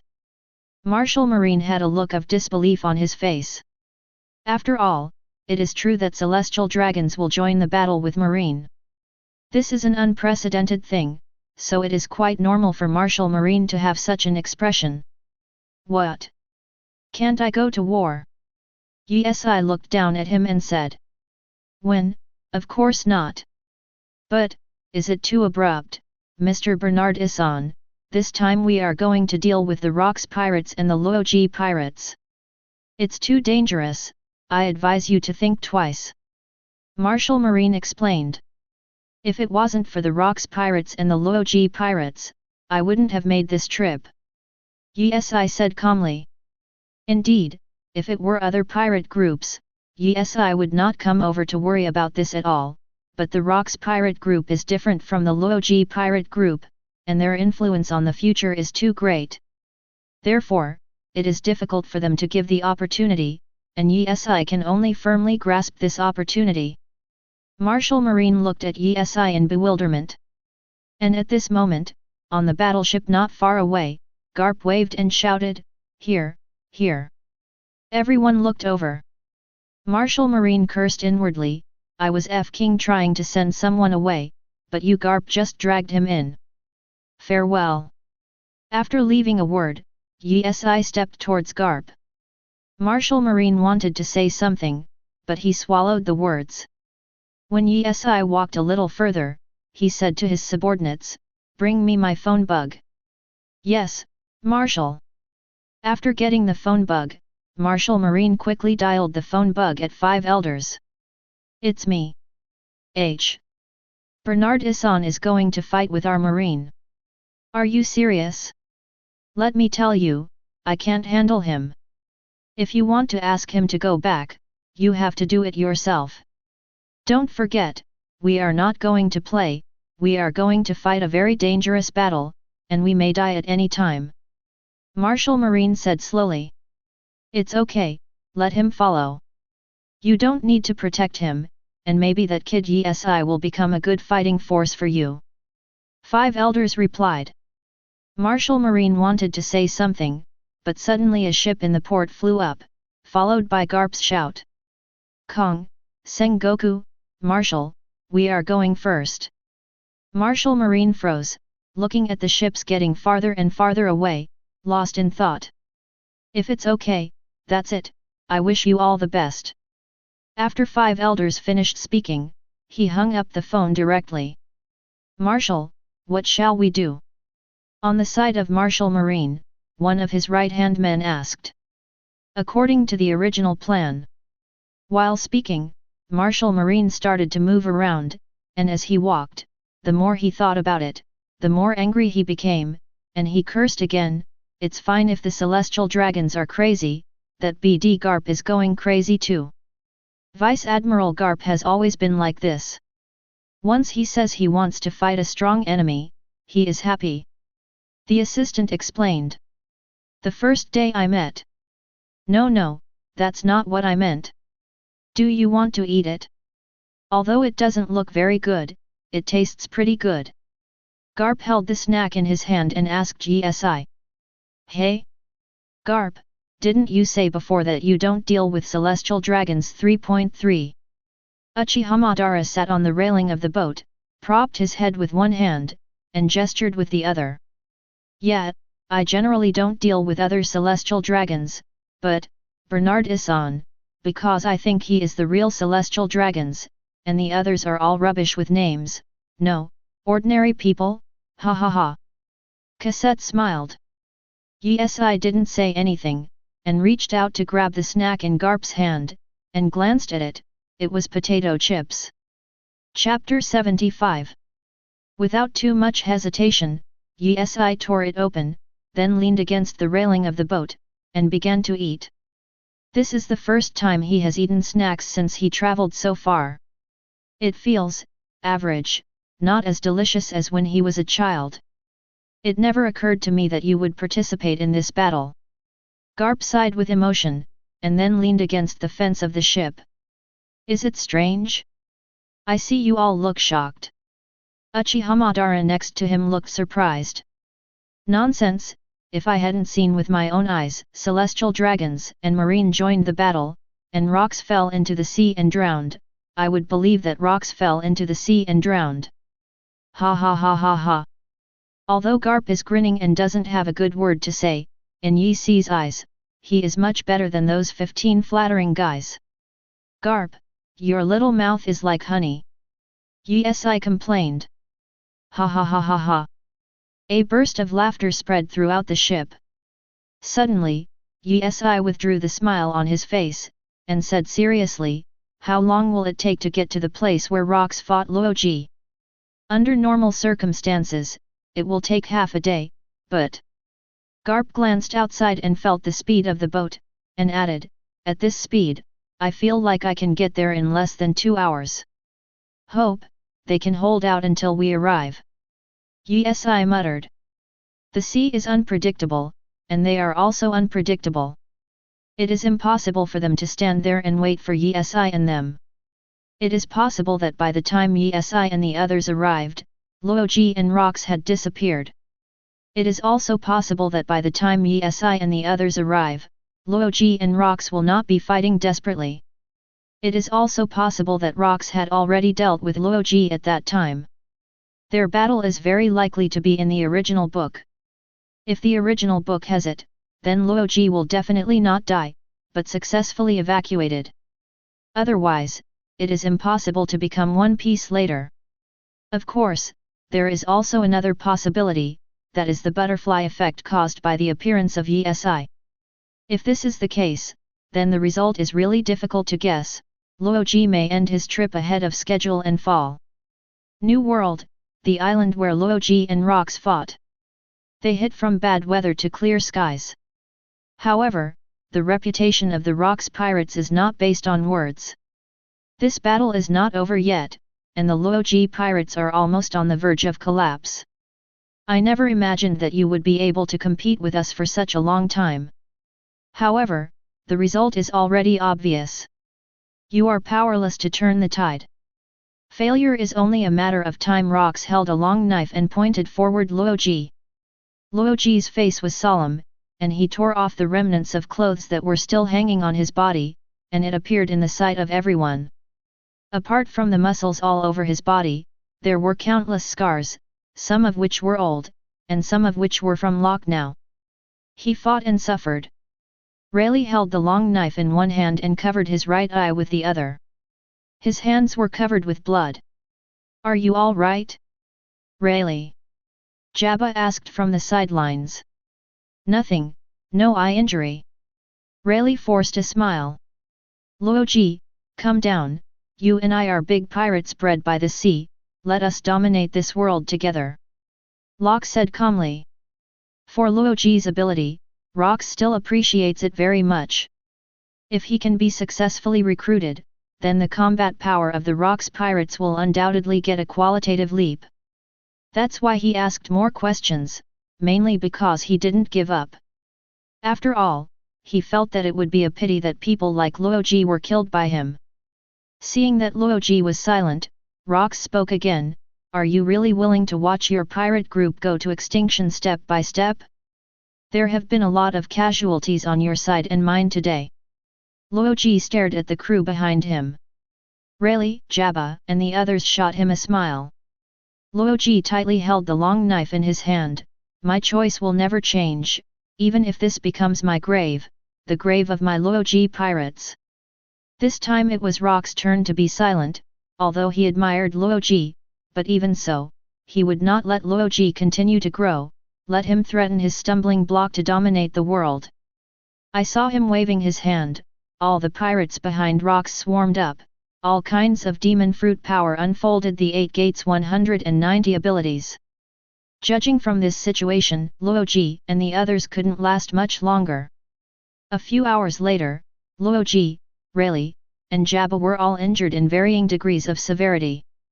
The Rocks pirates have cornered Loji and the others. "It's over, Loji." "Ha ha ha ha ha." Loji looked up to the sky and smiled. "I really didn't expect that I would end up like this." "Shua." Loji threw the long knife on the ground. The sharp long knife was directly stuck in the ground. "You win, Rocks."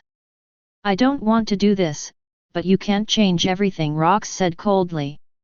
Suddenly, at this moment, a huge wave suddenly exploded on the sea not far away, and everyone's eyes looked over. When the huge waves fell, the first thing that appeared in their field of vision was Marine's exclusive flag. Chapter 76. Lo! Captain Rocks? "Yes, it's Marine, Marine is here." Behind Rocks, one of the Titan men exclaimed. "Marine guys really know how to pick the time. Don't come early, don't come late, why come here at this time?" Longbread also complained. "Marine is like a fly, you can't get rid of it, it's always buzzing in our ears, it's really bad luck." Tap tat tat. On the Marine battleship side, Yesi, Uchiha Madara, Akunoloja, Anohanaretsu, Tornado, G Kunaki, and Garp slowly walked to the front of the ship, and they rushed towards the shore. The guy standing in the middle, is Celestial Dragons, Bernard Issan. Kaido frowned. At first Kaido thought it was just Marine, but when he saw Issan and Uchiha Madara, he couldn't calm down immediately. Yes, he fought with Uchiha Madara, and he was almost killed by Uchiha Madara, and he fought with Yi, and almost lost his life. Both of these two people gave him a certain shadow. That guy is here too. Similarly, Charlotte Linlin, who is beside Kaido, also can't calm down. Yes, last time she fought with Uchiha Madara used the unique ability of the Hokage world to beat Charlotte Linlin by surprise. If it weren't for his cleverness, and he didn't get entangled with Uchiha Madara later, he would have been beaten up already. Rox noticed the expressions of Charlotte Linlin and Kaido, and then said, "Linlin, Kaido, what's the matter with you? It's just that a celestial dragons came, as for the fear of becoming like this. Captain, the guy next to the celestial dragons named Bernard Issan is very capable of fighting. The last time we played against each other in the Holy Land of Marie Joyce." Charlotte Linlin explained. Obviously, hearing what Charlotte Linlin said, Rox was a little upset. Seeing this, Charlotte Linlin dared not say much. "Marine doesn't seem to take us seriously." That's right, those guys don't think that just a battleship wants to start a war with our Rox pirates. Ha ha ha ha. As the voice fell, everyone burst into laughter. Only a few people couldn't laugh, of course, except for Charlotte Linlin, and Kaido. Whitebeard was also silent. Although Rox and his team felt that their background was not simple, they didn't take it too seriously. After all, they felt that they were invincible. Finally, some action from Yi Si's side. Just as Garp was about to make a move, Yi Si stretched out his hand to stop him. "Tornado, summon a few meteorites to make an opening statement." "Receive." "Hey." Garp looked shocked. Meteorite. Everyone didn't answer, only to see a green light appearing from Tornado's whole body, and in the next second, she was seen floating in the air. Soon, a voice piercing the sky appeared in everyone's ears. The shadow of huge losses shrouded most of the island. Everyone on Rock's side raised their heads, and when they saw the huge meteorite, beads of sweat appeared on their faces. What the hell is this? Demon fruit power. It seems that the little girl made it, she has some skills. Although the cotters of the Rock's pirates looked calm, the younger brothers on their side really couldn't stand up. What the hell, it's a fight between gods and gods, they can only be used as cannon fodder. Edward. Rox yelled. Understood. Whitebeard thrust the naginata in his hand into the ground, and after standing still, he stretched out his hands and grabbed the air, with his fingers on the air barrier, leaving a scratch. What followed was that the meteorite was instantly disintegrated as if it had been blasted, turning into countless stones and falling down. And Rox slowly stretched out his hand, and a mass of black object flew upwards quickly. Black hole. As soon as the voice fell, the pitch-black object instantly devoured all the falling stones like a huge mouth. Just when Rox was about to give the order to attack Yi Si, the pirate on the side spoke up. "No, Captain Rox, that kid Loji is going to run away." Rox frowned, and hurriedly shouted, "I can't let Loji run away, Edward, leave it to you." Whitebeard nodded, drew his naginata and hurried after him. "Marine, right.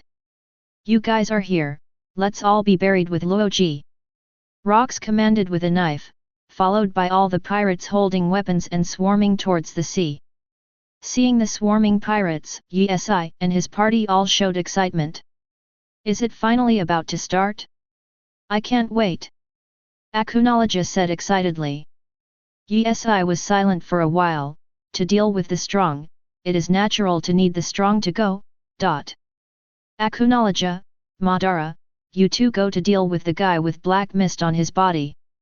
Yi Si is very confident in the strength of Akunoloja and Uchiha Madara, but just in case, he is afraid that Rox has some special ability, so he let them go. "The guy with the black mist? Good." Akunoloja immediately agreed, and although Uchiha Madara was silent, they all nodded. "Let's attack. Everyone." As soon as Yi Si's words fell, everyone else followed suit. Call! A pair of wings with red flames appeared on Yi Si instantly, and as the wings spread, Yi Si quickly flew into the air. There was already a red flame burning in his hand. Fire punch! I saw him wave his hand, and a huge red flame hit the people in front of the rocks pirates like a tide. The red light is like the sun, illuminating the world. On the side of the rocks pirates, Charlotte Linlin soared into the air, waved the Napoleon in her hand, and shouted loudly, Al Buff's gun, Wu Ji's, Waiaguo. Al Buff's spear, Waiaguo, this is a move of the Titans, using a big knife to slash forward with a giant sword, and Charlotte Linlin learned this skill at the age of 5. Following Napoleon's swing, a huge sword energy rushed towards the flames. Boom! The flame exploded directly in the air, and the surrounding temperature rose rapidly. Although the flames were blasted away, some scattered flames fell to the ground and hit the pirates. Uchiha Madara was the fastest. He landed on the shore first, and then danced directly among the crowd of rocks pirates. Followed by Guoyuan, under his superb swordsmanship, the members of the rocks pirates flew up one by one. Chapter 77. Tornado is naturally the same as Anohanaretsu's side. Under the superpower of tornado, all the bullets fired by those pirates are returned in full. Anohanaretsu is even more ruthless, using the exclusive ability of the Shinigami world to directly kill all the oncoming pirates. In just a short while, the cannon fodder pirates were almost dead. This speed directly stunned Rox, who was still standing behind watching. What the hell is going on with these guys, damn it!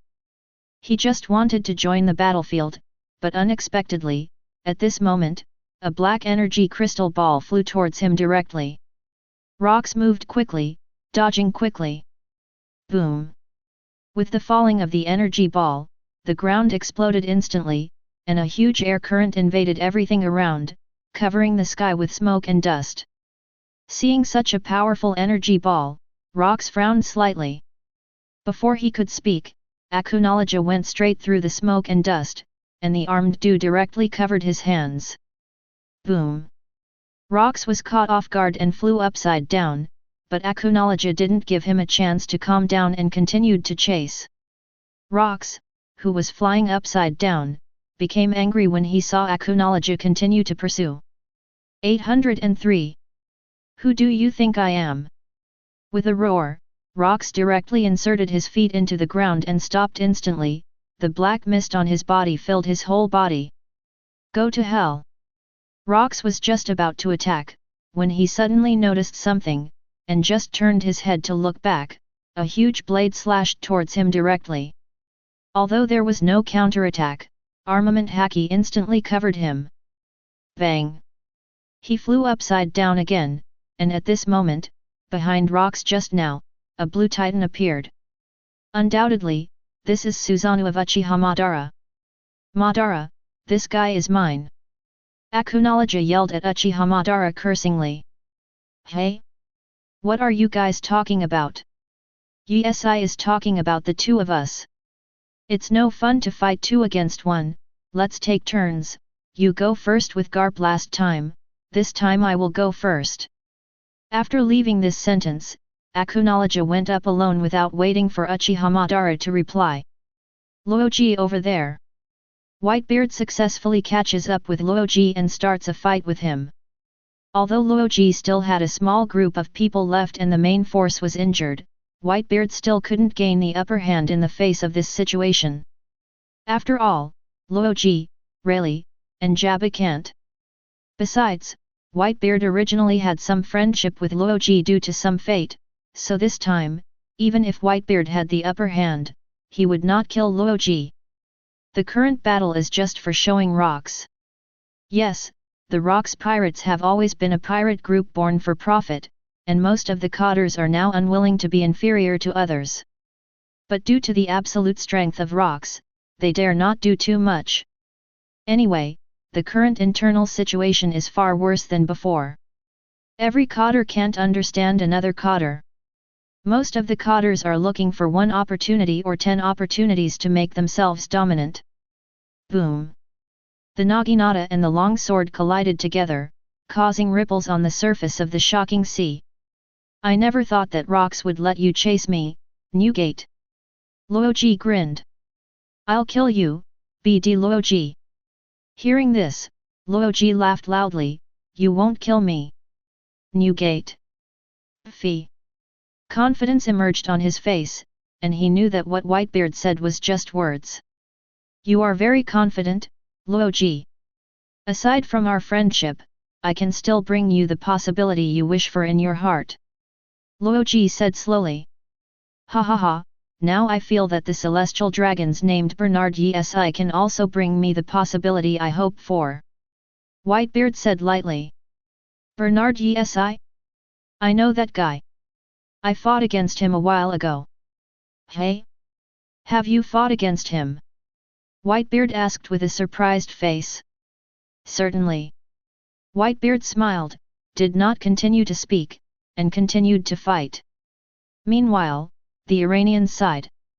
At first GSI also wanted to land on the battlefield, but suddenly at this moment, a voice came from his right side. Tisk tisk tisk, have I successfully circled back? I saw a single celestial dragons. GSI heard the reputation and looked, and the man who can float appeared in front of him. Yes, he is Shiki, one of the cotters of the Rocks Pirates, a lion fruit capable person, and a floating man. However, when he fought Loji last time, he had no injuries, and he was still covered with white bandages. Yes, you made it back, Shiki. Gee ha ha ha ha. I never thought that my reputation is so big that a celestial dragons can remember my name. Speaking of this, Golden Lion's face suddenly changed, and he said coldly, tell me, if I hold you hostage, will your subordinates be very panicked? The corner of Yisi's mouth raised slightly, and at the same time, a spear appeared out of thin air in his hand. I think, if you hold me hostage, they might really panic, but the problem is, you have to have that ability. Yes, now Yisi, against the Golden Lion, he doesn't know if he can win, but he can't get any benefit from himself. Not to mention the current Golden Lion is injured. Chapter 78. Gee ha ha ha ha ha. After hearing what Yisi said, Golden Lion laughed out loud, as if hearing a big joke. As expected, all celestial dragons are really stupid guys. Although I was injured by Loji, I still can't beat a celestial dragon. With a confident look on his face, Golden Lion stared at Yisi not far away with a hint of a smile on his face. Facing the Golden Lion's words, Yisi's heart was not disturbed. I saw the corners of his mouth raised slightly, and in the next second, many feather-shaped papers with red flames were emitted from the wings. SHHHHHH. SHHHHHH. Golden Lion stared at the attack like a torrential rain, but he didn't make much movement. He drew out the long knife hanging from his waist, covered the knife with armament haki, and then swung it quickly. Dang dang dang. Dang dang dang. Most of the oncoming papers were blocked by him. Your attack is of no use to me at all. Golden Lion said while resisting. Yes. Suddenly, a voice sounded in front of him, and Golden Lion was taken aback, but he didn't expect GSI to appear in front of him suddenly. Could it be? Your attack is just to affect my vision. Bingo. Brush. GSI brandished a long spear and directly shot at it. Golden Lion was caught off guard. Bang. The Golden Lion flew upside down, rolling and rolling continuously for a certain distance. This guy is a bit too powerful. This kind of blow can knock him back such a distance, not everyone can do it. Yisi didn't give Golden Lion a chance to slow down, he directly chased him, his spear was covered with armament haki, and Maramara fruit ability, and his appearance became very cool. Seeing Yisi flying towards him, Golden Lion was not to be outdone, and rushed towards Yisi brandishing the two famous knives in his hand. Boom! The long spear collided with the famous knife, and the aftermath of the impact spread rapidly, causing huge ripples on the sea surface. Yi Si's face is calm, but Golden Lion is frowning. Yes, I thought that I could pick celestial dragons to fight, but the reality is different from what I thought. You guys, I'm afraid you are fake celestial dragons. Golden Lion questioned. Yi Si did look puzzled, but he didn't care what he meant, and said, true or false, it doesn't matter. Good celestial dragons should enjoy their rights and interests. What kind of training do you practice, what kind of devil fruit do you eat, and rely on the ability of the world government, isn't it good? Golden Lion cursed. If Yi Si enjoys his rights well, does not cultivate, and does not eat devil fruit, then this time Golden Lion will be able to paddle well, but now, he will be in a hard fight. With the sound of bang, Golden Lion was thrown back a certain distance. But this time, Yi Si didn't chase after him, but floated in place. I'll give you a big gift, Shiki. Saying that, the spear in Yi Si's hand suddenly disappeared out of thin air. Golden Lion frowned tightly, and he had a bad premonition.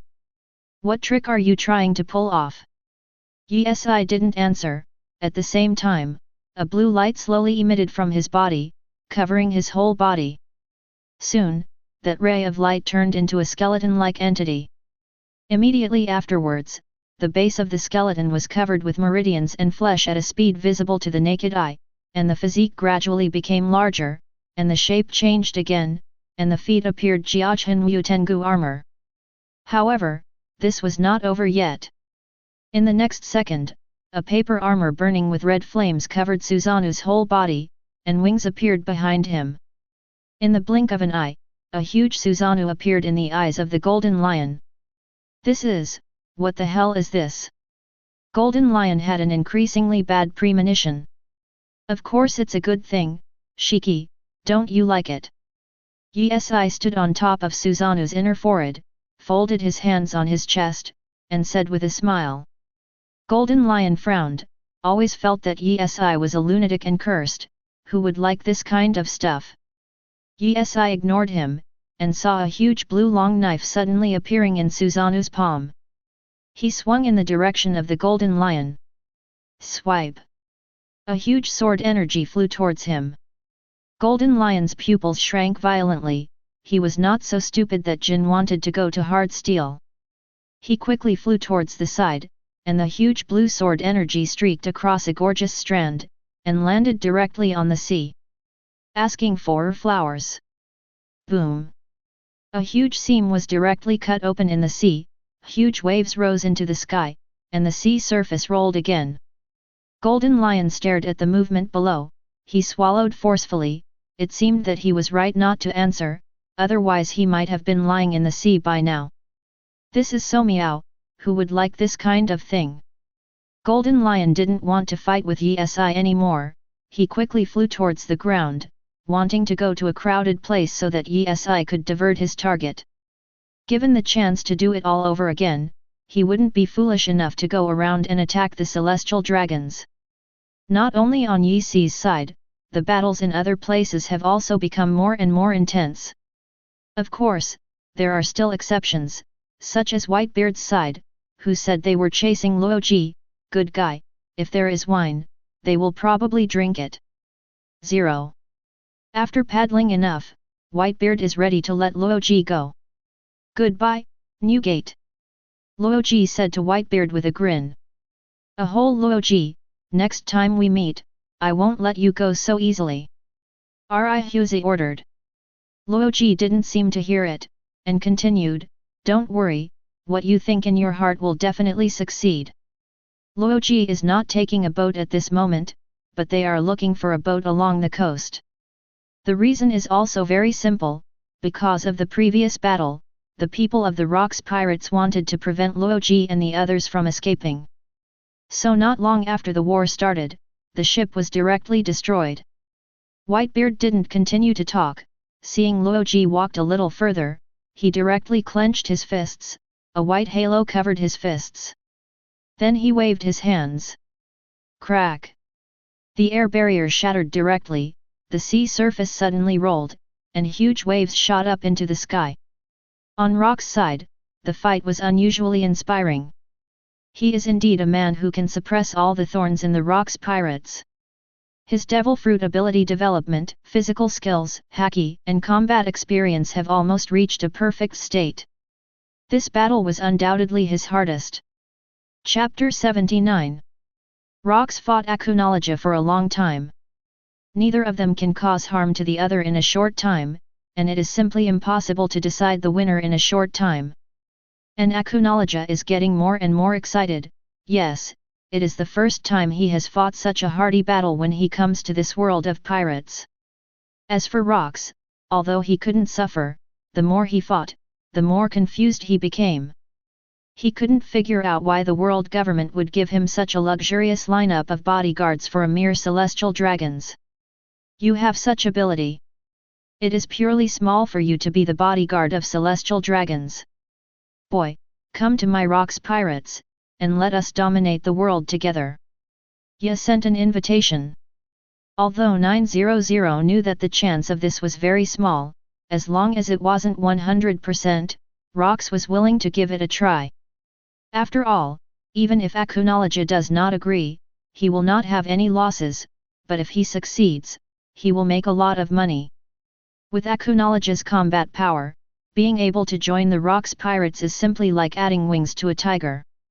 Of course, it's not just you, they can do the same with you as bodyguards, Rocks added. Originally, Akunoloja didn't want to talk more nonsense, but what Rocks said later really made him laugh. Are you serious? You smoky guy. Of course it's serious. I don't care what your current identities are at all. As long as you get on the ship of my Rocks pirates, we are brothers. Ha ha ha ha ha. Akunoloja laughed loudly. Are you kidding? If you want to be my captain, I'd like to try it. If you're my captain? You're not worthy. Then are you willing to obey the stupid world government? Or the self-righteous, stupid celestial dragons who claim to be creators?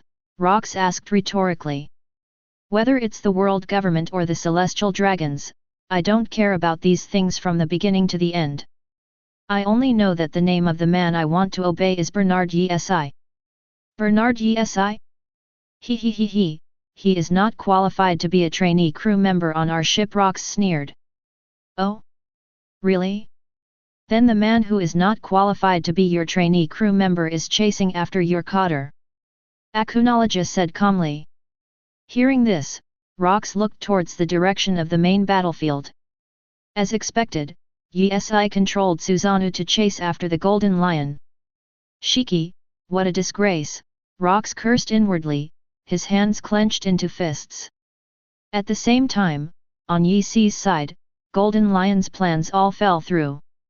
No matter how he got into the crowd, he wanted Issan to divert his target, but Issan just kept chasing him. In this battle, there is no doubt that Marine has the most advantage. Following Guoyuan vs Kaido, Kaido was beaten and ran all over the ground. Anohanaretsu and Tornado vs Charlotte Linlin. Obviously, Anohanaretsu and Tornado have the upper hand. Garp, on the other hand, is a little casual, and he is king when he sees everyone. Originally, the pressure on the main battlefield was high, but because of Akunoloja, Uchiha Madara was freed up, making the situation on the main battlefield even worse. Because of the fighting, the crowd slowly began to spread. The shaking of the island became more and more severe. Judging from this situation, it would not last long at all. Black smoke filled the sky, and the sound of explosions continued. It's really boring.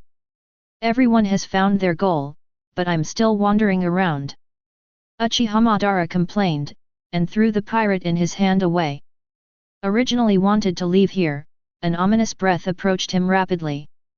Uchiha Madara didn't think much, and immediately took the sickle on his back in his hand. Staring at the direction of the ominous atmosphere, he said with a smile, "It seems that an interesting guy came." As soon as the words fell, Whitebeard soared into the sky, waving the naginata in his hand, and descended from the sky. "I know you, Edward Newgate," one of the cotters of the Rocks pirates. Uchiha Madara shouted at his figure, and at the same time, armament haki covered the scythe in his hand. Drink! The sickle and the naginata collided together, and the powerful impact directly swept everything around, whether it was a corpse, a tree, or the ground. The ground collapsed directly, listing cracks in the shape of spider webs. Ha ha ha ha, finally here is someone who can fight! Uchiha Madara shouted excitedly. 0914122115 Filo 0900900250. Whitebeard frowned, retracted the knife, landed, then spun around, and raised the knife again with more force. Boom! The impact of the airflow caused it again. Seeing that it didn't work, Whitebeard retracted the knife again, and the other fist, which was not holding a weapon, was immediately covered with a white halo. Obviously this was Shock Fruit's ability. Uchiha Madara didn't want to pick it up, but he quickly took the other two pairs of gourd-shaped fan weapons with 6-hook jade patterns connected to the sickle and took it to the other hand to quickly use it for defense. Bang! There was a huge shock behind Uchiha Madara, but there was no movement around him. 2.5 Whitebeard was stunned for a moment, unable to figure out what was going on. Surprisingly, it's offset.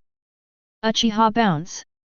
As soon as Uchiha Madara's words fell, a powerful shock rushed directly to Whitebeard. Boom! The front exploded directly, and the smoke rose rapidly. Whitebeard was ejected a few steps, but after he adjusted his body, he came out of the smoke again, waving his scythe. Drink! Chapter 80. This time, Whitebeard was using more force than before, with veins emerging in various places around him. When it comes to the battle between body skills, Uchiha Madara naturally won't give up, only to see him swinging his sickle from bottom to top. Boom! The sickle and the naginata collided again. First there was a crisp sound, followed by the aftermath of the shock. The cumulus clouds formed in the sky were instantly dispersed, and the ground where Uchiha Madara was standing quickly cracked dozens of cracks, followed by a collapse. After tens of seconds of stalemate, both of them were bounced away by the impact. Whitebeard and Uchiha Madara each used their weapons to get stuck on the ground to restore their balance as quickly as possible. Uchiha Madara was the first to recover, holding a sickle in his hand and raising his mouth, he rushed towards Whitebeard quickly. Whitebeard regained his balance from behind, frowned, let go of the hand holding the weapon, and then waved his fists accordingly. Kala! With the split of the air barrier, the Shock Fruit ability was activated, and a powerful shock wave directed towards Madara Mao.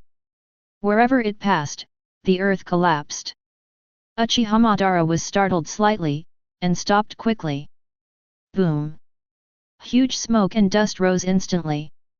In the next second, without much hesitation, Whitebeard directly pulled out the naginata 15 inserted in the ground, and ran towards the smoke. Passing through the thick smoke and dust, and came to the center of the smoke and dust, the next second, there was a dang sound, followed by Whitebeard flying upside down. It rolled on the ground for a long distance before slowing down. He knelt on the ground on one knee, holding a naginata in one hand, standing on the ground, staring forward, and there was a blue light in the center of the smoke. Needless to say, this is the exclusive ability of the Uchiha clan, Susanoo. This, what the hell is this? Whitebeard looked surprised, turned his head to look at the other Susanoo in the distance, and raised his eyebrows slightly. Exactly the same Titan, he continued muttering. Edward Newgate, take it. Ha ha ha ha. Uchiha Madara crossed her arms over her chest, looked down at Whitebeard below, and yelled. As soon as the words fell, a huge blue lightsaber appeared in Susanoo's hand. Unexpectedly, Uchiha Madara was also covered with armament haki. Just like that, a long sword exuding black light appeared in Whitebeard's eyes. Before it was too late, Susanoo grabbed the lightsaber and slashed at Whitebeard. Whitebeard didn't intend to make a hard catch until he had no clear strength, but he also dodged to the side at the fastest speed. The huge lightsaber was swung down, and a huge blue sword energy was released. The earth was cut open like tofu, and it was still spreading at a speed visible to the naked eye. After a while, when the restlessness stopped, Suzanu's blow directly separated a small island. This power really shocked Whitebeard. I didn't expect to have such power in just one blow. This guy is using the ability of Devil Fruit?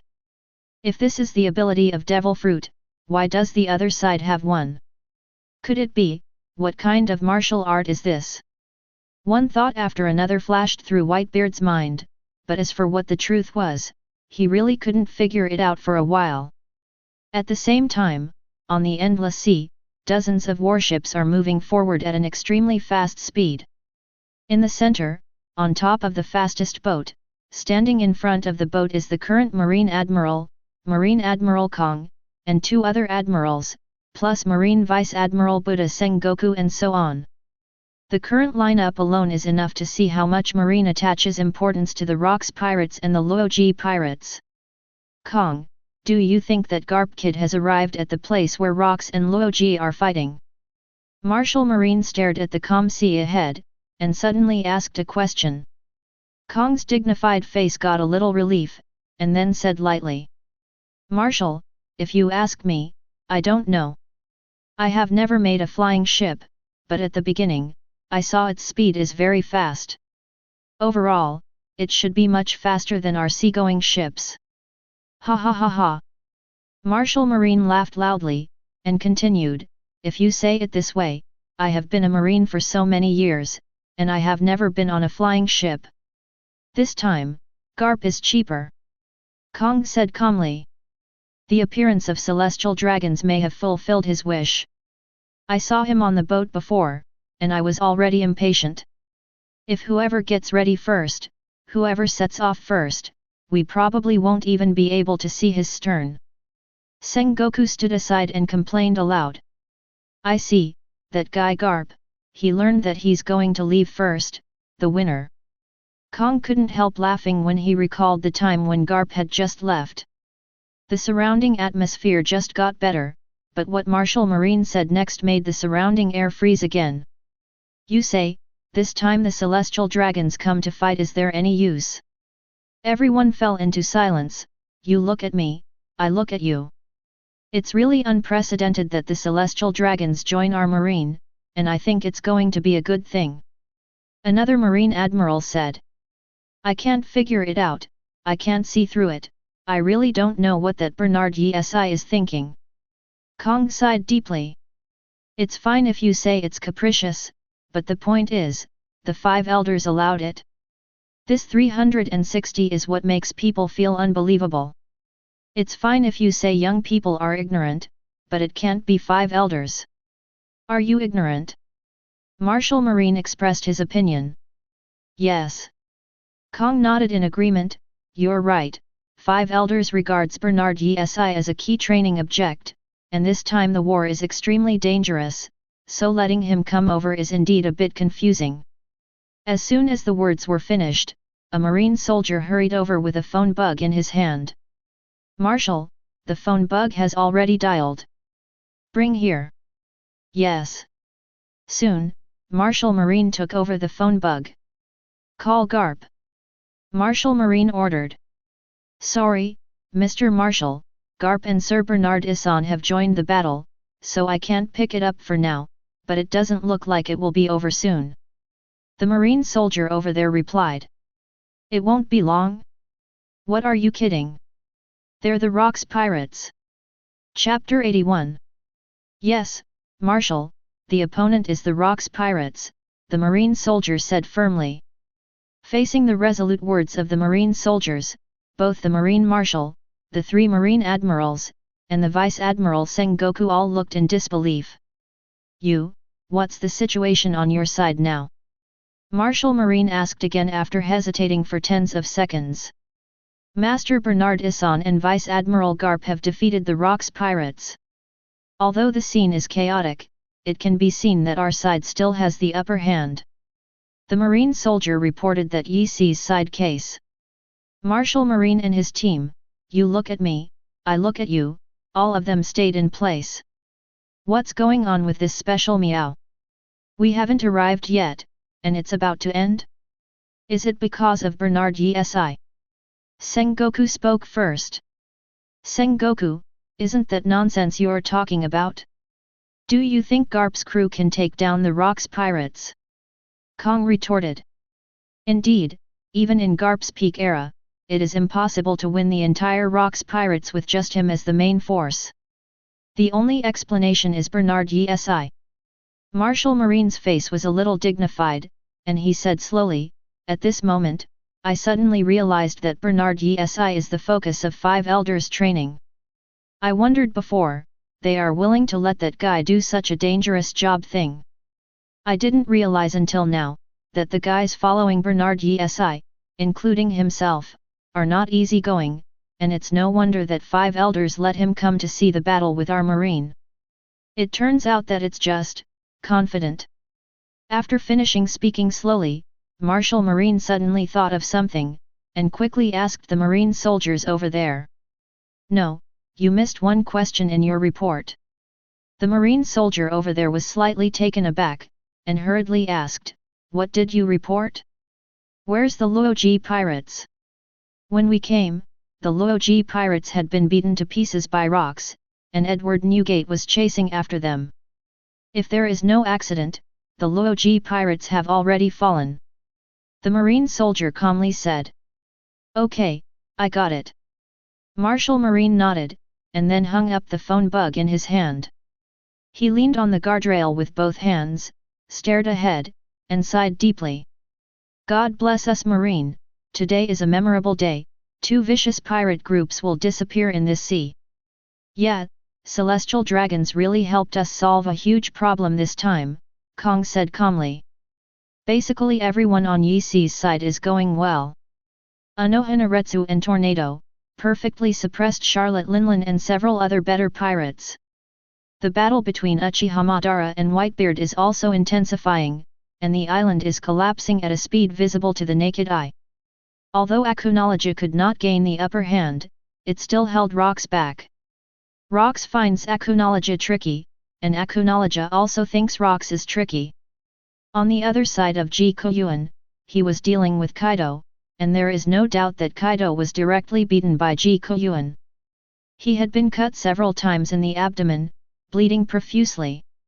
If a certain cotter behind him hadn't come to divert the target, it is estimated that one of the future 4 emperors would have fallen.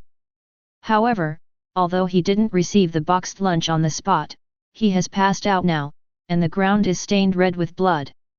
If he is not treated in time, he is still in danger of death. As for Issan, Golden Lion is a real dog. Ever since he saw the power of Susanoo, he refused to fight Issan, but Issan did not give up and kept chasing. Now he has flown some distance away from the island. Swish!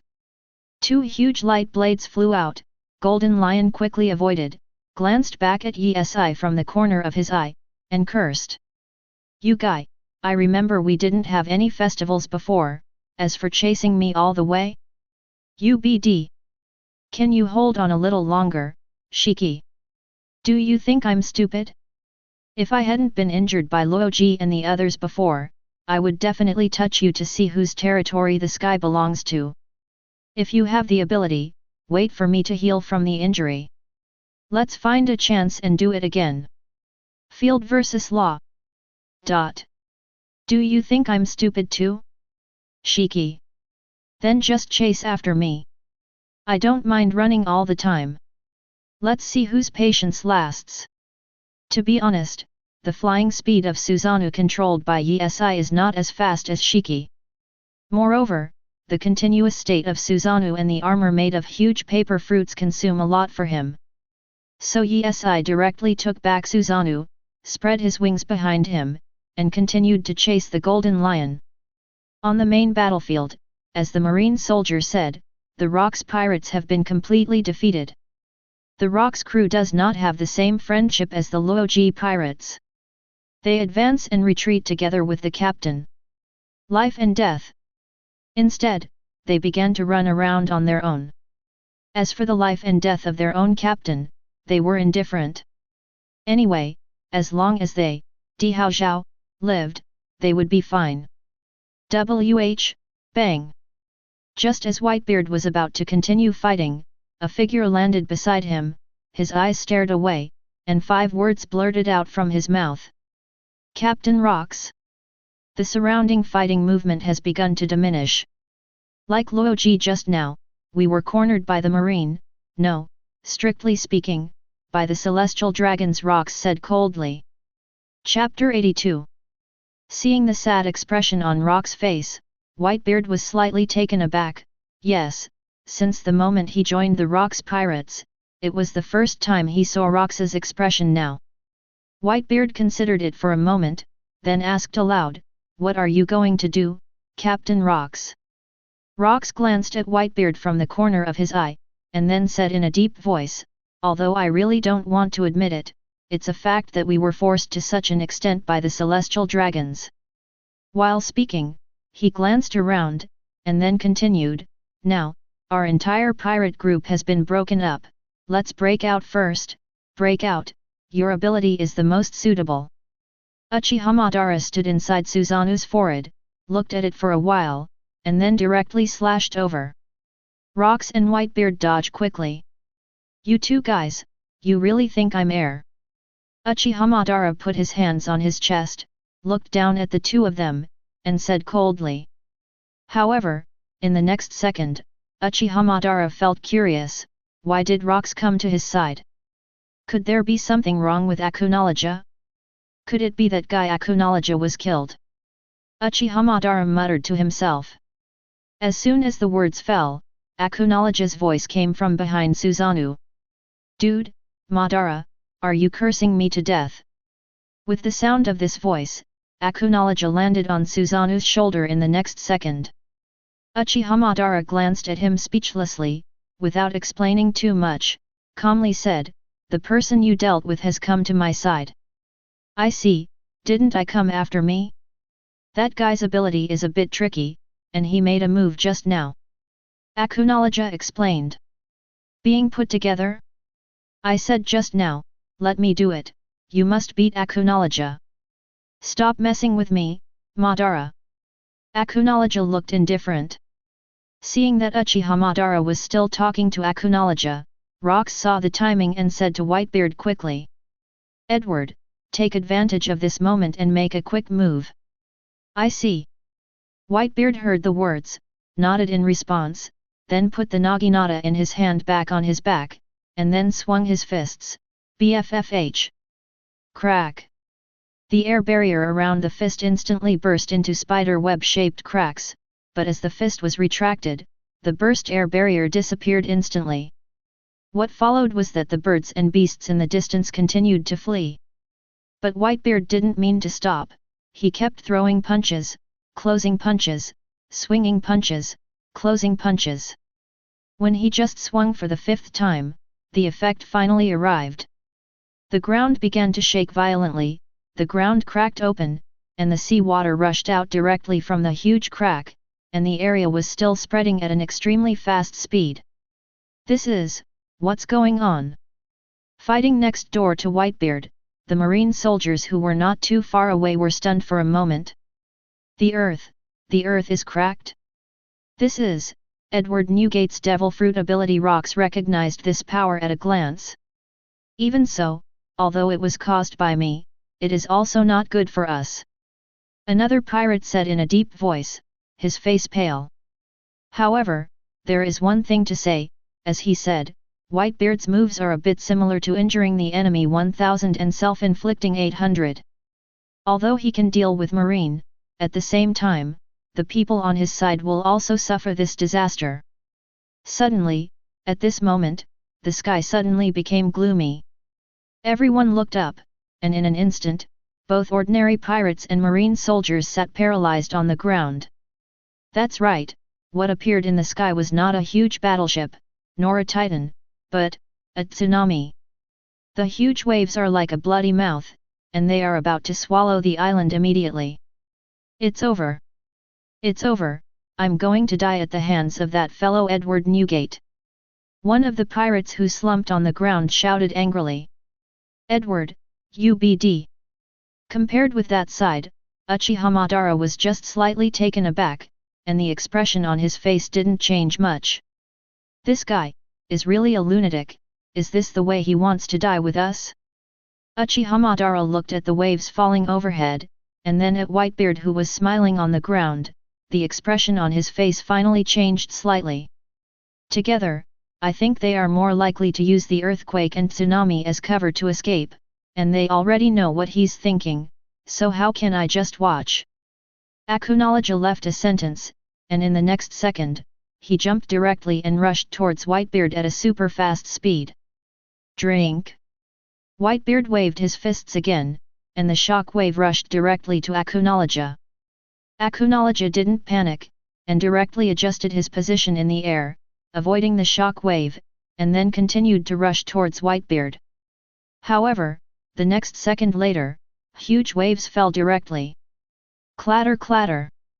Clatter clatter!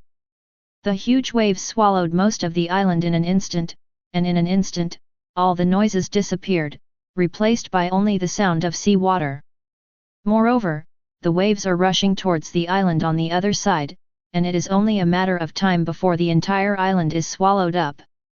After a while, the rough sea gradually calmed down, the island was gone, there was only a piece of sun, and there were many marines and even pirates floating on the sea, as well as many abandoned shipwrecks and house wrecks. Boom! Suddenly at this moment, Uchiha Madara directly controlled Susanoo to fly up, and muttered, "This guy is really crazy, this is sea water, and he is demon fruit power." Bang bang bang! Not long after Uchiha Madara came up, the tornado, Anohanaretsu, and Acknowledge also rushed over from the sea. Except for Uchiha Madara, all of them have a wet look. Chapter 83. Are you all right? Anohanaretsu stood on a piece of floating wreckage, glanced at the people around her, and said softly. Acknowledge shook the sea water on his body, but he used too much force, and the tree wreckage he stepped on sank directly. He quickly jumped up and landed beside Anohanaretsu. "It's okay, but..." While speaking, he scanned the sea full of all kinds of wreckage, and only saw some marines. As for the guys from the Rocks Pirates, they were all gone. Those guys disappeared. Acknowledge continued to speak with a hint of doubt. Everyone was silent for a while, then shook their heads. Rocks and Edward Newgate are demon fruit power, the sea water is a great threat to them, it is possible, they have been washed into the bottom of the sea. Uchiha Madara guessed, but no one is alive or dead, no one knows whether they sank to the bottom of the sea, or something else. Speaking of demon fruit power, Yesi seems to be the same too. Could it be that Yesi has also been implicated? Anohanaretsu asked worriedly. Yesi? That guy isn't afraid of sea water at all, is he? Did he swim in the sea last time? Sister Hwalai, have you forgotten? Longwan explained. Anohanaretsu was startled for a moment, with a soft smile on her face, suddenly forgot. That guy Yesi is fine. I saw him chasing Shiki, one of the cotters of the Rocks Pirates. If there is no accident, he would not be on this island long ago. Uchiha Madara explained. Well, it seems that my worries are unnecessary. Anohanaretsu said with a slight smile. On the other side, Loji and Rayleigh's group also jumped out from the bottom of the sea, holding on to the floating objects in the sea. The wounds were soaked in sea water, and the pain spread all over their bodies. Not long ago we were still running on the island, but not long ago, the island has disappeared, leaving only the endless ocean. Rayleigh muttered, and then quickly climbed onto the drifting object. Loji stared at the ocean, and then laughed loudly. If I'm not wrong, this should be Newgate's masterpiece, but I didn't expect that the Marine, which just came with a battleship, could take rocks. Those guys from the pirates are cornered. I'm afraid it's because of the celestial dragons named Bernard Issan. Jabba said from the side. Whatever his reason is, anyway, that guy Rocks has suffered a lot this time, and maybe, from today onwards, there will be no Rocks Pirates in this sea. Loji said calmly. Rayleigh sat on the floating object, took off his shirt, wrung off some water, and said with a smile, "Anyway, this time, we are thanks to Marine to escape from the jaws of Rocks and his gang. If Marine appear a little slower, I'm afraid, the consequences are really unimaginable. God bless me, Loji pirates." While speaking, Loji also climbed onto another piece of drifting object, and like Rayleigh, took off all his clothes and wrung them dry. Speaking of luck, this guy Loji is really the son of destiny, whether it is the pirate world with Yesi or the pirate world without Yesi. Many times he relied on luck to turn evil into good luck. Take the incident after Rock's fall in the original book as an example. Facing the siege of the Golden Lion's warships, the Loji pirate group was about to collapse, but at this time, the benefits of luck were manifested. A sudden storm drove most of the large fleet of Golden Lion's flying pirates into the bottom of the sea. After talking about luck, let's talk about bad luck, and the Golden Lion is a perfect example. The fate was already predetermined, but the situation was abruptly reversed. And, forget it, the gods seemed to think that the Golden Lion was not miserable enough, and added another accident to him, letting the ship hang on the Golden Lion's head. Ask for flowers. Next, Loji, what are we going to do? Jabba asked. In the battle with Rocks, there is no doubt that the Loji pirates have been severely damaged, and the combat power of the ship has been severely damaged. Hearing this, Loji fell into hesitation, and the smile on his face had disappeared without a trace. After being silent for more than a minute, Loji spoke slowly. Going to one of the nearby islands to recuperate, let's stop for a while on our journey. Rayleigh, Jabba, and the others nodded, agreeing with Loji's statement. After all, they have no ship now, and everything has to be prepared again. After a long time, Martial Marine has arrived. A large-scale inspection began, and many members of the Rocks pirates who were still alive were caught. There were several members of the Cotters, including Charlotte Linlin. As for Rocks, Whitebeard, and others, they have not been found yet, and no one knows whether they are alive or dead. Anyway, in this battle, whether it is the Loji pirates or the Rocks pirates, their lives have basically been cut off. Even if they are still alive, it is simply impossible to restore their previous state in a short time. Impossible. Undoubtedly, the biggest beneficiary this time is undoubtedly the world government. I really never thought it would be such a result. Martial Marine said with emotion. Yeah, I thought it would be a difficult battle, but I didn't expect that the battle would be over before we arrived. Kong also sighed deeply. Are those people the people around Bernard Issan? Asked another Marine Admiral, who had never seen Yesi and the others before. Chapter 84. Everyone heard the reputation and looked over. At this moment, Uchiha Madara, Tornado, and Akunoloja are playing Do de Ju, and Garp is watching from the side. As for Anohanaretsu and Guoyuan, the two of them were chatting on the guardrail. Martial Marine nodded. I can't believe that with these people alone, the Rocks pirates were defeated in such a short period of time. Another Marine Admiral said slowly. Is that guy Bernard Issan really just a training object for 5 elders? You can equip him with bodyguards with this lineup, I see what secrets there are in it. Kong expressed his opinion. It's better for us to interfere less with the matter of celestial dragons. Whether it's the key training targets or anything else, it doesn't have much to do with our Marine 10. Martial Marine ordered. Yes. Marshal. Holy Land Marie Joyce. The news of the complete victory quickly spread back to Marie Joyce, the Holy Land. This time, it was really too fast, so fast that it made people feel unbelievable. The bald old man sat on the sofa, drinking hot tea, and said with emotion. Yeah, at first I thought that even if we were really with the Loji pirates or the Rocks pirates, it would take at least a few days, but I never expected that it was only half a day in the past. An old man followed suit. The most important point is that according to the news from Martial Marine, there was only one warship that went there at that time, and the others hadn't arrived yet. When Martial Marine arrived, the battle was over. The old man with a knife solemnly said, "That kid Yesi has created a miracle again, but I am getting more and more curious, where did the group of people around Yesi recruit their workers? Didn't you already send someone to investigate?" "I have sent people to investigate, but, without exception, the results are.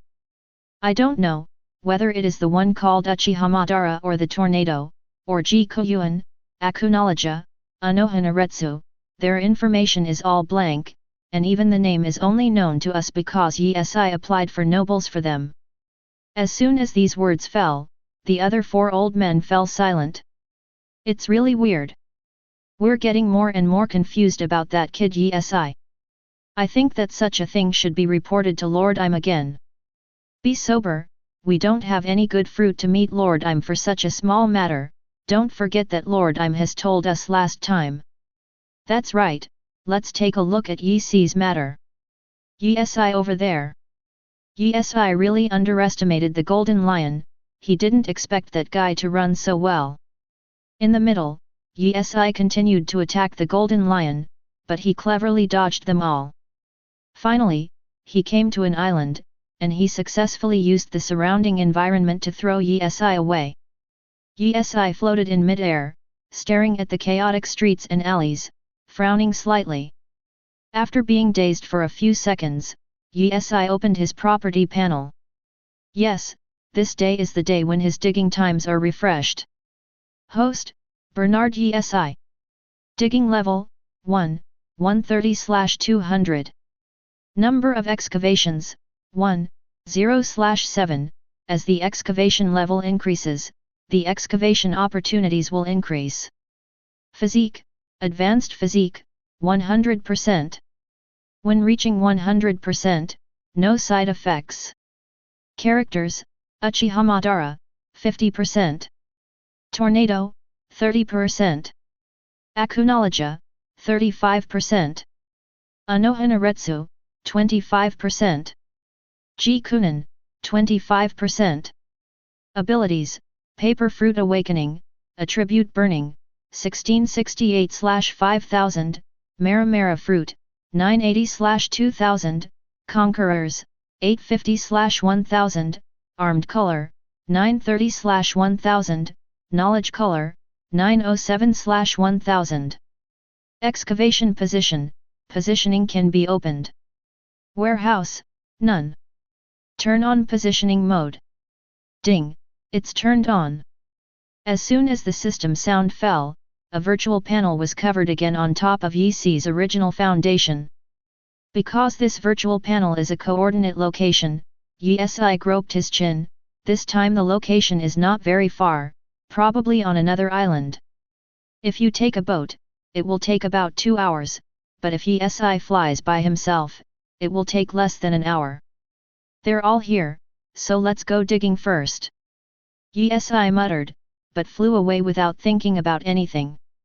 As for the matter of the Golden Lion, although I feel a little regretful, there is nothing I can do about it. After all, not everything goes so smoothly.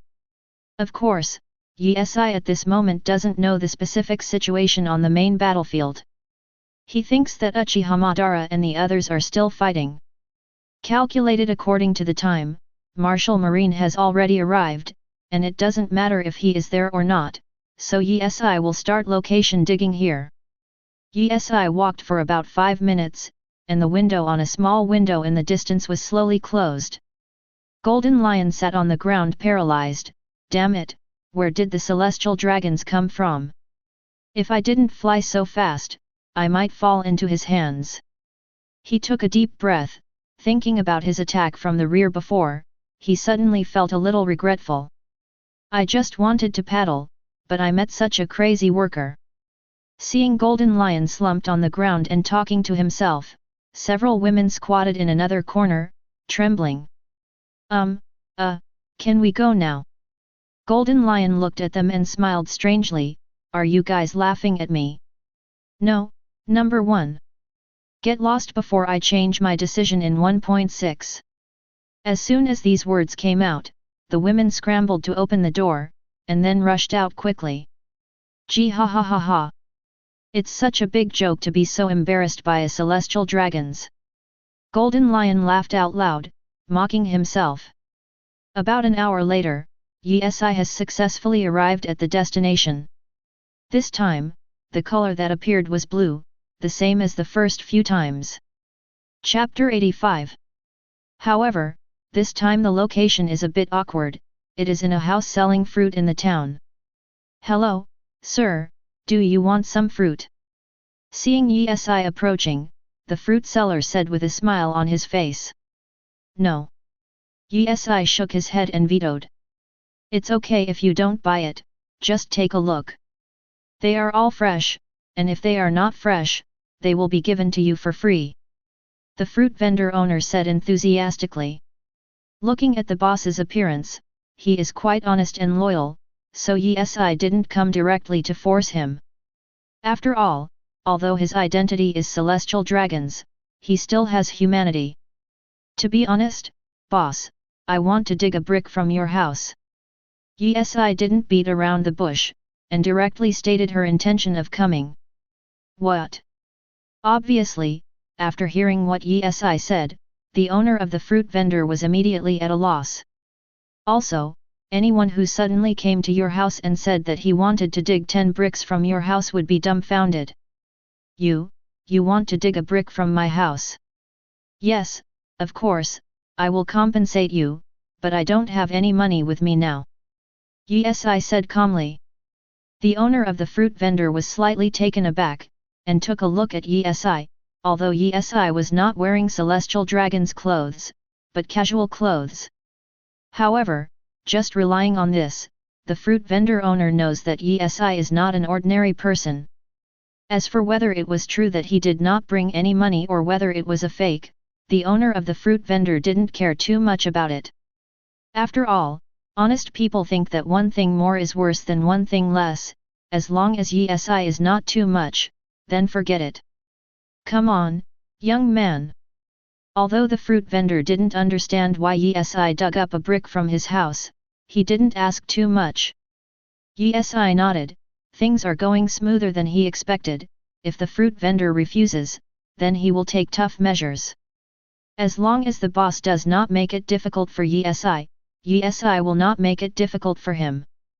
Walking into the house with the owner of the fruit vendor, in the hall, a woman and a little girl were arranging freshly picked vegetables, and saw her husband bring a stranger.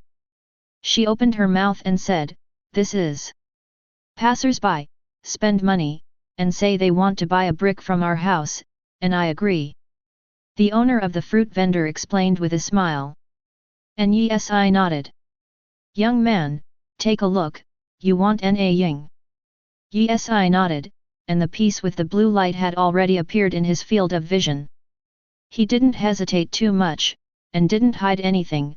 A shovel appeared in his hand out of thin air. Shovel up and down.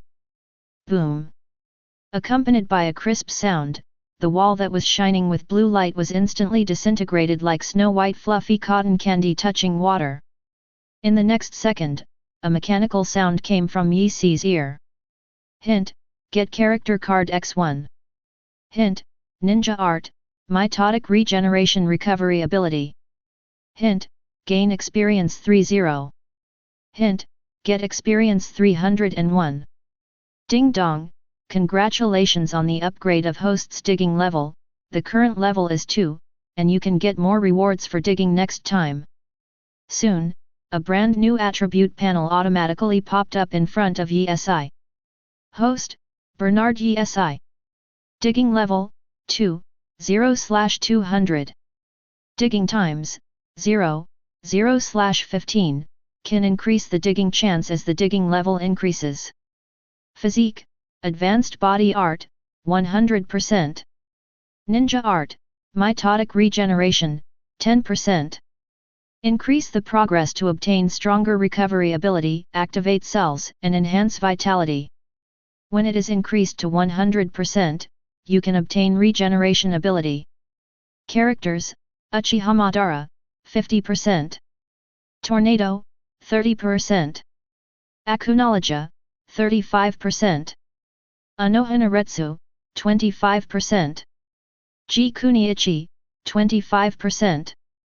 Abilities, Paper Fruit Awakening, Attribute Burning, 1668/5000, Maramara Fruit, 980/2000, Conquerors, 850/1000, Armed Color, 930/1000, Knowledge Color, 907/1000. Excavation Location, Insufficient excavation times, unable to locate. Warehouse, Character Card X1. Compared with digging level upgrades, Yi is more interested in the recovery ability of this ninja art, mitotic regeneration. Activating cells, enhancing vitality, and even when promoted to a 100% regeneration ability, this is simply a super practical ability. As for the improvement of the mining level, the 7-day refreshing mining time has been changed to 15 days. However, the reward convenience will inevitably be much higher than before, but how much more, this point has not been tried by Yi, and we will not know until the next time. What the fruit vendor owner and his group could see was Yi standing where he was, smiling from time to time. Soon, Yi closed his own attribute panel, recovered from his fantasy, looked at the fruit vendor owner, and gave instructions. Write me your address. Well. The fruit vendor didn't dare to take his time, and immediately found a pen to write down the address and handed it to Yi.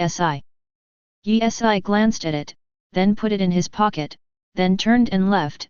Excuse me, I'll send someone to deliver the things I need to give you.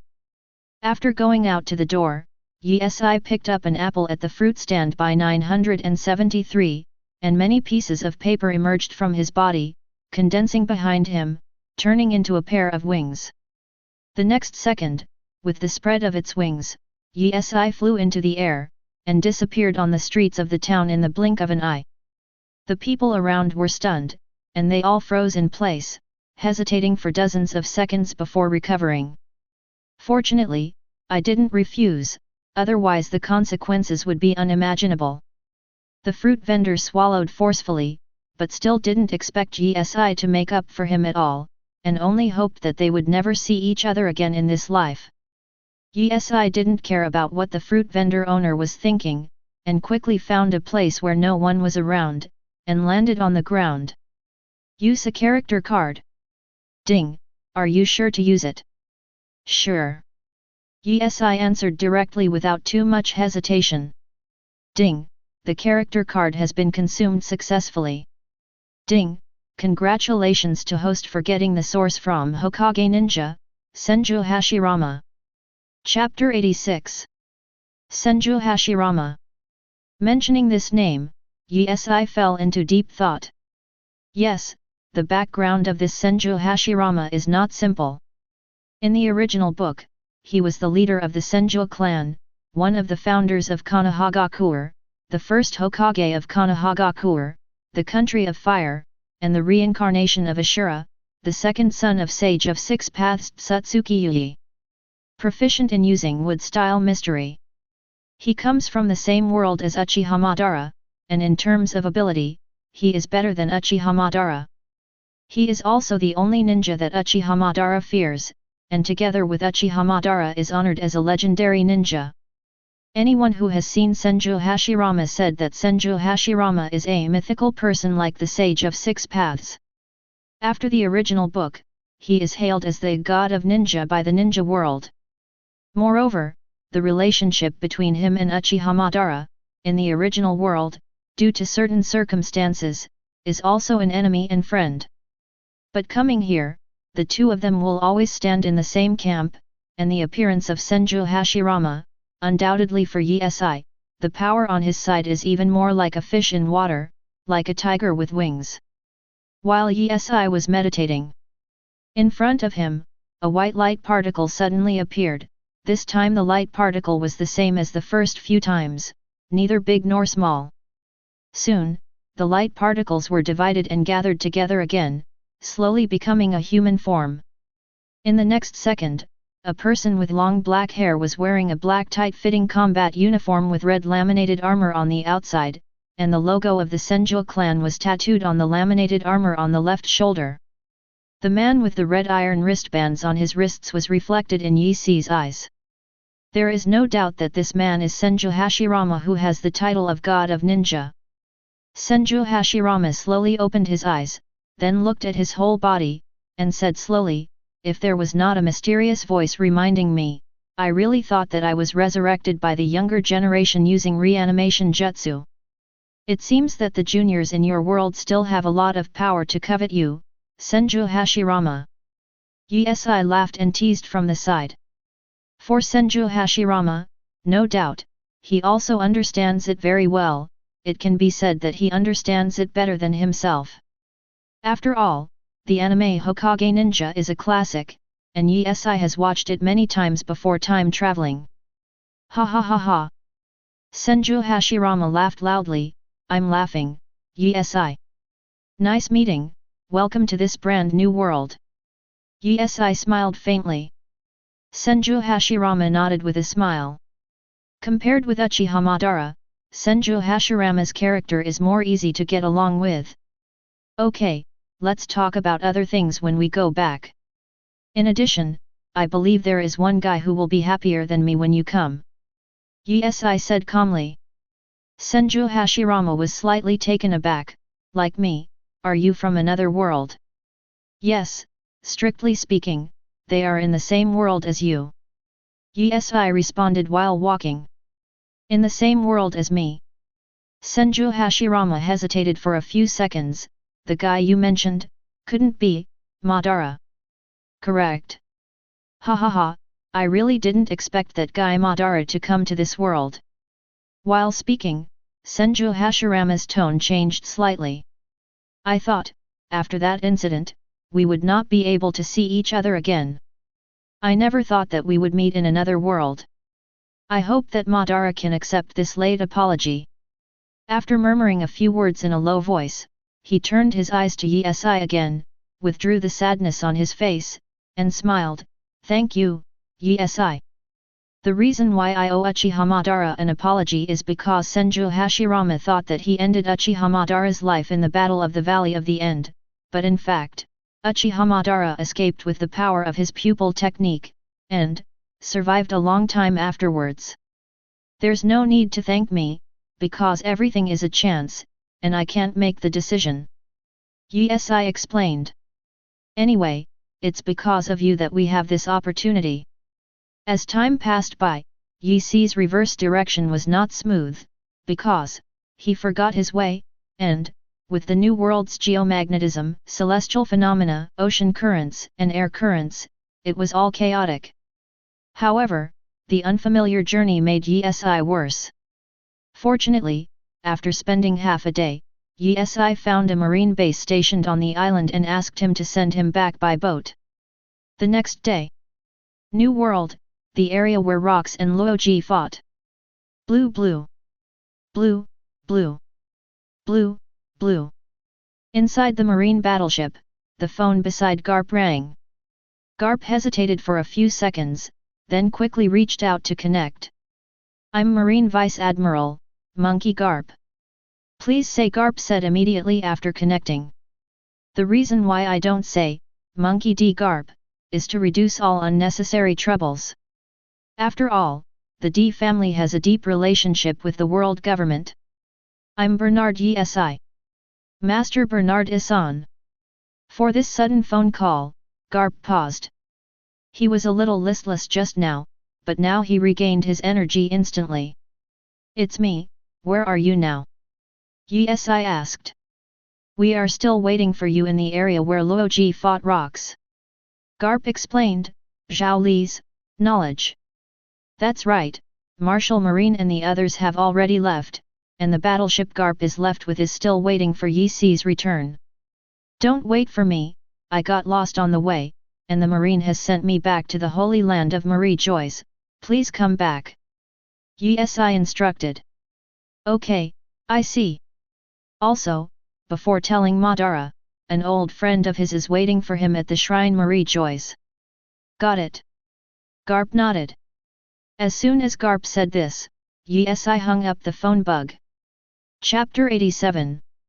Garp also put down the phone bug in his hand, tidied up his clothes, and then picked up a pack of snacks in the drawer. After arranging for the navigator to return, he went to explain the situation to Uchiha Madara and his group.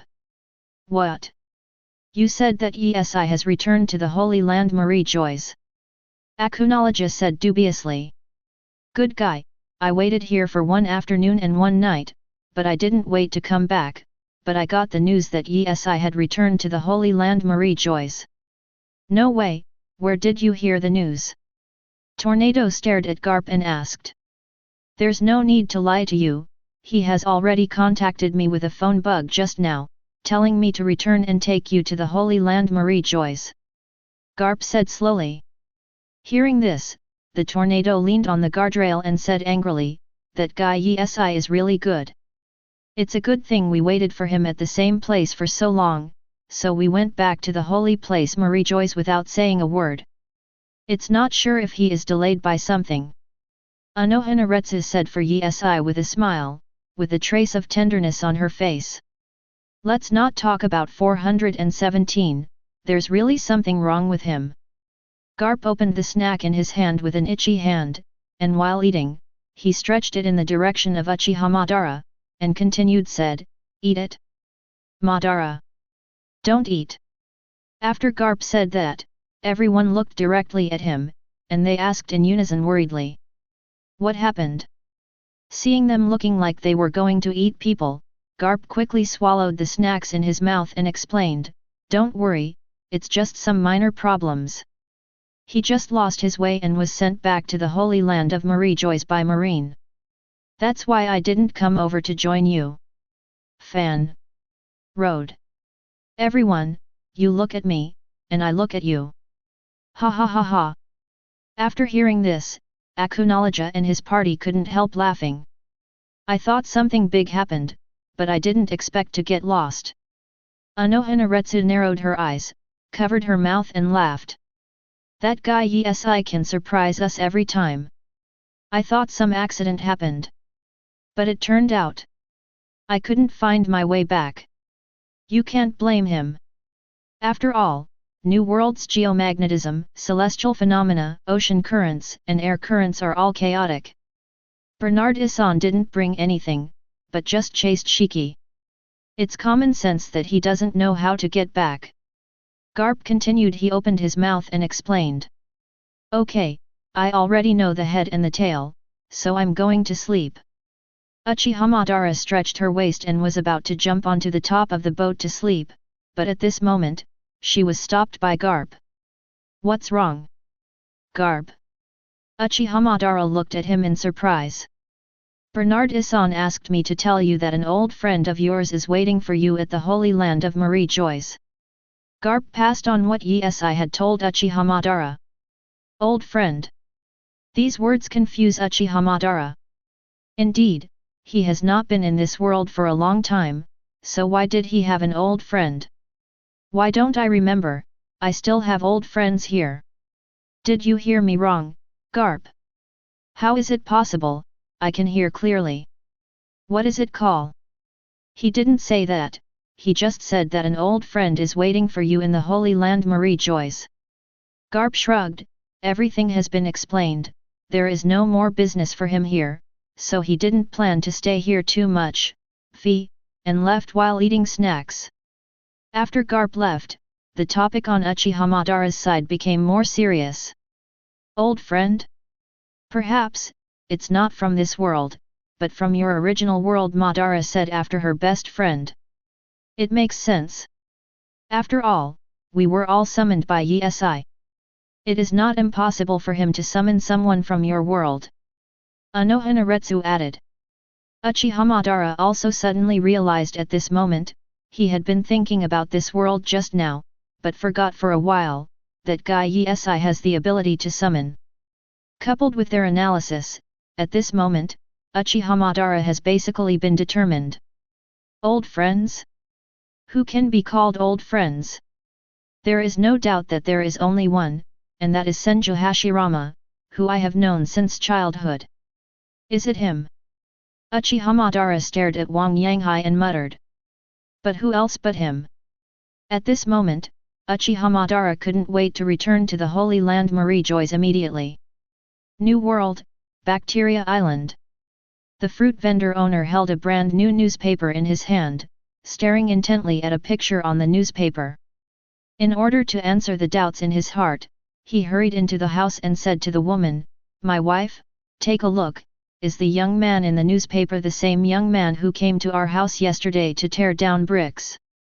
The woman glanced at it and nodded, "Yes, I remember this incident relatively clearly, after all, his behavior is too weird." "But, what did this young man do? It was published in the newspaper." While speaking, the woman's gaze shifted from the portrait to the title. "The world's noble celestial dragons, Bernard Issan, led the marine to successfully encircle and suppress the Rocks pirates, and captured many important units." Reading this title, the woman's face turned pale. Then, yesterday that young man, turned out to be the world noble celestial dragons. My wife, how dare you take his money? He didn't give it to me." Mom, what are celestial dragons?" The little girl looked at her mother innocently and asked. "Celestial dragons, is the most noble race in this world, a big man who can only be seen by a very small number of people." Chapter 88. Then mother, are we that very small number of people? The little girl blinked her eyes, looking up at her mother with watery eyes. The woman stroked her little head and smiled slightly, "Yes, we are that very small number of people. We are so honored. We never expected to meet the rumored world's top aristocrats, celestial dragons." The fruit seller's tone was visibly excited. Of course, they still know too little about celestial dragons. If they knew what the celestial dragons really did, they wouldn't be honored, but grateful that they took a life yesterday. Tap tat tat. At the same time, outside the fruit stand, a group of men in black suits stopped. They carefully glanced at the note in their hands, and then said slowly, "This is it." The owner of the fruit vendor inside seemed to notice that there were customers outside, and immediately trotted out of the room, smiling and speaking enthusiastically. "Everyone, what do you need?" The man in the black suit didn't answer his question, but instead asked, "Are you the boss here?" "Yes, it's me." The owner of the fruit vendor nodded. Seeing the serious expressions of these men in black suits, he always had a bad feeling that they were here to trouble him.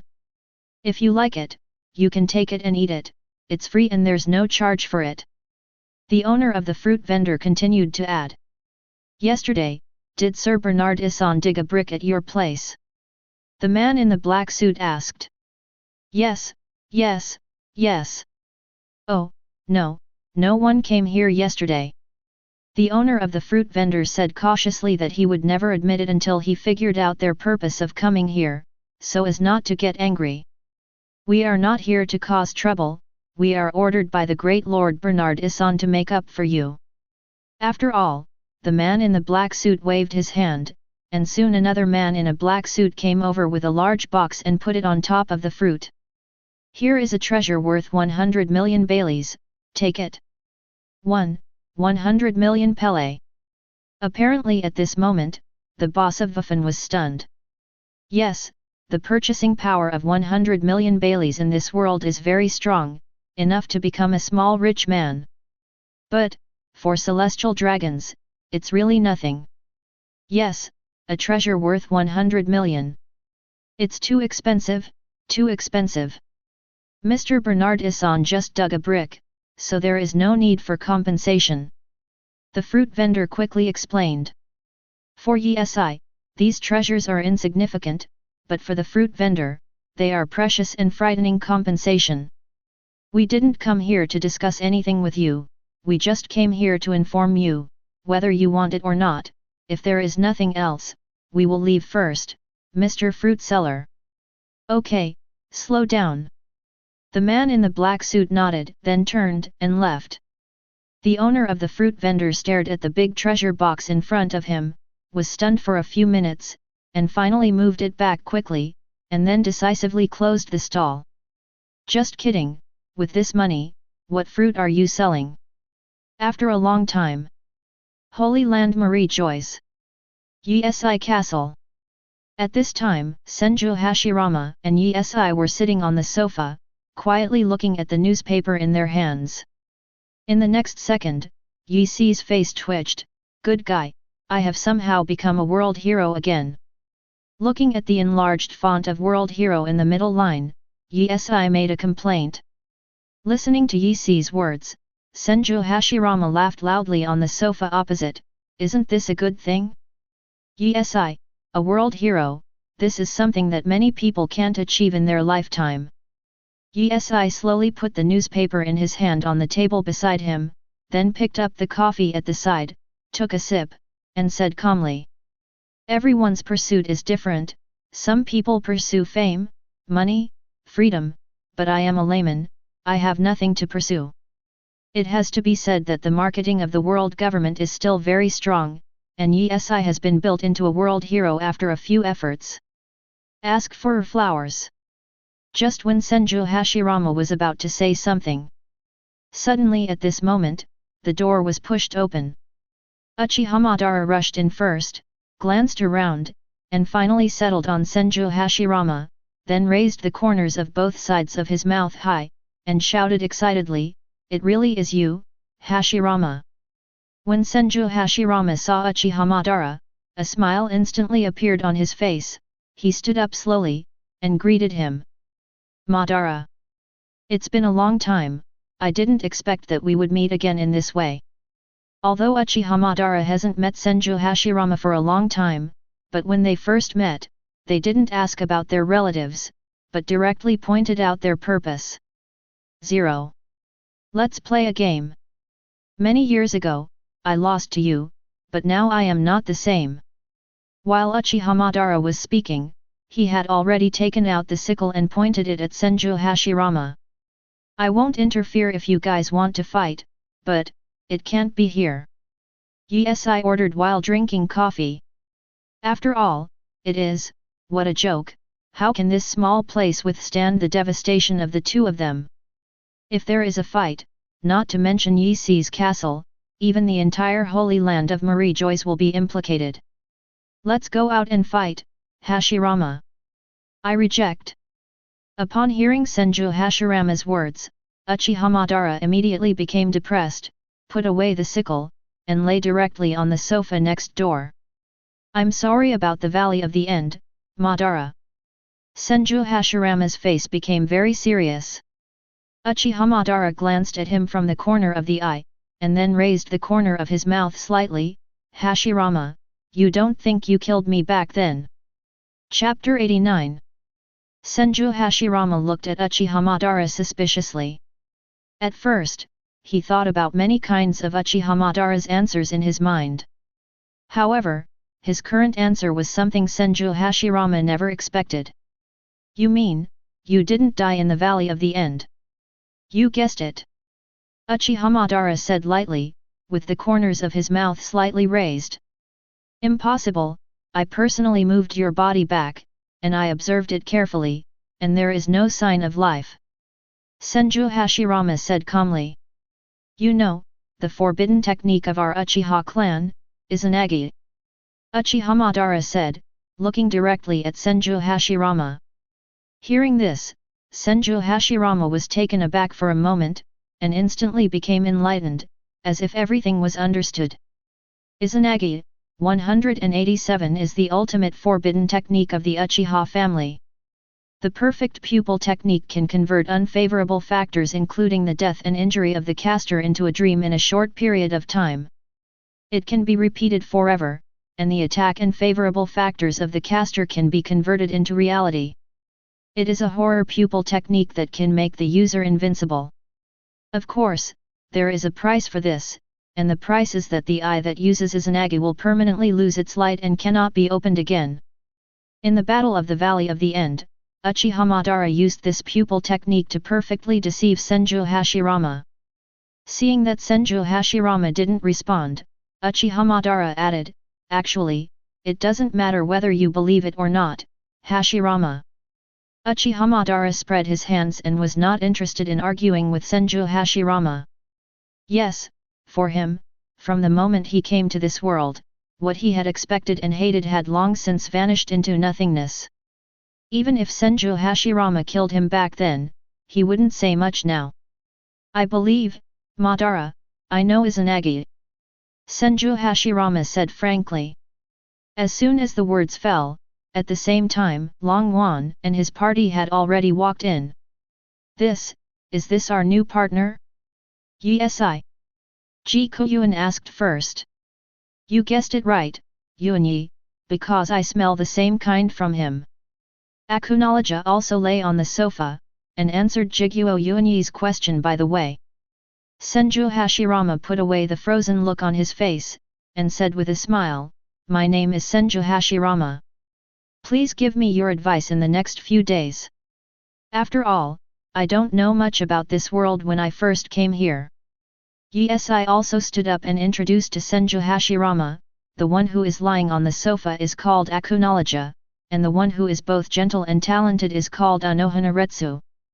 This Tsundere loli is called Dragon Wan, and the knife-wielding one is named Guoyuan. As for the other one lying on the sofa, I don't need to introduce you. He is your old friend. Uchiha Madara. Yes. Long Wan with his hips crossed in anger, was obviously dissatisfied with Yi Si's introduction. Why is my introduction called Tsundere Lolita? And their introduction is so sharp. Isn't it? Acknowledge asked back. Shut up. Long Wan gave him a blank look, and then looked at Yi again.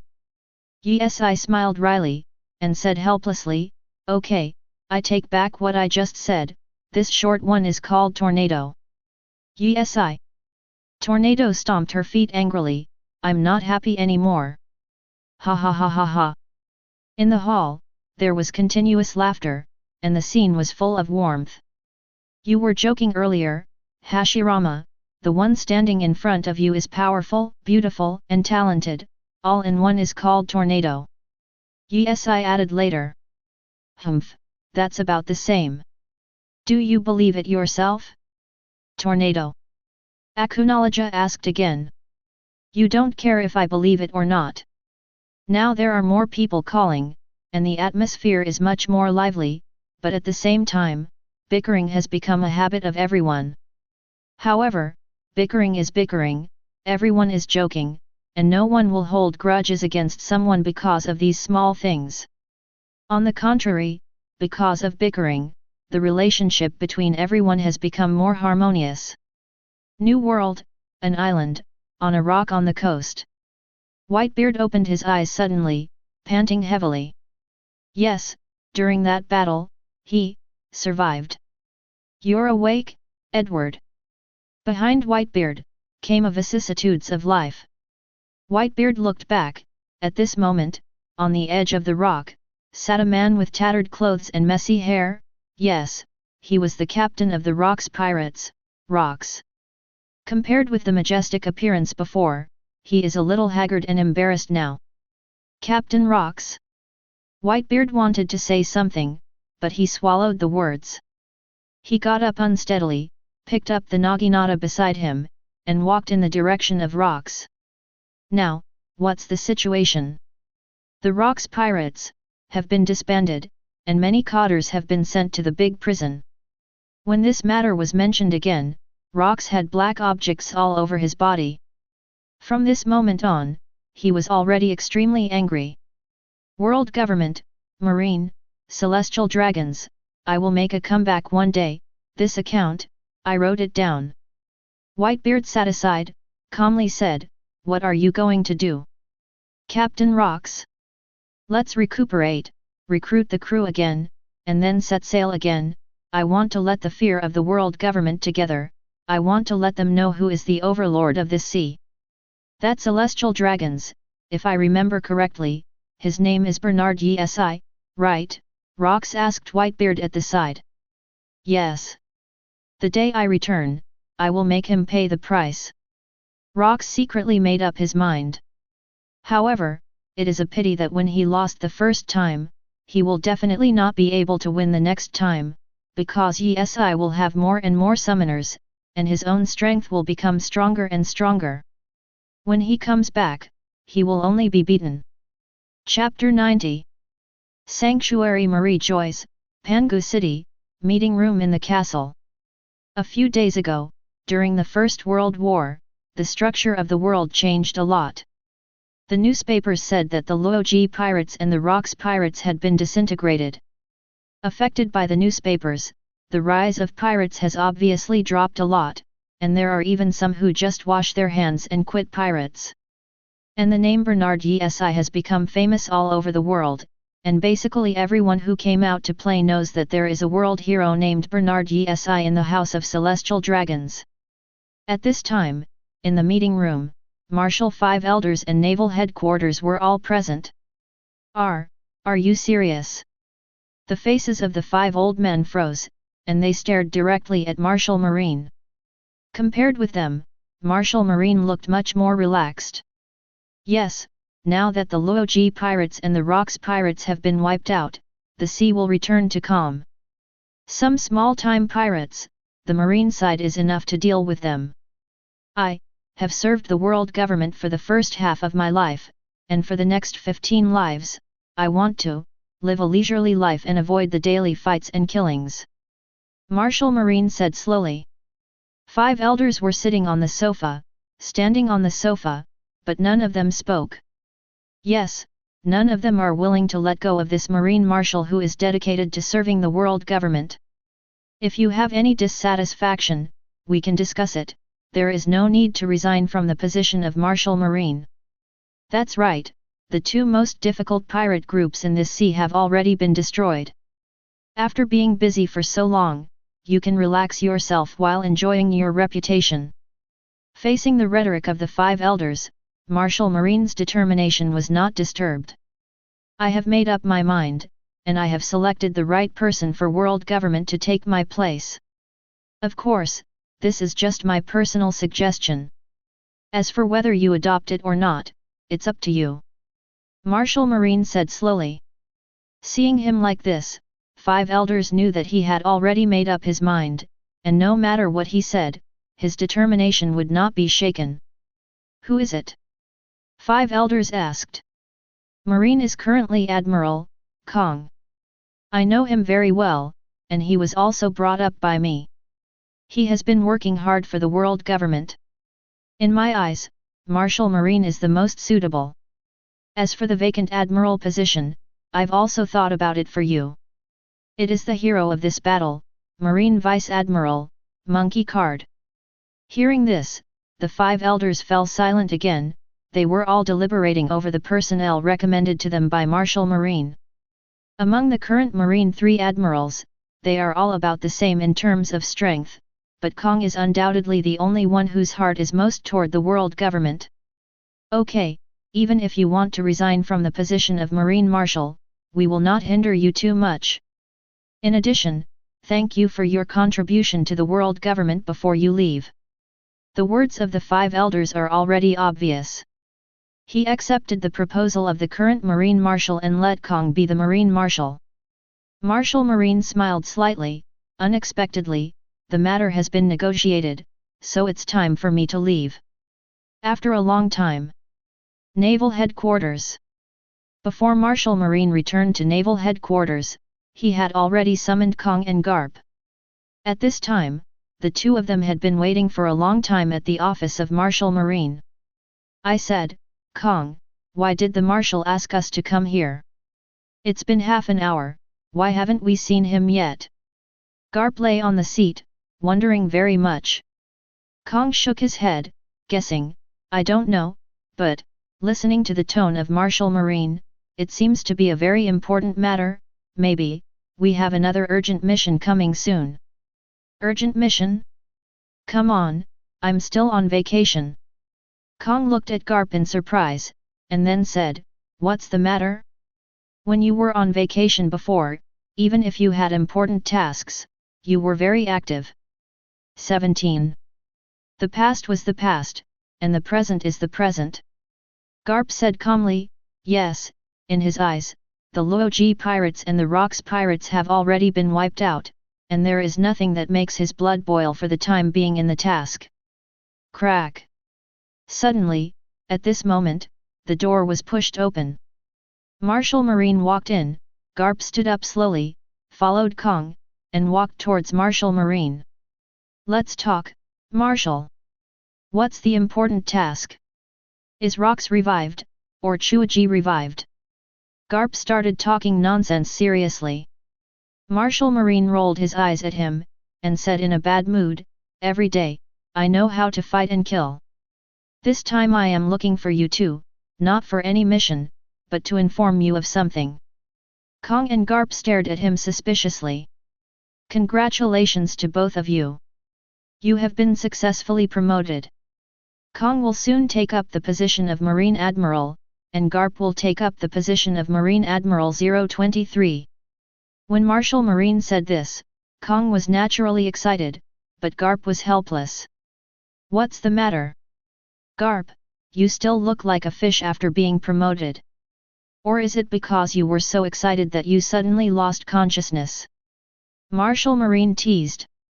I refuse to serve as Marine Admiral. As soon as these words came out, Marshal Marine was immediately stunned. He had lived most of his life, and this was the first time he heard someone refuse a promotion. UBD, what more? I refuse to serve as Marine Admiral. What's the reason? There is no reason, I think. My current position is enough, the position is too high, and it may not be an ordeal. Garp said calmly. The reason for the refusal is that you don't want to deal with celestial dragons, right? Kong asked. Kong is right, there are several reasons why Garp cannot become a Marine Admiral.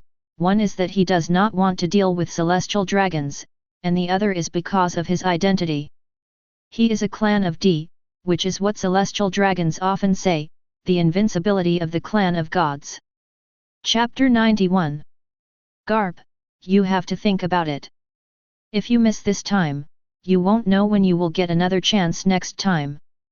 Marshal Marine reminded him earnestly.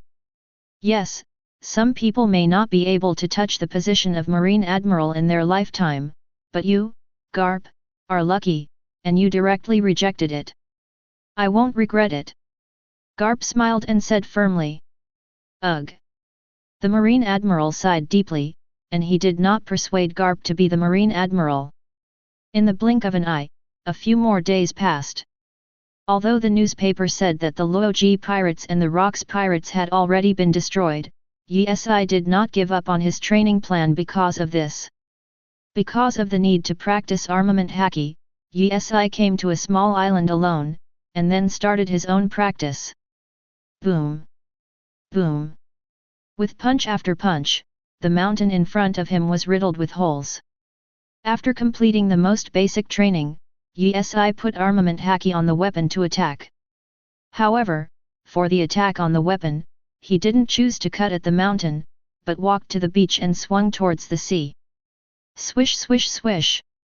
Following the waves of sword energy, huge cracks appeared in the sea, and the surface of the sea began to roll. In this way, the rotation training, Yi continued from morning to dusk. Ding! Armament haki's running in degree is full. Do you want to advance? Ding! Conqueror's haki's running in degree is full. Do you want to advance? The fist that was about to continue to be swung just now was frozen. Yi was stunned, and then the corners of his mouth slightly raised. Advanced. Ding! Advanced successfully. As soon as the system's voice fell, a brand new memory flooded into Yi-Si's mind. After the memory poured in, Yi-Si's eyes widened suddenly, with an expression of disbelief. What? Conquerors? Conqueror's haki, unexpectedly, can be wrapped around a weapon. Yi-Si said in horror. Although Yi-Si didn't time travel, One Piece was just an animation in his world, but this animation is not over, so he doesn't know what happened afterwards. As for the understanding of Conqueror's haki, he thought he already understood everything, because the original book also introduced the use of Conqueror's haki. But for the one that appeared now, the Conqueror's haki can also be wrapped around the weapon, he really didn't know. I really didn't expect. In addition to armament haki and devil fruit's power can be wrapped around weapons, Conqueror's haki can also be used. There was still a look of shock on Yi Si's face. In the next second, he began to release the Conqueror's haki, and a coercion centered on him, quickly spreading outward. However, what Yi Si never expected was that this time, Conqueror's haki actually caused a physical attack on the surrounding objects. Of course, in the current situation like Yi Si, in the original book, there is another person who has done it. That's the trainee crew member of the Loji pirates, Shanks, one of the future 4 emperors, whose Conqueror's haki can also inflict physical attacks on objects. As for armament haki's advancement, he probably mastered the point of internal destruction. However, Yi Si didn't cause much trouble, because it was mentioned in the original book, so he wasn't surprised. Opened his property panel, Yi Si glanced at it. Host, Bernard Yi Si. Digging level, 2, 0/200. Digging times, 0, 6/15. The digging opportunities can be increased as the digging level increases. Physique, Advanced Body Art, 100%. Ninja Art, Mitotic Regeneration, 10%. Increase the progress to obtain stronger recovery ability, activate cells, and enhance vitality.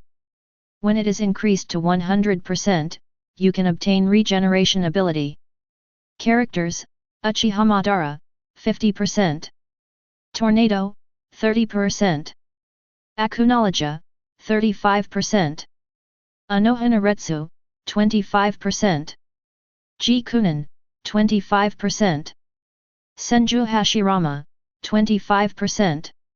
Abilities, Paper Fruit Awakening, Attribute Burning, 1668/5000, Maramara Fruit, 980/2000, Conquerors, 0/2000, Armed Color, 0/2000, Knowledge Color, 928/1000. Excavation Location, Insufficient excavation times, unable to locate. When his eyes fell on the line of haki, Yi Si was slightly taken aback. He didn't expect that there is still a degree of running in, and having a degree of running in means that this can still be improved. Closing the properties panel, Yi Si looked at the sunset and muttered, "Dot. It's getting late, it's time to go back, or it will be dark." With the wings appearing behind him, the figure of Yi Si quickly disappeared on the island. When he returned to the holy place of Marie Joyce, it was already dark. Just after landing on the ground, Ross Minion hurried over. "Master, you are back." Yi Si looked at Ross Minion with a hint of doubt in his eyes, and asked, "What's wrong?" "An old man came to see you in the afternoon, and he had been sitting in the lobby for a long time, but you didn't bring a phone bug with you when you went out." The old man seemed very anxious. Zi Minion explained. "The old man? 5 elders." Yi Si paused, and just as he was about to go in to prove his idea, a very old man had already come out. "You guy, are you finally back? 5 elders? I don't know you came to me, Li Qian's? What's the matter?" Yi Si asked curiously. The bald old man quickly came to Yi Si's side, passed by Yi Si in a hurry, and left a message. "Keep up, talk while walking." Although Yi Si couldn't figure it out, he still followed. "What's the matter? So anxious?" "Master Im wants to see you." "I am." When Yi Si heard the word Yim, he was instantly shocked. How could he not be shocked when the mysterious big boss behind the celestial dragons wanted to meet him? Because of what? Yi Si pressed. The bald old man shook his head seriously. Chapter 92. As for why I met Yi Si suddenly, they, the 5 elders, don't know. Yes, this incident came too suddenly, not to mention Yi Si was caught off guard, even the 5 elders were caught off guard. You don't know. Yi Si stared at the old man's back, feeling a little uneasy. This incident happened too suddenly. Lord Im summoned us and told us that he wanted to see you. As for what, she didn't say anything, and we didn't dare to ask more. The bald old man's face froze, and he explained slowly, stand up. Speaking of this, he seemed to think of something and added, there is one thing, Yi, you must pay attention to it. Hearing this tone, Yi suddenly became even more uneasy. What's the matter? Listening to your tone, how do I feel that Im is trying to harm me? She won't hurt you. You can rest assured about this, but you must pay attention to that, don't mess around. With us, we can turn a blind eye or close one eye, but in Lord Im he won't tolerate it, the bald old man ordered. 527. For example, pay attention to the honorific title, I will add a second minister after Im. Well, this is a trivial matter. Are there any other aspects, such as, does she have a strange temper or something, the kind that shoots at every turn?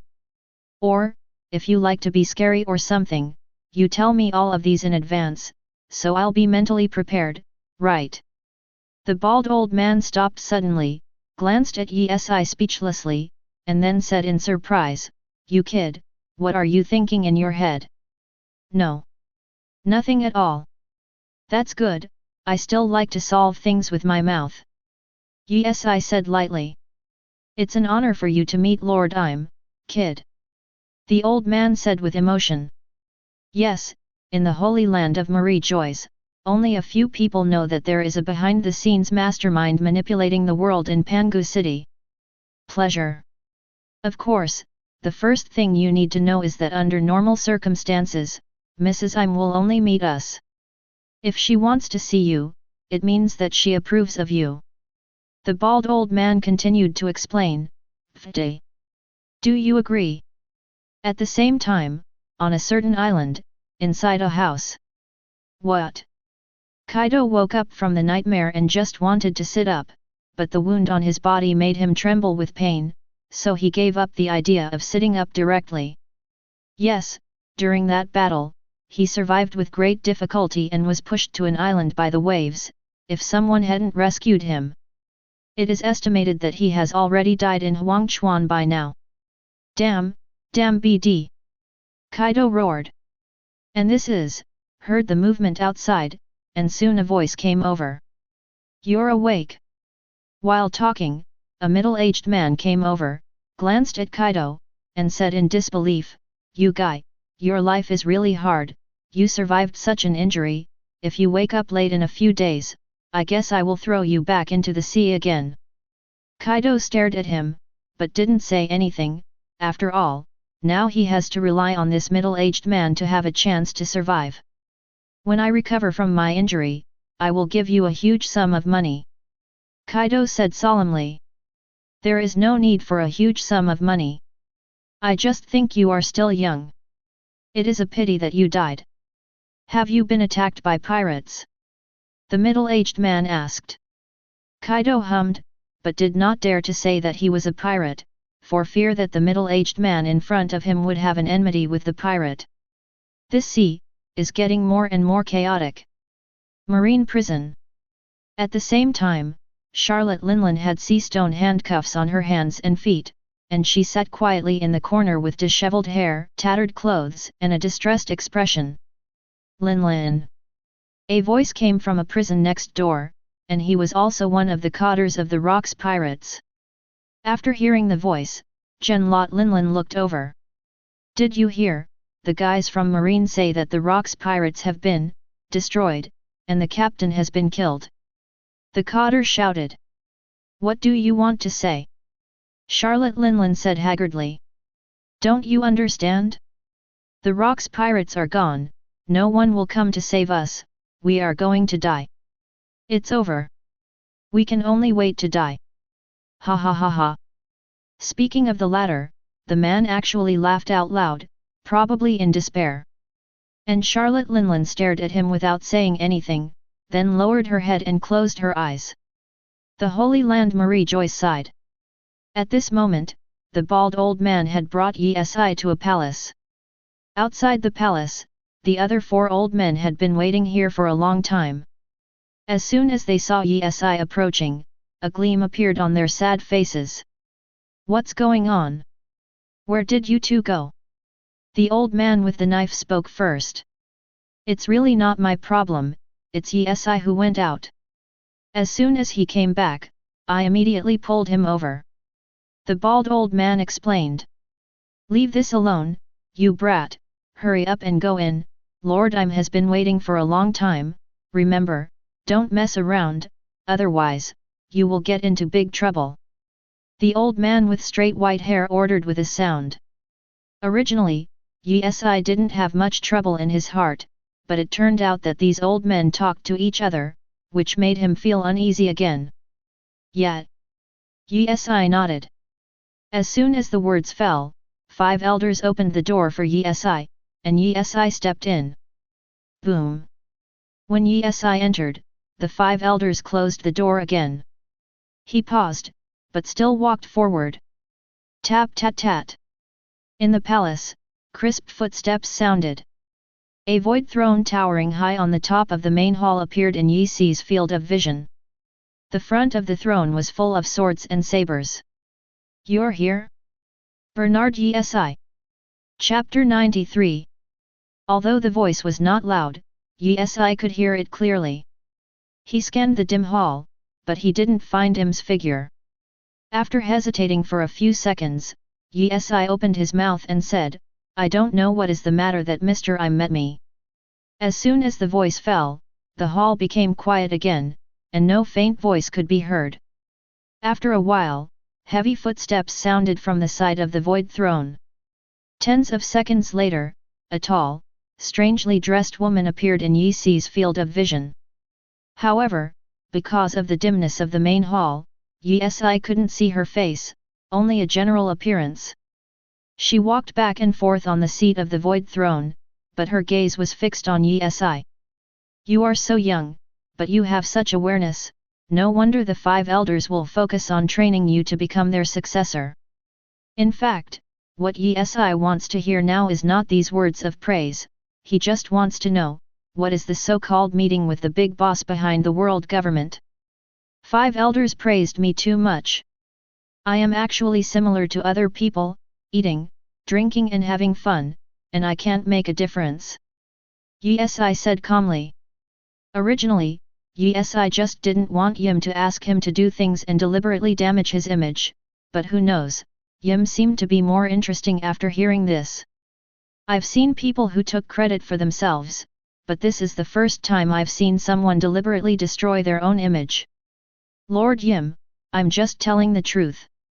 Yi smiled wryly, this is so meow, the boss behind the scenes of the world government is different, they don't play cards according to the routine at all. I'm hesitated for a few seconds, and did not continue this topic, but said, you have done a lot to eliminate Loji and the Rocks pirates. I heard from the 5 elders report that you led the marine to settle the matter turmoil. Yi was silent for a few seconds, a little confused about what Yim wanted to say to herself. Did she just come here to confirm these boring things? I'm actually just going through the motions. It's Marine who is doing my best. I'm just coveting Marine's credit. 5 elders read it right, you are indeed worth cultivating, choose a date, and go to the Valley of the Gods. As Im said, he sat on the void throne and stroked his head with one hand.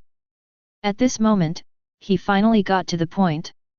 Valley of the Gods. When Yi heard these 3 words, he immediately became interested. He was very curious about what treasure was hidden in the Valley of the Gods. In the original book, Rocks went, and Loji also went. Although in the original book, it only said that Rocks tried to attack celestial dragons in vain. But would a master of the seas really be interested in taking on this horde of pointless celestial dragons? Obviously, no. The reason why they attacked the Valley of the Gods must have some ulterior secrets. May I know the reason? Yi pressed. There is something that belongs to us celestial dragons. What? You don't have to know, all you need to know is that it is extremely important to us celestial dragons. If you don't tell me, I won't know if someone walks in front of me. The person who can take it away, hasn't appeared yet. Good guy. Originally Yesi thought that he could learn the secret of the Valley of the Gods from him's mouth, but in the end, it still failed. The person who can be taken away has not appeared, so why should I go to the Valley of the Gods? Live. There is also the Paradise of Celestial Dragons. After you go there, the Valley of the Gods will be under your control. Of course, including the Celestial Dragons inside, but the only requirement is that you can't kill Celestial Dragons. Said slowly. Yesi fell into silence. Although he didn't really want to move around, but when he thought of the secret of the Valley of the Gods, he couldn't help but want to take a look. What's more, also gave himself a privilege, the Valley of the Gods belongs to him. Okay, I see, when do you want me to leave? Yesi asked. Whatever. Row. Back off. Goodbye. As soon as the words fell, Yesi quickened his pace and opened the door. At this time, the 5 elders did not leave outside, but waited at the side. When Yesi came over, they walked side by side with him. Meeting you, what do you mean? The bald old man asked. Obviously, compared to Yesi, they are more curious about what it is about him meeting Yesi. You guess. You brat, can't you be more honest?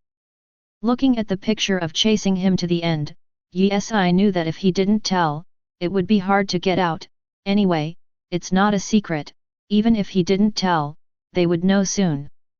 Let me manage the Valley of the Gods. Manage the Valley of the Gods? It seems that Master wants to. What do you want? Yesi looked at him and asked. You guess. The bald old man also said something casually. This wave is indeed sloppy, and these old men are completely learning what they have learned. Didn't tell me, and you probably wouldn't tell me. Goodbye. Yesi didn't waste any time on them either. Wings appeared behind them and left quickly. 0. How long has it been? It's almost like when we first met. The bald old man stared at Yesi's receding figure and said calmly. Yet, how did Yesi manage to reach this level in such a short period of time? The old man with the knife added. He seems to hide a lot of secrets. As for the 5 elders talking about themselves, Yesi didn't know, and even if he knew, he didn't care at all. Because they can't discover any secrets about themselves. Back in his castle, all the maids were waiting outside the door for Yesi's return. As for Longwan and his party, they were all sitting on the sofa. You are back, master. Seeing Yesi coming back, Rose Minion and his group immediately went up to meet him. I just went to discuss something, nothing happened. While talking, Yesi stepped towards the castle. The maids followed behind.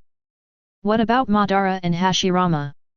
Scanning the hall, except for Uchiha Madara and Senju Hashirama, everyone else was present. Master Madara and Master Hashirama went out and haven't come back yet. Rose Minion reported behind Yesi. Chapter 94. Going out? Did you say when you'll be back? Yesi looked back at Rose Minion and asked. She shook her head lightly, and replied, No, they just said that they don't need to prepare dinner for the 2 of them. Yesi nodded thoughtfully.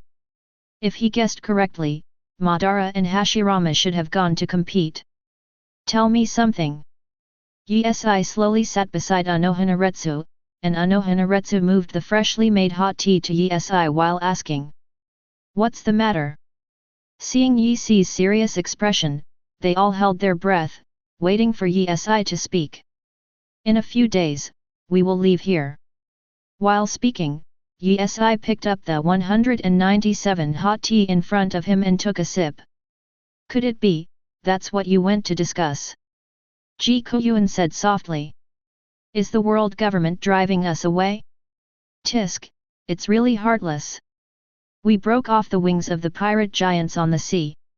Not only did the world government not reward us, but they also drove us out of the holy land of Marie Joyce. Tornado held his hands holding it to my chest, feeling unworthy for Yi. So, the world government is not a thing. We cleared the trouble for him, but they drove us away. Acknowledge's eyes gradually became cold. Things have happened, and there is no way to do it.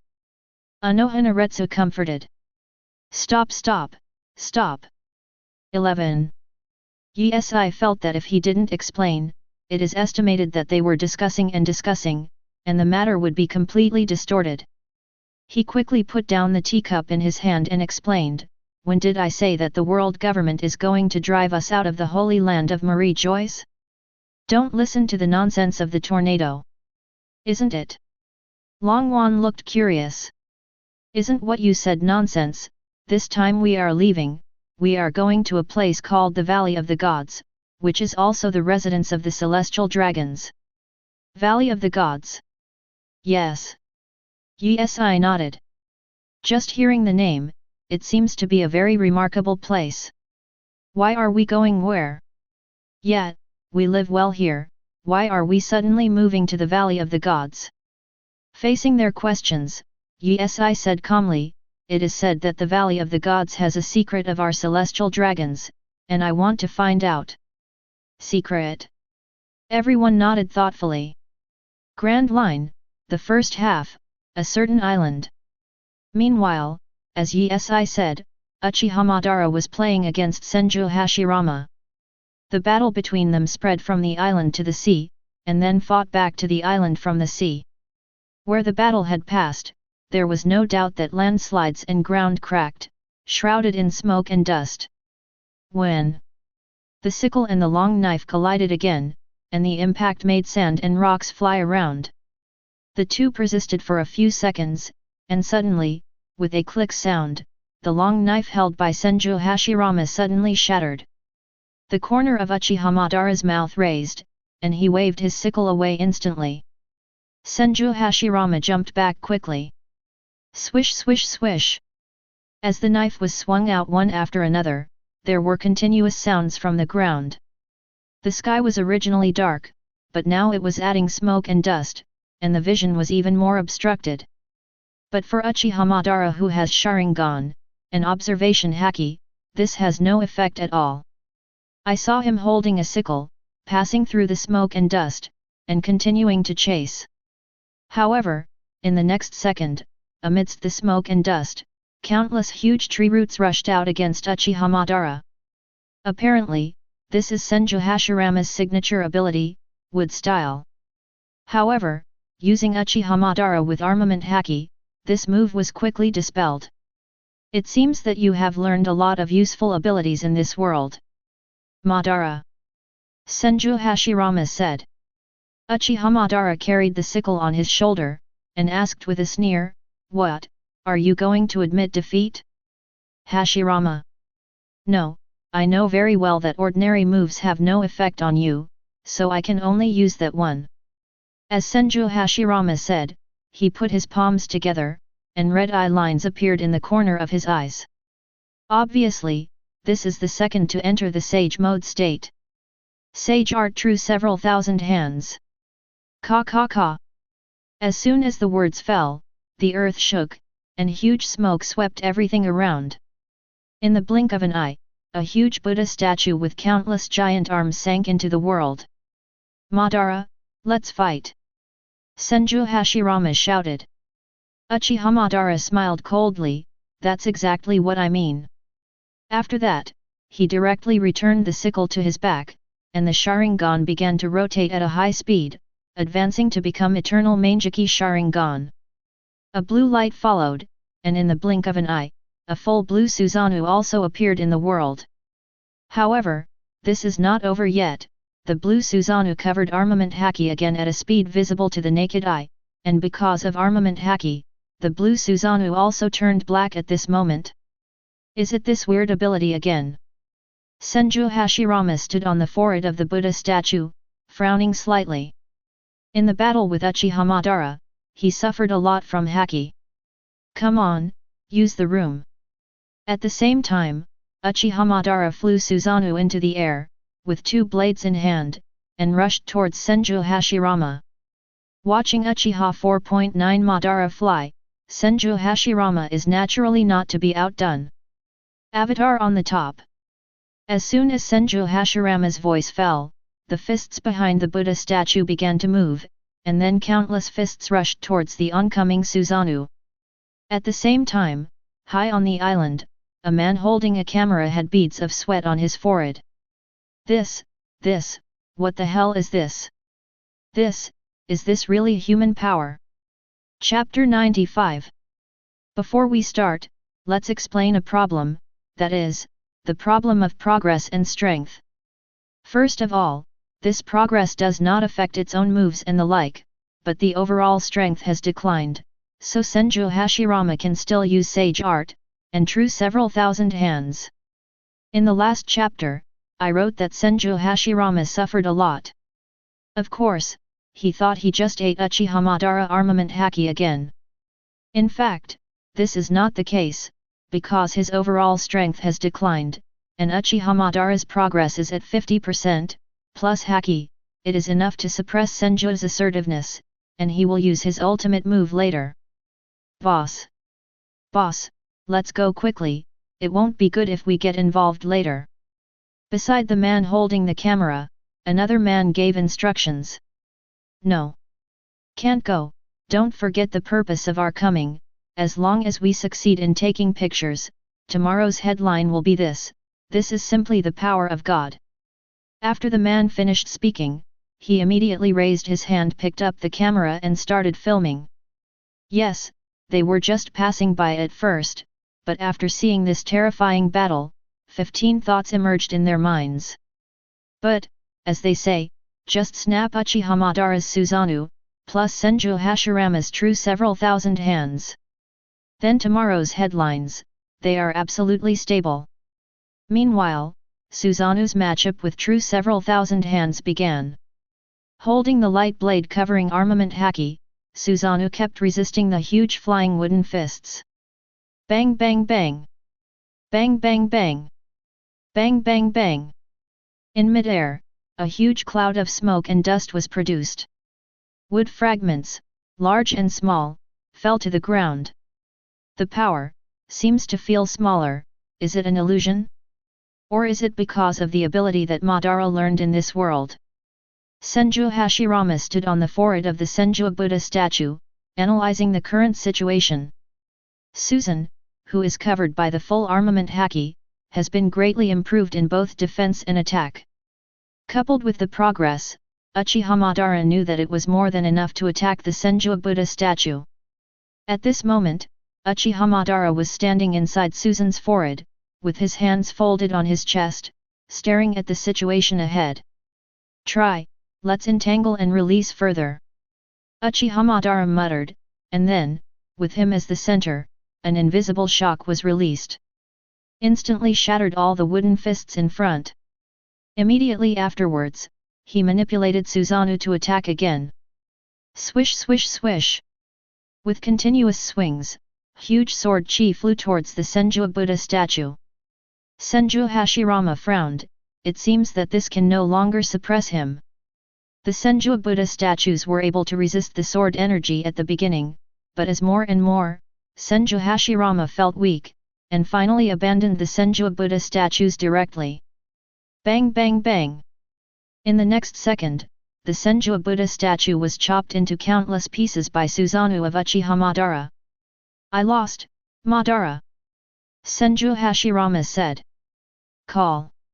Susanoo was about to slash towards Senju Hashirama, but after hearing this, Uchiha Madara stopped directly, and then Susanoo disappeared at a speed visible to the naked eye.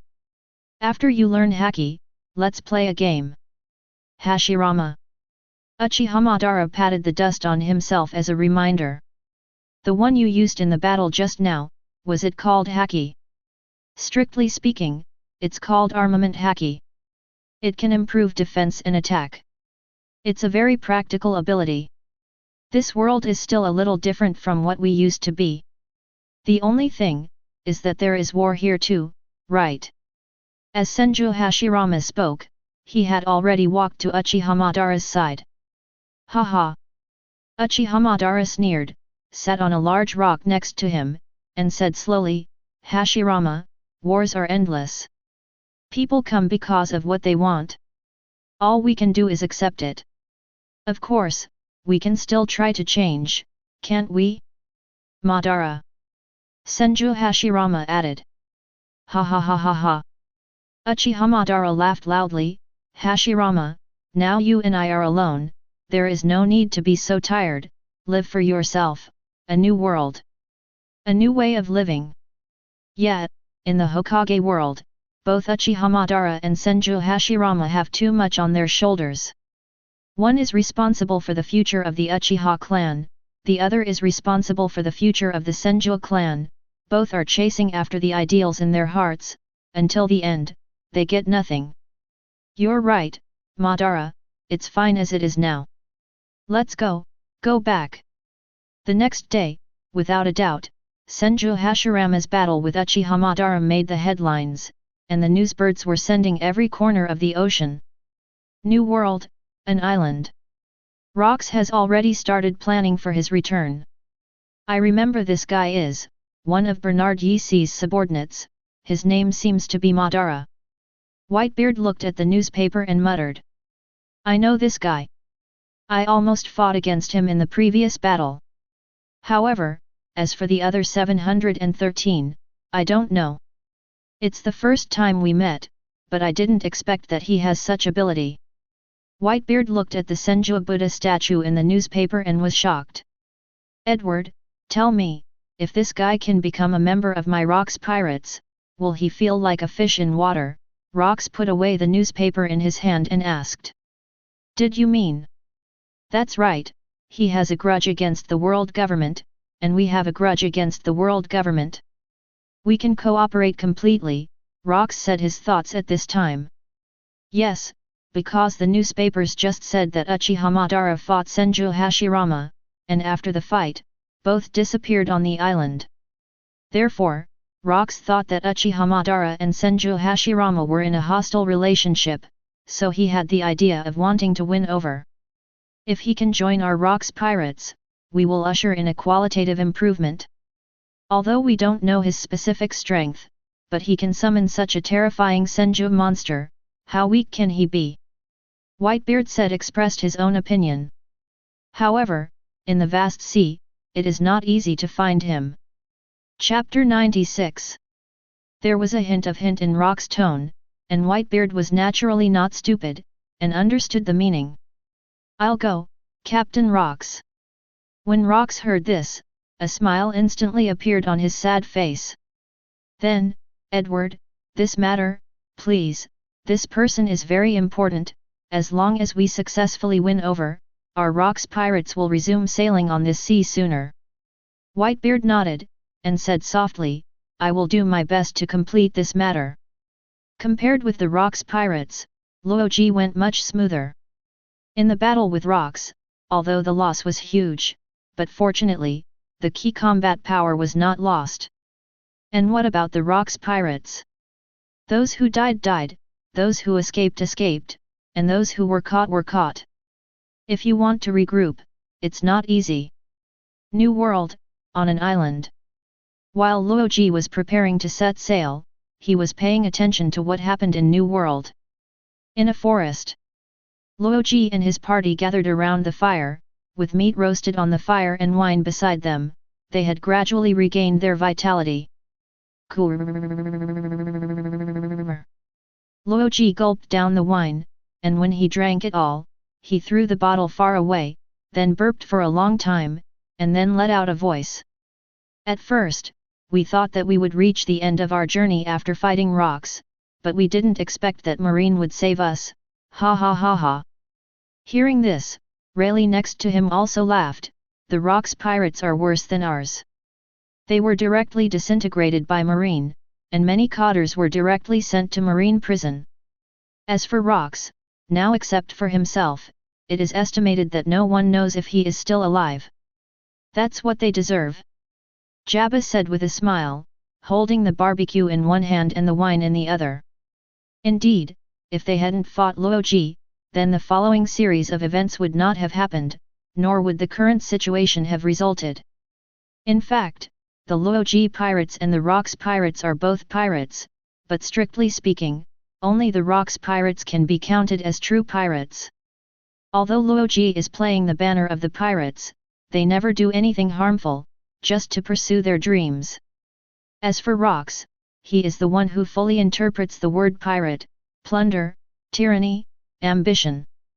Anyway, whether he is alive or not doesn't matter much to us. Loji reached out and grabbed the barbecue on the fire, blew on it, and put it in his mouth.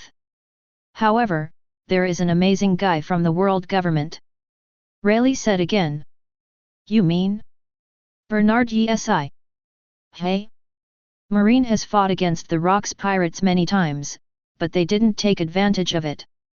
This time, that guy teamed up with Marine and directly caused fatal damage to the Rocks pirates. From now on, we will not, if necessary, try to avoid it. Rayleigh said slowly. I thought so too. Loji nodded, and he also agreed with what Rayleigh said. After all, it was obviously not easy to mess with the Rocks pirates.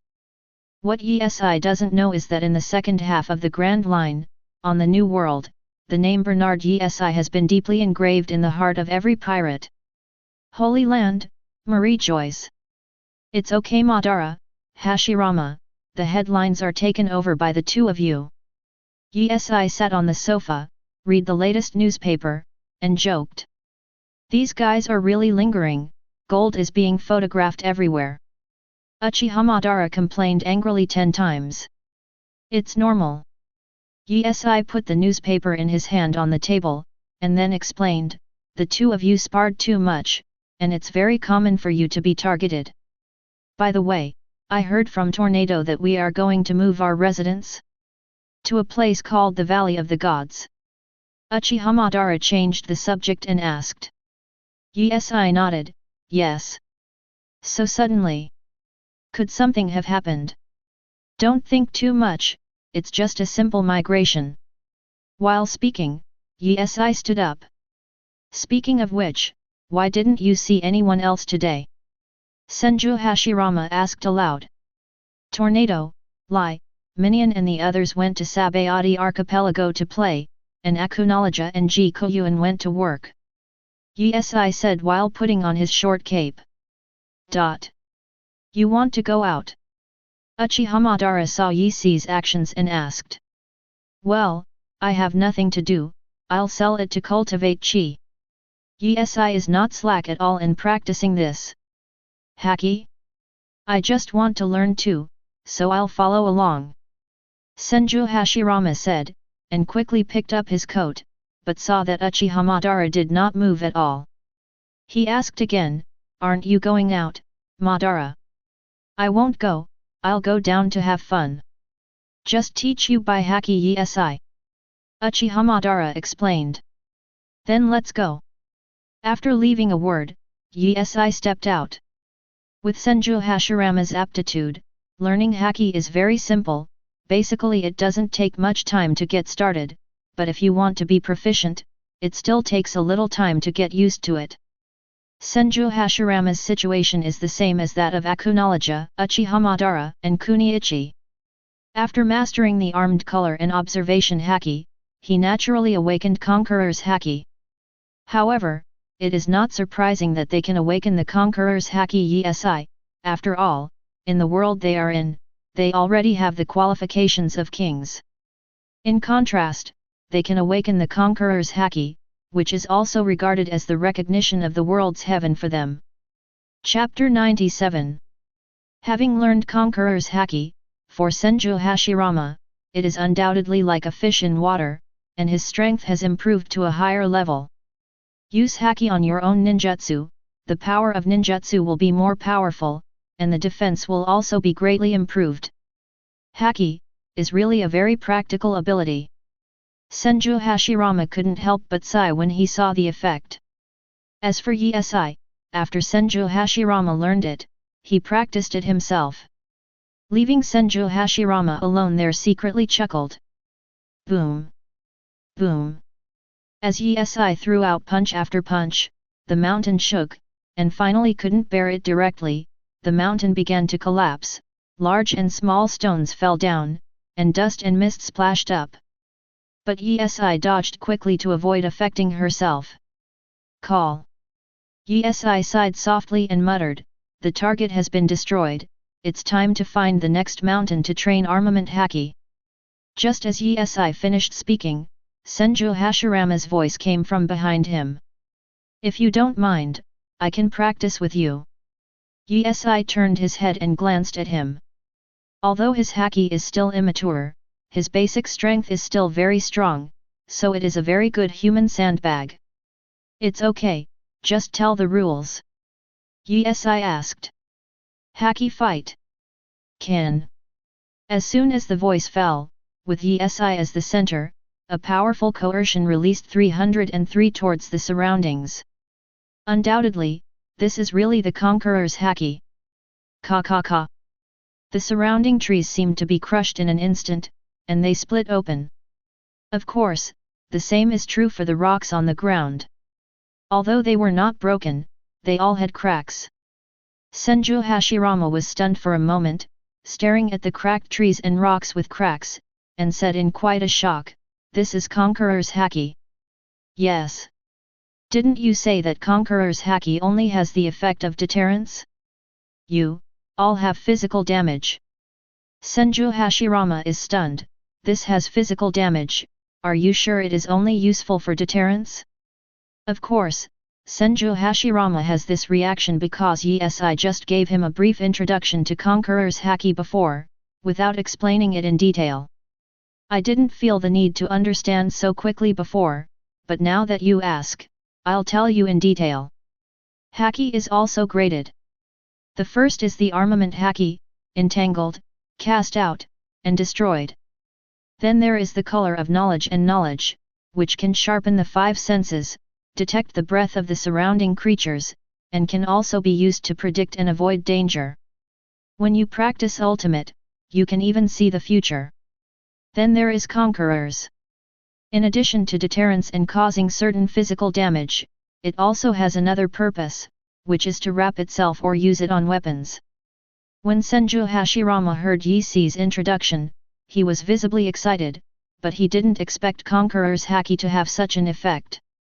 Conquerors can also be wrapped around a weapon or used by itself like armor color.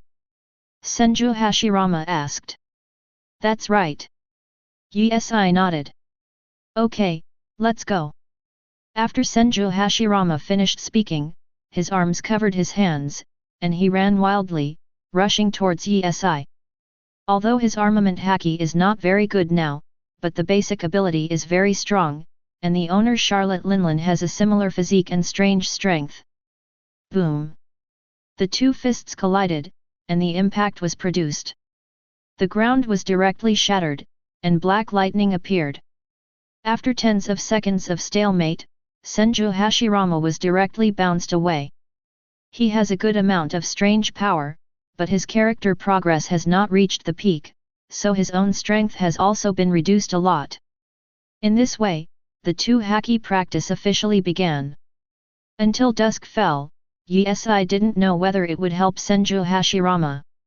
Anyway, Yesi felt that a human body sandbag is better than a mountain. Ding! Senju Hashirama's unlocking progress has reached 30%, congratulations to host for inheriting the Sage Mode ability. During the training, Yesi suddenly thought of these words, and he was slightly taken aback, but Senju Hashirama found the opportunity and directly repelled Yesi.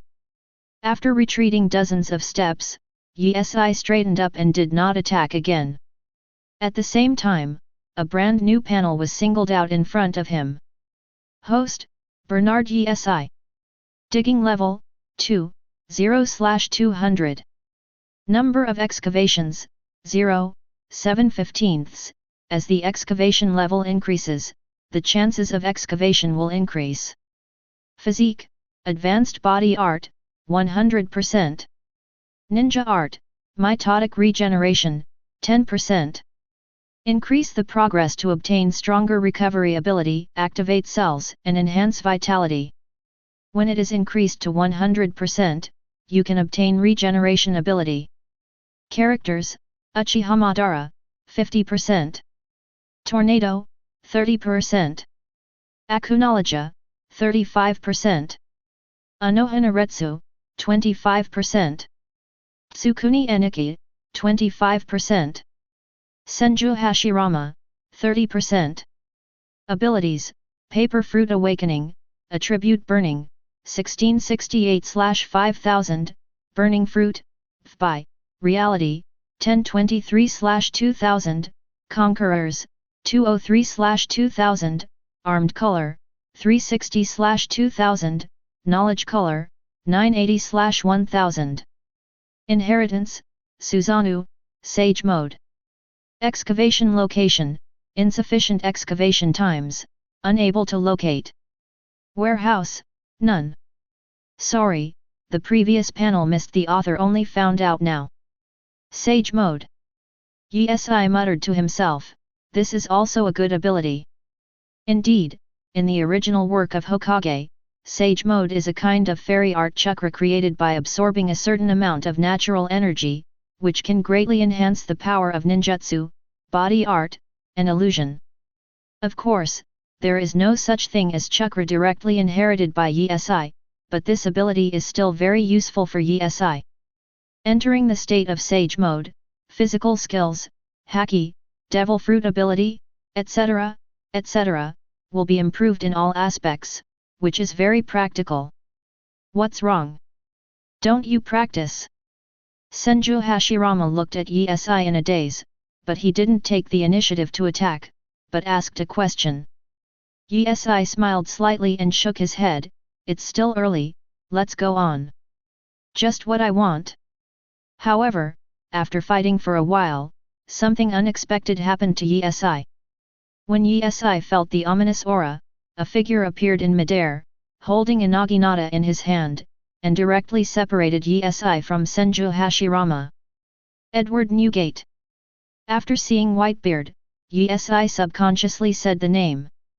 The small island where Yesai is now belongs to the New World area, not far from the Holy Land of Marie Joyce. And the first half of the Grand Line that Whitebeard wants to go must pass through here, and he doesn't know whether it is God's favor or what. He saw the movement in the sea area, so he observed it with a telescope. When he saw Senju Hashirama and Yesai, he immediately became excited and rushed over without saying a word. His goal is also clear, which is to invite Senju Hashirama aboard. Of course, Whitebeard doesn't know the relationship between Yesai and Senju Hashirama now. When I saw Yesai fighting Senju Hashirama, I thought it was a hostile relationship. Bernard Yesai, we meet again. Whitebeard planted the scythe in his hand on the ground and looked directly at Yesai. Yesai grinned, they all said you were dead, and now it's really surprising that you suddenly appeared in front of me. You guys know each other. Senju Hashirama stood beside Whitebeard. He first looked at Yesai, then at Whitebeard, and asked curiously. We met once. Yesai replied casually. Whitebeard looked at Senju Hashirama and said, my name is Edward Newgate, one of the officers of the Rocks Pirates. Senju Hashirama smiled slightly, without thinking so much, and replied casually, hello, Senju Hashirama. Yes, Senju Hashirama didn't hear from Rocks and Loji pirates when they first came, and everyone thought they were gone, so Yesai and his group didn't talk to Senju Hashirama. So, now Senju Hashirama is unmoved when he hears about the Rocks pirates. Is that Rocks guy still alive? Yesai asked. Indeed, according to the normal situation, if Rocks is gone, Whitebeard will go to form the pirate group by himself, and this introduction will not say that he is the cadre of the Rocks pirate group. Chapter 98. Facing Yesai's questioning, Whitebeard did not hide it. After all, it was no secret, and it was only a matter of time before Rocks made a comeback. Fortunately, we all survived that battle. Yesai smiled slightly, sat on a fallen tree very calmly, and then spoke slowly. This time, Rocks called you to assassinate me again. Before Whitebeard could answer, Senju Hashirama could hear the clue, and the relaxed look on his face became solidified. Are you in a hostile relationship? Certainly. Yi responded. Senju Hashirama, alert for a split second, jumped back, putting a safe distance from Whitebeard. Don't worry, I have no hostility. Captain Rocks appreciates people with strength. You have enmity with the world government, and we also have a relationship with the world government. Why don't we work together to make something big happen? Whitebeard looked directly at Senju Hashirama. Take it easy. At this moment, Yi instantly understood, good guy, this is really not to kill him, but to poach the wall in front of his own face. Edward Newgate, your behavior is a little too much. Yi spoke again from the side. Really? I'm just an invitation from people who share the same Tao. However, joining forces is really too much for your world government. Whitebeard explained. Ha ha ha ha ha. At this moment, Yi couldn't bear it anymore, and burst out laughing. It seemed that Whitebeard was the only one left in the scene who didn't know what was going on. Yi stood up again, and explained with a smile, actually, I think it's better for you to understand the situation before handling a matter, and it's better to take action. Am I shameless? Yi's words awakened Whitebeard directly. Whitebeard looked at Senju Hashirama in disbelief. You are his subordinates. Senju Hashirama showed a harmless smile, yes, we are all from the world government. Whitebeard looked a little embarrassed at this moment, good guy, this matter, I was really careless. Aren't you in a hostile relationship? Who told you? Or did you read it in the newspaper? What was in the newspaper? His conflict with Madara. Whitebeard hesitated to speak, and swallowed the rest of the sentence in the middle of the sentence. Work. That's not a conflict. We're just exchanging ideas in a friendly way, and this time we're just practicing. Senju Hashirama explained not far away. Whitebeard's face was black, boy, the clown turned out to be himself. The next second, he tightly held the naginata in his hand, looking at Yi and Senju Hashirama warily. What, do you want to dance, Edward? I always have to make some protection, for the sake of my own safety. No need, I'm not interested in your life. Yi said calmly, in fact, Whitebeard does not pose any threat to him, after all his dream does not conflict with his own. He just wants to find his own family in this vast sea, and he doesn't have the ambition to dominate the world like rocks. Of course, it is not impossible to take him down now, but it is almost impossible to take him down in a short time, because his shock fruit ability is quite tricky. However, in this way, you will delay the time to take a bath, enjoy a good meal, and a good night. Therefore, Yi felt that it was completely unnecessary to add an unnecessary life and death duel. Yes, now Whitebeard's life is a bit insignificant compared with these things in Yi's eyes. UBD, it's really hard to figure it out. Whitebeard put the naginata back on his shoulder again. Although it was an antagonistic relationship, he didn't know why he trusted Yi's words. Even if Yi said that he was not interested in his life, he was not interested. However, I must trouble you to bring a word to Rocks. What words? Tell him to hide obediently for the rest of his life. When he sets sail again under the banner of the Rocks pirates, it will be the countdown to his death. Yi said calmly.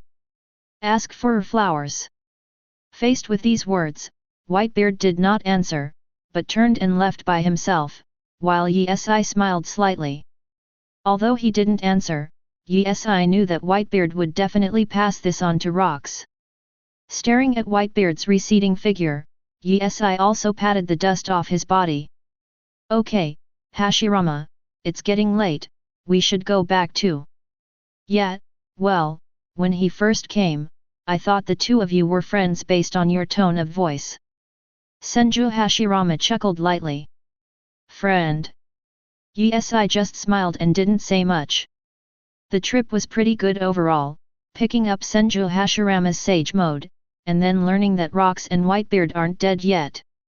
However, although the Rocks pirates have not fallen, Yi knows that he, will never have a chance to return to his peak form. Because most of the cotters are still in the marine prison, and they no longer have the ability to attack the marine prison. If they act recklessly, they will definitely trap themselves directly, so rocks will definitely not go to marine prison to save other people. Back in the holy land of Marie Joyce, everyone has returned except Uchiha Madara, and Rosminian has prepared a rich dinner. After enjoying the food, Yi went to take a bath in the artificial hot spring. Master, you have been training hard all day, let us help you. Yi, who was lying in the pool, heard this, and looked up. Behind him were two maids, one of whom was Rosie Minion. At this time, they were all wrapped in bath towels, with enchanting figures. How do I feel? You are here to make me more tired. Chapter 99. Rose Minion and another maid covered their mouths and laughed. Afterwards, they also walked down the pool, and one of them massaged behind them. The other person was in front of Yi. Let me help you relax, master. Yi nodded, but did not refuse. After obtaining Yi's consent, Rosminian took a breath, and then plunged into the warm water. Time passed quickly, between one close and one close. The next day has come. Early this morning, 5 elders sent people over to ask Yi when to get up for the Valley of the Gods. And Yi's answer was within a week. Of course, if there was nothing else to do, he would have set off long ago. The reason why he didn't leave was because the number of excavations was about to be refreshed. Yi had just finished washing and came to the hall. What he never expected from 003 was that Anohanaretsu also entered the kitchen. This point shocked Yi, but if he guessed correctly, it should be because of the tornado. As for Akunoloja and Uchiha Madara, the two of them are completely salted fish.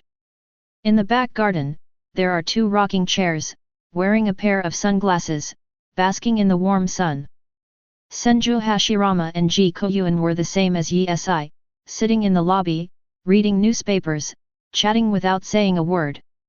Sometimes, while chatting, they will talk about interesting things in their world, and Yi will participate aloud from time to time. In the lively atmosphere, this picture looks very warm. The celestial dragons in the Holy Land Marie Joyce basically knew about Yi going to the Valley of the Gods. So early in the morning, Dirac had already arrived at Yi's door. Master Dirac, are you looking for our master? The maid who opened the door asked. Yes. Dokra nodded.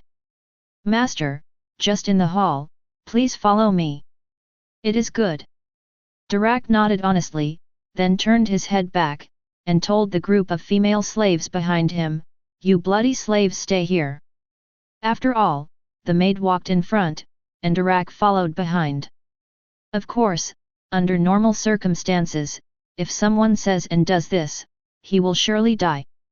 However, for Yi, the rules of celestial dragons don't work, and Dirac also knows Yi's character well, so he won't be so stupid as to provoke Yi's bottom line. The door was not closed, and most of the female slaves cast their eyes inside. Is this the residence of Sir Bernard Issan, the hero of the world? A slave in the middle whispered. Of course, these things are what they heard Dirac mention. Hearing this, a woman who was pondered over, her face was very vicissitudes, and her eyes were dull, turned her head and said to the group of female slaves who bought from the auction house yesterday. You should pray that Sir Bernard Issan can want you, otherwise, your nightmare will only begin now. Yes, if Lord Bernard Issan doesn't want it, your fate will be exactly the same as ours. Speaking of this, those female slaves who were bought back yesterday and didn't even have their slave seals were even more panicked. Sister, please teach us a way. Ha ha ha. The vicissitudes of life in front of the woman sneered, no way. This is the first time for us to have such an opportunity, but, as far as I know, being able to enter Lord Bernard Issan's door is equivalent to regaining freedom. Even, get rid of slaves directly and become nobles. Sisters, I hope that after you go in, you can come back to rescue us. Yeah, sister, as long as we have a chance, we will definitely rescue you. Why are you here? Dirac Saint. Yi, who was sitting on the sofa, asked in surprise. Dirac smiled slightly. I didn't hear that Issan was going to migrate to the Valley of the Gods, so I brought you a gift, you should like it. Gift? Yi paused. What gift? I bought a batch of top-quality female slaves at the auction yesterday. The slave seals haven't been stamped yet. I sent them to you outside the door early in the morning. While talking, Dokra sat in the Senju Hashirama on that sofa. Excellent. Yi listened, but felt a little interest. Yes. Dokra nodded. Breakfast is here. At the same time, Rose Minion, Dragon Roll, and Anohanaretsu came to the hall with a delicious breakfast. Hey? A guest. Anohanaretsu wondered. A friend, have you had breakfast? Yi asked Dorishu. No, I haven't had time to send you something yet. Dirac smiled. To be honest, he was tired of delicacies from mountains and seas. When he saw Yi's more unusual meals, he swallowed his saliva and seemed to want to try. It's here at Yi, Dirac is honest, if it's in other places, he will definitely be the first to try it, and if it doesn't suit his appetite, the chef who makes the meal will be cold. Then let's eat together.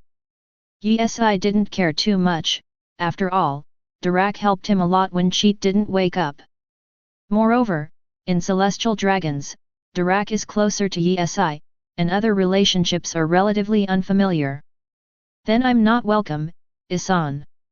Meanwhile, New World. Whitebeard returns to the island where Rox is located.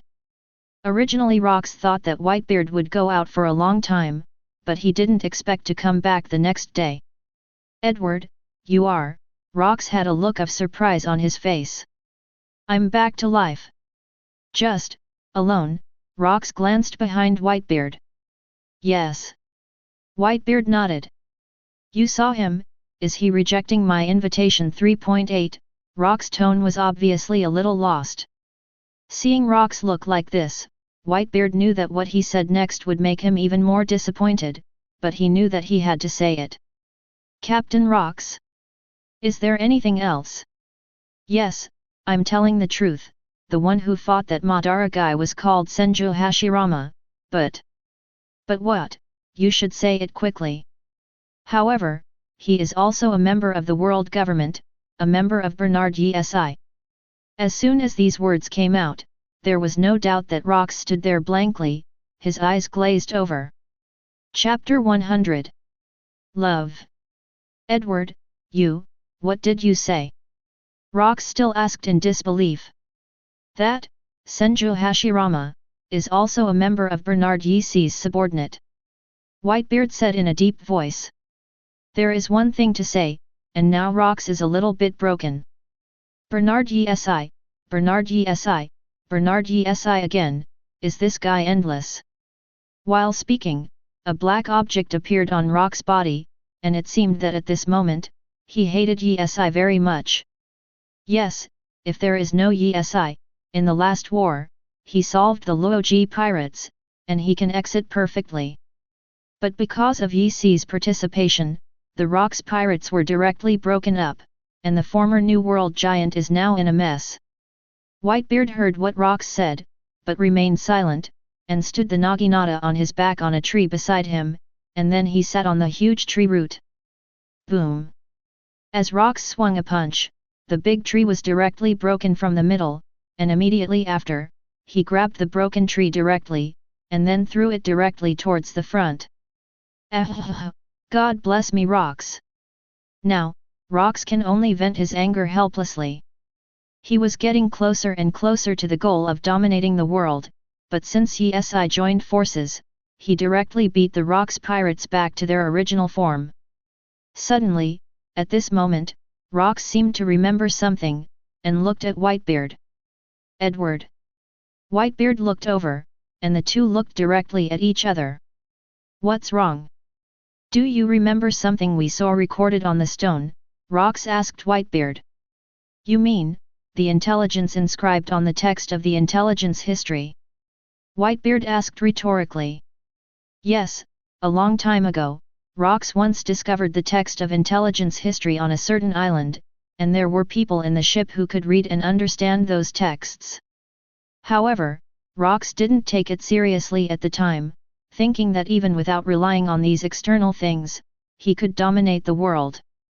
However, with the current situation, he had to start thinking about that thing again. That's right, it's really the whereabouts of the 3 ancient weapons that destroy the world as recorded in the text of the intelligence history. As long as we find these 3 ancient weapons, why should we be afraid of Bernard Issan? Why should we be afraid of the Marine, and why should we be afraid of the world government? Rox said impassionedly. Yes, the 3 ancient weapons rekindled Rox's decadent heart. And the 3 ancient weapons with the title of God that can destroy the world are Pluton Pluto, Poseidon Poseidon, and Uranus Uranus. It's true to say that, but the guy who can understand those words is nowhere to be found now. There are only 2 of us left. It's really hard to find the 3rd generation ancient weapon. Sunbeard explained. Leave this matter to me, Edward. You know, the only way out for us now is to find the 3 ancient weapons capable of destroying the world, Rox said calmly. However, Rox's idea is good, but the only fatal point is that Poseidon, one of the 3 ancient Poseidon, has not yet come to the world. The text of the history of Uranus has not yet been found. Even if Pluton and Uranus are found later, there is still one Poseidon short, and the 3rd generation ancient weapon is still missing. Of course, Rox doesn't know yet, because he just had the idea of the 3 ancient weapons.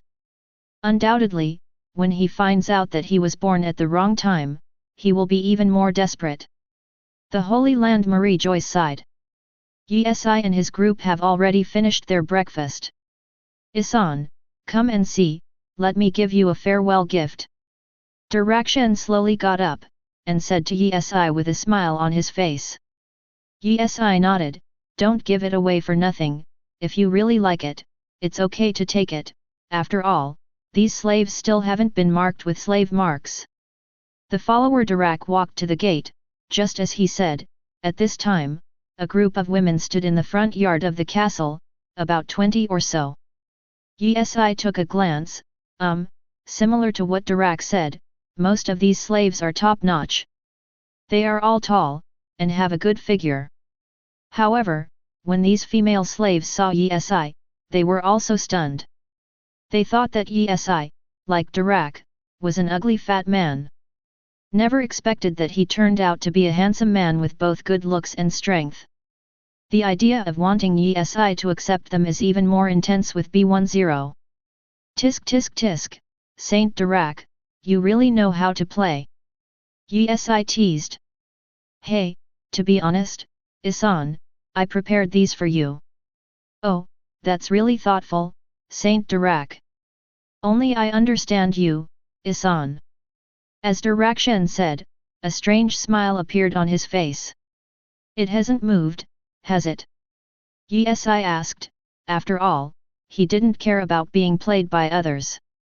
Of course, all of them are original and authentic, and they haven't been touched. In order not to leave any marks on their hands and feet, I didn't even put handcuffs on them. Dirak said slowly. Then I would like to thank you for your kindness first, and I will take it. As soon as these words came out, it was undoubtedly a great joy for those female slaves, and the big stone that was weighing on their hearts finally fell down. As long as Issan likes it, then I'll go first. Chapter 101. I won't give it away, Saint Dirak. No need to send, no need to send. While speaking, Dirak had already stepped away, and Isai waved at him. After Dirak left, Isai's eyes fell on this group of female slaves again. Of course, he couldn't want all of them, after all, there were almost 20 of them here. If you accept them all, plus the people on your side, there will be more than 30 people in total. Faced with such a situation, Isai chooses at most the best of the 5 best here. Minion! Isai yelled. Soon, Ross Minion hurried out of the castle, came to Yi Si's side, and said softly. Master, what are your orders? These people are in charge of you, tell them about the rules here. Good master. After Yi Si left a word, she walked in alone. When Rose Minion came, Yi Si didn't bother to tell her the rules here, let alone there are nearly 20 people now. Ahem. Ross Minion coughed a few times, and then slowly said, Now, you have two choices. First, stay and serve the master, that is, Mr. Bernard Issan. Second, you can go now, but, if you are caught, it has nothing to do with us. Undoubtedly, as soon as these words came out, all the female slaves looked at me and I looked at you. Obviously, they all had the same goal, which was to stay here. Because they all knew that relying on their abilities alone would not be able to get out of the Holy Land Marie Joyce, and the second choice would be a dead end. Of course, if Dirac gave such a choice, many of them would probably choose the second path. But Yi Si is different here. Although they don't know much about it yet, they are not willing to take the risk. It seems, no one wants to leave. Congratulations, your choice is right. Rajmanian explained. In the future, please give me more reminders from my sister. One of the female slaves said. Yeah, we're new here, and we don't know what to do and what not to do. Don't worry, it is your blessing that you can come to my master. Now go take a shower with me and change into clean clothes. Yes, sister. After a long time, Ross Minion took them to take a bath and put on new clothes. Not to mention, most of the looks are very good, with good looks, good figure, and fair skin. In the back garden, Akunologist suddenly opened his eyes and touched his hot face. Damn it, I fell asleep unconsciously, the sun is old and poisonous. He poked his head, only to find that Uchiha Madara had moved the rocking chair under the shade of a tree, and was reading a newspaper while enjoying a drink. Without further ado, he also moved the rocking chair to the shade of the tree on the second floor, while picking up a bunch of fresh grapes on the stone table beside him. Madara, you should remind me anyway, the sun is so big that it affects my sleep. Akunology muttered as he lay down. Uchiha Madara glanced at him, but didn't say anything, and continued to read the newspaper. At the same time, Rose Minion took the new maids to the back garden, preparing to arrange work for them. Hey, what's going on? I just took a nap. What happened? Why are there so many women at home? Akunology looked at Uchiha Madara curiously asked. Sent by Yi Si's friend. Uchiha Madara looked at the newspaper carefully. Gong responded. A gift from a friend? Good guy, so much? Yes, I even asked for more. Akunology said a little depressed. Everyone has different interests, do you think everyone is like you? Aren't you like me? You're not interested in women. No, you must be said that. I haven't reached your level yet. You are the kind who don't want to communicate at all. I can at least talk to them. Uchiha Madara explained. Almost. The difference is huge. Never mind. Akunology said softly, and kept feeding grapes into his mouth. He didn't care at all about the sudden arrival of so many new maids at home.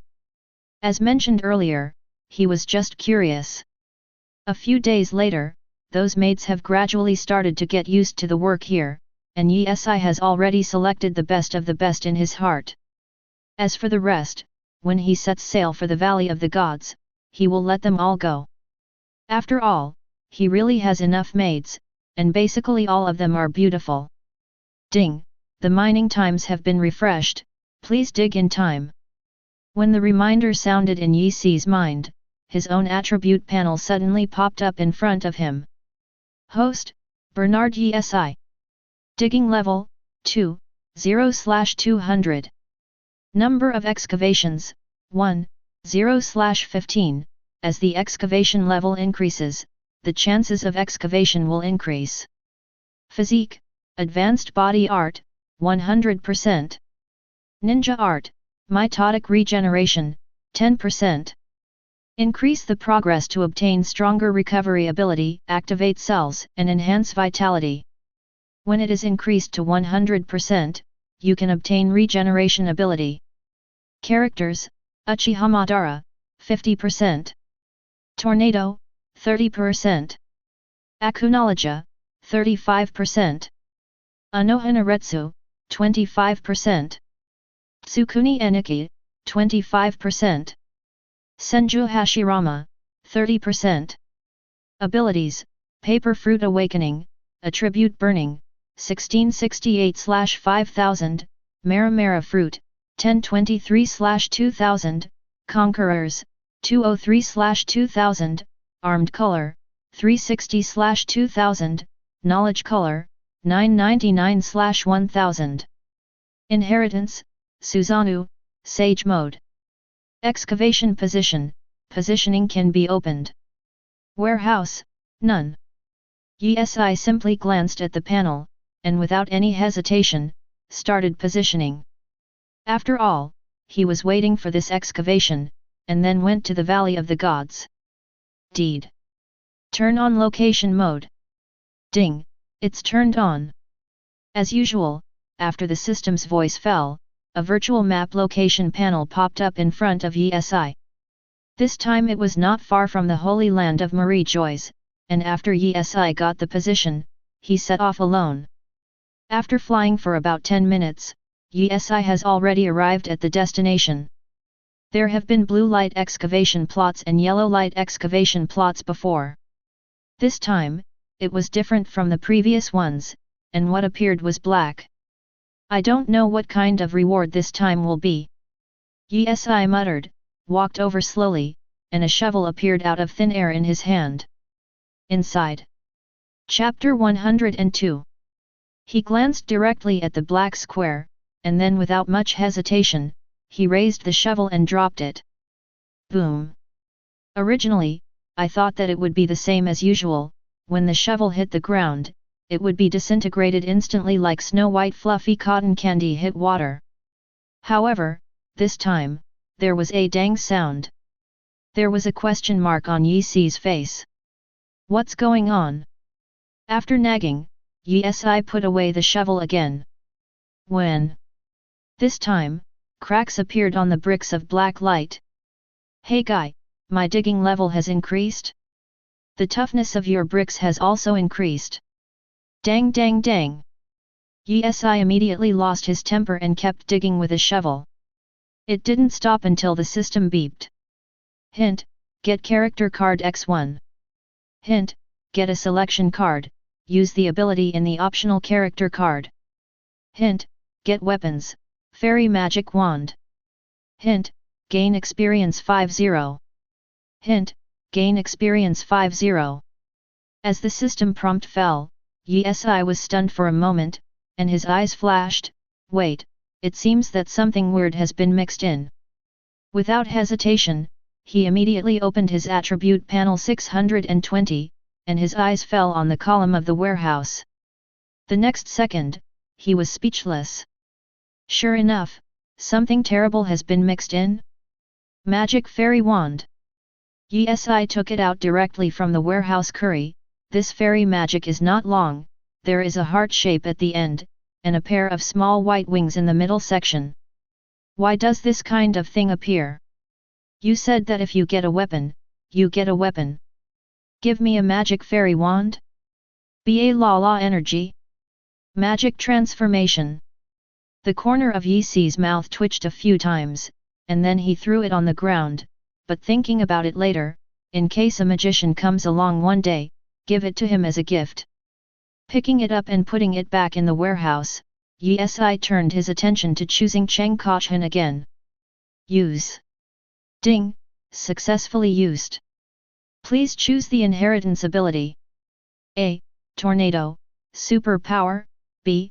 Uchiha Madara, Sharingan. C. Senju Hashirama, Wood Style. D. Akunologia, Black Dragon Form. E. Ji Guoyuan 1, the breathing method of the Sunday. F. Anohanaretsu, Kid. Yi glanced at it. Pfuff, these abilities are very good, but, Yi has just obtained the ability of Sage Mode. If there is a wood style at this time, wouldn't it be possible to use the Sage art technique to achieve true several thousand hands? There are still opportunities for others in the future anyway, so Yi quickly chose wood style. Once this is done, all that's left is the summoning character card. Ding, are you sure to use it? Sure. Yi answered directly without too much hesitation. Ding, the character card has been consumed successfully. Ding, congratulations to host for getting the source from under one man, the old master, Zhang's Highway. Old Heavenly Master? Zhang's Highway. Yi paused, he was no stranger to this person, and said, Lao Wei's world is very similar to Yi Si's. This time, the role is not small. In the original book, under one person, he is one of the 10 men in the Inhuman Realm, the 6th-5th generation Celestial Master of Longhushan Tianxi Mansion, the leader of a faction, leading the Inhuman Realm, the largest alien group.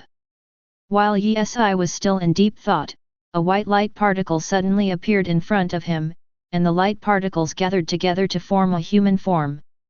In the next second, a tall and straight figure, long beard and long eyebrows, narrow and long eyebrows, wearing Longhushan black Celestial Master uniform, has a capable and free and easy image.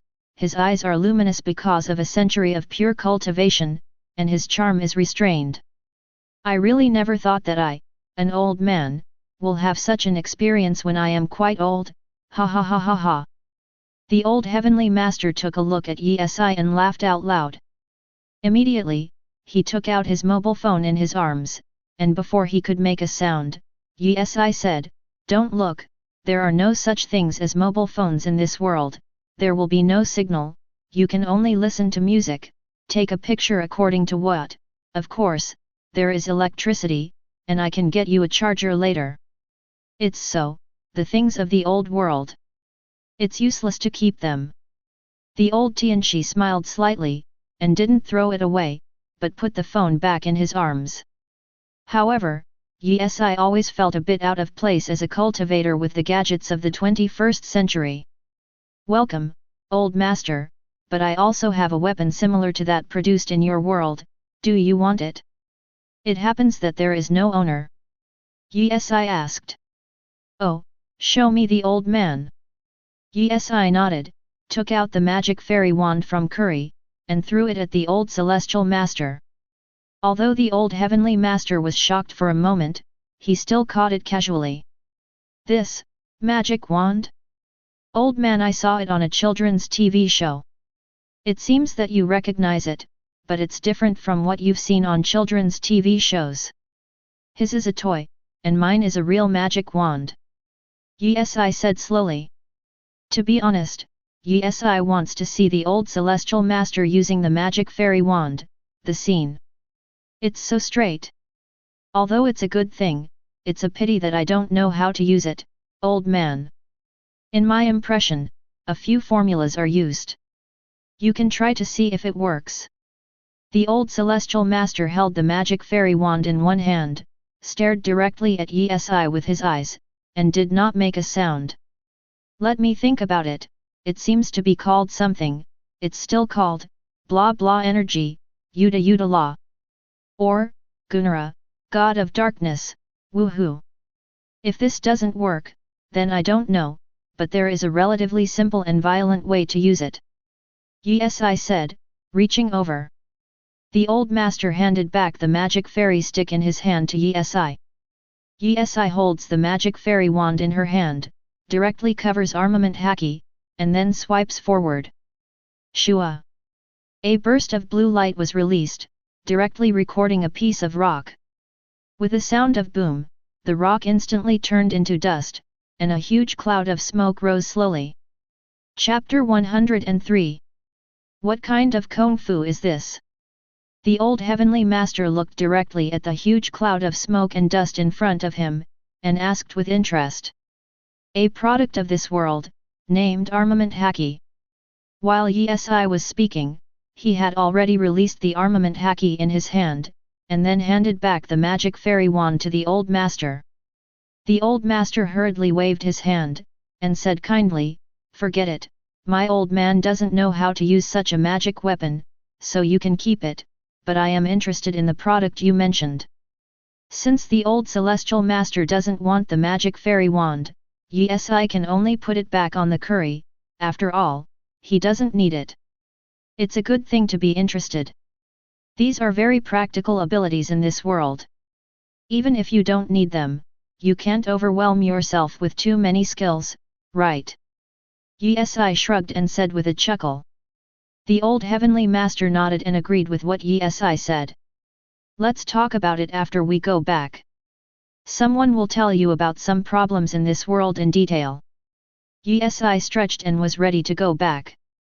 It seems that my old man is not the only one who has such a miraculous experience. You are right, Master Tian. To be precise, you are the seventh, and there is another one in front of you, all from different worlds. Yi explained. The old master is becoming more and more interested. He wants to see what kind of abilities or kung fu people in those different worlds have. Meanwhile, Naval Headquarters. In the Marshal's office. The current Marine Marshal Kong is holding the newly arrived newspaper, frowning. Sengoku, who also just took up the post of Marine Admiral, sat on the side, looking directly at Kong. As for the other side, Garp, who refused to be promoted, didn't take it seriously, and ate snacks on his own. Boom! Suddenly, Kong slapped the newspaper on the table angrily, with a look of anger on his face. This action directly startled Garp, who was on the side, immediately stopped stuffing snacks into his mouth, and looked at Kong suspiciously. What happened? Sengoku asked first. Kong didn't answer right away, but handed his newspaper to Sengoku not far away, and said, "Look at it, look at it." Sengoku took the newspaper without hesitation and glanced at it. The lie of the world government, the Loji pirates set sail again. Sengoku read the headline of this newspaper in a low voice, and, on the right side of the headline, there is also a photo of Loji and others standing in front of the boat holding swords and laughing, the pirate flag fluttering in the wind. Loji. When Garp heard this, he became a little interested, put the snacks in his hand on the table, then walked up to Sengoku, and grabbed the newspaper. One side asked in confusion, "Didn't the Loji pirates be destroyed by the Rocks pirates? What's going on here? Yeah, why is there news about Loji all of a sudden? Could it be fake?" Speaking of this, Sengoku quickly vetoed his guess. No, it should not be fake. Those news agencies won't do these vain reports, but this report will have an extremely bad influence on the world government. Kong said in a deep voice. We can't help it. We can't find the residences of the guys from the news agency. Even if we find them, they will move their residences as soon as possible. Sengoku said helplessly that the world government also sent people there before, wanting to spend money to cooperate with the news agency and spend money to eliminate news that is not friendly to the world government. But, obviously, they were directly rejected. Their slogan was to make the most authentic news in the world, the fastest, and the most accurate. Garp put the newspaper in his hand on the table, and said with a smile on his face, "It seems that the sea is about to toss again, but it's okay, there is nowhere to save all your energy." For Garp, the Loji pirates set sail again. Not only is he not worried, but he is also a little excited. Kong and Sengoku gave Garp a blank look, and wanted to say something, but they swallowed the words. After all, they know Garp, and what they say to this guy is left in the left ear and out in the right ear.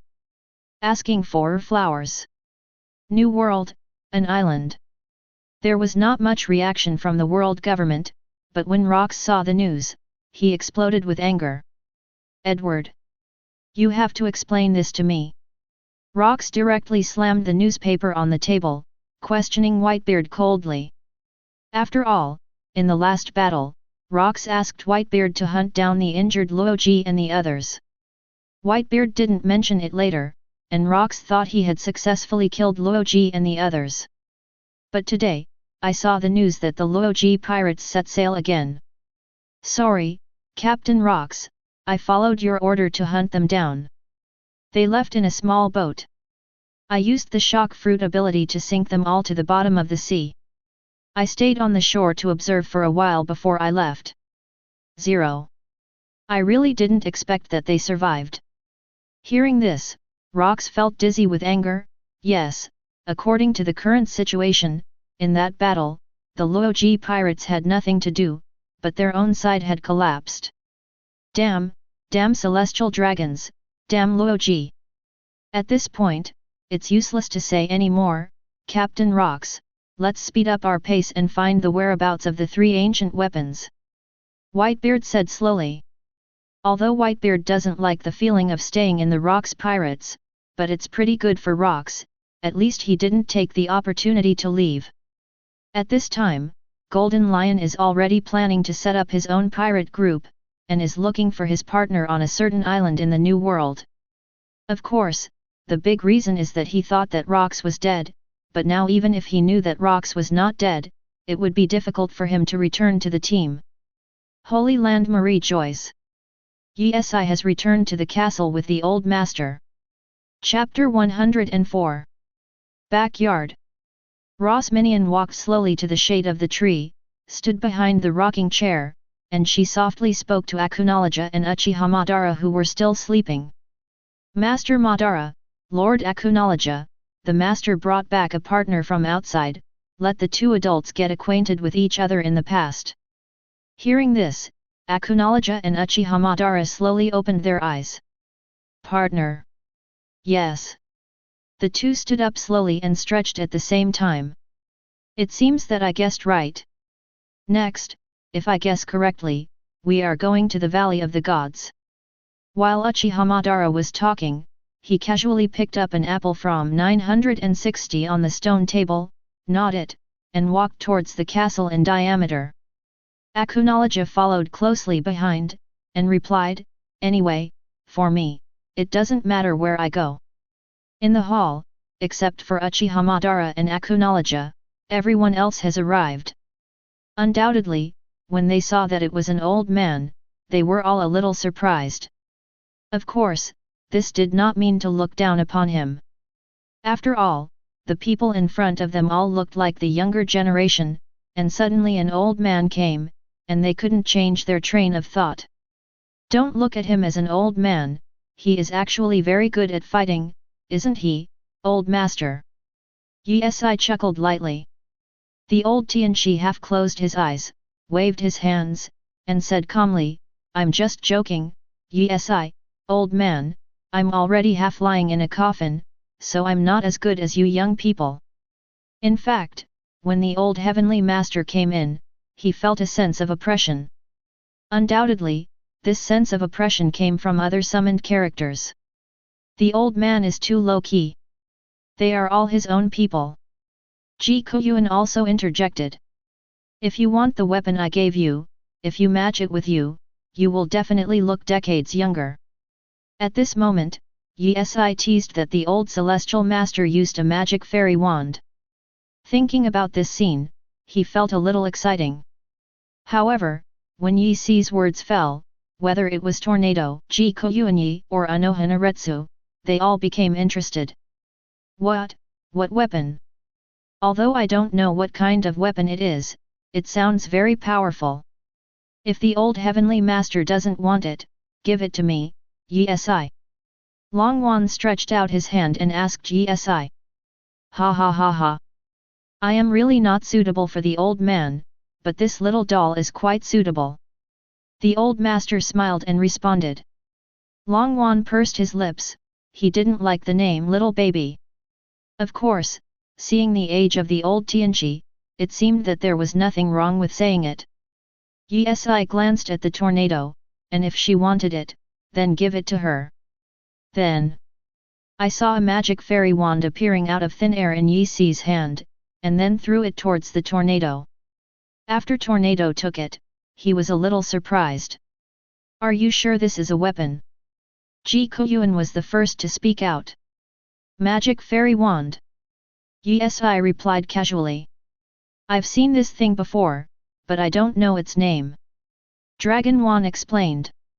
The ones you've seen are toys, but mine are real ones that can release magic. Yes, I smiled reminiscently at the tornado.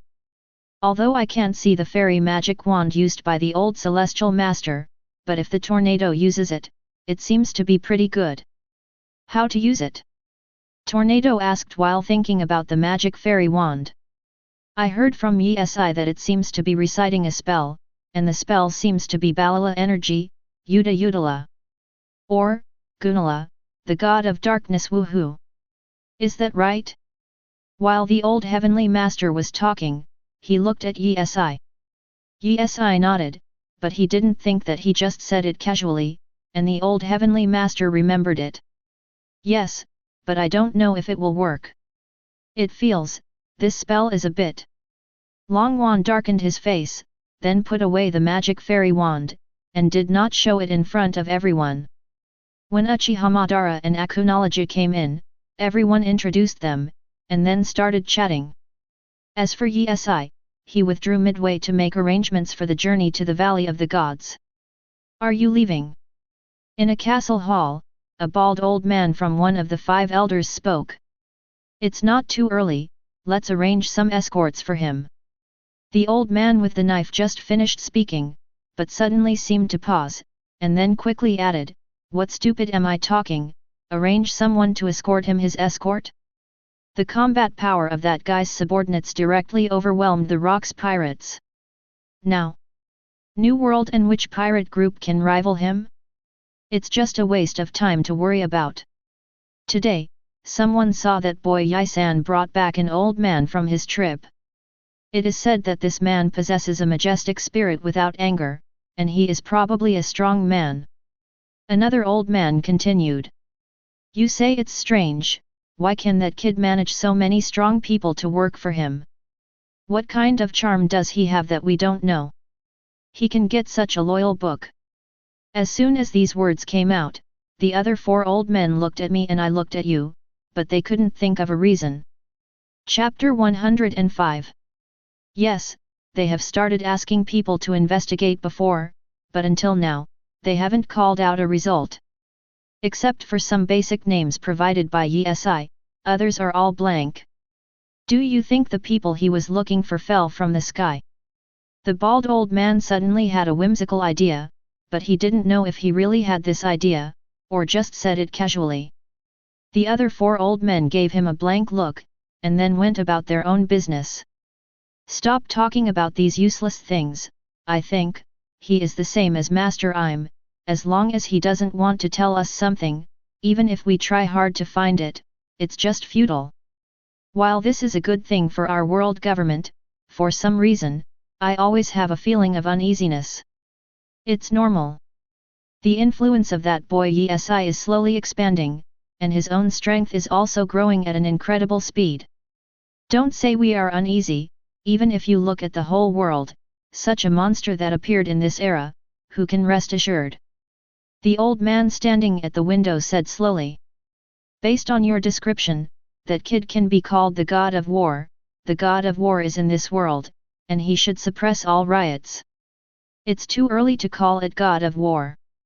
Almost, the name of the god of war, he will be able to stabilize soon. Anyway, he's from our celestial dragons, and that's a huge plus for me to set up world government. Yes, I hear. Because things happened suddenly, the world government couldn't prepare the ships for the trip so quickly, so they couldn't set sail right away. Today, Yesi was also a rare lazy day, did not go to training, lying in the shade of the yard with Uchiha Madara and Akunology. While enjoying the massage of the maids, while enjoying the snacks. Lao Tianchi, Guoyuan, and Senju Hashirama were on the tea table, drinking tea while chatting about interesting things in their respective worlds. As for the tornado and Anohanaretsu, they went outside to play. Although the holy land of Marie Joyce is calm, there is turmoil in the marine prison. You really want to go alone? In the dark prison, Charlotte Linlin raised her head and asked. Ha ha ha ha, do you think you can escape from this marine's prison alone without us?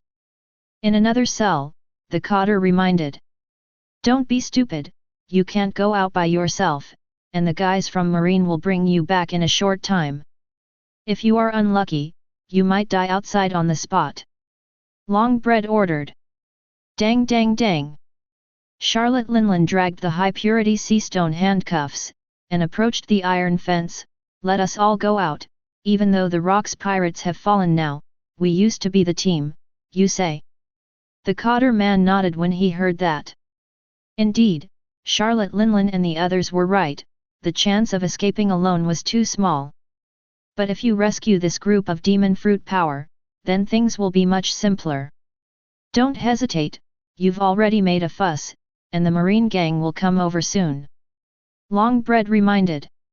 Indeed, if they wait for Marine to come over, their escape will basically be declared over. ZZ.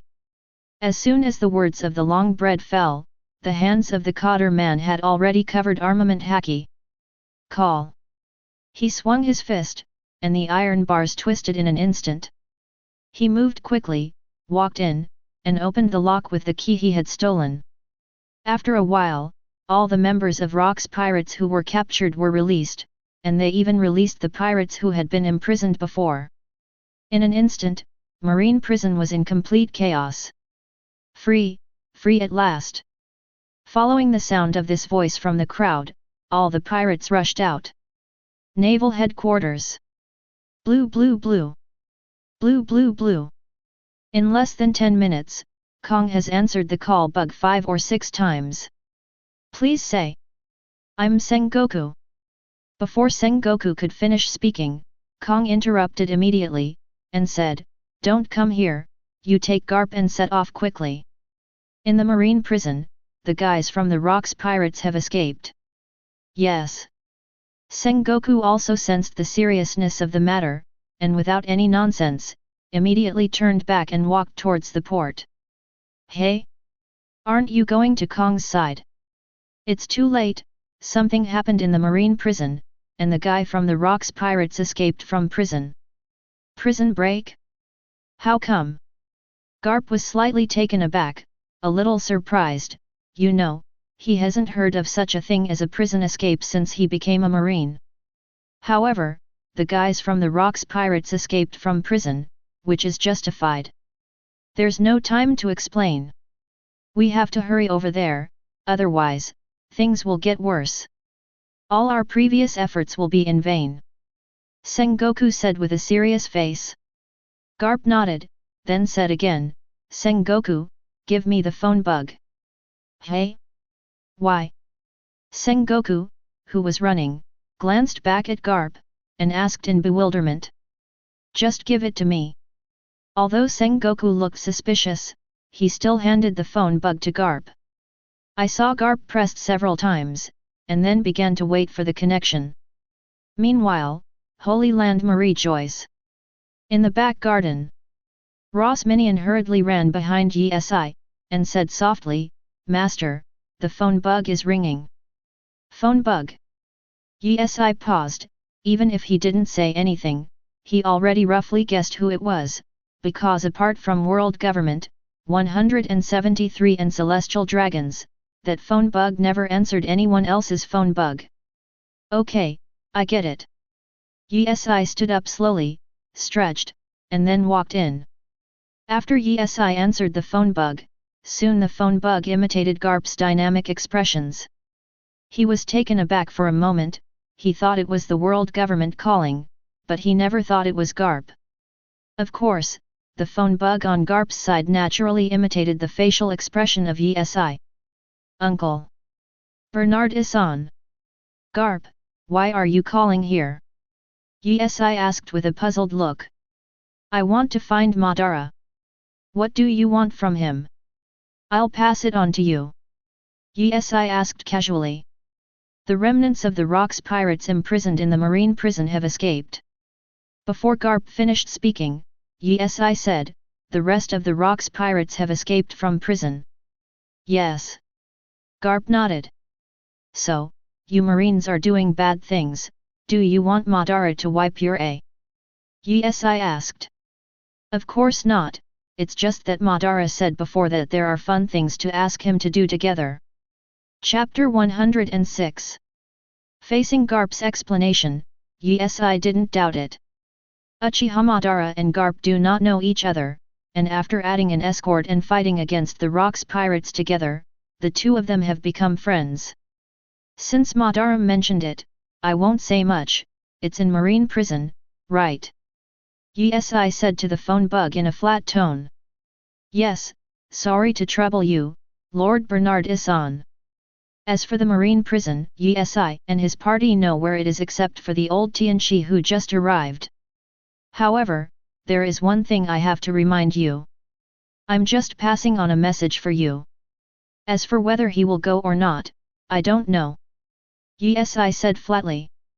I know this, Lord Bernard Issan. Yes, I hung up the phone without too much nonsense. Is it from the world government?